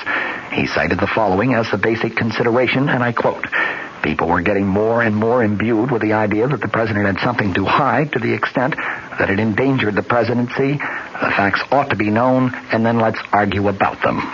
The president's Watergate attorney, James St. Clair, today volunteered that the staff of the Judiciary Committee is seeking tapes of 141, 142 maybe, those additional presidential conversations. He said he hoped the committee would take a second look at that request in light of Tuesday's disclosures and decide not to press it. Since most of these tapes are understood to deal with the controversies involving milk producers and the ITT, St. Clair was asked if he meant to suggest that the committees should forget those two issues. He said, based on what I know about it, the answer is yes. St. Clair made it apparent, however, that he is not opposed to providing additional materials relating to political contributions by the milk producers and the administration's controversial decision to raise milk price supports. He was asked if he felt that yesterday's disclosures might prejudice the cases of Watergate defendants that are still facing trial. St. Clair said, I do not think so. But as far as the conduct of the case is concerned, that is the first responsibility of the special prosecutor. Reminded that at one point in the bulky volume of transcripts, the president suggested to John Dean, who was then his private counsel, that witnesses in the Watergate proceedings might have conveniently faulty memories while under oath. St. Clair today said, as the president said, there are unfortunate remarks in there. Urging that the transcripts be looked at as a whole, he said the danger of this is to pick out a phrase here or a sentence there. The president's attorney also was asked if he thought it had been appropriate for the president to discuss at length payment of hush money to some Watergate defendants, as one transcript shows. St. Clair today responded, I'm sure if he had to do it all over again, he wouldn't have done that. The president is looking to the American people for vindication and vindication in the Watergate issue, while House impeachment investigators meet tonight to decide their next move in the quest for White House evidence. A majority of the House Judiciary Committee evidently was dissatisfied with the edited White House transcripts that the president delivered yesterday in lieu of tapes of those 42 presidential conversations that the committee had originally subpoenaed. The panel's Democratic majority planned to stop short of any formal demand for enforcement of the subpoena in favor of seeking bipartisan support for a simple statement declaring that the president had failed to comply with the subpoena. It was clear from the time that the president disclosed his transcript plan on Monday night that the support he sought was far beyond Capitol Hill, that his eventual goal was to try to persuade the American people that he did have no advance knowledge of the Watergate break-in, that he had no knowledge of the cover-up of the Watergate issue, and that he was providing investigators with a full story of his role. For all of the 1,308 pages of presidential transcripts, there are nonetheless many uncertainties about just what the president did or did not know and when he knew it, and what he intended to be done. It was, as the president's lawyers and the president himself had said, a document that is marked by ambiguities. One White House covering statement that was delivered with the transcripts declared, in all of the thousands of words spoken, even though they often are unclear and ambiguous, not once does it appear that the President of the United States was engaged in a criminal plot to obstruct justice. Those words also created a picture of a president feeling increasingly embattled and frustrated by a scandal, the disclosure of which he considered inevitable, but which he hoped to control, possibly even avoid. And they showed the president considering many alternatives, many different options, including at one point the payment of some hush money to the original Watergate conspirators. The transcripts covered conversations between September 15th of 1972 and April 27th of 1973. There were a few critical meetings, though. There was one on September 15th of 1972. That was the day that the indictments were returned in the Watergate break-in case. On that day, the president met with White House counsel John Dean, who was later to become the president's chief accuser before the Senate Watergate Committee. There was another meeting on March 17, 1973. That's the day that the president learned that members of the White House Plumbers Unit, set up to trace leaks of classified information, had engineered the break-in at the office of Daniel Ellsberg, psychiatrist. There was a meeting just 4 days later, March 21st of 1973. That was the day the president said that John Dean first told him about the Watergate cover-up. Numerous alternatives, including meeting demands for hush money, were considered by the president, by John Dean, and by White House aides H.R. Haldeman and John Ehrlichman. Less than a month later, April 14th, 1973, there was a meeting. That was the day of a rambling discussion of Watergate by the president, Haldeman, and Ehrlichman, during which they talked about the need to fire John Dean and the equally important need to convince former Attorney General John Mitchell to appear before the prosecutor and a grand jury. There were also a series of meetings in mid to late April 1973, during which the president learned more and more of the extent of the cover-up and the various progresses that were being made in the Watergate investigation. Those sessions climaxed with decisions to finally accept the resignations of Attorney General Richard Kleindienst, Haldeman, and Ehrlichman, and, of course, also the decision to fire John Dean. After voting to revise oil taxes, the House Ways and Means Committee is turning to general tax reform, but a personal income tax cut does not seem to be on the panel's present agenda for possible action. The committee was at work again today on a sweeping series of items, ranging from cutting Social Security taxes to reviewing tax shelters and tax treatment of capital gains, and from tax provisions for single people and married couples to tax simplification involving itemized deductions. Tax staff experts told newsmen following a closed-door committee meeting yesterday that the panel plans to consider this material in the next 60 days and may have to omit some of these items from the list, but hopes to cover as many of these as possible.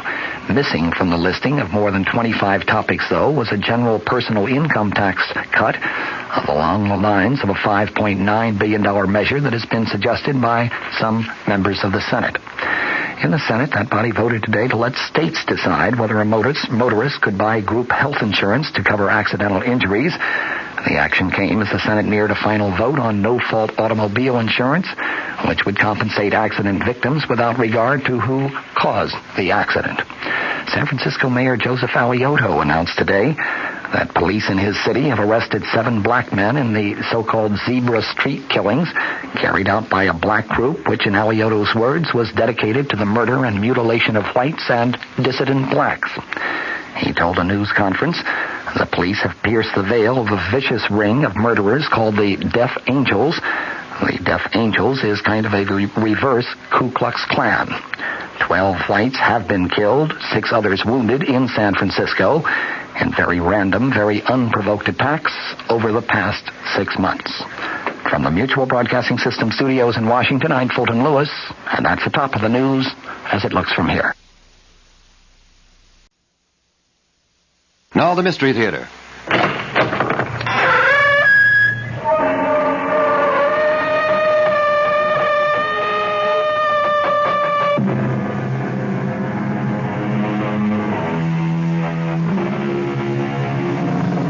Come in. Welcome. I'm E.G. Marshall. Welcome to the world of terrifying imagination. In 1843, a Dr. James Braid of Manchester developed the art of being able to produce trance sleep. Of course, he was not the first. That honor belonged to Friedrich Anton Mesmer. But Dr. Braid did coin the name of this both beneficial yet potentially disastrous parascience, hypnotism. In the skilled hands of a doctor or a psychiatrist, it can be profoundly beneficial.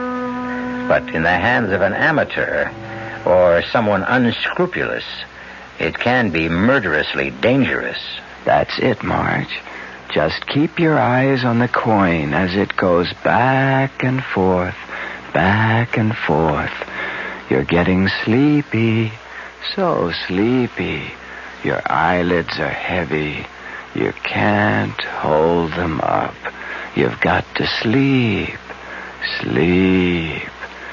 Sleep. She's under, Mark. You're putting me on, Jeff. She's fake. No, she's under, all right. She's a hypnotist's dream. Very suggestible. Look, I'll prove it to you. What's this? Hey, don't hold it there. Just long enough to show she doesn't react. You could have burned her. Oh, come on. You think I'd do anything to hurt your sister? Well, now that you've got her under, what are you going to do? What would you like her to do? Jeff asked me, what would you like her to do? Well, I would have liked her to murder my father. I wondered how Jeff would have reacted if I'd said that out loud. It almost came out anyway, since it's all I think of these days. How to murder, destroy, wipe out my father.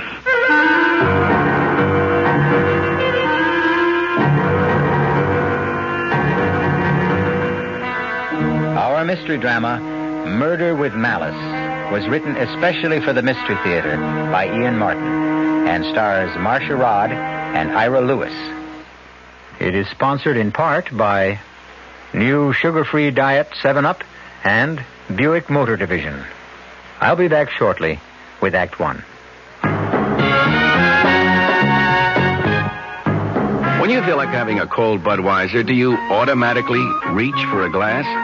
Well, sure, Bud's a great beer any way you drink it. But without a glass, you're really missing something. Now, take that wonderful Budweiser head of foam, for instance. Those bubbles, tiny though they are, still amount to something pretty special at the top of your glass. Taste appeal and eye appeal. Two results of exclusive beechwood aging and natural carbonation. It takes a lot longer to brew Budweiser that way, but brewing beer right does make a difference that you can taste. That's why when you say Budweiser, you've really said it all. Anheuser-Busch, St. Louis.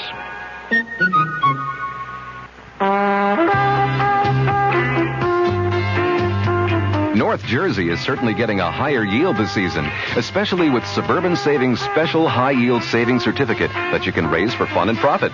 All you have to do is plant a modest $2,500 minimum in Suburban's limited issue 7.50% savings certificate.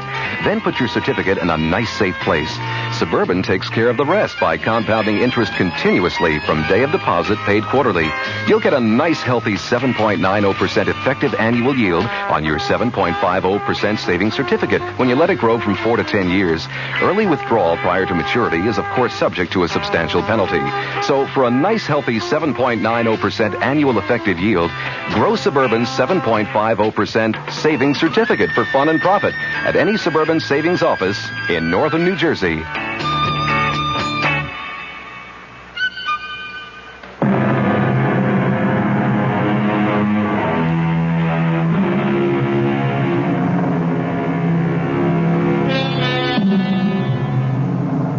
Principles of Mental Physiology, Carpenter wrote, "The method of producing this state consists in the maintenance of a fixed gaze on a bright object placed somewhat above the line of sight.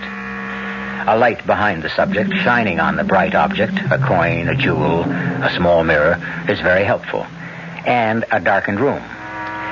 Once the subject is in the trance, he or she is open to post-hypnotic suggestion. Luckily for our peace of mind and their father's health, Marge is a subject, and not the bloodthirsty Mark." Ever since I can remember, I've hated my father and feared him. But never more so than these last 2 years, since he killed my mother. I'd like to kill him, but I haven't the guts. Well, what, Mark? Huh? Well, what do you mean, what? What do you want me to ask Marge to do? Don't tell me I put you into a trance, too. No, Look, what sort of thing can I ask? Anything within reason. I mean, she won't do anything to hurt herself, or to hurt someone else, or steal, or anything that goes against her natural instincts. Let's keep it simple. You know what you ought to ask her to do? What? Marry you. got a chance to shake this scene and have some kind of decent life of her own and get away from that monster upstairs, and she won't take it. She loves her father. That murdering... Hey, come on, take it easy, Mark. He killed my mother. It was a car accident. He was going 90, and he was drunk when they crashed. It's a miracle anyone came out of it alive. The pity it had to be him. He got off lucky. Lucky? A shattered pelvis? Condemned to drag himself around on canes for the rest of his life? I hope he never knows a moment when he's not in pain. Hey, Mark. Come on, let's knock it off. I want to bring Marge out of the trance. Wait a minute. We've got a bet going here. You claimed you could prove post-hypnotic suggestion, didn't you? Yeah? Well, suppose you... Damn, that grandfather clock drives me crazy. Old man's pride and joy hasn't missed a chime since the day he was born. Did it wake Marge? No. She'll stay under till I bring her out of it. What were you going to say before? Well, suppose you were to tell Marge to hit up the old man for $5,000 tomorrow at breakfast. Would she do it? Well, she might if she thought it was justified. Well, tell her I need it to pay off some debts. Do you? What's the difference? She won't get it? No, Mark, I'm sorry. No go. No, if you want Marge to try to get money for you, you ask her directly, when she's fully conscious. Like I figured, the two of you are just putting me on. Oh, no. No, I'll prove that to you. Marge? Yes? I want you to do something for me tomorrow morning. All right. What time's breakfast? 9 on the dot. Another of the old man's fetishes. Okay. Now, Marge, I want you to come down and be at the breakfast table at 2 minutes to 9 tomorrow morning. Then, when the clock strikes 9, on the last chime, no matter what's going on, you will say, "Hickory-dickory-dock. The mouse ran up the clock. The clock struck 9, and I feel fine. Hickory-dickory-dock." And you won't remember you said it. Will you do that? Yes. You won't forget. No. Now, you've been having a nice rest. But it's time to wake up and feel refreshed and relaxed. You will wake up when I say now. Now. I feel as if I... What are you staring at? The two of you. Jeff, did it work? Mm-hmm. You really put me under? For about 10 minutes. Oh, that's scary. You know, why, if you can make me draw a blank like that, you can make me do anything. Oh, no, don't worry. I couldn't make you do anything you didn't really want to. I should hope not. Where did you learn this handy little parlor trick? Well, I once took some courses in parapsychology. Do you feel relaxed, Marge? Is your headache gone? I have to admit I do. And no headache. I really feel as if I'd had a whole night's sleep. You're a master magician. No, anyone can do what I did, provided he has the right subject, and that person is willing. Not that I'd advise it, though. It's a dangerous thing to fool around with. But, your friend uses it in his practice. Dr. Frank? Oh, yeah. Occasionally, if it's indicated. Actually, he's relatively conservative for a psychiatrist. I don't need him. Well, honey, I'd like to see you get rid of those headaches. I'm not a candidate for the couch yet. Well, I guess I'll hit the sack. Thanks for the fun and games. Good night. Night, little brother. Good night, Mark. Little brother? Didn't you ever know? I was the first twin to arrive. It's only one of Mark's resentments. He's the one who really needs analysis. Marge, Mark's problems are his own. Yours are something I want to see solved. I don't know why you waste your time with me. If I had any sense in this mixed-up noodle of mine, I'd marry you, have 4 children, and live happily ever after. But I just can't. Because you feel yourself tied to your father. I can't leave him alone, Jeff. I love him. I think, for your sake, Jeff, you'd better forget me. Will you do me one favor first? Will you just go to see Dr. Frank for a few visits? You think I'm that bad off? Well, Marge, you've been pretty mixed up ever since the accident. I know. Okay, Jeff. Maybe you're right. Let me think about it, and maybe I'll call your Dr. Frank tomorrow. Tomorrow? What is it, Jeff? Nothing. It isn't important. It'd be more complicated to undo than to do now. I'll call you then and explain. Morning, Mark. Morning, Dad. You're surprisingly early. Yeah, I wanted to ask you something. If it's money, no. Dad, I'm in bad trouble. Well, then dig yourself out. Dad, Mom left me money that will come to me when I'm 30. Why can't I? Very wise of her. Maybe in another 6 years you'll be able to handle it instead of gambling it away. It wasn't Mom's decision. You talked her into it. I most certainly did. Look, you don't understand. I'm mixed up with some very hard guys. If I don't pay them off... Oh, don't talk nonsense. They'll wait for that money.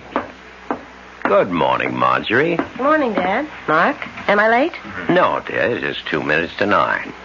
Sit down. Have your orange juice. I'll pour the coffee first. You sound very chipper. Yes, I had a wonderful sleep last night. Relaxed as a kitten. I wish I could say the same.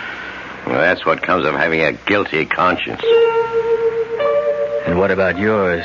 I wanted to shout at him as I pushed my chair from the table violently and went to the sideboard. I was seething with hate at his smug self-righteousness. Guilty conscience. If he only knew how guilty, how much I wanted him dead. Serving breakfast plates for Marge and me gave me time to regain control. Then the clock began to strike 9, and my mood improved. A small revenge, but if Jeff's trick worked, at least I'd see the pompous old ass look foolish for once. What time did Jeff Henderson leave last night? I think I'm old enough not to have to answer questions like that. Well, I think I have the right to ask any questions I want to in my house. Because I want to know if you're thinking again of marrying Jeff. Hickory dickory dock. The mouse ran up the clock. The clock struck 9 and I feel fine. Hickory dickory dock. What? What did you just say, Marjorie? Me? I didn't say anything. I just asked you a perfectly reasonable question, and you replied with a silly nursery rhyme. Nursery rhyme? Dad, I don't know what you're talking about. I didn't... She doesn't know. She said it. Keep out of this, Mark. It was post-hypnotic suggestion. It was what? Marge had one of her bad headaches, and Jeff thought he could cure it by hypnosis. And he did. But what's this about... Hypnosis? Marge, I must say I didn't think you'd be this foolish. I don't want Jeff Henderson in this house again. Dad, I'm the one the trick was played on. Where's your sense of humor? I haven't had any sense of humor since I lost your mother. No, don't help me. I don't need anyone. I can manage by myself. I don't expect it from my son, and I don't ask it from you, Marge. Dad, Oh, let him go, Marge. He's only looking for sympathy. Why do you have to be so hard on him, Mark? Because I hate him. I always have. Mark, he's our father. I love him. Well, maybe we're not... What do they call us? Enzygotic twins, after all, huh? I mean, I guess we came from 2 different eggs because the only thing I want him to be is dead. I think maybe we both need psychiatrists. I'll get it, Williams. Yes? Are you Mark Prentice? Yes. Well, open up, fella. Let me in. Oh, now, you don't want to see artillery, do you? Benny? Yeah. He sent me. What do you want? Oh, boy. Benny must be going soft. He lets you into him for 15 big ones. Now, look. I'm going to pay him. Oh, I know you're going to pay him. But when? Like, what's on account? I haven't got anything right now, but Benny knows that I come into my own money when I'm 30. You got 2 weeks, fella. 2. For whole account. Otherwise, a couple of broken legs, a little treatment around kidneys, you carry the rest of your life. And we'd still be waiting for the payment. You get the message? I'm scared. And I've never been so scared in my life. And I'm caught. They mean business. And I'll never change my father's mind. I'm going to have to kill him. But how? How?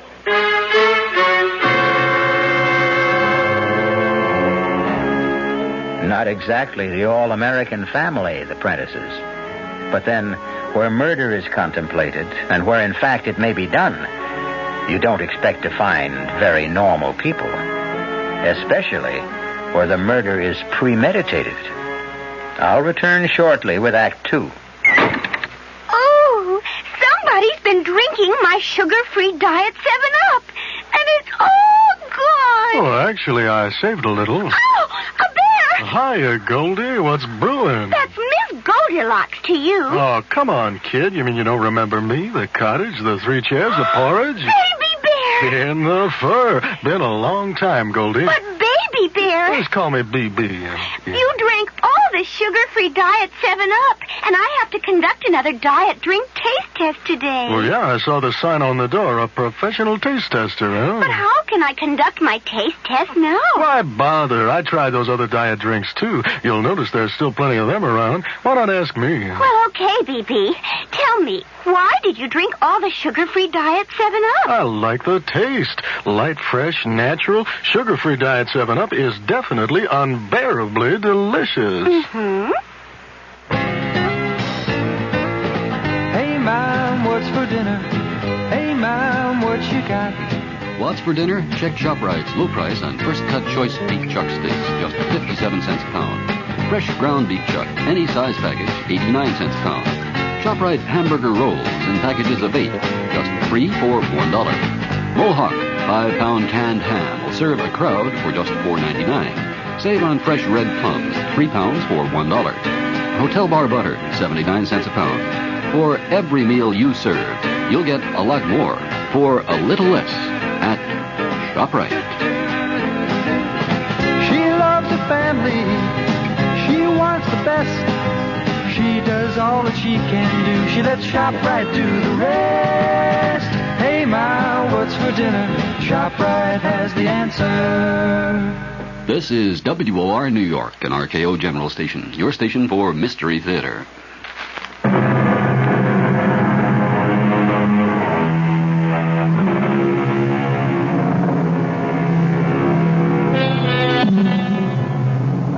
Almost 2 weeks have passed, and Mark has not been able to take any action towards solving his problems. Marge, at least under Jeff's urging, has had several sessions with Dr. Frank, and Harvey Prentice has continued to be himself, domineering, selfish, callous to any problems but his own. Mark? Yeah, Dad. What is it? Where the devil is Marjorie? I think she's with a psychiatrist. What does she need with a psychiatrist? You'll have to ask her that. Oh, not again. I trust she's not going to be late for dinner this time. Search me. Well, when she comes in, I'm in the study. Oh, by the way, I see you appear to be all in one piece. No bruises, no damage. Did you pay off your debts? No. Well, I told you nothing would happen. I've got 2 days left to come up with the money. Look, Dad. No. Not from me. Do you know that I'm scared to go out of the house? Has it ever occurred to you that you should and get a job? That's the way to pay your debts off. I couldn't pay my debts off with any job I can get. Perhaps you should have thought of that before you ran them up. Oh, it's easy to hate my father. And even the fact of murdering him would not be all that hard. It's just how to do it without being found out. It never occurred to me that my sister might provide the answer. Marge! Jeff, what are you doing here? I knew you had an appointment with Dr. Frank. I have the car, so I thought I'd wait and drive you home. I don't feel like talking, Jeff. Marge, I haven't seen you in almost 2 weeks. You won't even answer my phone calls. Are you mad at me? Not exactly. Is it that silly stunt I pulled with that post-hypnotic suggestion? No. It's ever since that evening. I know.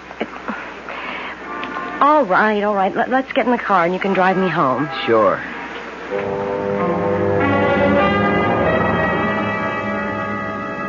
I'm so mixed up, Jeff. I wish you'd never suggested Dr. Frank. Oh, now, wait a minute. He's a good guy. Not for my money, he isn't. I know you meant well, but... But what? Jeff, I'm not good for you.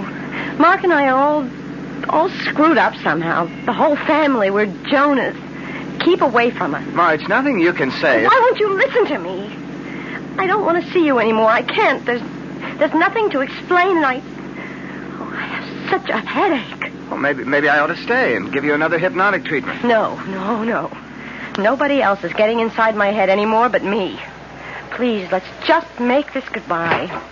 I don't want to see you again. Marge, wait a minute.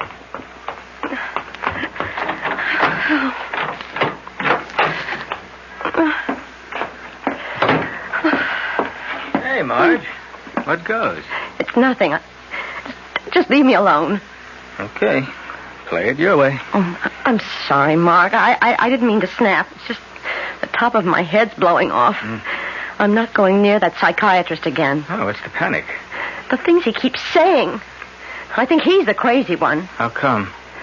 Well, I'm not going to go through all the double talk about the id and the superego and the ego, but what he finally got around to saying was that I was jealous of Mother.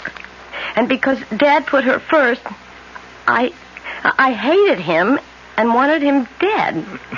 Well, he's got the wrong twin. But how could he say such a thing to me when I literally gave up Jeff to take care of Dad? Search me. I mean, honestly, I thought an Oedipus complex was strictly from the ancient Greeks and for doctors talking to each other. Can you imagine me supposed to hate my father? How could you hate Dad when you dropped everything to take care of him ever since Mom died? See, that's because I'm supposed to have a fixation. And it's only guilt that holds me back from destroying him. What?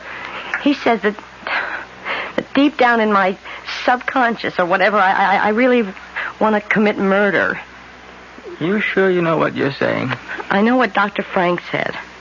That I'll never get rid of my headaches till I get rid of my guilt feelings. And to get rid of those, I'll have to kill him. Dad? That's right. Well, there's a quicker way to get rid of headaches than that. How? Well, get old Jeff back to hypnotize you again. No. Jeff and I are through. I told him that tonight. Well, if you really want to get rid of a headache, well, I could have a shot at the hypnosis route. Jeff said anyone could do it. No, thanks. I'm taking my headache to bed. I won't be down for dinner. Of course, I didn't have the idea right then.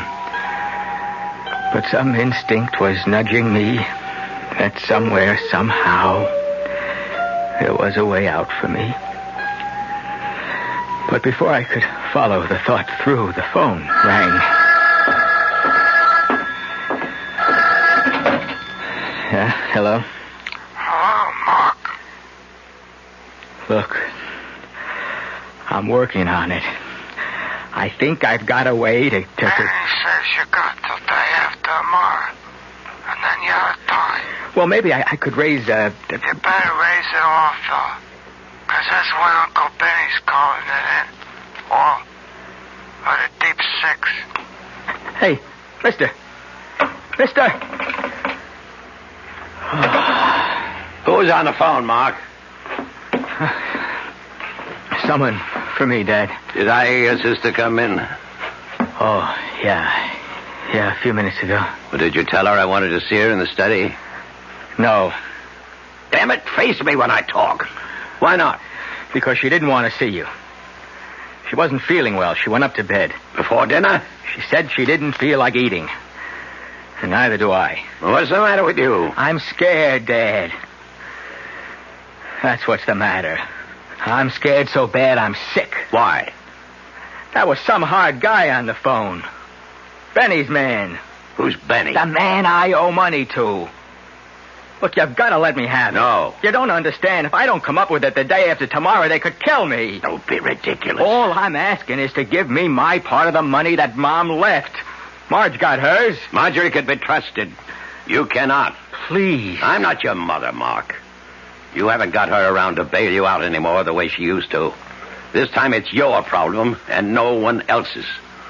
The only way you'll ever get any money out of me beyond living expenses is over my dead body. The only way I ever wanted it from him. Over his dead body. And suddenly, at last, I could see the way to do it.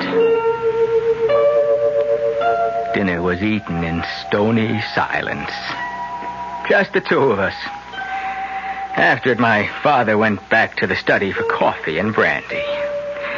I sneaked upstairs to my father's bedroom, which had been my mother's, too, and searched quickly through her drawers to find what I wanted.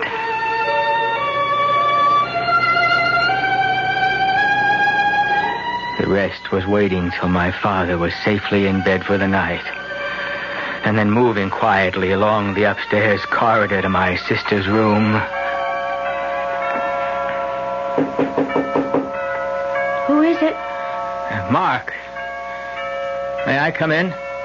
I suppose so. I knew you were up. I saw the light under the door. Dad came by to say goodnight an hour or so ago. I couldn't get back to sleep. What time is it? The witching hour. Midnight. Do you mind if I sit on the other bed for a moment? It's all right. My bed light in your eyes? No. It's just fine. How's the headache? Splitting. I wish I had some magic remedy. I just like to go to sleep tonight and never wake up again. No, you don't mean that. I do tonight. What's that swinging in your hand? That's a memento from better days. Remember, it's Mom's tick-tock watch. Oh, I haven't seen that in years. It's still so shiny. Where'd you get it? Oh, I've had it a while. Remember how when we were kids she used to put us to sleep with it? The tick-tock watch. Tick-tock, tick-tock, back and forth. My eyes used to get glued to it. Tick-tock, tick-tock, back and forth, till I began to get so sleepy. So sleepy. So sleepy. Sleep, Marge. Sleep. Keep your eyes on the watch. Yeah, your eyelids are getting heavy. Heavy. So heavy.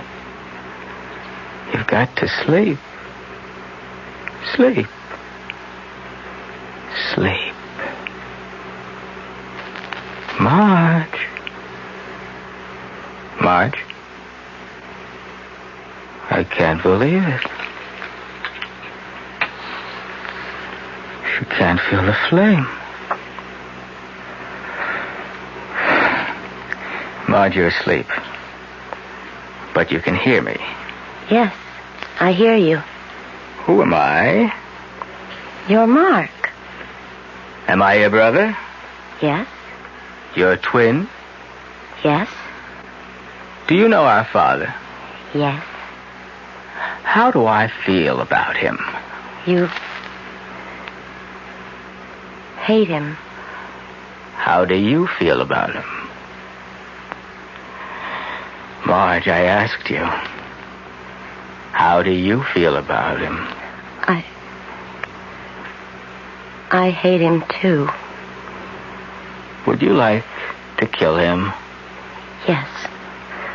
I've always wanted to. I want to kill him. I could hardly believe my luck. And just in time to save my neck. The perfect weapon for the perfect murder. My sister. But did I dare to use it? to hurt her instead of being hurt myself, what would they do to her? What would happen to her if I did what I was planning? And would it even work? What were the odds on the biggest gamble I would ever take in my life?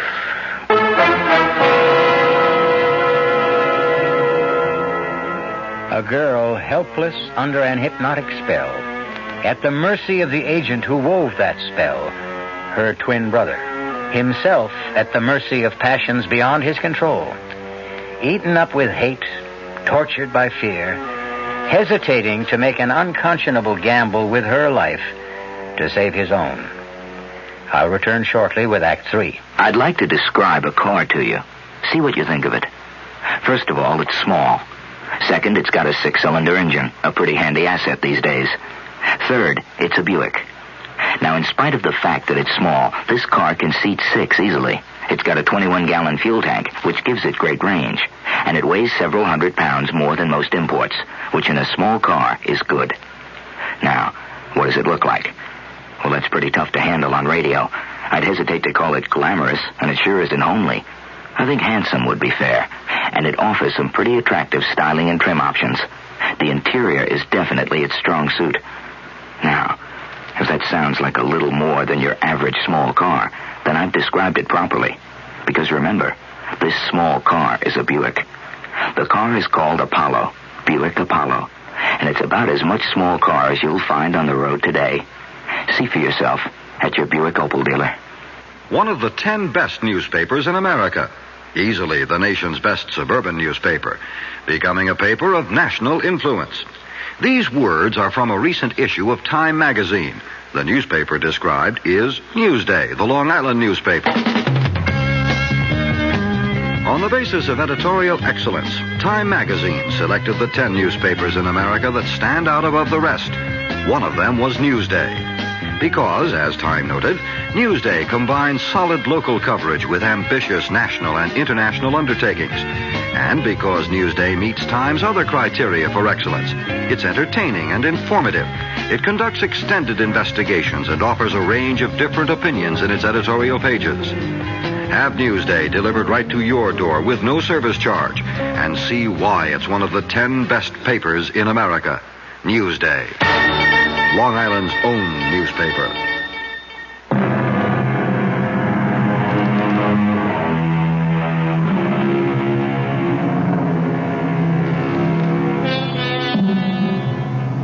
Marge lies still, her eyes wide open, but unseeing. Alongside, her brother Mark sits, his mother's watch still swinging its pendulum arc in his hand, unnoticed, as he wrestles with the conscience which holds him back from this ultimate gamble. The gamble? Can anyone under hypnotic influence be induced to commit murder? If she killed, they'd never do anything to her. There's a whole history. The encephalitis she had as a kid, the nervous breakdown after Mom died. She's going to a psychiatrist now. Sure, I can get her off. Temporary insanity. Yeah, that's it. Only will it work? What was it Jeff said? She won't do anything to hurt herself, or to hurt someone else, or steal, or do anything that goes against her natural instincts. Natural instincts. What does that mean? Doesn't it mean what we really feel deep inside, even if we don't know about it? It's a gamble, but the odds aren't bad. It's Mark, Marge. Can you hear me? I hear you. Remember a couple of weeks ago when Jeff was here and we got off on the hypnosis kick? Yes, I remember.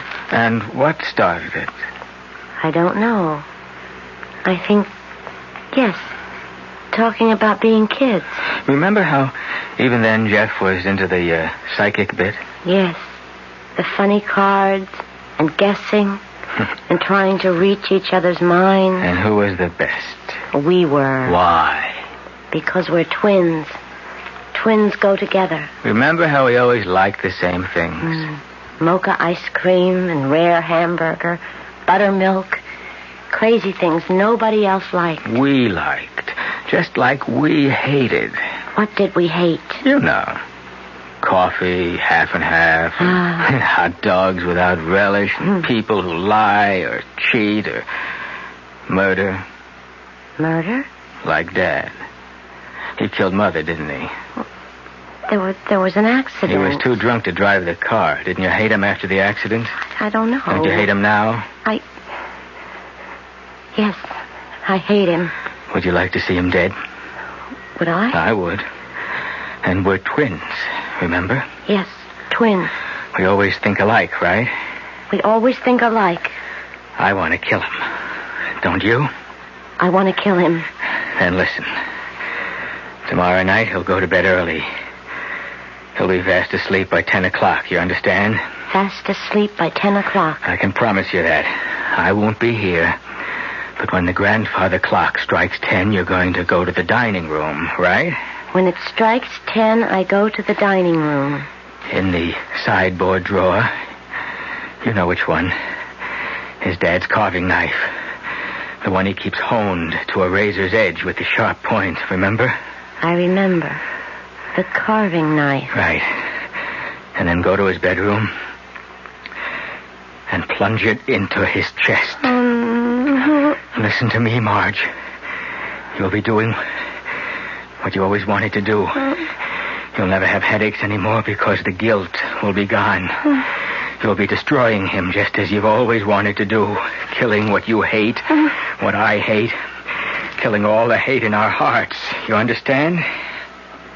When the clock strikes 10 tomorrow night, I am to get the carving knife and take it upstairs and plunge it into Dad until he is dead. And when you wake up in the morning, you won't remember any of this.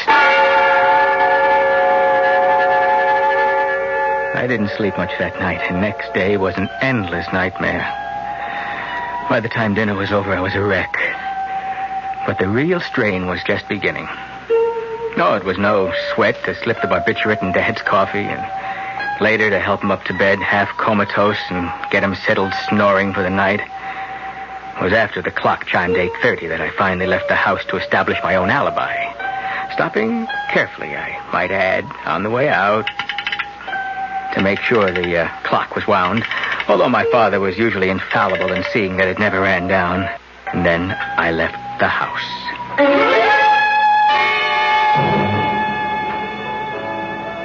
Hey, Mark. Sorry I'm a little late. Oh, just glad you're here. Have you eaten? Yeah. You? Oh, long time ago. I ordered some setups. Scotch okay with you? One drink. Just thought we might have a talk together. What time is it? Around 5 or so to 9. Well, what do you want to talk about?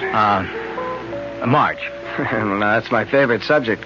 You aren't the bearer of good news by any chance? Good news?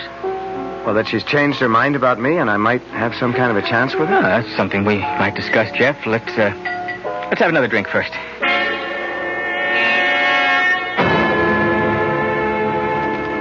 Where was I? Don't you think you should go a little easy on the drinking, Mark? Hey, if I want to get drunk, I'll get drunk. Not with me, Buster. All right, okay, so I'm sober. Where was I? Well, you were trying to explain something about your sister, which is the only reason you're holding me. Oh yeah, Marge, yeah. You know, you don't stand a chance as long as Dad's around. Yeah, I'm aware of that problem. Well, supposing it suddenly didn't exist anymore, supposing there wasn't my father. Well, if that's your only question for the evening, maybe we ought to order another drink.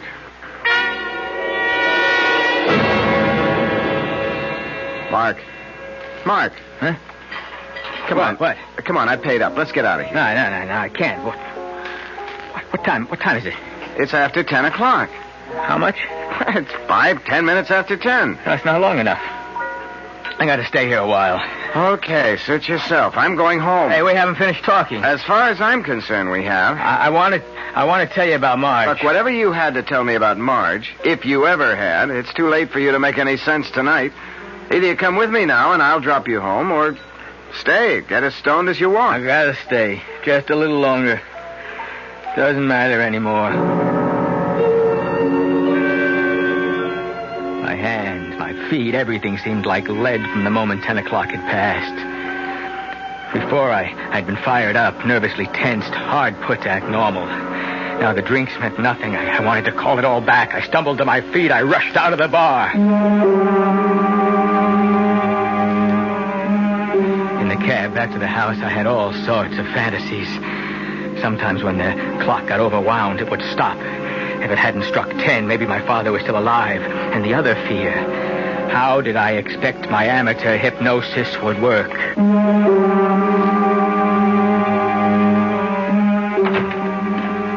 In the house, empty. I was conscious of the echo of its sighs for the first time. Through the hall, up the big staircase, down the hall to my father's room. Everything seemed to echo. Carefully, I opened the door to my father's room and listened. No sound. I went in. I looked at my father where he lay, lit by a lamp on the far wall over the dressing table. The first thing I was conscious of was that he was breathing. Then I saw the carving knife on the floor. It was instinctive to pick it up. It was bright silver and stainless steel, glittering in the corner lamp. There was no trace of blood. He wasn't dead. And I knew I would have to do this by myself. By myself. There never had been any other way. So I came to the bed, lifting the knife up high to drive it home. And suddenly his eyes were open, looking at me, recognizing what was about to happen. In one convulsive shrug towards me, his eyes glazed over. But in that last moment, he said, You always wanted me dead. Dead. So, strike. Strike. For all the good it will do you.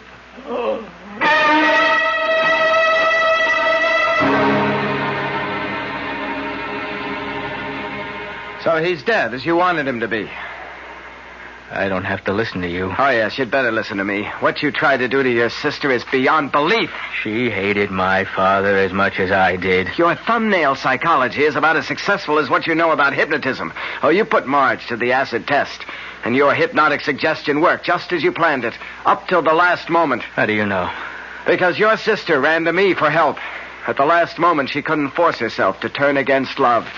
Not for this one man, or me, or you, but just the fact that she was human and normal, and hate was no part of her, but love was.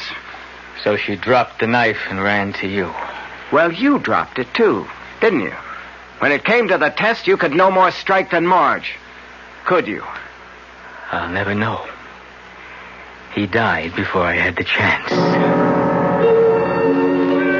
A massive stroke had caused my father's death before I had a chance to kill him. But if I wasn't guilty in fact, I certainly was in intention. And to achieve his death, I would have tried anything within my power. I was lucky to get off scot-free, I thought. And I directed my entire estate be left to my beloved daughter Marjorie, subject to all the provisions to protect it and her from my son Mark, to whom, with all my heart, I leave nothing, not 1 cent.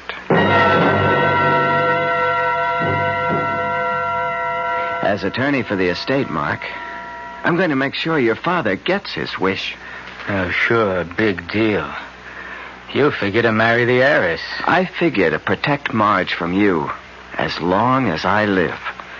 If I thought I could wring your neck by myself and get away with it, I'd be happy to do it.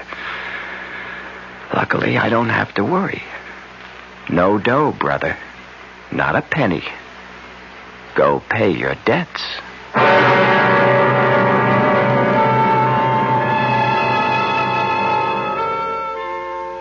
Can one be hypnotized and led to kill? Certainly not from tonight's story, and highly doubtful, if not impossible, no matter who the subject might be. But just in case, I hope we have all learned that it is nothing to meddle with for the uninformed. Like all special areas in life, it should be used by the expert, only in cases of special need.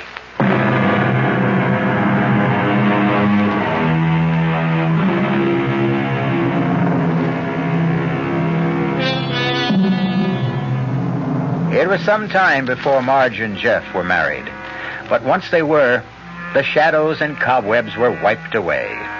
Mark was only a dark memory that would disintegrate in time as thoroughly as his corporal self, trapped in his cement boots in the shifting muck of the river bottom where he lies. Who sows the wind must reap the whirlwind. Our cast included Marcia Rodd, Nick Pryor, Ira Lewis, and Stotts Cotsworth. The entire production was under the direction of Hyman Brown. Radio Mystery Theater was sponsored in part by Anheuser-Busch Incorporated, Brewers of Budweiser. This is E.G. Marshall inviting you to return to our Mystery Theater for another adventure in the macabre. Until next time, pleasant dreams.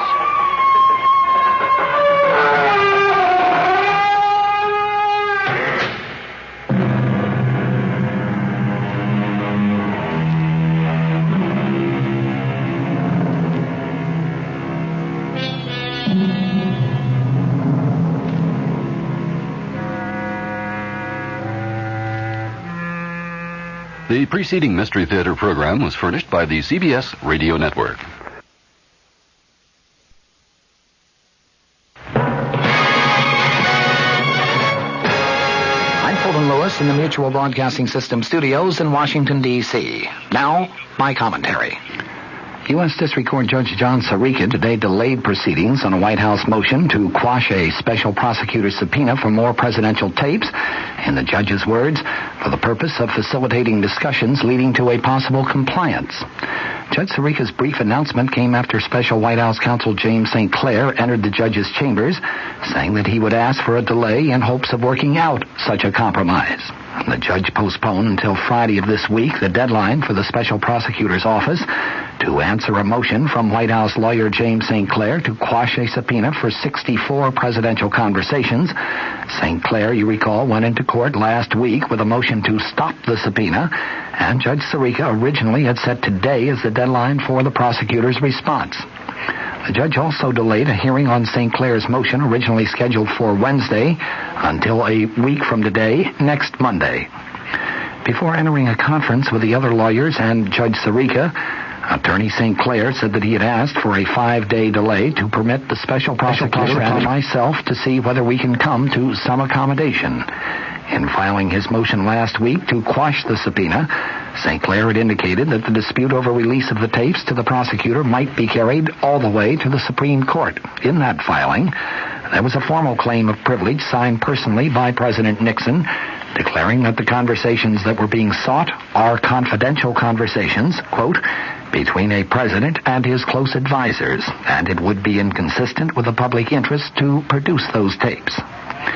About 20 of the conversations in question, the conversations that have been demanded by Leon Jaworski, the special prosecutor, were among the talks for which the White House released transcripts last week. For those, the president said no claim of privilege was asserted.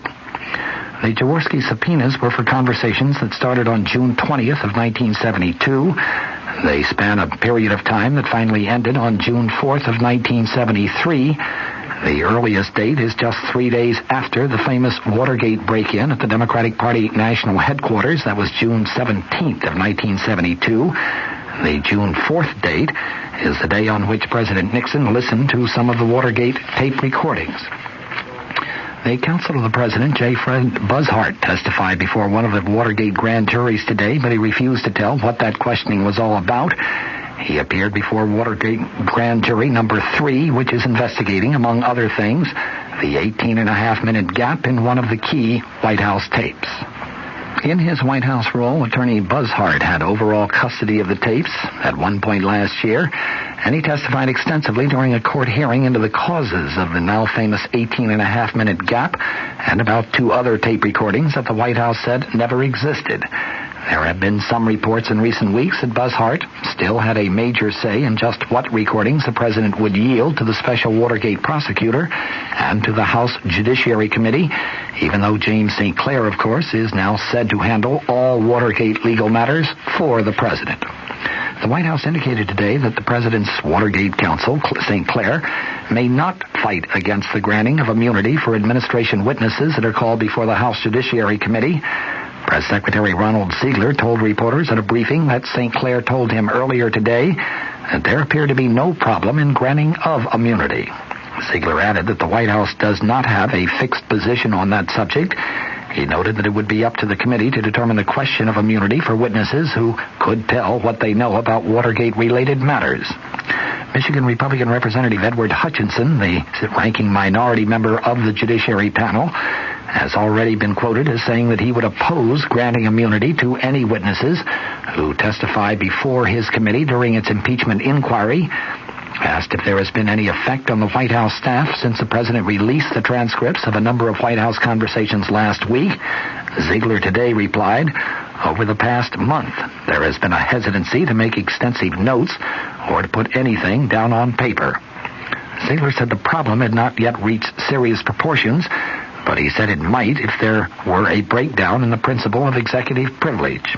The president issued the transcripts in response to the Judiciary Committee's formal subpoena for the tapes of 42 presidential conversations.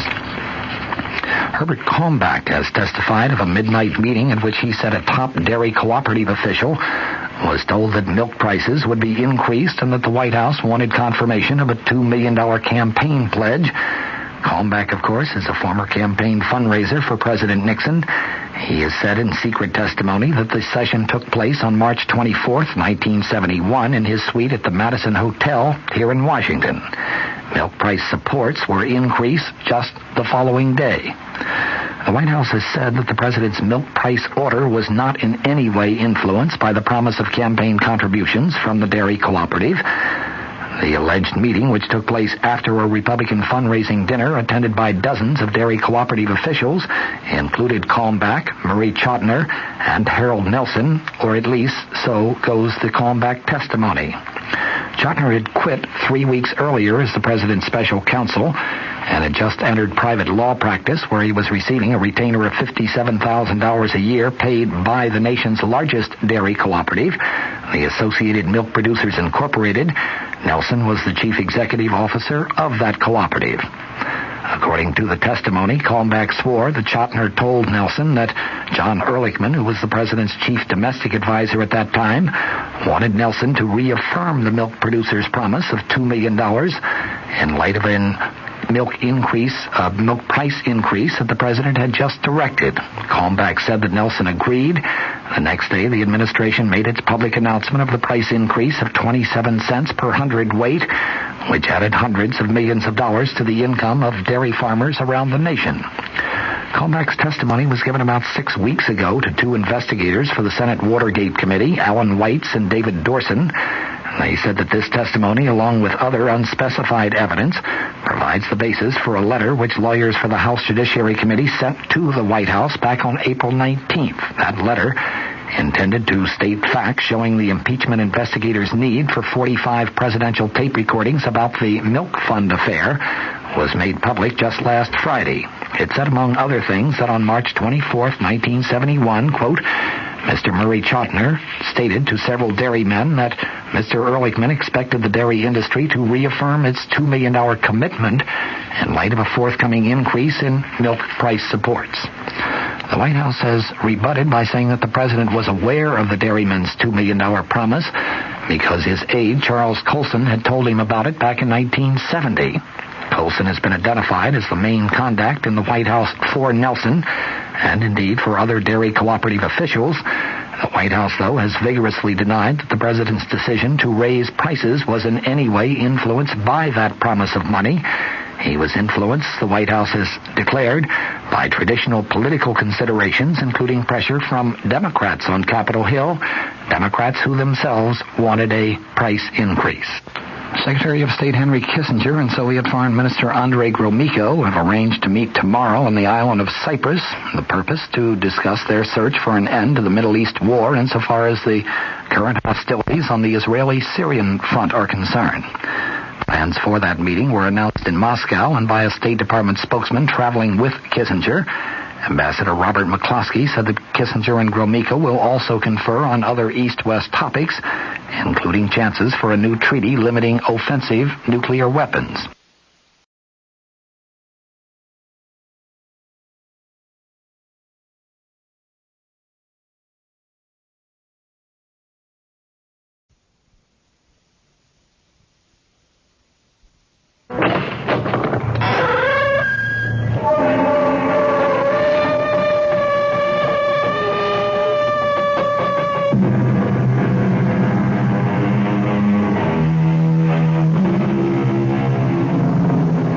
Come in. Welcome.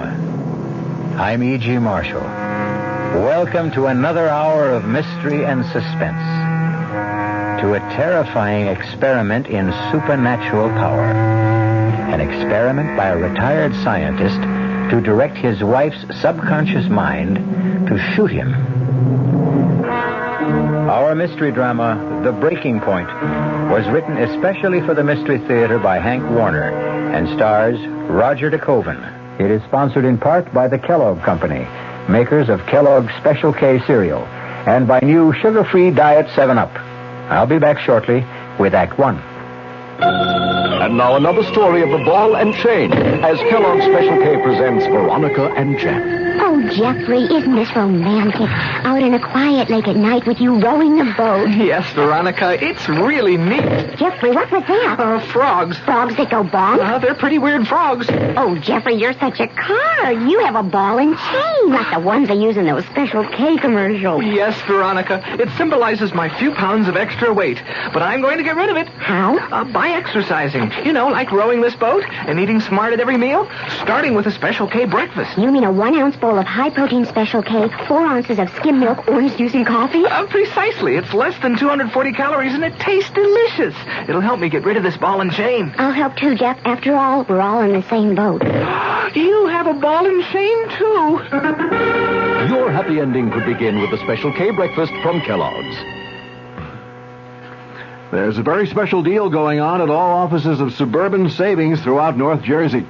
It's called Suburban Special Interest Deal, and you'll be especially interested in the savings you get. A top 7.90% effective annual yield on Suburban's limited issue 7.50% savings certificate. And Suburban guarantees it from 4 to 10 years, minimum deposit $2,500. Early withdrawal prior to maturity is subject to a substantial penalty. Suburban compounds interest continuously from day of deposit, paid quarterly. So you not only get interest on your savings, you get interest on the interest. And Suburban offers you the highest interest rate allowed by law. Here's your chance to get a great savings. A top 7.90% effective annual yield on Suburban's limited issue 7.50% savings certificate. Why not deal yourself into Suburban Savings Special Interest Deal in Bayonne, Edgewater, Elmwood Park, Emerson, Hackettstown, Morris Plains, Nutley, Paramus, and Sparta.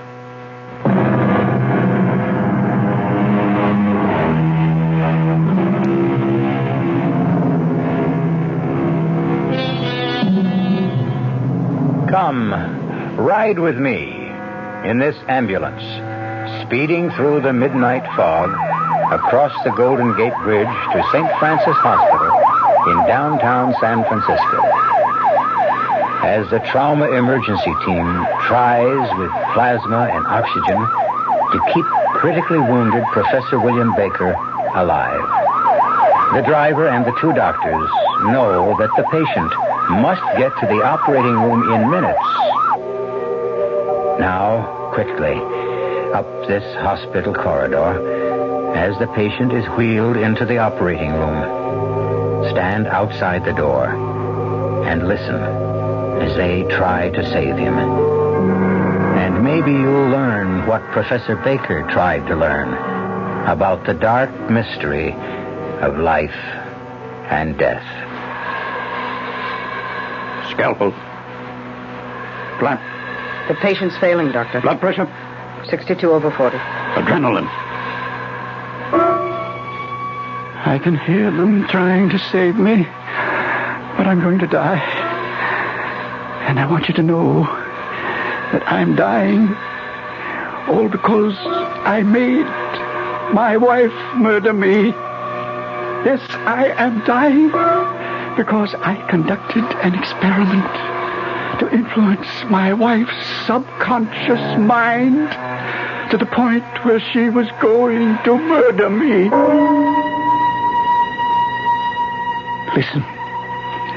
Listen carefully. I will tell you exactly what happened. And when I have completed what I desire to communicate, go to the police. Tell them if you dare. I say dare, for it will require courage. It began this afternoon when Dr. Philip Simpson, the brilliant young brain surgeon, drove up in his station wagon from Palo Alto to address the San Francisco Medical Society and spend the night with us at the cottage Helen, my wife, and I had rented in the wooded hillside just across the Golden Gate Bridge, overlooking the ocean. He brought Chichi, one of 2 capuchin monkeys he kept under observation in his research laboratory. It's good to see you, Philip. It's so good to see you, Professor Baker. So, that's Chichi. Yes, he wants to get out. Quiet down, Chichi. Come on, you can come out.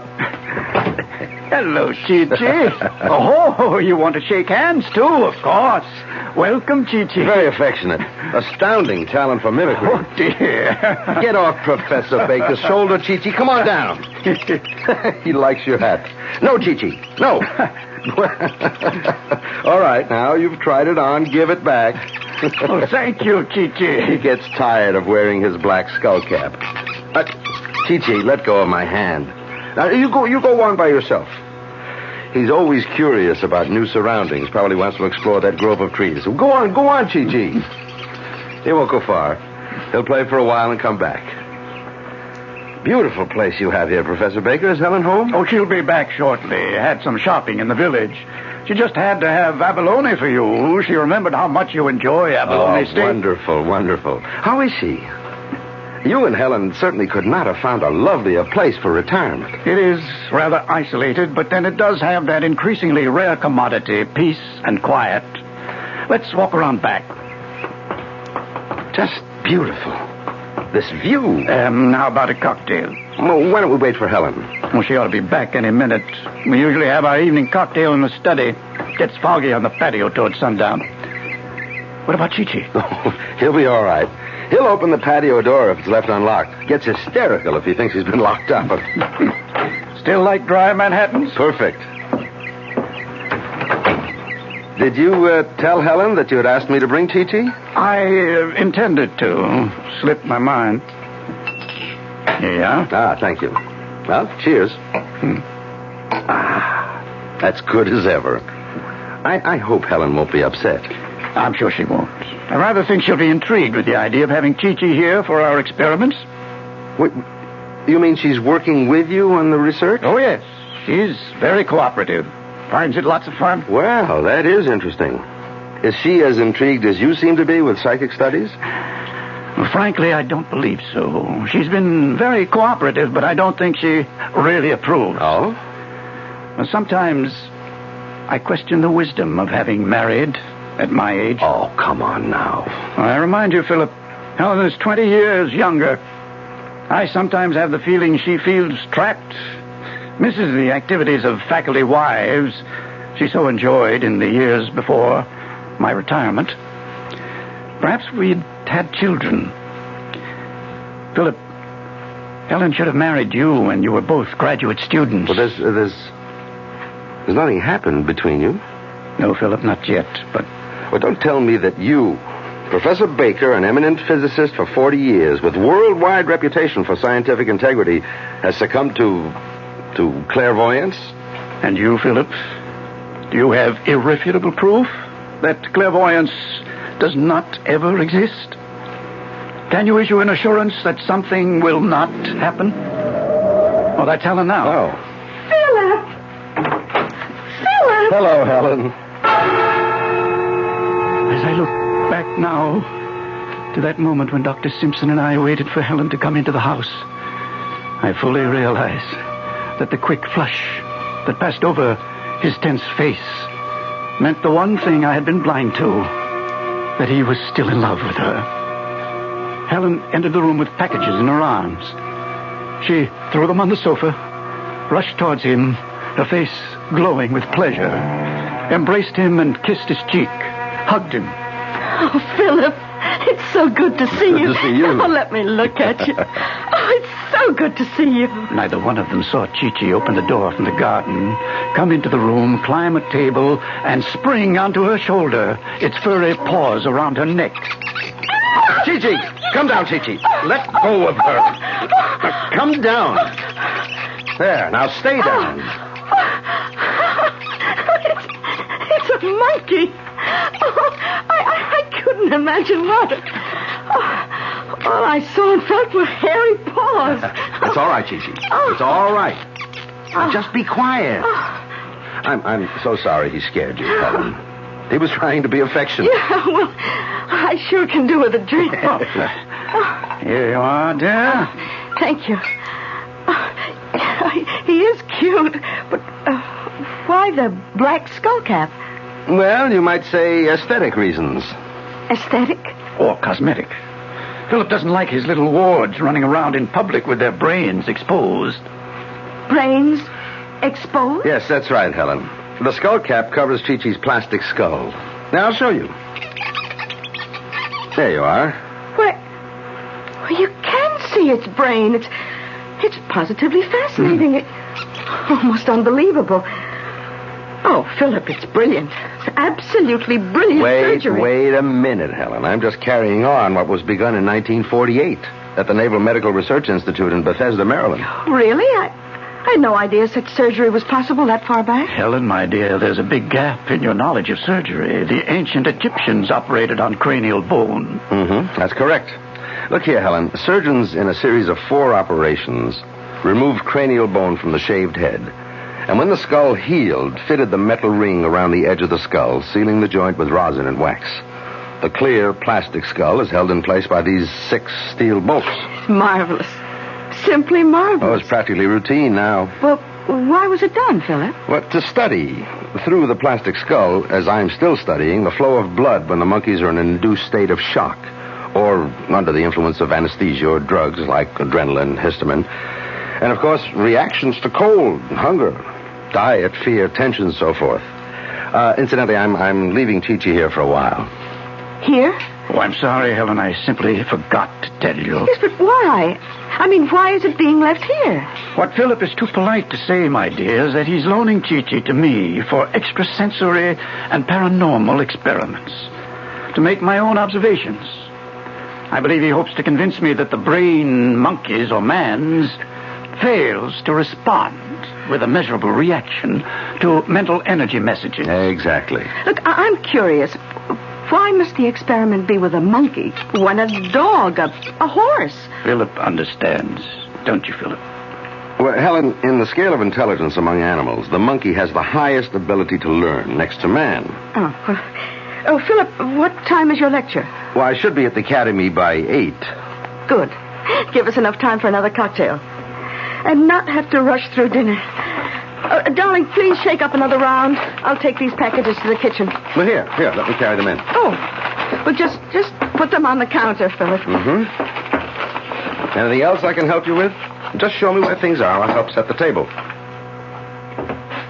What is it, Helen? You all right? Yes. The table. What are you talking about? I said I'd help set the table. Oh, well, later. Let's have our drink and talk. There's so much to catch up with, Philip.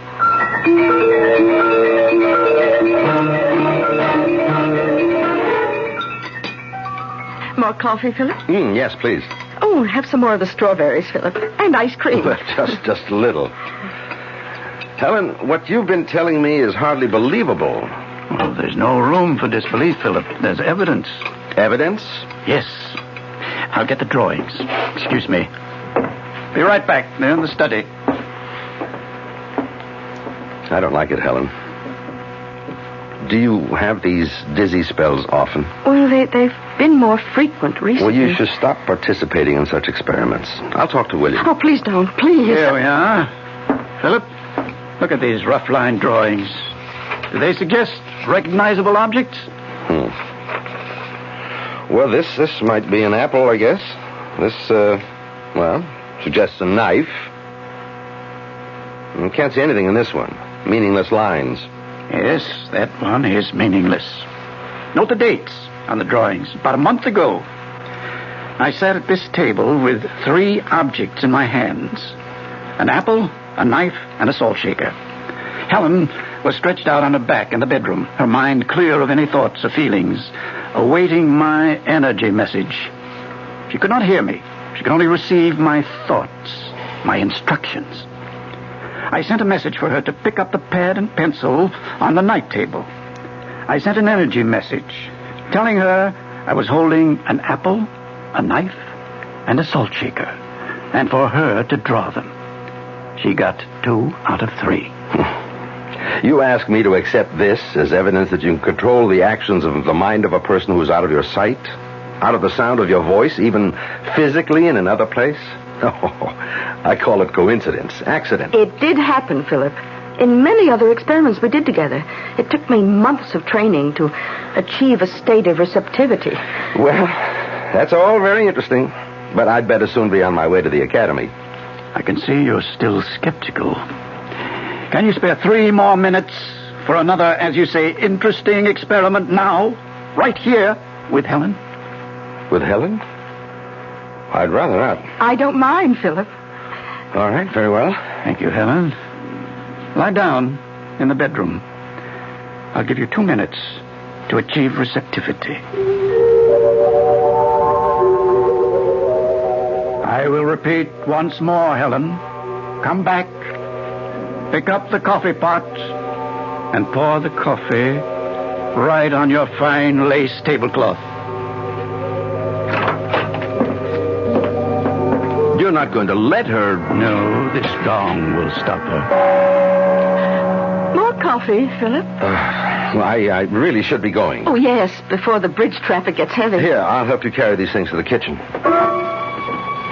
followed her into the kitchen, carrying a tray. The brilliant Dr. Simpson had been puzzled. Are you all right? He had asked her. Dr. Simpson, who recognized only the physical laws of matter, had asked, are you all right? But she wasn't all right. Dr. Simpson didn't know then what the trouble was. But late that night, when he returned from his lecture, he found out about the experiment that was underway with the loaded gun in the night table.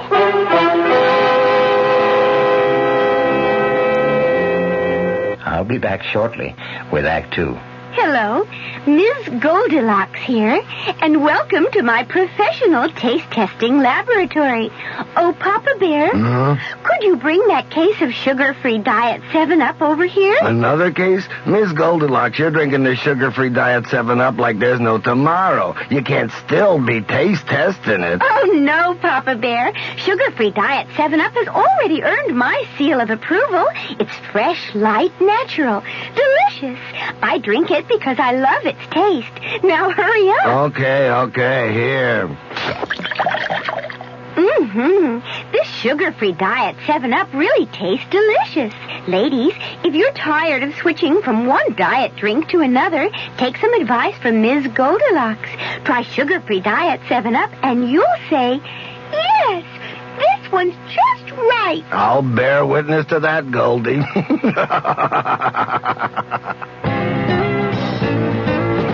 Hey, Mom, what's for dinner? Hey, Mom, what you got? What's for dinner? Your ShopRite is featuring ShopRite or Shenandoah brand Grade A Rock Cornish hens. A real family treat at just 47 cents a pound. What's for breakfast? Listen to these ShopRite values. ShopRite grade A large eggs, 59 cents a dozen. ShopRite sliced bacon 1 pound package, 79 cents. ShopRite grade double A butter 1 pound brick, 69 cents. Crown Top white bread 22 ounce loaves, 3 for $1. Save on every meal at ShopRite. She loves the family. She wants the best. She does all that she can do. She lets ShopRite do the rest. Hey, Ma, what's for dinner? ShopRite has the answer. WOR New York, your Mystery Theater station.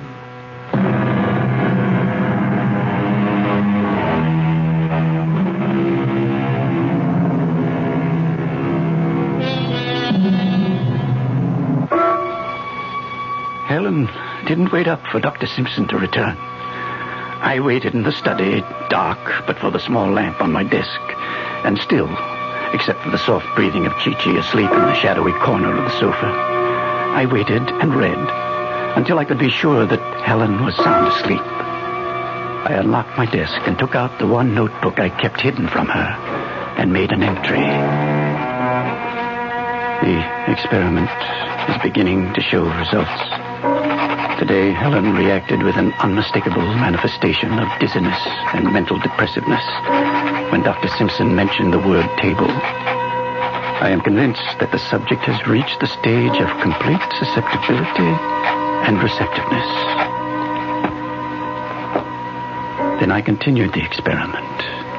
I stared in the direction of the bedroom door and concentrated. I shut out every sight and sound and thought until I was oblivious to everything but the task at hand. Helen, there is a gun in the night table. In the night table, Helen. In the night table, a gun, Helen. In the night table, a gun. Helen. Professor Baker. Yes? What are you doing? Experimenting. Where's Helen? Lying down in the bedroom. Close the door, won't you? Professor, what is this experiment? It's a very simple experiment. I'm trying to reach her mind. Now, if you'll excuse me. Helen, there is a gun in the night table. Stop it. Stop. Why, you're shaking, Dr. Simpson. What are you up to? I'm simply trying to tell Helen there's a gun in the night table by her bed. And for her to... To what? To pick it up, enter this room, point the gun at me, and pull the trigger. But why? Why? What I'm trying to determine is whether one mind can influence another by exerting mental energy to do something the subject would normally recoil from doing. Yes, go on. In Helen's case, I'm sure that in her conscious hours, she would never even entertain the thought of shooting me. I'm trying to determine whether she can be made to do just that without her being aware that she is being impelled to do so. Oh, but why? What would it prove? Prove? Don't you see? If one mind can control another across space, think of the power men of goodwill can exercise over evil. It will at long last give man control over the rapacious breed that makes civilization a nightmare. The evil, power-hungry men who brainwash their countrymen into one war after another. Professor, how long has this been going on? For weeks. Every night. You recall Helen's depressiveness this evening? When you mentioned the word table? You mean... Yes. The reaction. Results. My mind is beginning to control her subconscious. You witnessed it, Philip. And now, have you the scientific integrity and the courage to witness the experiment carried through? I have conditioned her to come in when the clock strikes midnight. In a few minutes now. What do you mean, do I have the courage? Yes. To stand by when or if she's about to pull the trigger to kill me.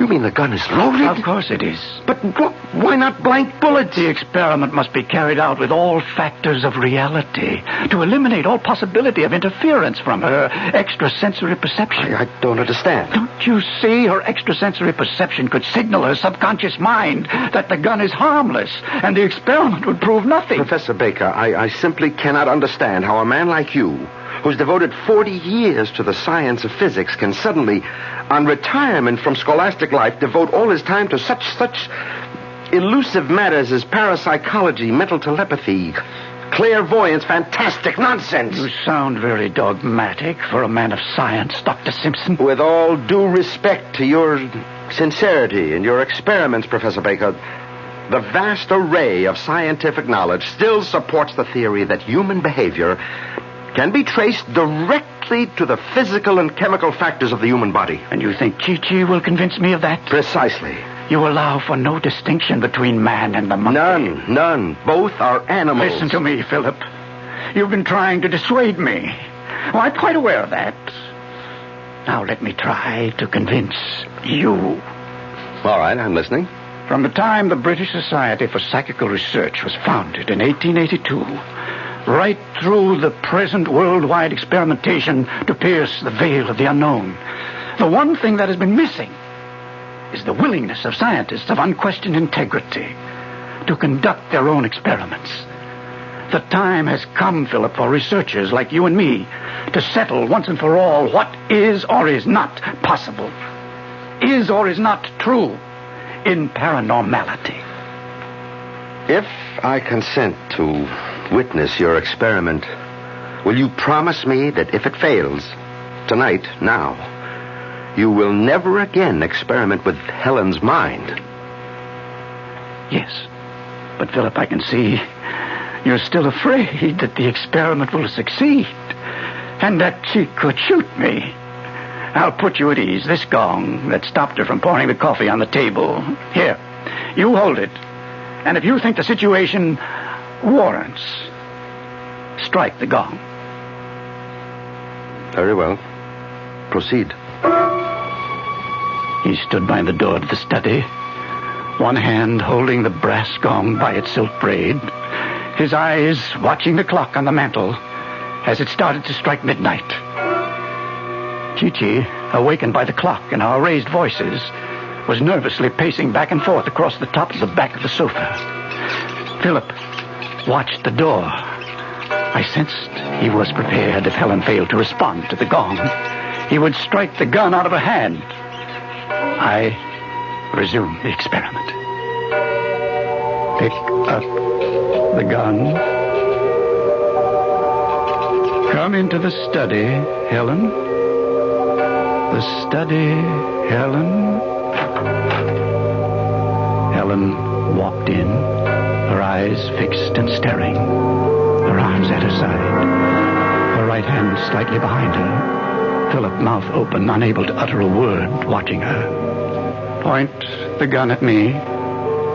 Pull the trigger. Helen!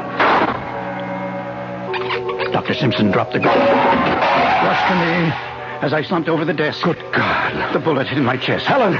Towels, adhesive tape. It's a chest wound. Have to keep him from sucking in air. He looked up from examining the wound. One glance told him she didn't hear or understand.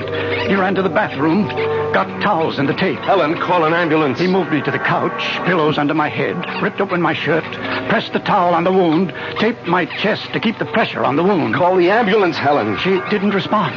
He seized the phone. Put down the phone, Philip. Helen, why are you pointing the gun at me? Put down the gun. She lowered the gun to her side. He went to her. My eyes closed. I struggled against the blackness flooding my mind. I struggled as the blood trickled from my wound to listen. Helen, don't you hear me? Answer me. Answer me! Why did you slap me, Philip? Helen, do you know what you've done? What have I done? You've shot him. Who? Your husband, Professor Baker. We've got to call an ambulance, Helen. His pulse is... Will Will he live? The ambulance, Helen. He won't live, will he? I can see it in your face, Philip. He won't live. He'll die if he doesn't get to the operating room. I want him to die. What did you say? I want him to die.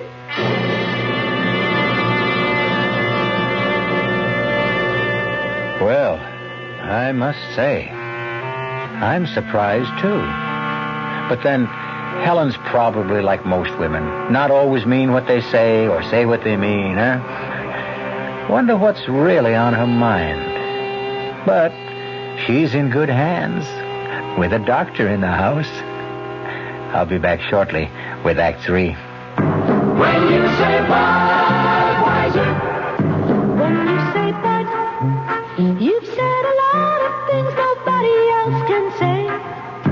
When you say Bud, you've gone as far as you can go to get the very best.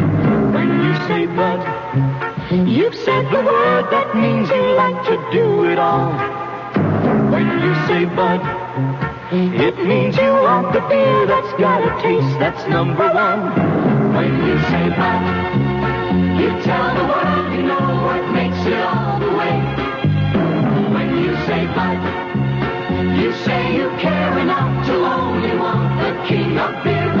There is no other one. There's only something less. Because the king of beers is leading all the rest. When you say Budweiser, you've said it all. Anheuser-Busch, St. Louis.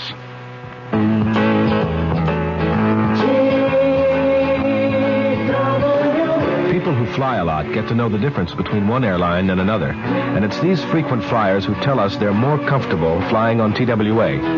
What is comfort on an airplane? It's coach on our wide-body 1011, where all seats are two across. It's 1011 first class, where seats swivel around so you can talk or have dinner with friends.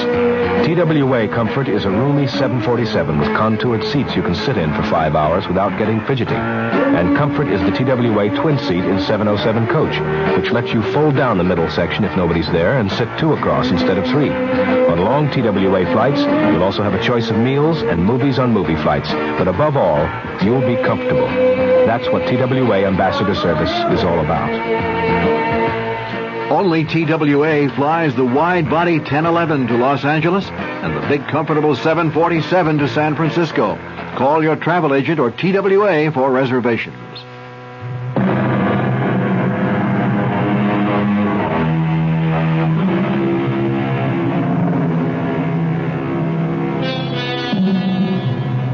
Well, it does seem we left both Helen and Dr. Simpson in a state of shock.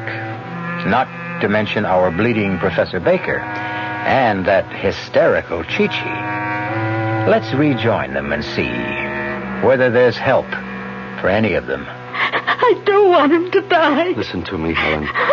You must let me call the ambulance. Don't you see? We must. If he dies here, the police will want to know why we didn't call the ambulance.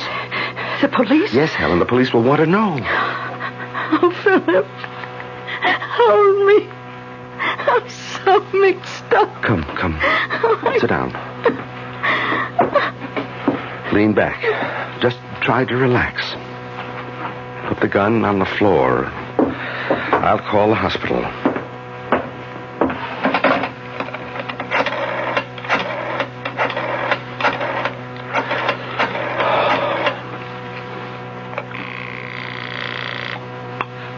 St. Francis Hospital. This is Dr. Philip Simpson. Yes, doctor. I need the ambulance trauma team at once. 47 Edgecliff Road. Critical chest wound. Gunshot. Yes, doctor. I'll put it right through. Now, I want you to call the police, Helen. The police? Yes, they'll be here soon anyway. They're always alerted about requests for an ambulance. But I want you to call them for the record. It will be important at the trial. I'll get them on the phone. You talk.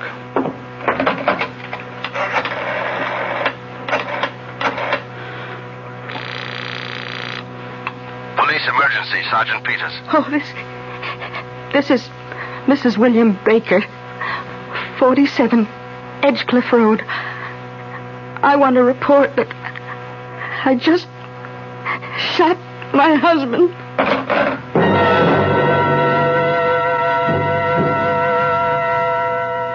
What will I tell them when they get here, Philip? You don't have to answer any questions tonight. I'll have the law firm of Kendall Prentice represent you. They're specialists in forensic medicine. The Chinese gong in the dining room. It's Chi-Chi, imitating what I did. Chi-Chi, stop that. You hear me? Stop that. Let me have it, Chi-Chi. Now, come here. Drop it. Drop it. Let go of it, or I'll break your fall. Those Capuchin monkeys. They want to imitate every new thing they see. Chi-Chi, go sit down in that corner. Go on, and stay there. They're intelligent, but they can be very trying. Chi-Chi is acting strangely tonight. Usually obeys a command immediately. Well, perhaps Chi-Chi's nervous system has been affected by what's happened here. Perhaps its brain has intercepted some of William's energy messages. Nonsense, Helen. That's impossible. I mean, Chi-Chi can sense excitement and tension in a room, but as for intercepting Professor Baker's energy messages, I better check his pulse. It's weak. Very weak. What's keeping that anger? Philip! Chi-Chi's got the gun! Chi-Chi! Let me have that gun. Now, Chi-Chi, now you be a nice boy. Put the gun on the floor. Good boy. Thank you, Chi-Chi. Thank you. Now go back in the corner, and please stay there. I'll put the gun in the desk. I think we both need a brandy. Would you like one, Helen? Oh, yes, please. Here, dear. Now, just sip it. Tell me, Helen, did you know what you were doing when you pulled the trigger? Well, what do you think, Philip? I don't know what to think yet. You've got to tell me, Helen. Did you know what you were doing? You pulled the trigger after I struck the gong. Yes, I know. You knew? You deliberately murdered him. Murder? I shot him because he told me to. He made me do it. But if you knew what you were doing, the police will call it murder. Look, I told you I knew what I was doing, but I won't tell the police. What will you tell them? That the experiment, the great Professor Baker's experiment, was a success. Wait a minute, you knew about the experiment? You knew? Yes, every step of it. I knew about the notebook. I read every entry, every day. I knew exactly what he was up to. The police will read the notebook, and they'll understand. They'll understand. You murdered him. Helen. I never loved him. I was beginning to hate him. It doesn't matter now, Helen. I prefer to conclude that you did not know what you were doing, that the experiment did unbalance your mind. I think the district attorney will accept that. Accept what, Philip? That when you pulled that trigger, it was insanity. Oh, no, I won't be declared insane. No. Look, I'll show them the notebook. They'll understand. They'll read it in his own handwriting. How night after night while I was asleep, he tried to make me shoot him. They'll understand. Unless you tell them differently. Unless you tell them I murdered him. Helen, please listen to me. Try to understand what I'm telling you. The police will never believe that Professor Baker's experiment was a success.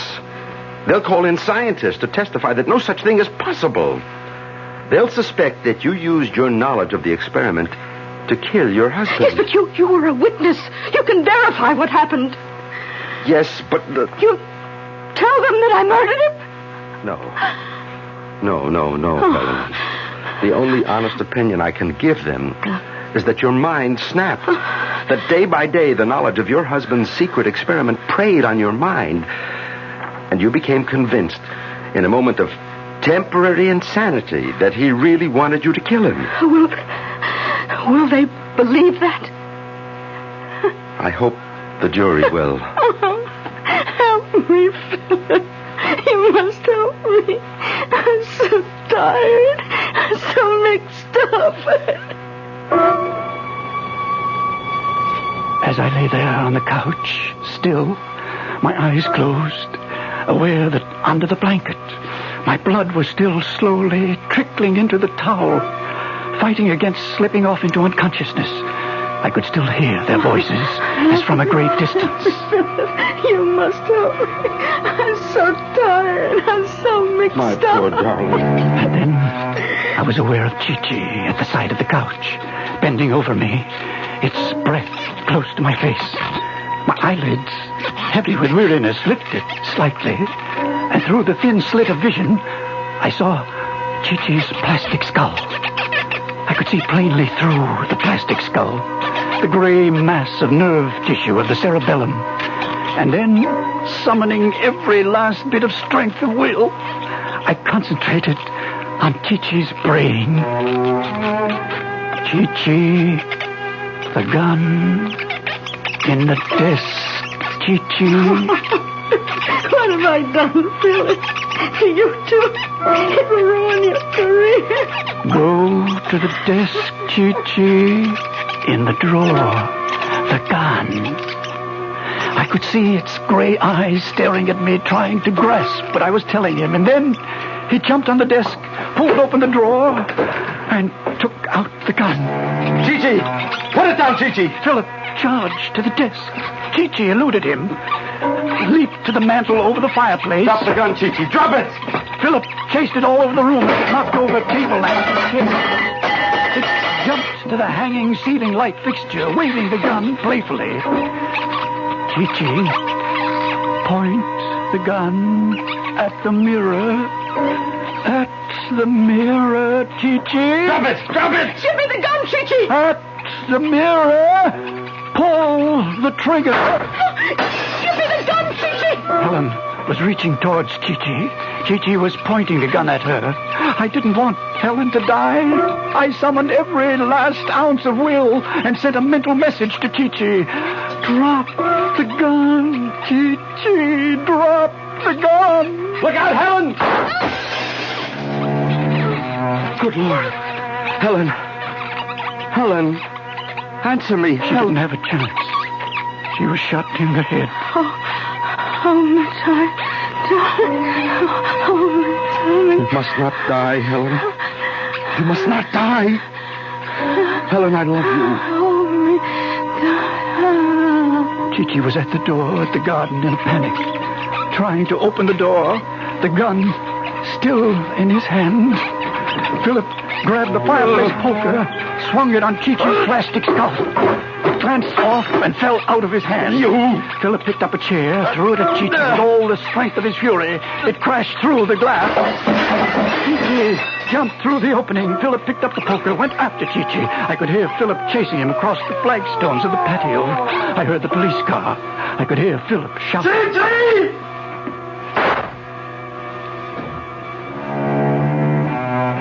Then all was still, deathly still.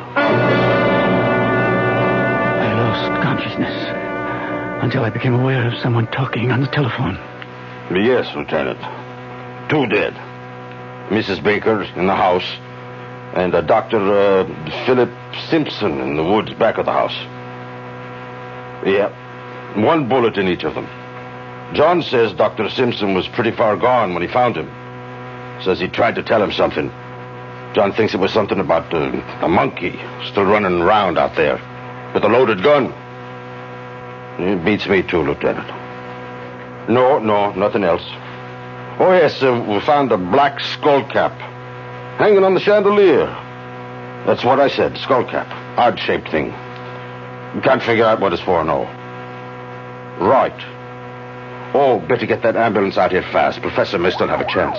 Here it comes now, Lieutenant.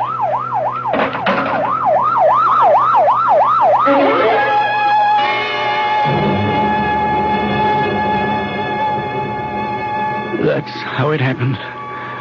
Exactly how it happened. The police are still puzzled.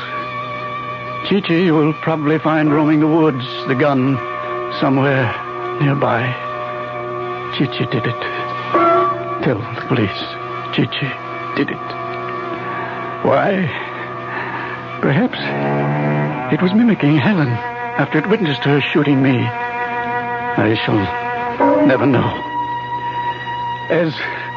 As for whether my wife murdered me willfully, or suffered temporary insanity, or was influenced by my mental energy, you must judge for yourself after you read the full record of the experiment in the notebook. Yes. Go tell the police and Professor Seligson. You can locate him through the American Society of University Professors. Tell them I decided to communicate the foregoing just an hour ago when I heard the operating team give me up.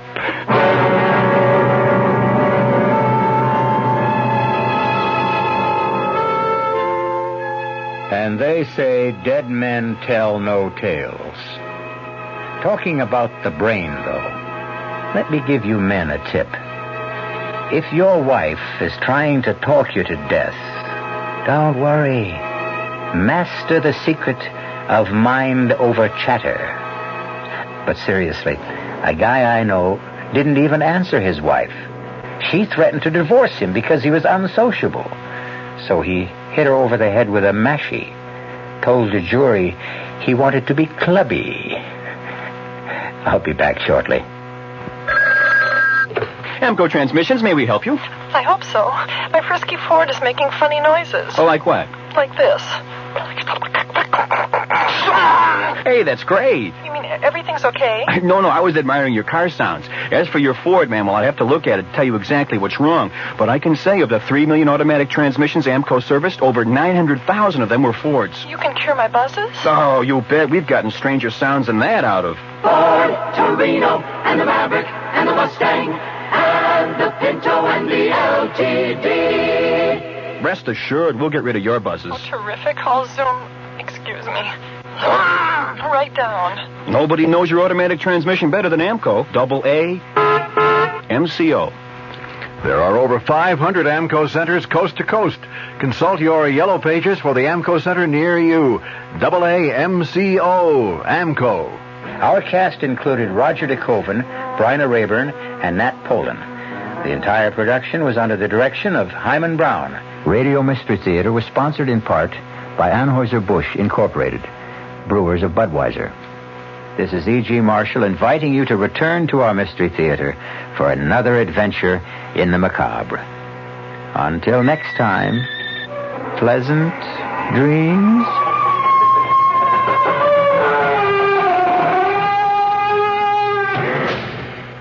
The WOR Mystery Theater was brought to you by ShopRite Supermarkets, where you get a lot more for a little less, and by Suburban Savings with offices throughout North Jersey. The preceding Mystery Theater program was furnished by the CBS Radio Network.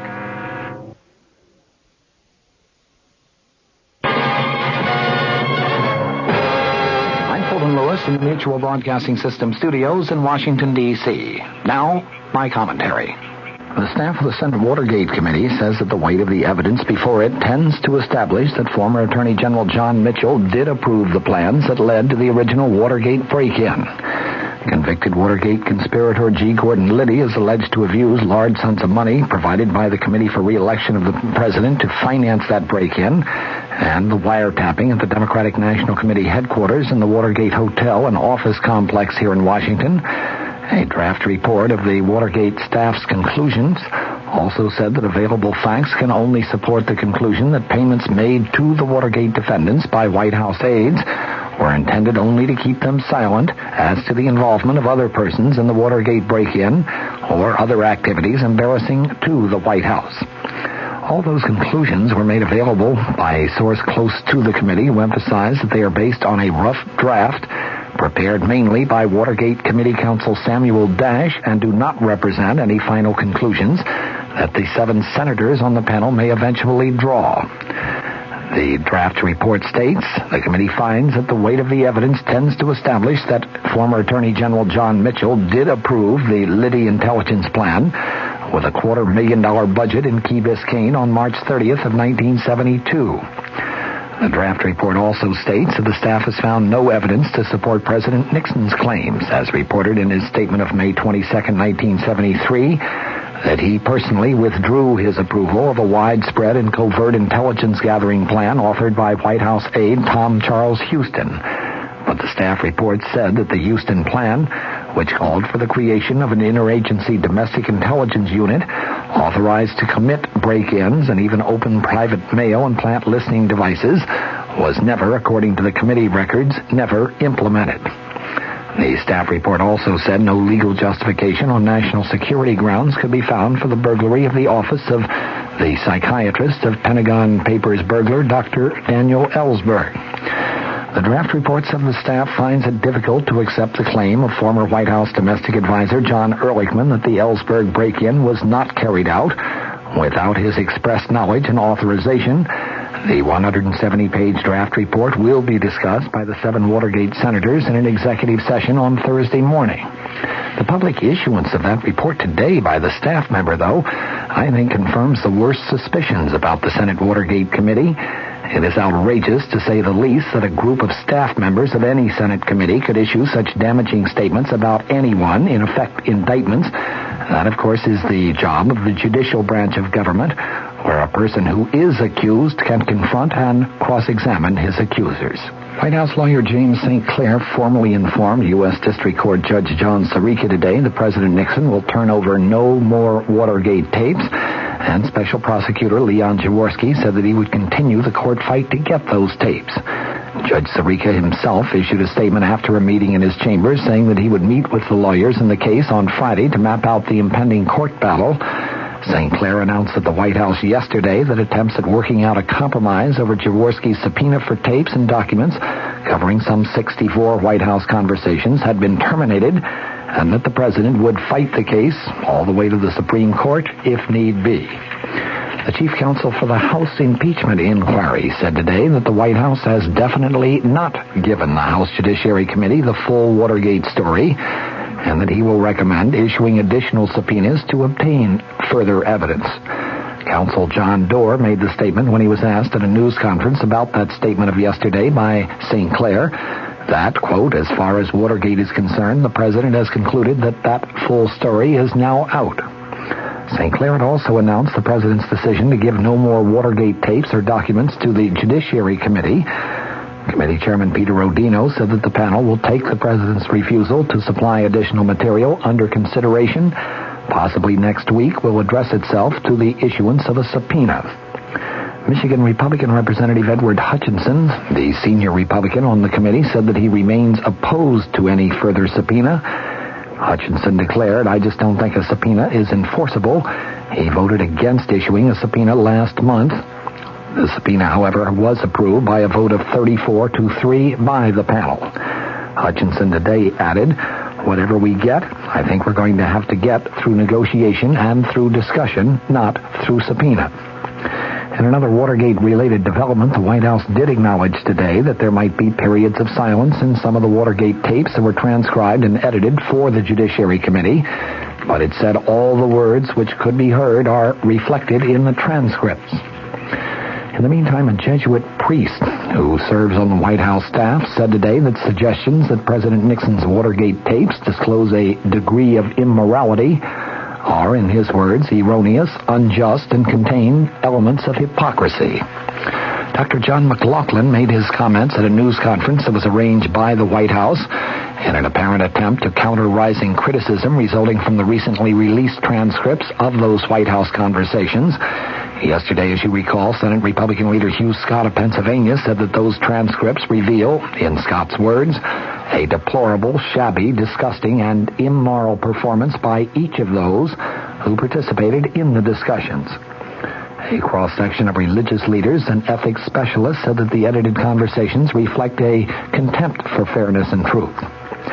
McLaughlin said that his comments were not aimed directly at Senator Scott, whom he described as a venerable and revered figure in American politics, but he said to criticize the president on moral grounds is unjust and politically erroneous because he contended the president's role in seeking world peace shows that he is a man of great moral leadership. Father McLaughlin said today the president is not a god living on Mount Olympus. He is a human being with human imperfections like you and like me. The profanity that was deleted from the transcripts of the president's conversations, he said, should be viewed as a form of emotional drainage, a form of therapy, a form of release.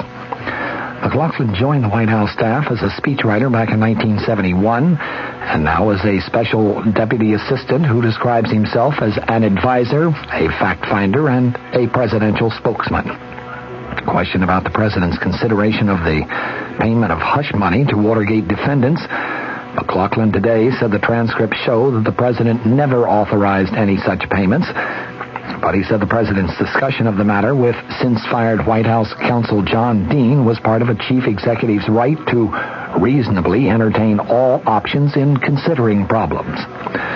Father McLaughlin said that he agreed that the presidency has been enfeebled by the continuing controversy over Watergate, but he added, quote, I cannot contemplate any set of circumstances where President Nixon would resign. He said he opposed the original release of the Watergate tapes to the grand juries because he knew it would lead to continuing demands for access to private presidential files. Father McLaughlin today said it's like losing your virginity. The next time is a little easier. William E. Simon was sworn in today as the nation's new Secretary of the Treasury. He promptly called for a new political will in the fight against the nation's soaring inflation rate. The former New York bonds trader said inflation will be his number one problem and project, and he urged the cooperation of the administration and the Congress in helping to solve inflation. President Nixon joked that Simon evidently was practicing productivity in his own personal life, a reference to the fact that 6 of the 7 Simon children sat in the front row during the swearing-in ceremony. Simon has said he believes the answer to the nation's inflation problem is increased productivity, combined with restrained government spending and other moderate monetary and fiscal policies. The White House, whose casual press release type announcement of Simon's nomination 3 weeks ago raised some eyebrows, pulled out all the stops for today's ceremony in the White House East Room, which included music by the Marine Band. Up on Capitol Hill, meanwhile, 7 full months after the energy crush started, the Senate finally started opening debate on legislation to reduce the fuel shortage without addressing the problems of rising petroleum prices. The bill under consideration is a modified version of one vetoed on March 6th by the president, who objected to a provision in it rolling back crude oil prices. The Senate then refused to override the presidential veto. The current bill is chiefly sponsored by Senator Henry Jackson, the Washington Democrat, chairman of the Senate Interior Committee. It would give the new Federal Energy Administration power to implement conservation programs subject to a veto by either house of the Congress. The FEA also would have authority to set up a standby program for rationing gasoline and other petroleum products subject to the same veto provision. The FEA was created under a bill that was signed just yesterday by the president to replace the old Federal Energy Office, which, as you recall, was headed by William Simon, sworn in today as Secretary of the Treasury.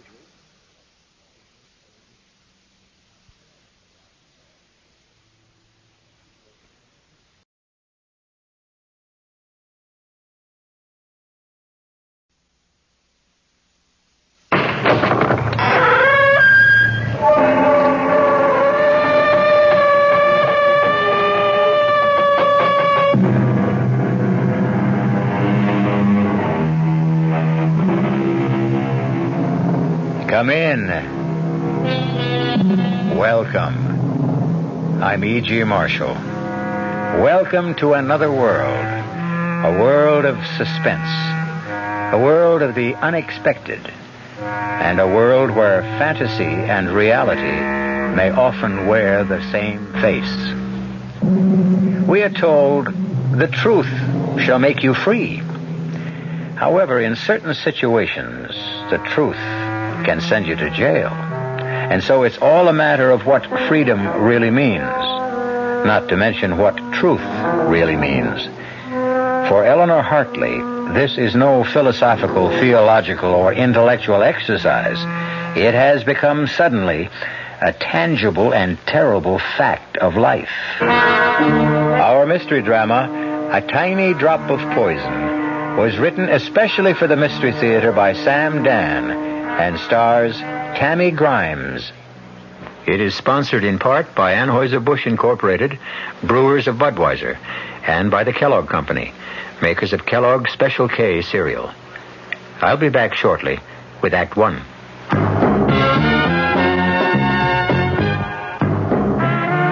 You don't see many people putting salt in their beer nowadays. Not that there's anything wrong with salt on radishes or French fries, but man, not in the king of beers.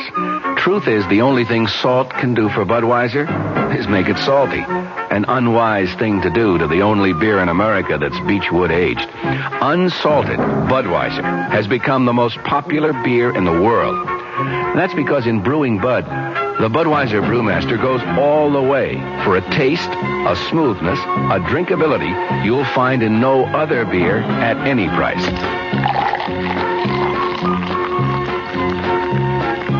And something else you can take without a grain of salt.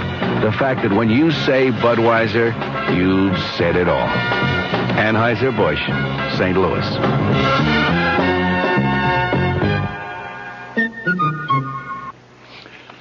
Dreaming about becoming richer? Why not wake up richer every day? At Suburban Savings in North Jersey, getting richer is an everyday reality because Suburban has put into effect higher effective returns. Suburban's limited issue 7.50% savings certificate has an annual effective yield of 7.90%, and Suburban guarantees it from 4 to 10 years with a minimum investment of $2,500. You'll sleep a lot more soundly knowing your savings are earning more money at Suburban Savings. So sleep on Suburban's high effective return tonight and come into any of Suburban's convenient offices tomorrow in Bayonne, Edgewater, Elmwood Park, Emerson, Hackettstown, Morris Plains, Nutley, Paramus, and Sparta. Early withdrawal prior to maturity is, according to regulations, subject to a substantial penalty.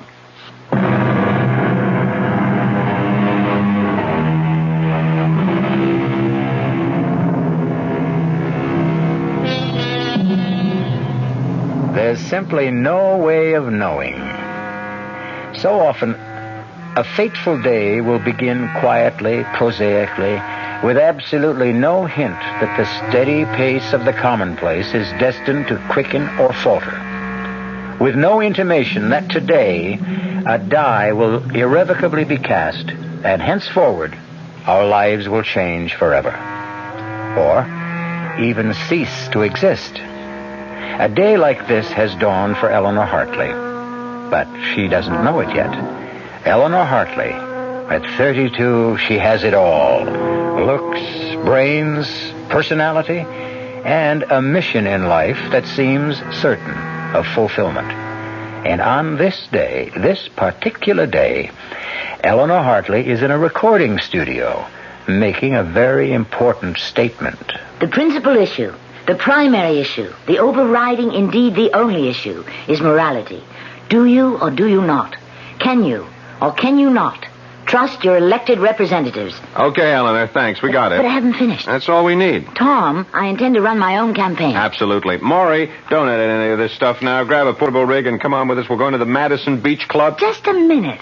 I have no intention of going to the... You know, we didn't even drink our coffee. Why don't we just relax for a couple of minutes? Mr. Caldwell, I think it's time we reached an understanding. I thought we understood each other all along. You want some sugar? I agreed to run for Congress because a group of concerned citizens asked me. Well, they did. And I thought it would be that simple. Why do I have to go to the Madison Beach Club? You want to talk to people? That's where thousands of them are. Also, you look great in a bikini. I think that's dishonest. Why? It's your very own body. Is it your fault that it's more attractive than your opponent's, who happens to be a bald, paunchy old party hack? Oh, why can't politics be simple? You know, it's been such a morning. Didn't even get a chance to see the papers. Oh, look, right here. Right here on page 1. This is what the game is all about. What? Look, we got some more results from the surveys. You have gone up 7 points in the last week. That's not very much. Are you kidding? An unknown running against Big Jim Parkhurst, an entrenched incumbent? The way you're gathering momentum, we are in. Look, Eleanor, I have to know something. What? Big Jim is going to take you seriously from now on. I should hope so. Things may get rough. I'm not afraid. You don't know what rough is. You don't know how Parkhurst's people will probe and pry and dig. So, if there's anything in your past, anything at all... What are you trying to say? By now, Parkhurst has unleashed the hounds. They'll examine your life from the day you were born. I have nothing to hide. Good. That is... Yeah? No. No one would ever come up with anything to embarrass me. The year you were 22? What about that year? Eleanor, we can't account for it. What are you talking about? Well, we've checked you through school. We've checked you through college. You mean you've actually investigated me? Of course. When you were 23, you married Ted, and the past 5 years have been an open book. But that whole year, while you were 22... Yes. Well, like so many kids who get out of college, I was at loose ends. Didn't know what I wanted. So, I just took off. I traveled around the country. I was just trying to find myself. And I did. And that's all there was to it. Okay. Come on, finish your coffee. We're off. Hey, what? Look at that. No, it's just nothing. It's just an article here. Which article? It's got nothing to do with politics. I just happen to know this guy. Who? Oh, some guy. He was killed about 5 years ago. Murdered one night. Nobody knew why or by whom. Well, this sure throws a new light on the case. Turns out he was a foreign agent. Who'd ever thought that Paul Grover could turn out to be a foreign agent? What did you say his name was? Grover, Paul Grover. Why, did you know him? Grover. No, I never knew anyone. Go figure some people. Tom? Something the matter? I don't feel good. Got a headache. Maybe I better go home. I'll rest for a while. Eleanor, what's the matter? I told you I have a headache. Okay. It's a woman's privilege.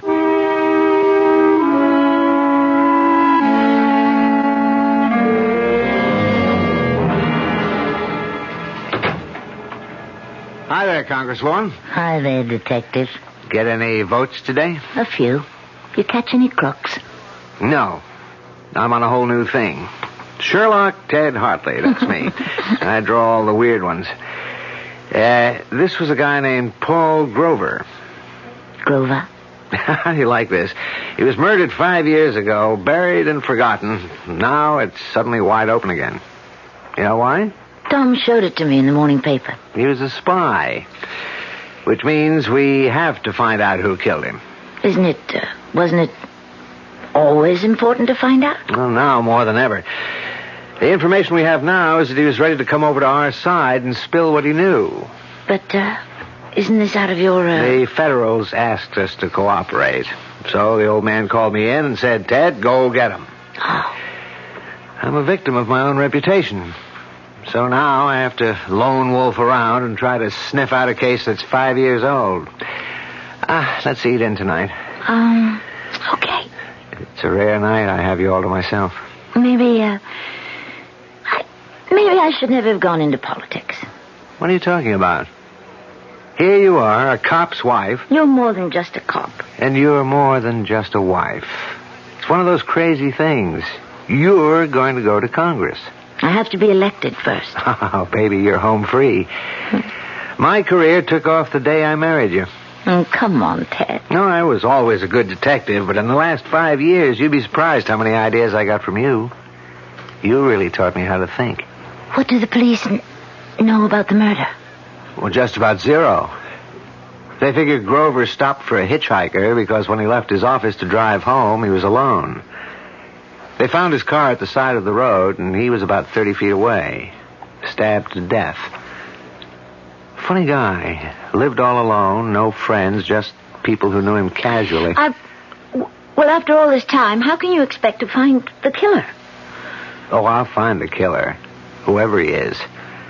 At least that's what I keep telling myself.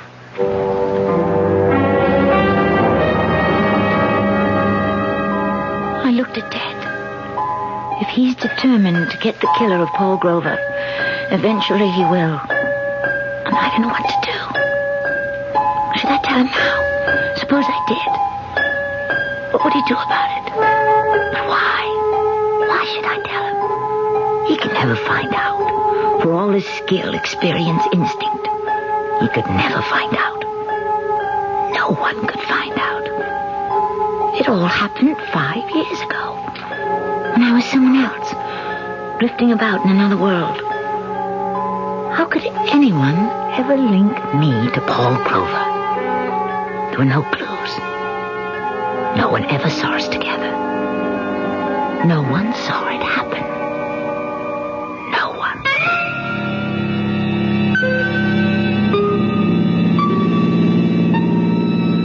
Thanks for picking me up, mister. Grover. Paul Grover. What are you doing out all alone this time of night? Oh, I just feel like walking, moving. You, one of them hippies? What's in a name? Talking about names. What's yours? Eleanor. Eleanor what? What does it matter? Okay. How'd you like some supper?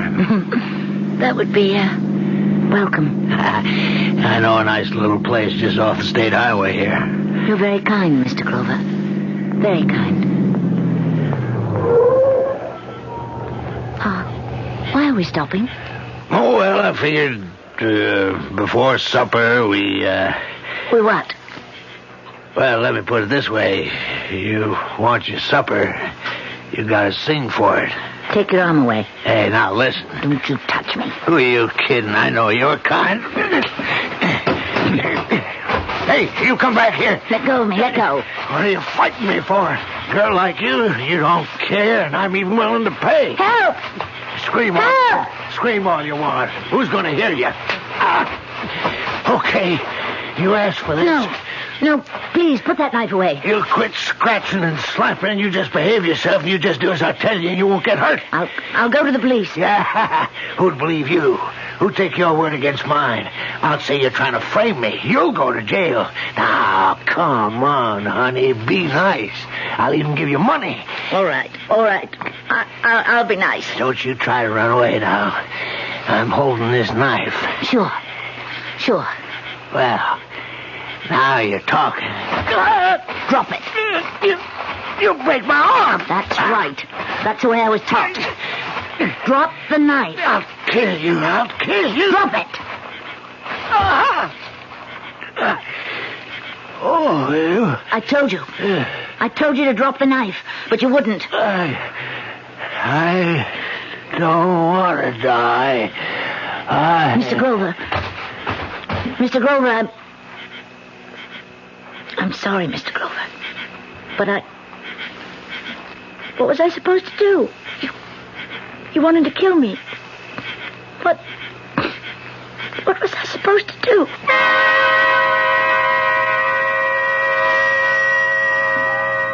He was dead. The knife somehow had been turned against his own body. I just stood there. I remember now. I wondered why I didn't panic. But I was cool. I made sure to leave nothing behind me. Not in the car. Not anywhere around. There was no blood on my clothes. And so, I just walked away. I walked away into the night. And no one saw me. No one had seen me get into his car. No one saw me kill him. No one saw me leave. Nowhere does any shred or scrap of evidence exist to link Eleanor Daly. Now, Eleanor Hartley, to Paul Grover.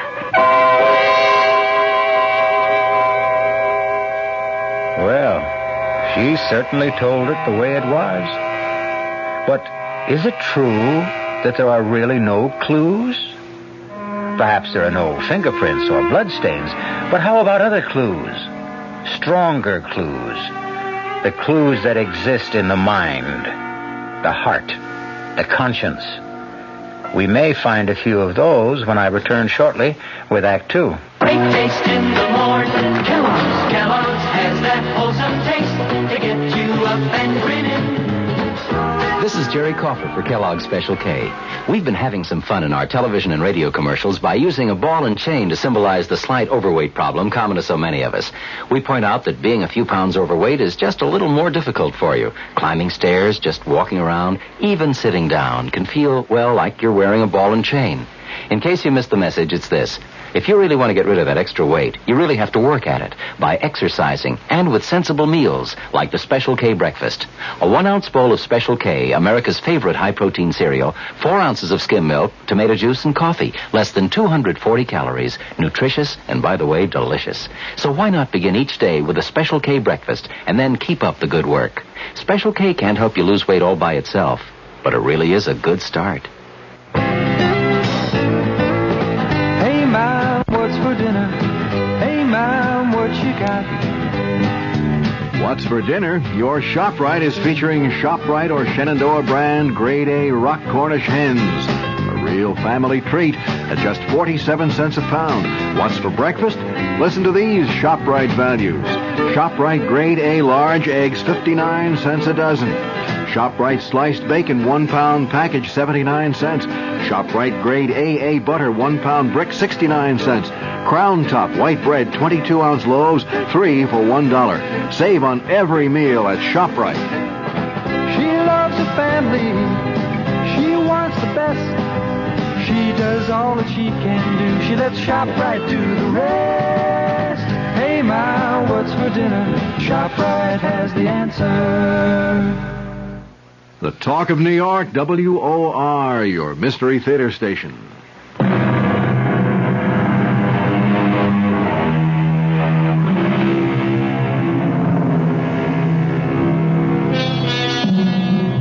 They are a most unusual and attractive young couple, Ted and Eleanor Hartley. Ted is a brilliant detective on the city police force. Eleanor is so bright and sincere and articulate that a citizens committee has asked her to run for Congress. Eleanor is busy with her campaign. Ted is busy trying to track down a murderer. This sounds like two different stories, but actually, it's really one story, because the killer Tom is looking for happens to be Eleanor. No, don't. Let me go. I'll kill you, Mr. Grover. Kill you. Eleanor, darling. Eleanor, darling, wake up. What?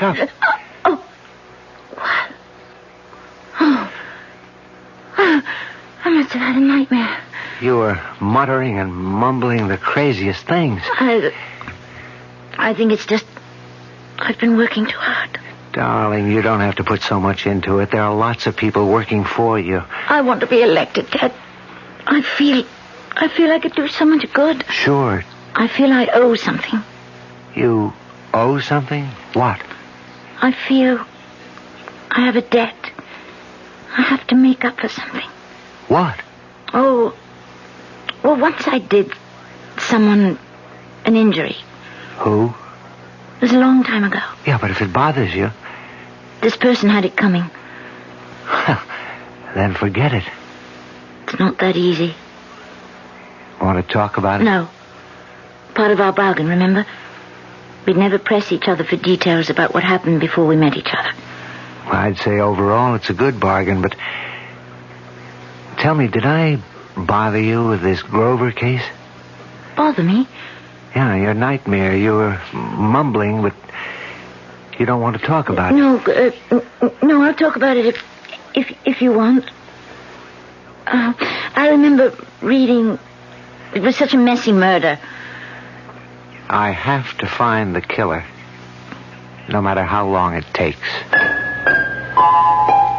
I'm scared, because I know Ted means it. He never quits. He'll stay with it forever. I don't know what to do, but how can I tell him? How can I confess? It was self-defense, but it'll be the end. Not just the end of my career, but the end between Ted and me.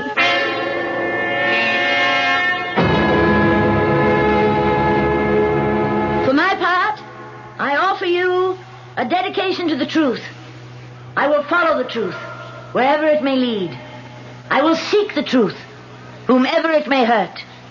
What we need in our lives today, at every level, is the truth. The truth. Unvarnished, stark, simple. Thank you. Come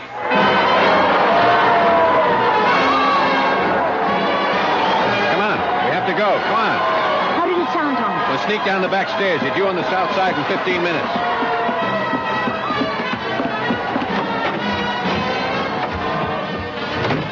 There's the car. You didn't tell me how it sounded, Tom. Yeah, I know I didn't. What's the matter, Eleanor? The matter? Yeah, with you. The speech. There's something missing. Oh. What? I don't know. Let's say some of the fire was out. Anything wrong? Nothing, Tom. Having a bit of a tiff with Ted? Ted is absolutely in favor of my running. So what's wrong? Why do you insist something's wrong? Your speech. I didn't believe a word of it. Why? Because it was obvious to me that you didn't mean a word of it either. But Eleanor, something is wrong. Something has been just a little off-key all week. Now, why didn't you tell me about it? Tom, I wish you'd believe me. Everything's just fine. Yeah? I mean it. Well, if everything's just fine, why are you so pale and why are you perspiring? Tom. Then there is something. Tom, there's nothing we can talk about. But it's serious. Yes. Serious. Eleanor, if it should ever come out. It can never come out, Tom, believe me. Eleanor. Please, Tom. Don't ask me any more questions. Please. Sure. Okay. But whatever it is, I'm in your corner. I'll back you. I'll fight for you no matter what you did. Even if you committed murder.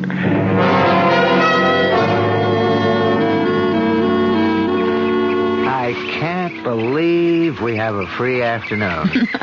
Not Ted. You've been busier than I have. Well, that's true. I'm the one who's been doing the neglecting. Guilty.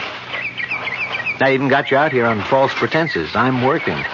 Working? Mm-hmm. I said, let's park the car and go for a little walk in the country, but right here is the site. What site? The site of the murder. The Paul Grover murder. Right here, past this tree. Ted, Huh? What is it, darling?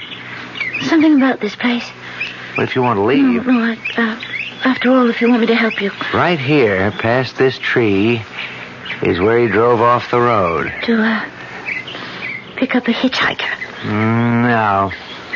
I don't buy that story anymore. Why not?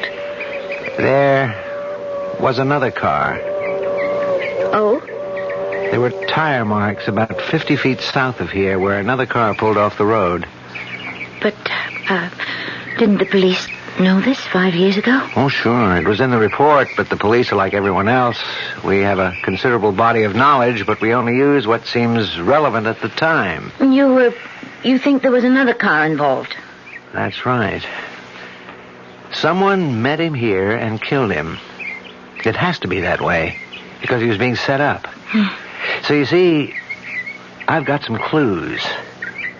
I have those tire marks. They made a mold 5 years ago. And I've got this little button made of bone. It was clutched in Grover's hand. You take a look at it. I looked. There was a little button. A sleeve button. From a corduroy jacket. One of a host of buttons that adorned that jacket. The jacket I had worn that night. There were so many buttons. I never even noticed the one that was missing. That jacket. I still have it. I don't wear it often. But I still have it. It's in one of my closets. What you're saying is that if you can find the jacket it came from, you've got your killer. That's right. I've got it. Him? Well, it's from a man's type field jacket, very popular about 5 years ago, although lots of people wore them. I think you've got one like it back home. Anyhow, there was a fight. Grover was stabbed. The killer took the money. But I didn't... You didn't what? I didn't know that robbery was the motive. Wasn't it supposed to have been a secret agent thing? I figure a hired killer. But he was stupid enough to pick up some loose bills. That should hang him. Are you sure? You know what else I've got? I found a witness. There's a little restaurant a couple of miles down the state highway. Certainly, I don't mind telling you the story again. There was this young man who came in here that night. How can you remember so far back? Oh, Mr. Grover was a steady customer, was a good customer, so I remember what happened the night he died. Yes, he was a good customer, but he put ketchup on everything. Anyway, on that night, this young fellow, he comes in, he was wearing a corduroy jacket and denim pants. Why did you notice him? Well, you see, he ordered a steak, and then he pays with a $10 bill, and there's blood on the bill. Blood? Yeah, so I says to him, this looks like blood. He says, does it? And I says, how did blood get on this bill? And he says, maybe it's blood money. He takes his change, gives me $1 tip, and leaves. Why didn't you tell this to the police? They never asked. Would you believe that this lieutenant here is the first policeman that's walked into my restaurant since it happened 5 years ago? And can you describe him, Hugo? I have never forgotten him. He was a big man, 6 foot tall, about 200 pounds. He had black hair, brown eyes, a big scar on the left side of his chin, and the tip of his left pinky finger was missing. Thanks, Hugo. Oh, no, sir, yeah, don't mention it, Lieutenant. As far as the wife is concerned, madam, if I get up early on election day, I might even vote for you. You would? Why? Oh, I don't know. Maybe that's why.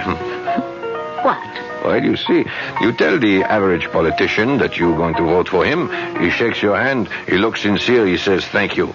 You look sort of surprised. You say, why? That is honest. It shows you're honest, and that's something.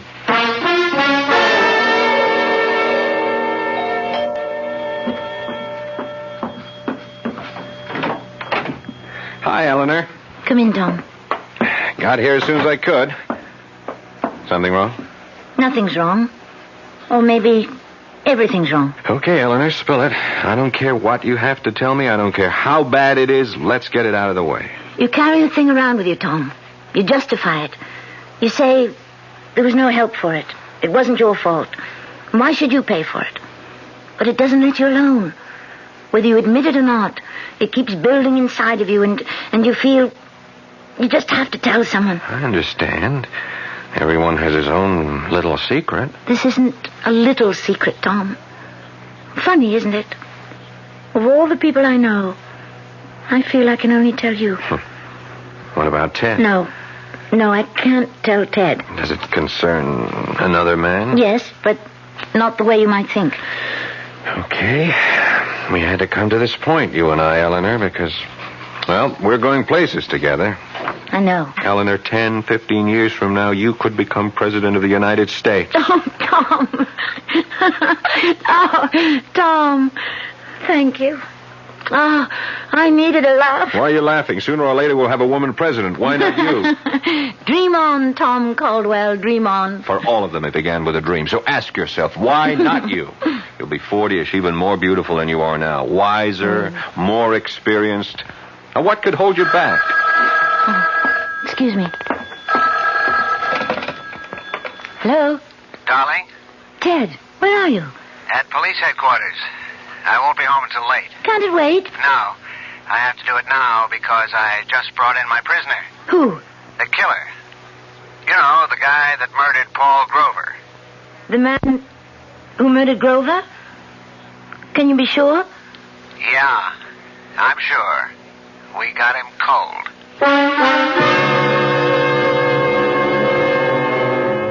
Is it possible? Can two people have murdered Paul Grover? We know of one, but who is the other? Can there be another? Maybe it's possible to murder a man twice.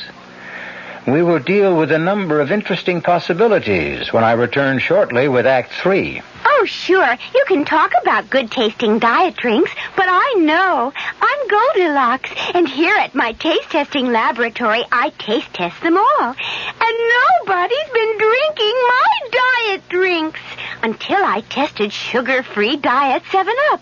And then, kabloomy! Every bear wanted some. Diet 7-Up is fresh, natural, delicious. Sugar-free Diet 7-Up. This one's just right.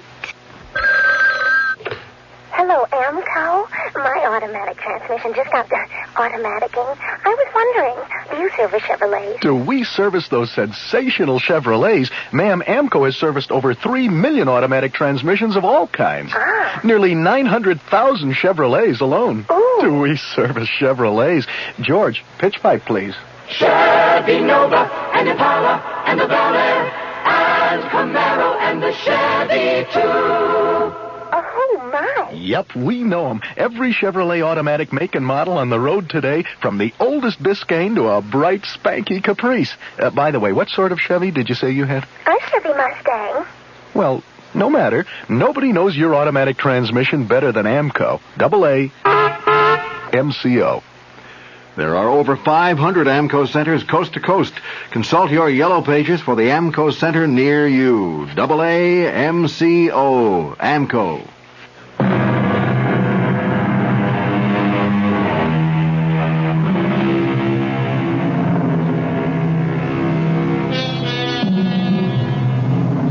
Although once is usually par for the course, it does appear that some people can be murdered twice.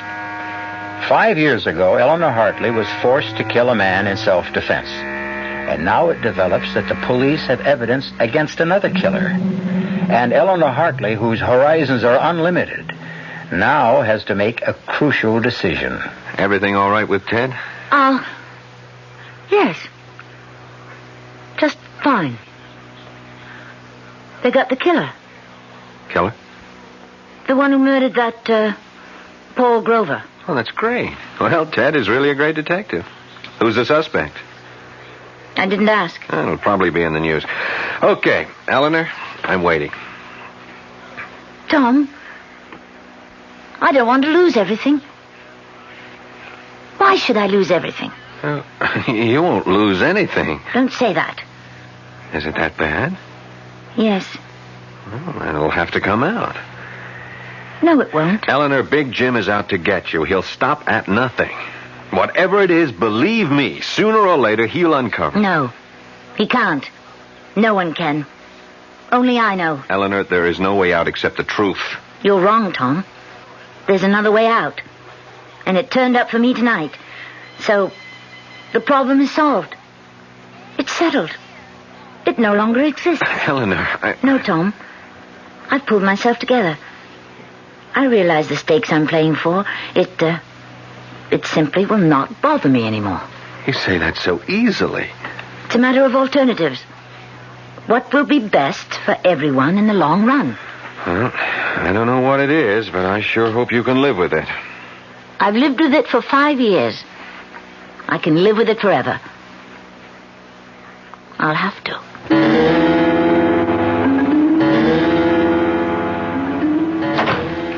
Ted? Oh, I'm sorry. I woke you.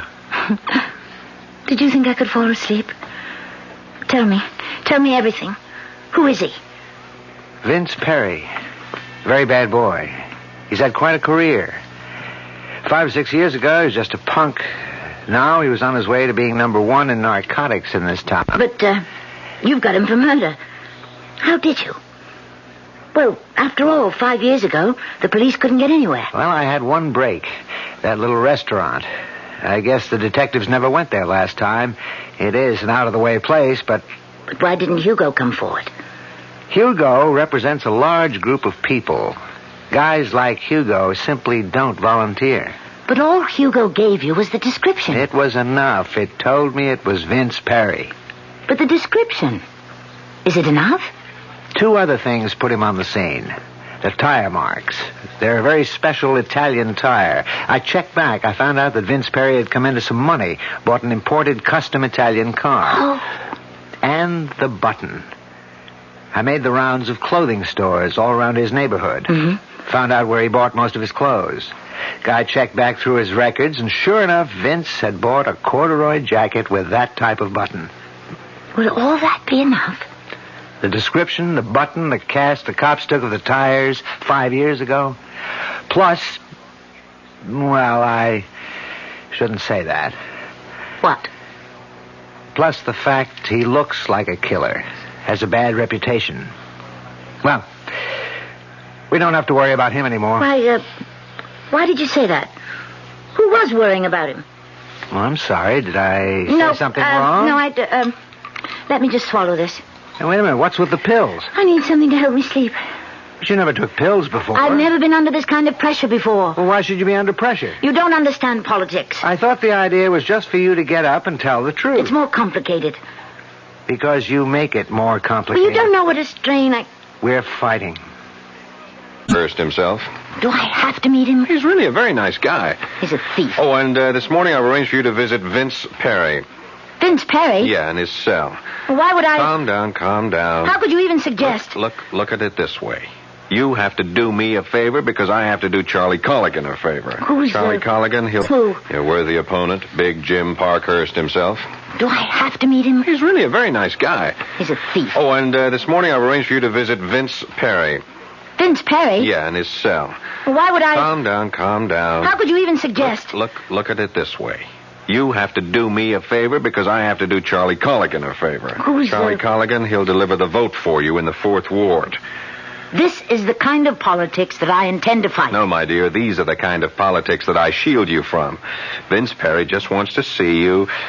Why? Well, it'll be a very private meeting. Nobody will even know you were there. Why? Colligan owes him a favor. Do you mean to tell me that if I refuse to see this gangster, I can lose the 4th Ward? It's not that simple, that open and shut. But elections have been lost by 1 vote. Well, let's get it over with.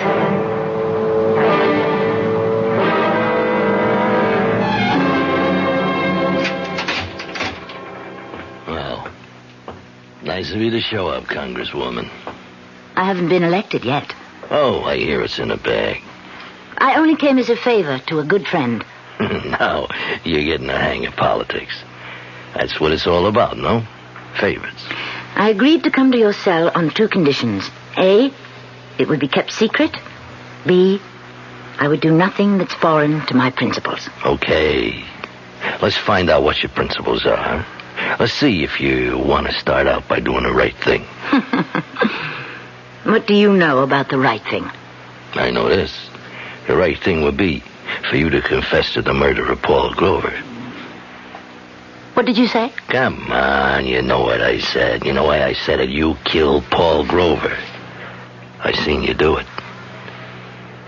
That's a lie. Here's the way it was. Now I get the contract to knock him off. I followed him in my car. I figured I'd bag him after he came out of that restaurant. But first he stops and picks you up. Then, after a couple of minutes, he stops again. So I stopped. I heard it all. I seen it all. I let you go. Why not? Huh? You did my job for me. I never forgot what you looked like.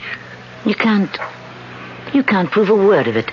I'm in the spot you were in when he tried to attack you. Now, nobody would have believed you then. Nobody will believe me now. What do you expect me to do? Like I say, the right thing. There's 2 kinds of people, honest folks and thieves. Now, there's a law. The honest folks obey it, period. The thieves break it. I'm a thief. What are you?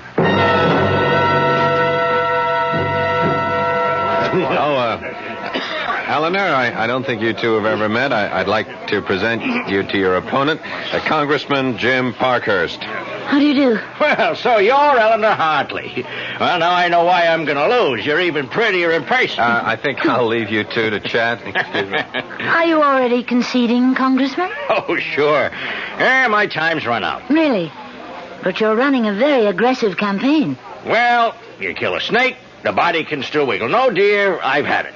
The voters are wise to me. You know, I always thought you were an ogre, and you are, but a very charming ogre. Eleanor, let me give you a word of advice. Advice? Best in the world, because it's advice I never followed myself.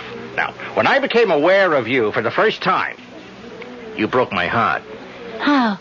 I saw you as I was, 30 years ago, filled with spirit, sincerity, a desire to find the truth and work for it. Really? Yeah, sounds strange coming from me, doesn't it? Well, just remember, it doesn't happen all at once. You wake up one day and, well, yes, you're a crook. You're dishonest. You betray your constituents. Now, you're not really that bad. My dear, I'm worse. It starts with the first lie, the first deal. That's when you swallow that first tiny drop of poison. Remember that. Have you tasted yours yet? No, don't answer. Just think about it. Thank you, Congressman. Thank you. Well, I know you'll have a highly successful career because you're a very honest little lady. You might even become president. Good luck. Well, what did you think of Big Jim? Tom, I want to do something, but I need your advice. I want to make a statement. It's something that is true, but it would end my career. Then why make it? Because it's the right thing to do.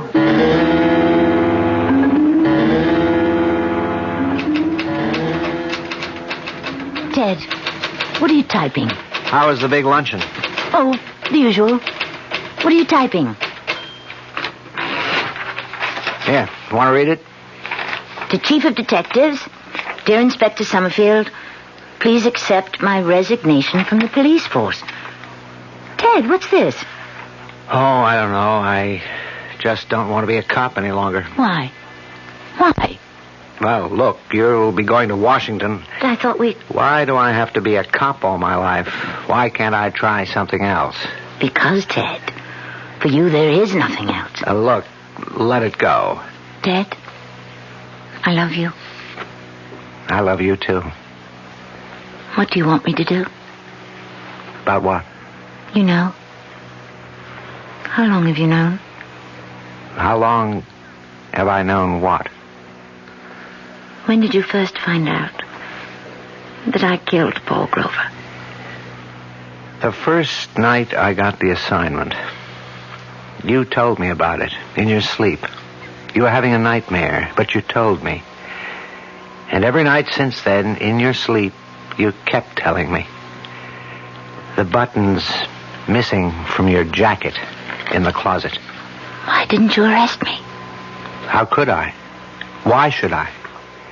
Besides, this is the perfect setup for Vince Perry. He's a rat. We're better off without him. Yes. And Paul Grover would have been killed by him an hour later. Why should your life be ruined? It's better this way. We need you more than Vince Perry. And it was self-defense anyhow. Then why do you want to resign from the force? Because I just made my first deal. I've taken the first drop of poison. Someone else said that to me earlier. I'll stop now before I become the kind of cop I have no use for. Hey, what are you doing? You can't resign, Ted. You're going to make an arrest. No, I won't. I can't. You can. You must. I've taken the first drop, too. And I can't live with it either. Please, Ted. But it'll be the end. No, Ted. It won't. You'll see. It'll be the beginning.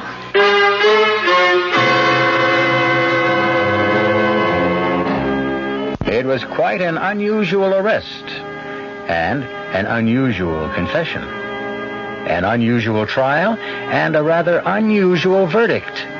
Not guilty. It would be nice to be able to say that she was elected, but no, there is a limit to the unusual. A pity. I'll be back shortly. Hi, Why, Ms. Goldilocks here.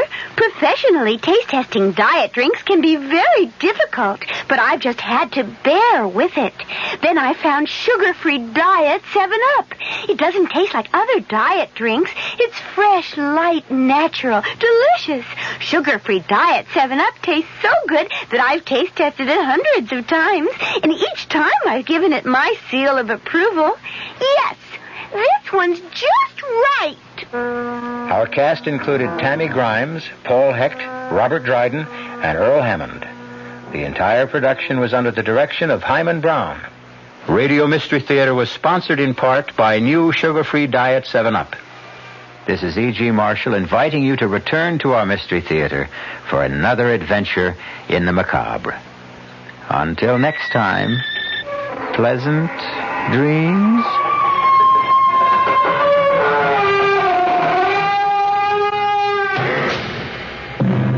The WOR Mystery Theater was brought to you by ShopRite Supermarkets, where you get a lot more for a little less, and by Suburban Savings with offices throughout North Jersey. The preceding Mystery Theater program was furnished by the CBS Radio Network. Got a second? I'd like to tell you about a new kind of radio program you're going to be hearing right here on this station. It's different because it's being done just like they used to do them back in the good old days of radio. In fact, we're going to play some of the great programs for you again. I'll be waiting to see you right here at 79 Wistful Vista. The name on the mailbox says F. McGee. The good old days of radio coming your way this Monday night at 9 o'clock right here over WOR Radio, the talk of New York. Be sure to tune in.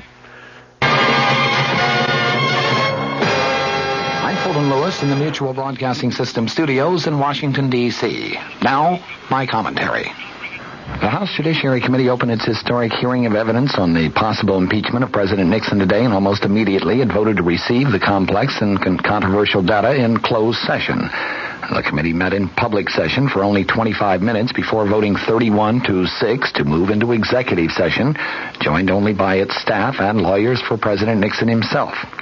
Committee Chairman Peter Rodino, the New Jersey Democrat, promised that the 38-member committee would meet, in his words, our high constitutional responsibility in weighing a mass of evidence on whether the president was involved in the Watergate affair and its cover-up.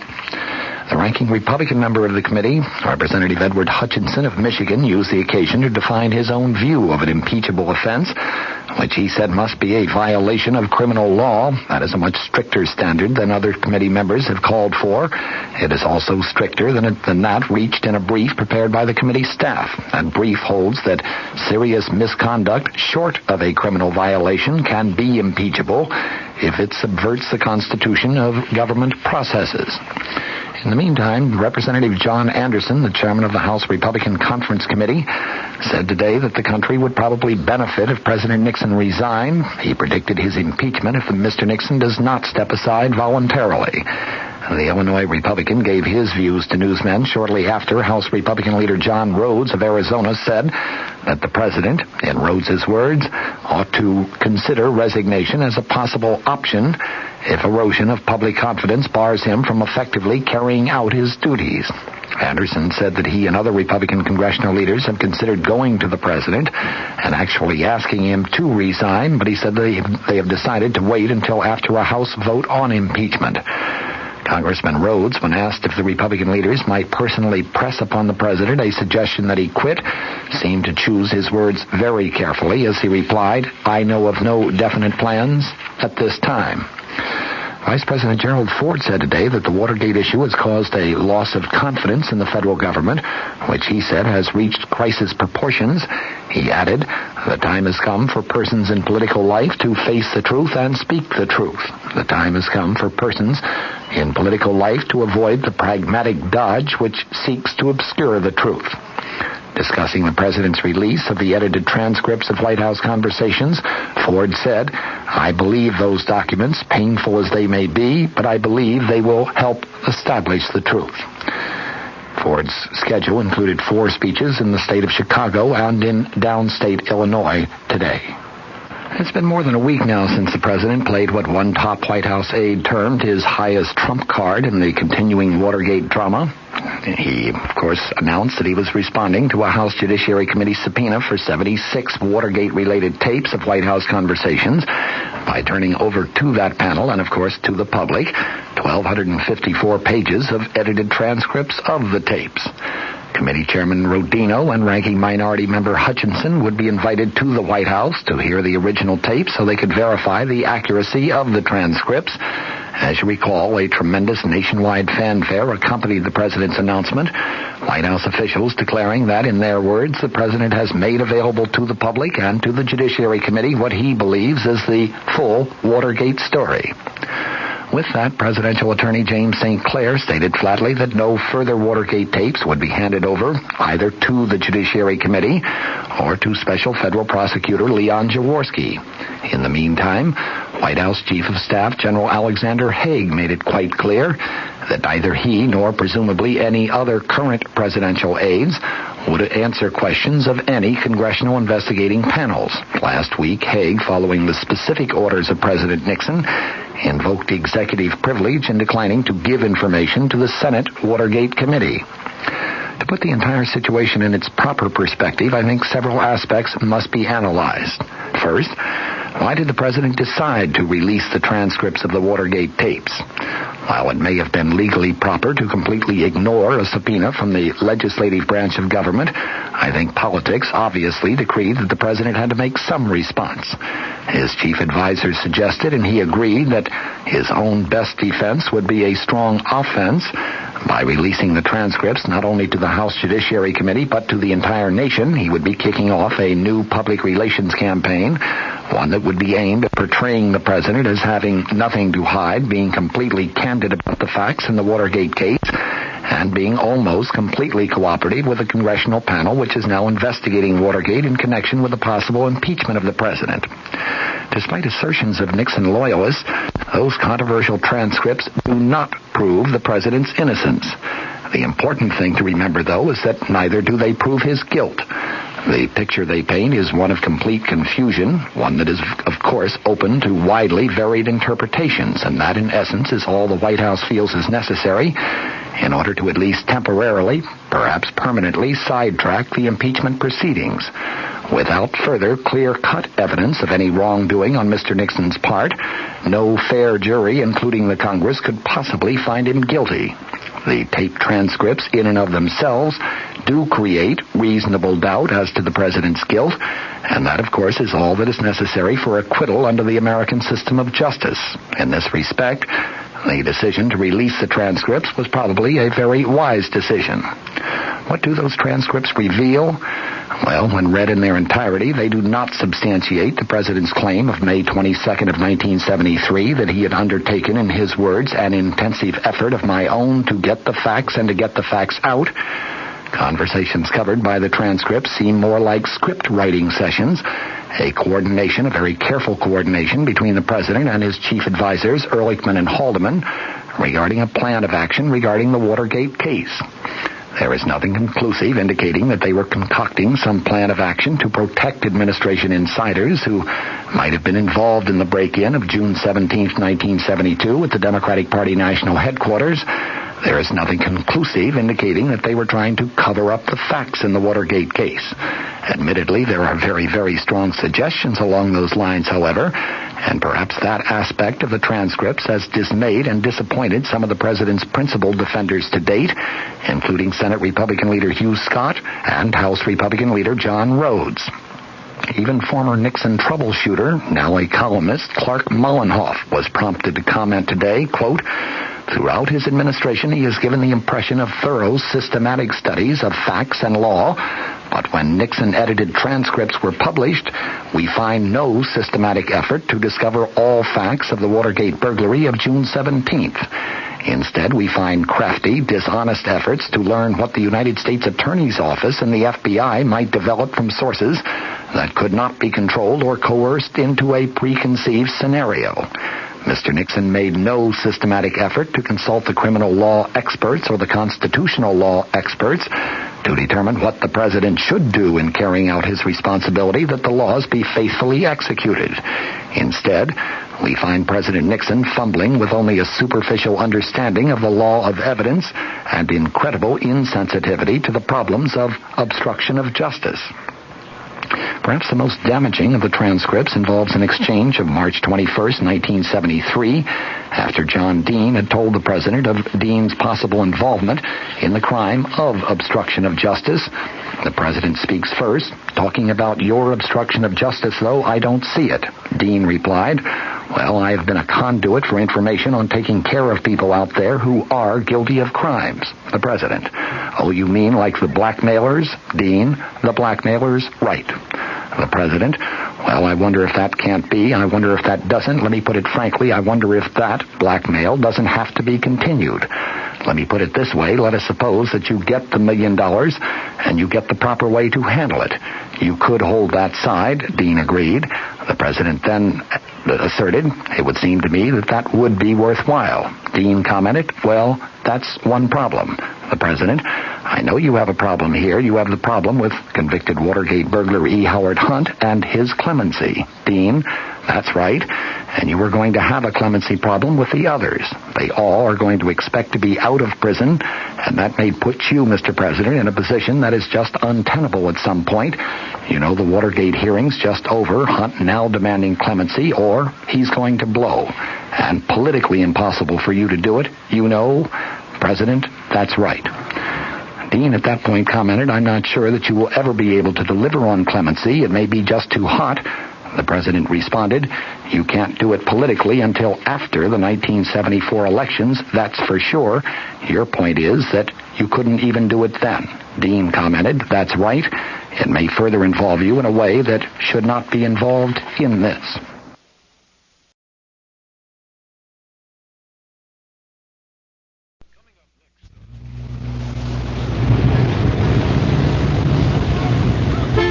Well, here we are again, 7:30 in the morning, and sitting in another traffic jam. Oh, I know the boss is really going to be mad. There's a meeting this morning, and I know I'm going to be late.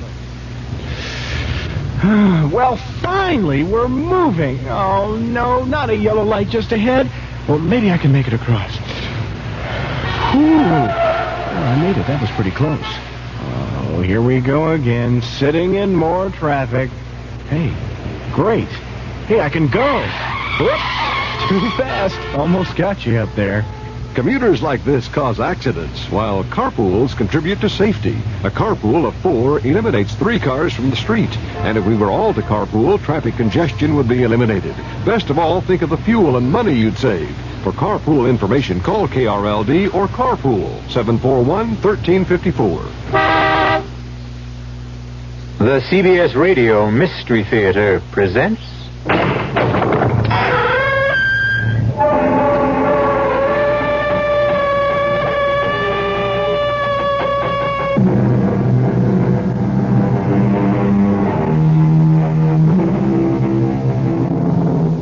Come in.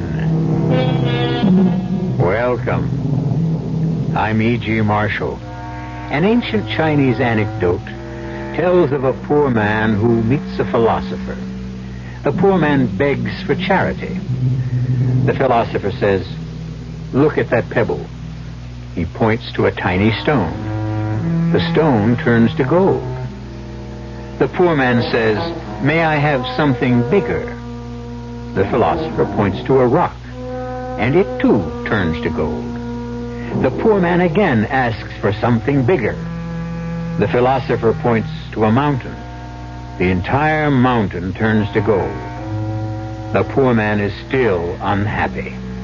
Finally, the philosopher asks, "What do you want?"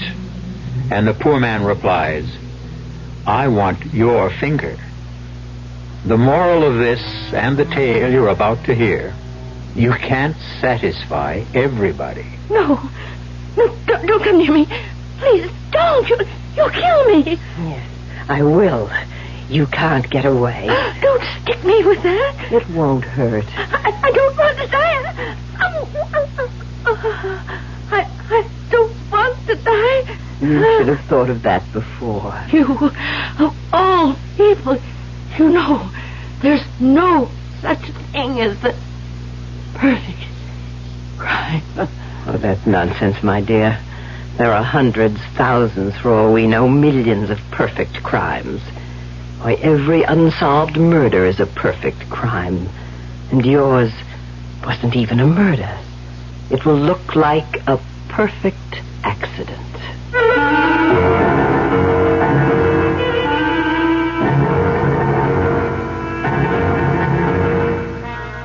Our mystery drama, I Thought You Were Dead, was written especially for the Mystery Theater by Sam Dan and stars Arlene Francis.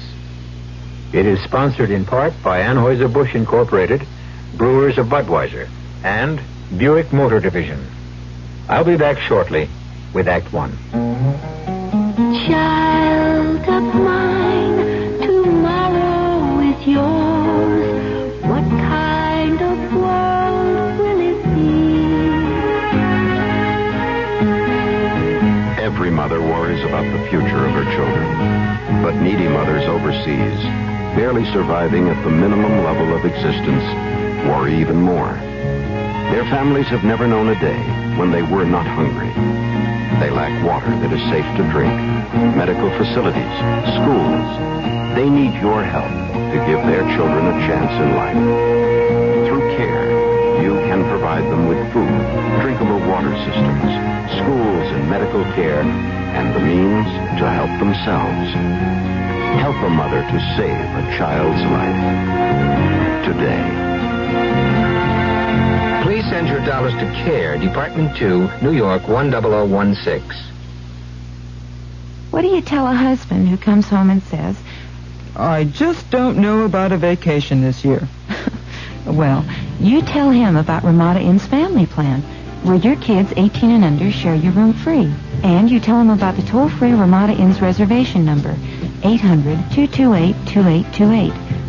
At least that's what I tell him. At Ramada Inns, you're always welcome home. This is Al Wisk. Tuesday night on Sports Central Dallas, we'll have a look at the new World Football League with its problems and with its promise. Our guest will be the WFL's Director of Football Operations, Henry Lee Parker. Our first sports question, in 1964, the New York Jets signed 2 quarterbacks out of college for $600,000. Joe Namath was one. Who was the other quarterback? Sports Central Dallas, Tuesday night, 6 to 7 p.m. The World Football League on KRLD.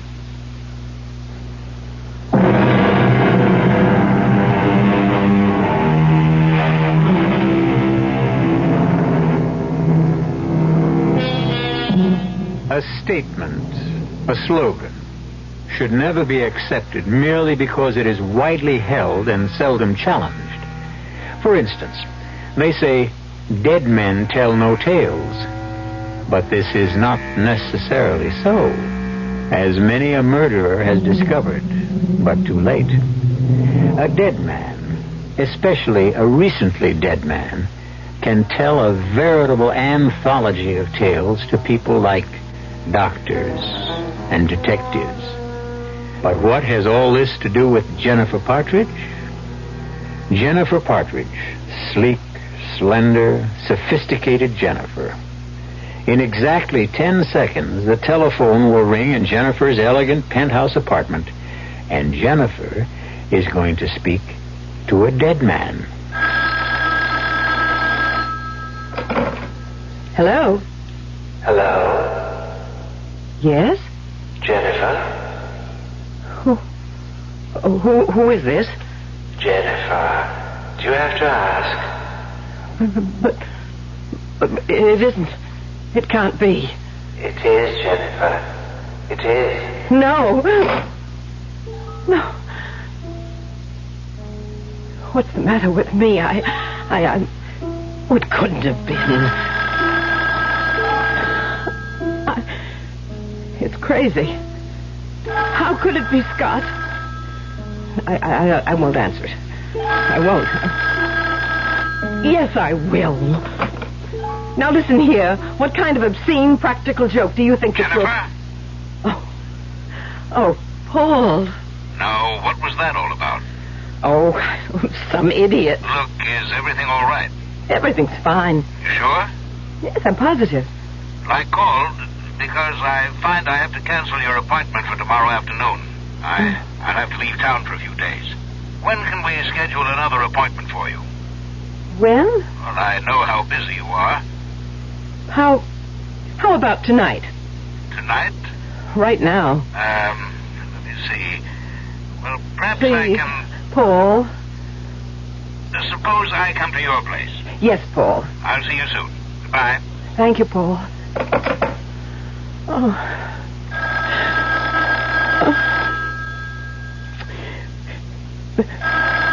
The best thing is not to answer. Oh, Martin. Martin was supposed to call at 7:30. Yes, it must be Martin. Hello, Martin. Hello? So, it's Martin. See here. Whoever you are. You know who I am. Martin's a moron. Yes, he's rich, but he's a moron. Do you mean you actually murdered me for Martin? You did, you know. I didn't murder you. Oh, that voice. The tremor in that golden voice. I can almost see the teardrops beginning to well in the corners. Who are you? What do you want? I'm Scott. I'm your husband.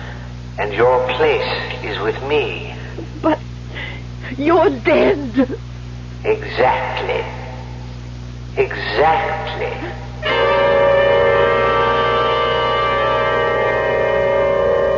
But Scott is dead.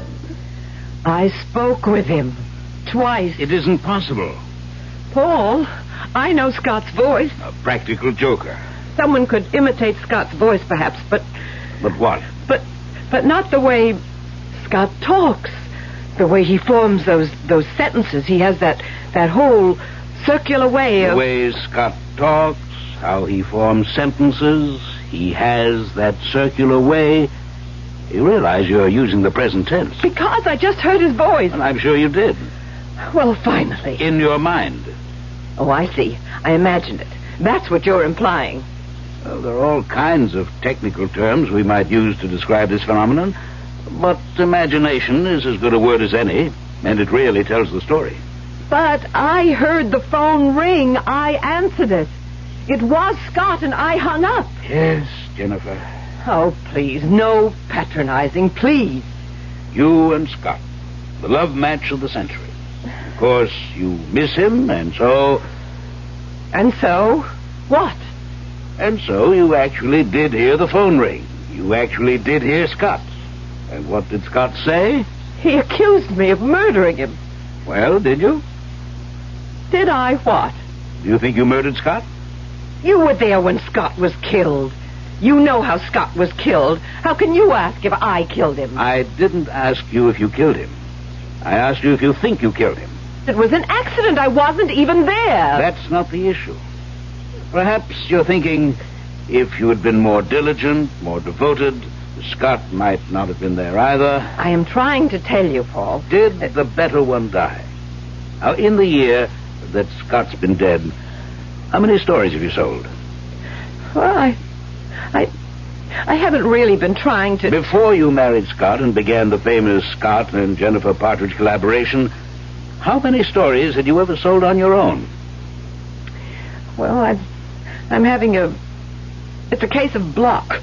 Writer's block. It happens now and then. But you are writing. And Martin tells me he's having trouble. Editors complain something seems to be missing. People are starting to talk. Was Scott the real creative talent of the team? It's a lie. Now, you may be one of America's top psychiatrists, but you are still a male chauvinist. You consider the fact of a man and woman writing team, and what is your automatic reaction?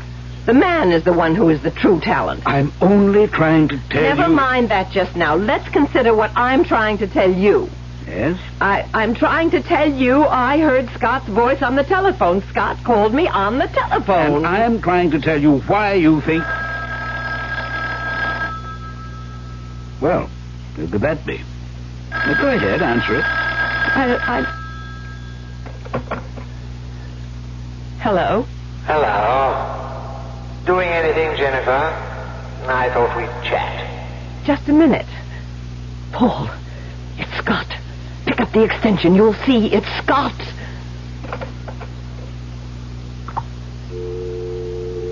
There's no one on the line. It's just a dial tone. But it was Scott.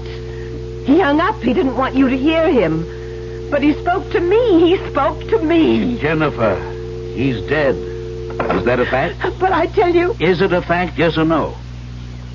Yes. Then these conversations can only be taking place in your mind. But it seems so real. So real.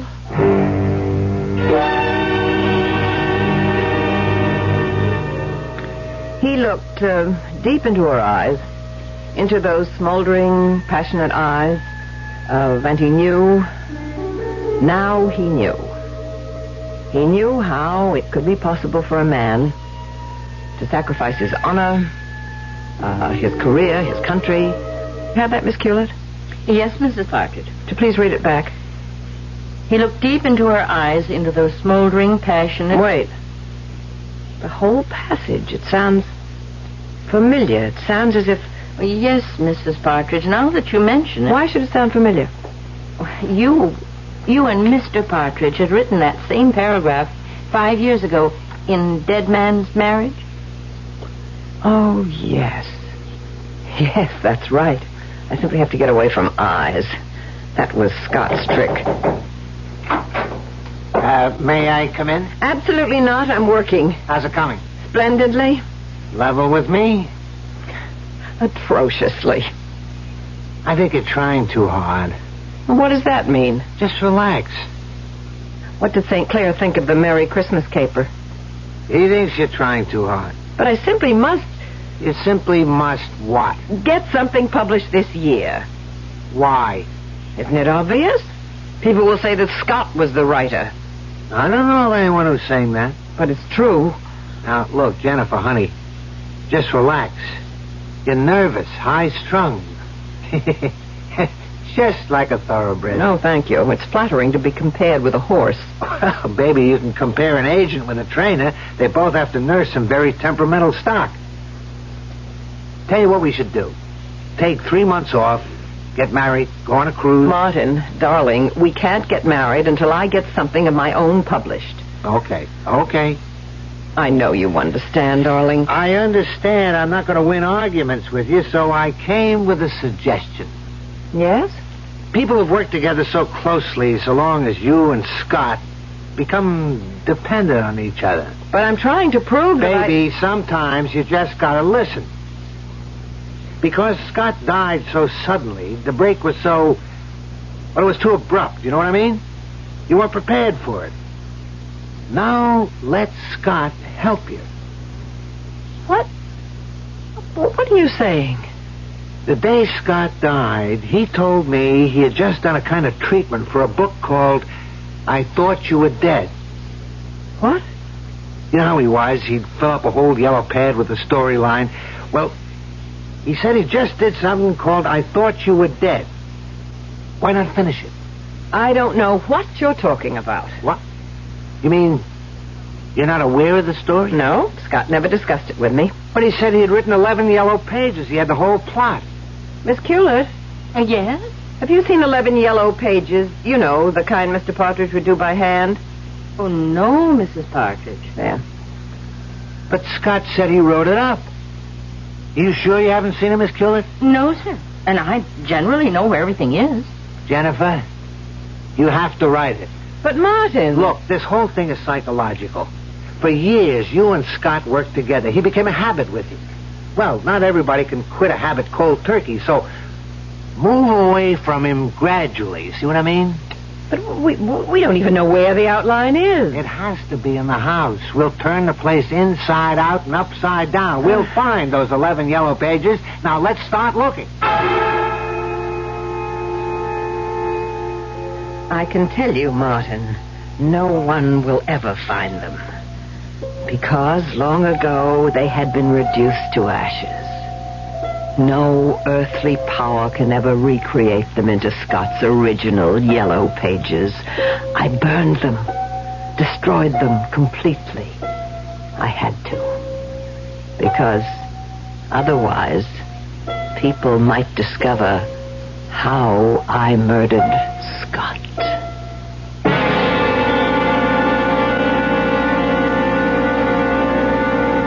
The Partridges, Scott and Jennifer. Year after year, best-selling novels and award-winning stories would stream from their typewriter. Why should she murder the source of all her wealth? Why? Simple. Didn't you ever hear the story of the goose that laid the golden eggs? We'll have some interesting little nuggets for you when I return shortly with Act 2. When you drink beer, do you tilt the glass for long, hearty swallows? Or just tip it and sip it? Well, sipping's the thing for wine. But Budweiser beer is a hearty drink, brewed for zest and character. The best way to enjoy Bud is to drink it. Not chug a lug, just man-sized beer drinker swallows. That's when that famous Budweiser taste, smoothness, and drinkability really come through. Smoothness and drinkability that come only from natural carbonation and exclusive beechwood aging. Smoothness and drinkability, too good for any half-hearted sipping. So drink up. You'll see that brewing beer right does make a difference, and that when you say Budweiser, you said it all. Anheuser-Busch, St. Louis. Hart's Mountain announces the no flea guarantee. We're so sure our flea-killing collar kills any flea on your dog or cat, we'll give you an unconditional money-back guarantee. If not satisfied, write Hart's, Harrison, New Jersey. The Hart's flea-killing collar, the collar with a no flea guarantee. Get the Hart's flea-killing collar immediately. We guarantee you'll never see an itchy flea. The city of Chicago, state of Georgia, Albertsons Incorporated of Colorado, Bottlers. What do all these have in common? State of West Virginia. They've all joined in and worked with the Pitch-In program to help clean up America. 24th Street Elementary. What can you do? Keep Virginia. Right. United States Brewers Association. Post Office Box 2570, Washington, D.C. 20013. Washington National. Let's all pitch in. Indianapolis Motor Speedway, Colorado Division of Highways. Keep Florida beautiful and cool.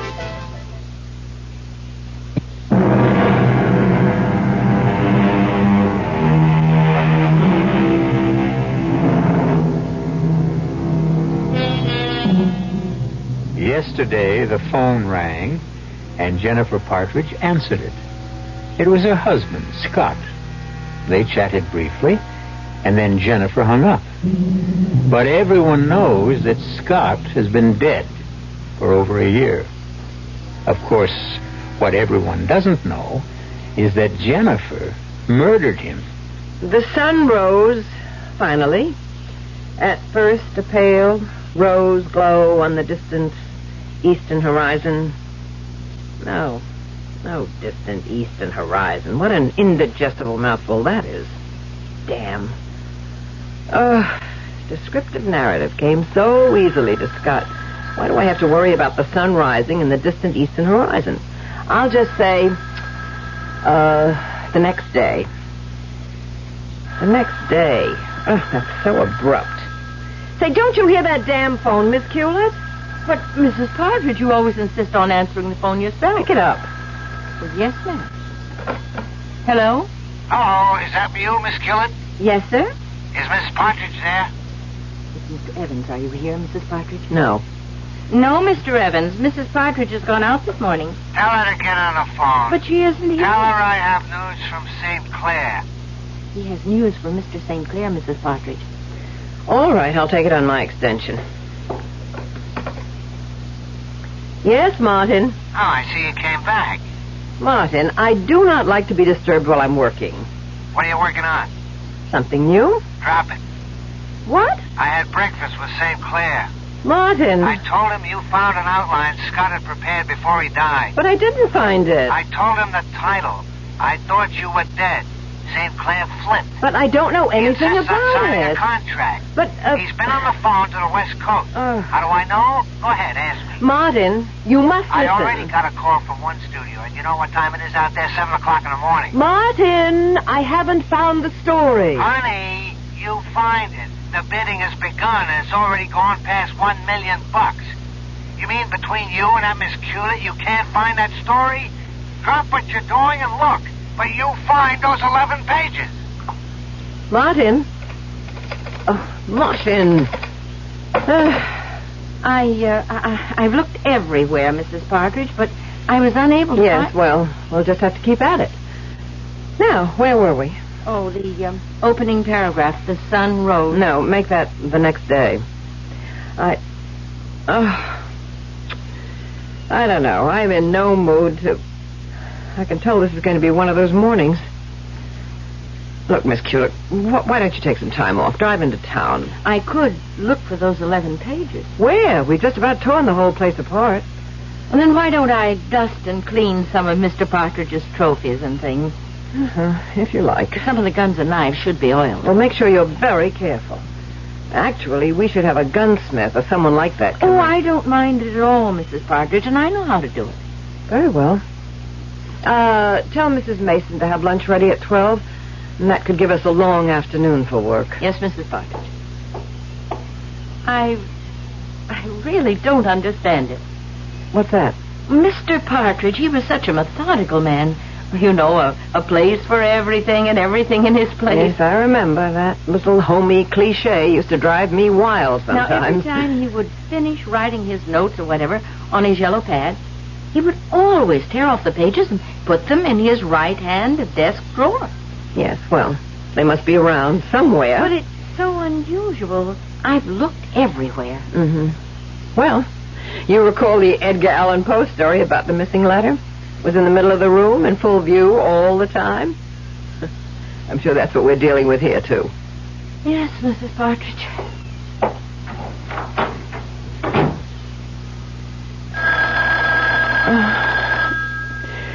Oh, all right.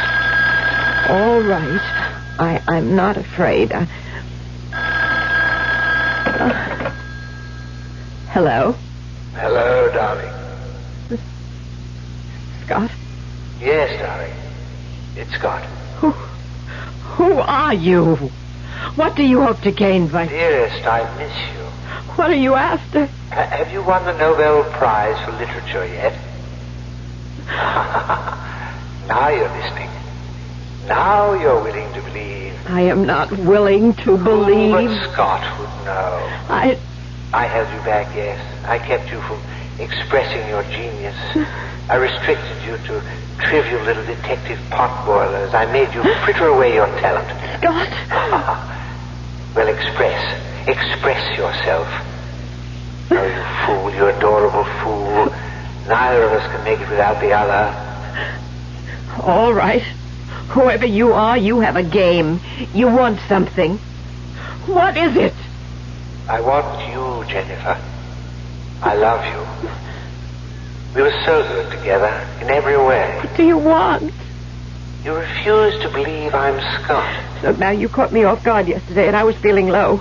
But today I can laugh at a practical joke, even if it is in horrible taste.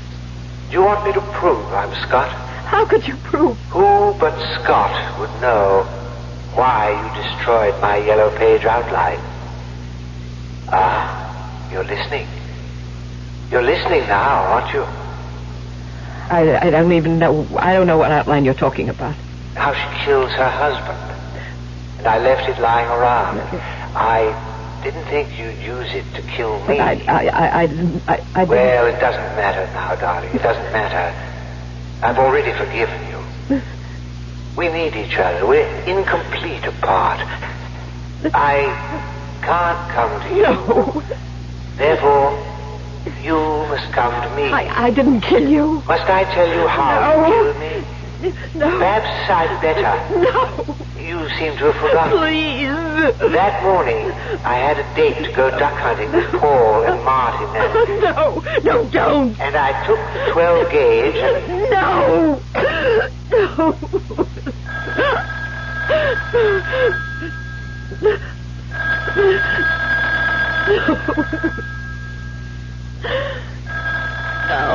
You know you have to answer, darling.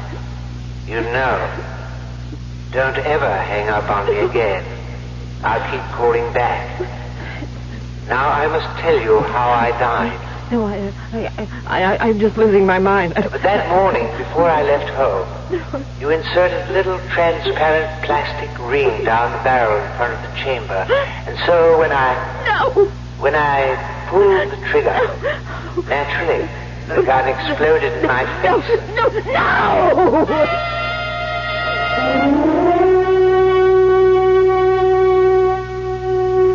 Miss Hewlett found you lying on the floor.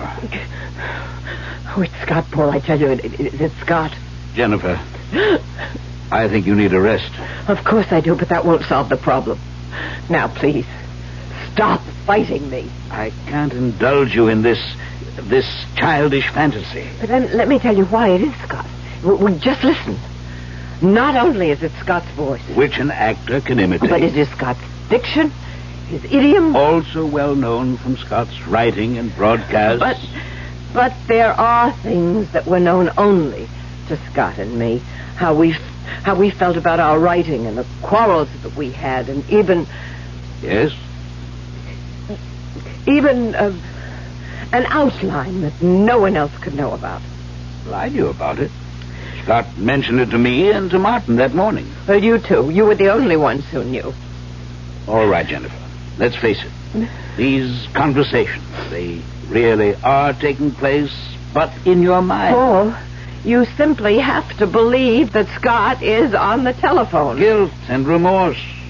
First, you thought Scott was holding you back, getting a free ride on your talent. I never said... You're talking to me, Jennifer. You wanted to be free of him. An accident happened. Scott was killed. Your wish came true. I never wanted Scott to Not be killed. consciously. Never. But when he died, that wish did come true. But you were wrong. You can't work without Scott. But I spoke to Scott. I'll tell you who's on the end of that phone. I'll tell you to whom you're speaking. To your guilty conscience. Admit it. And then face it and fight it.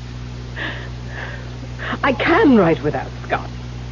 You believe it, don't you, Paul? I mean, you do. You believe it? Of course you can. But you can't work here, not in this house. Why? Well, this isn't a home, it's a museum. Every room is dedicated to Scott. Weapons, souvenirs, pictures. Scott always insisted on having the things he wrote about in front of us all the time.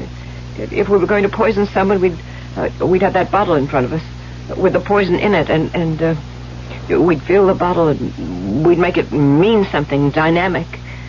And that's why we have all these things, all these spears and these knives and these guns and everything. I agree. Realism is great. But get rid of everything in this house that you can associate with Scott. See, I still love Scott. Clear the house of all this junk. But how can I part with the things that have... You'll never be free of Scott as long as everything around you reminds you of Scott. Oh. Well, maybe, Paul. You may just have something. Another thing. You might get rid of Miss Hewlett. Miss Hewlett? But she's a perfect gem. And she's one of the reasons you're trying too hard. Miss Hewlett? Why, most of the time I hardly know she's there. Well, I'm afraid, subconsciously, you're thinking she's comparing you with Scott. Oh, that's true. That is true, and I never thought of it. But, I mean, she's given us 10 faithful years. How do I know. I'll tell her I'm going on a long trip. And I'll give her a year's pay. 2 years' pay. Be generous and be kind. Just remember, for years now, she's had no other life except working here for you and Scott. Yes, I'll be very considerate of her feelings. The poor thing.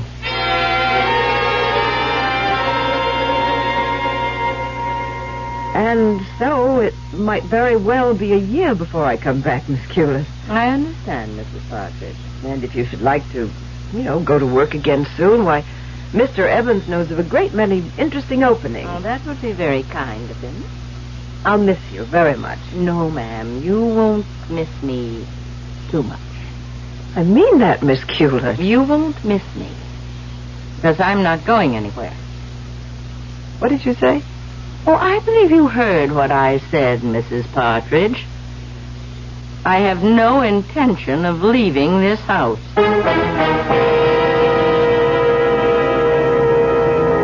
Now, what's this?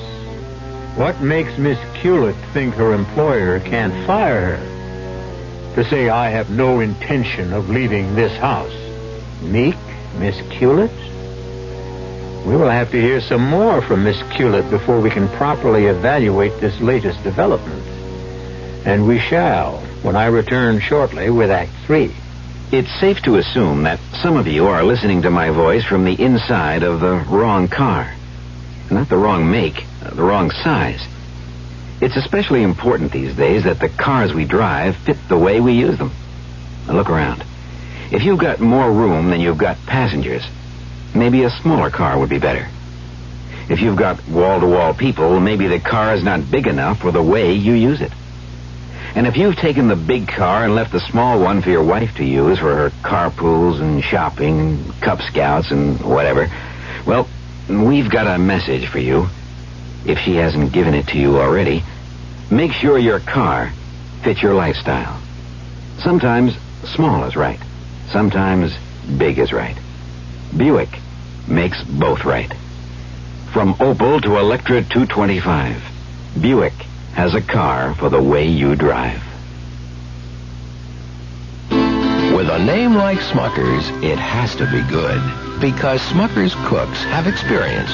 George Butzer, for instance, been with us 23 years now. George does a little farming over in Marshallville, but his main thing in life is mixing just the right amounts of sugar and real fruit to make Smucker's preserves. No artificial stuff, only natural ingredients in Smucker's. You've got George Butzer's word for it, and he's been with us 23 years. George has a nice up-and-coming young assistant, though. Willard Schoolcraft, been with us since 1957. And who knows, if he keeps up the good work, he may get to be a full-fledged cook someday, too. At Smucker's, we never rush the quality. With a name like Smucker's, you know it has to be good. It has to be good. Taste an American tradition. Taste the good natural flavor of Smucker's. Preserves, jellies, toppings, and syrups at leading grocery stores.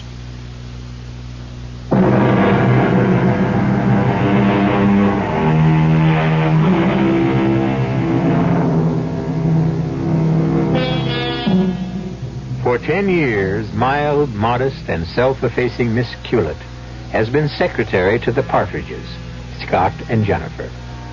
Now Jennifer's doctor has ordered Jennifer to revamp her entire life. Get rid of everything that could remind her of Scott. Everything and everyone. But the most astounding thing has just happened. Mousy Miss Hewlett refuses to be fired. I am not sure I heard what you said, Miss Hewlett. I said I have no intention of leaving this house.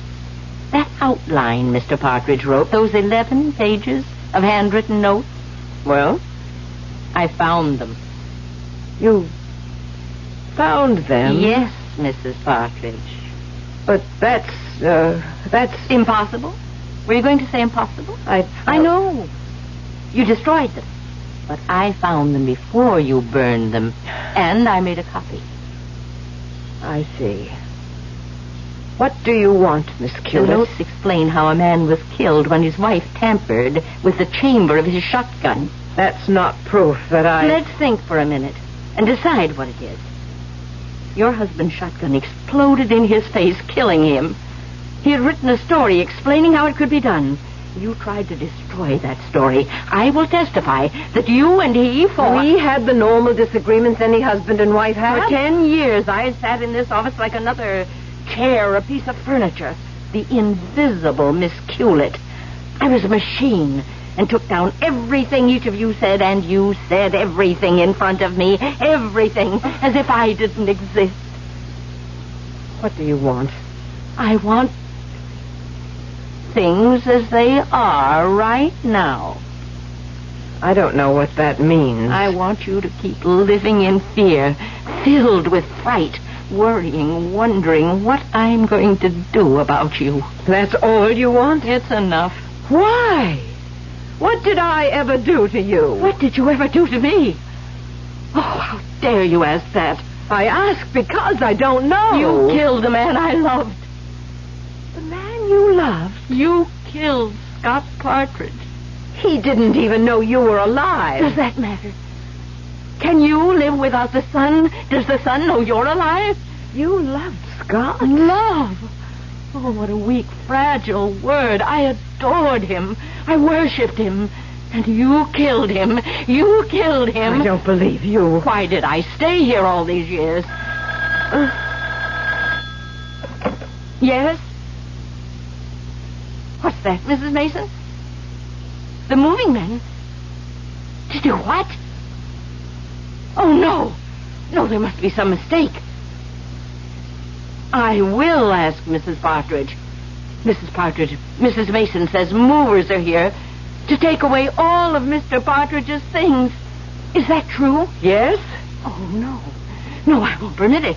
Mrs. Mason, dismiss those men. Mrs. Partridge has just changed her mind. Now, see here, Miss Cullen. I'll bring those notes to the police station.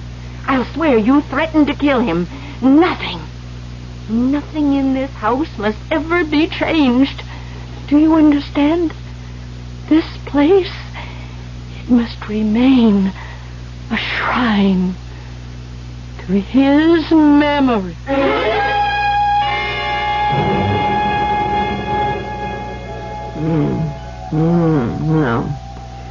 No, I don't care. I know I'm better. I was always better. I'll kill her. I'll kill her too. No, don't ring. No, I won't answer. No, I won't. I won't answer. Jennifer. Hello. No, Jennifer. You're not. No, you're not. Jennifer, wake up. You're not.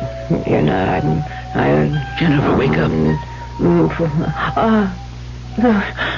Oh, Paul. You were having a nightmare. No,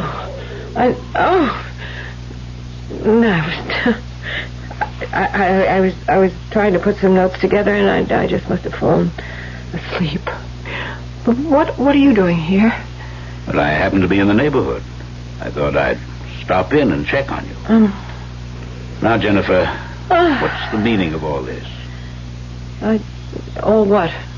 Well, I thought we'd agreed to transform this house from a museum, from a memorial to Scott, into a home for you. Well, and Miss Culett, she's downstairs cleaning a revolver. Why is she still here? Because. Yes, because? Because that's how I want it. Something's not right. The way Miss Culett smiled at me when I came in here today. Yes, Miss Culett. As if she knows something. But that's not what I find strange. Miss Culett. Hidden facets in Miss Culett. It's not so much that I noticed the smile. It's not the fact. It's the fact that I noticed Miss Culett. That's it. I noticed Miss Culett. Jennifer, why didn't you fire her? Because I choose to keep her. There's something about that woman. I'll deal with Miss Culett. What does that mean? Let me go back to work.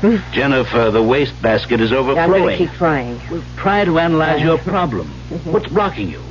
Do what Scott would do. Don't you dare mention his name. Learn from Scott. When faced with a problem, how would Scott approach it? Scott would say 3 magic words. And what were they? Who, why, how. Who, why, how. Every good story must have a strong who, a logical why, a believable how. That's the telephone. Shall I answer? No. Because if you answer, there'll be no one on the other end. Let me. Hello? Hello, darling. Scott. Jennifer, it can't be Scott. How's the writing coming, darling? Who, why, how? Jennifer, you know the how. It's Scott's voice on the phone. Now discover the who and the why. The who and the why. What was that, darling? The who and the why. You remember who, why, and how, don't you, Scott? Dearest, I don't remember. Yes. You are a phony. And the little game is over. And it nearly destroyed my mind. But no more.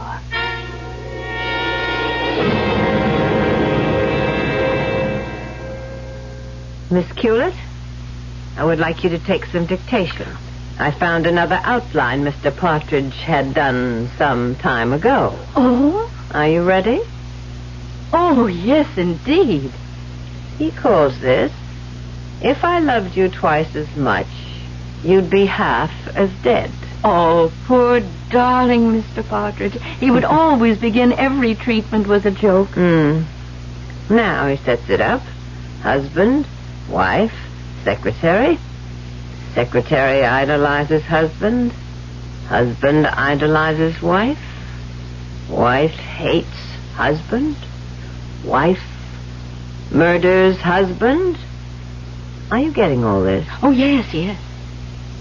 Secretary decides to drive wife insane. Secretary hires actor to impersonate husband's voice on phone. He wrote that? Secretary knows all the inside, intimate details of husband-wife relationship. Coaches actor so he can sound authentic. Yes. Wife believes actor is husband until... Until what? Don't you know? How would I know? Until wife discovers secretary is behind it all. Then... Then what? Then wife kills secretary. How? Like this. No. Don't touch me with that. Don't touch me.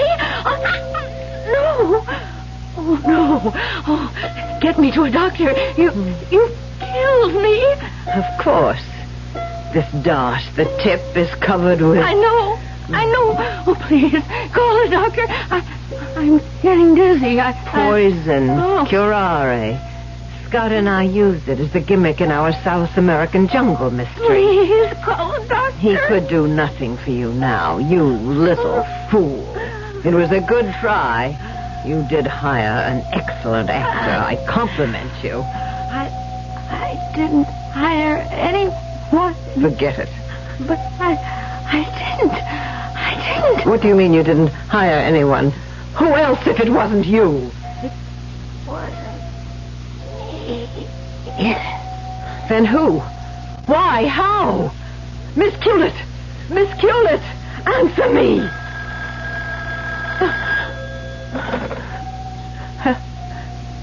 Hello? Darling. No. Why did you kill her, poor thing? Oh, please. Who are you? Who else could I be? Scott? Scott! Darling, you killed so quickly for such trivial reasons. Poor girl, she'd have done you no harm. Me? Couldn't you be generous enough to share part of the fame with me? Scott, if I could only do it over again. You do everything the same way. It's how you're made. Scott, what's going to happen to me? You can't make it on your own, sweetheart. You need me. Scott, I need you so badly. Darling, you know the pills we used in Murder of the Funny? No. Just one pill. You'll go quickly, easily, no pain. You'll just fall quietly, pleasantly asleep. I'm afraid. I'll be with you. Now put the phone down. You'll still hear my voice. Yes. The bottle is on the shelf. That's right. Open it. Fine. fine. Take one pill, one smooth little red-coated pill. Now place it in your mouth. That's a fine, fine peppermint taste. So refreshing. Now, sit in the easy chair.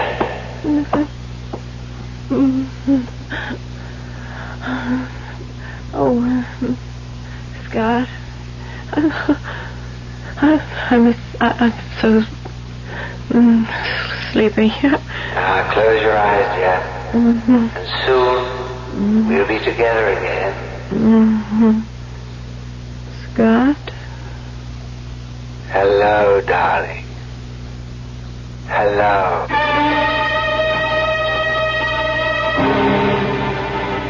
And hopefully they are together again. Not just the two of them, but the three of them. After all, they need Miss Hewlett, too. And they're probably writing mysteries upstairs for the heavenly version of Mystery Theater. So when you go to your just reward, you won't have to miss your favorite program. Where have all the flowers gone? Long time has been. Where have all the flowers gone? Long time ago. Where have all the flowers gone? Gone to ashes, everyone. When will they ever learn?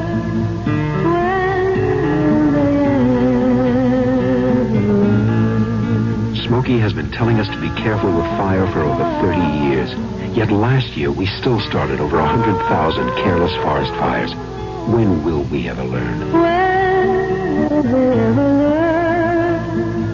When will they ever learn? A public service on behalf of the Forest Service, State Foresters, and the Ad Council.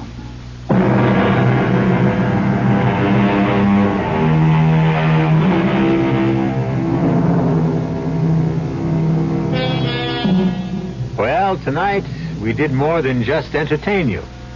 We also taught you one of the tricks of the trade. Who, why, how. Those are the three magic words. Our cast included Arlene Francis, Mary Jane Higby, Robert Dryden, and Guy Sorrell.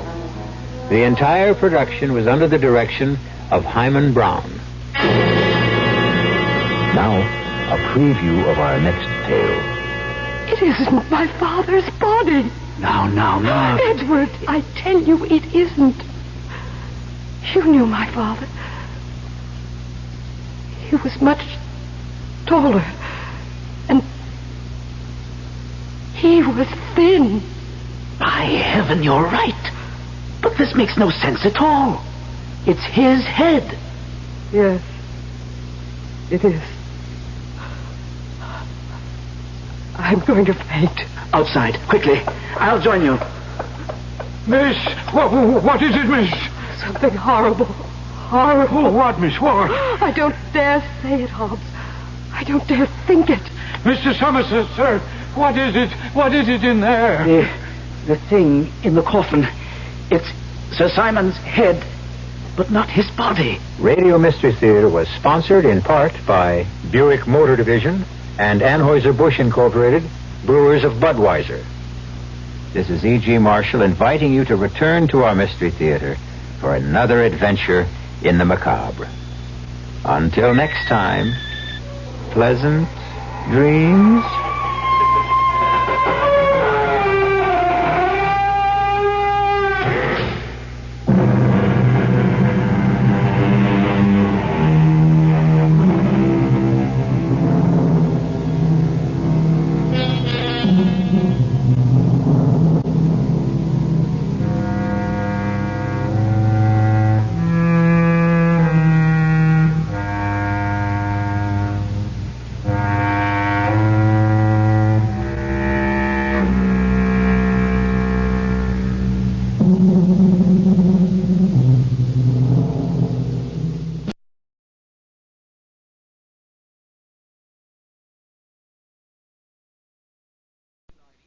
Test drive the Mazda and discover the astonishing difference in Mazda's rotary engine world. Experience the future today at Jerry Freeman Mazda in Dallas.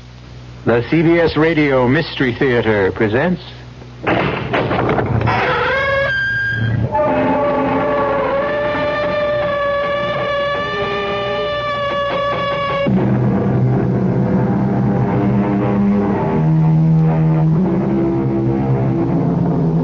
Come in.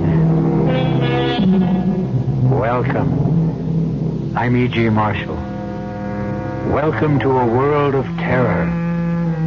To those of you who have never experienced terror, it is but a word, quite meaningless, really, altogether without substance.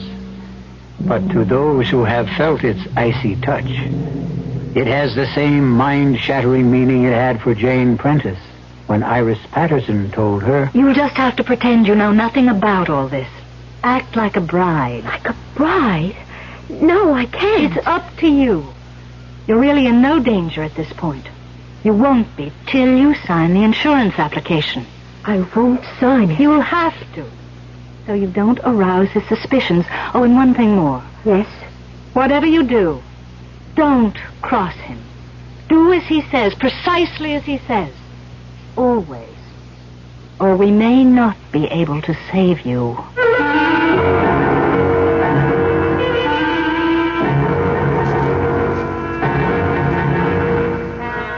Our mystery drama, Journey into Terror, was written especially for the Mystery Theater by George Lothar and stars Roy Thinnes and Lynn Loring. It is sponsored in part by Buick Motor Division and Anheuser-Busch Incorporated, Brewers of Budweiser. I'll be back shortly with Act One. Say, do you know what happens this time of year? The swallows come back to Capistrano. Nope. The buzzards come back to Hinkley Ridge, Ohio. No. Bulldogs all over the world begin to shed. Not even close. Oh. This, my friend, is the time of year when you can get a super little deal on the practical but elegant Buick Apollo. And just between you and me, it may very well be the best chance you'll ever have to buy a Buick. I could have sworn this was Buzzard Day in Hinkley. This can make your blood pressure go up. And Madame wish? Oh, I'd like pate to start, I think. Oui, Madame. And vichyssoise. Darling. Chateaubriand, yes, and petit pois. Darling. Yes, dear. I forgot my wallet. What, again? Oh, monsieur. Yes, your blood pressure can go up, but usually it will come back down again. If it doesn't, you may have hypertension. But hypertension can be controlled. Your Heart Association advises you to see your doctor regularly. Gotcha. Now that you got rid of the mosquito, Darn mosquito really bit me. here's how to get rid of the stinging pain and itch. How? With Campho-Phenique. That awful itch is caused by fluid mosquitoes inject under your skin. The penetrating action of Campho-Phenique gets to the cause to stop the itch. Protects against infection from scratching, too. That Campho-Phenique really works. Campho-Phenique relieves the sting and stops the itch instantly. Campho-Phenique.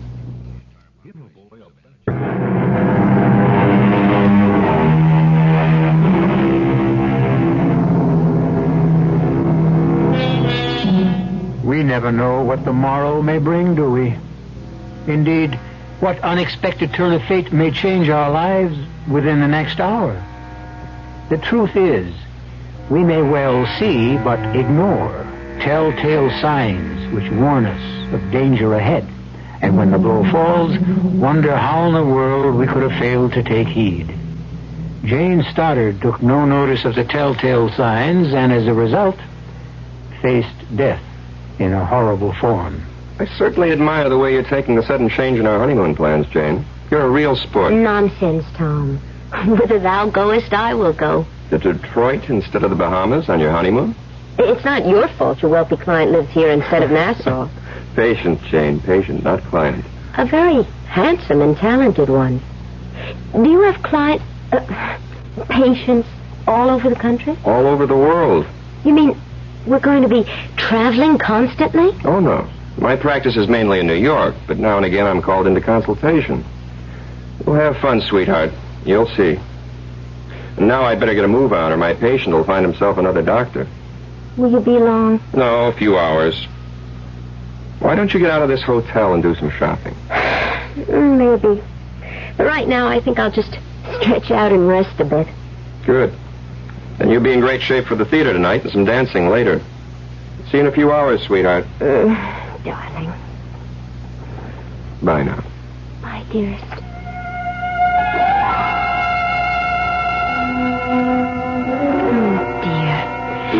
To think I could be sunning myself on Paradise Beach right this minute. Nice hard bed. Oh, it feels good to stretch out. Turn on the radio. Get some music.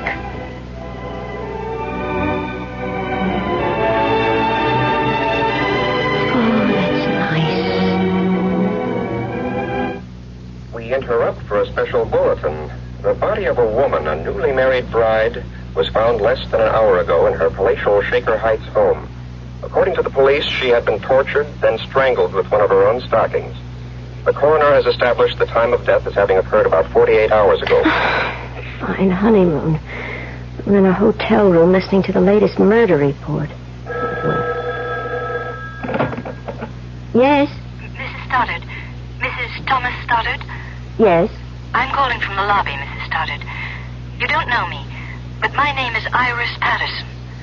I know you're alone at the moment. I saw your husband leave the hotel just a few minutes ago.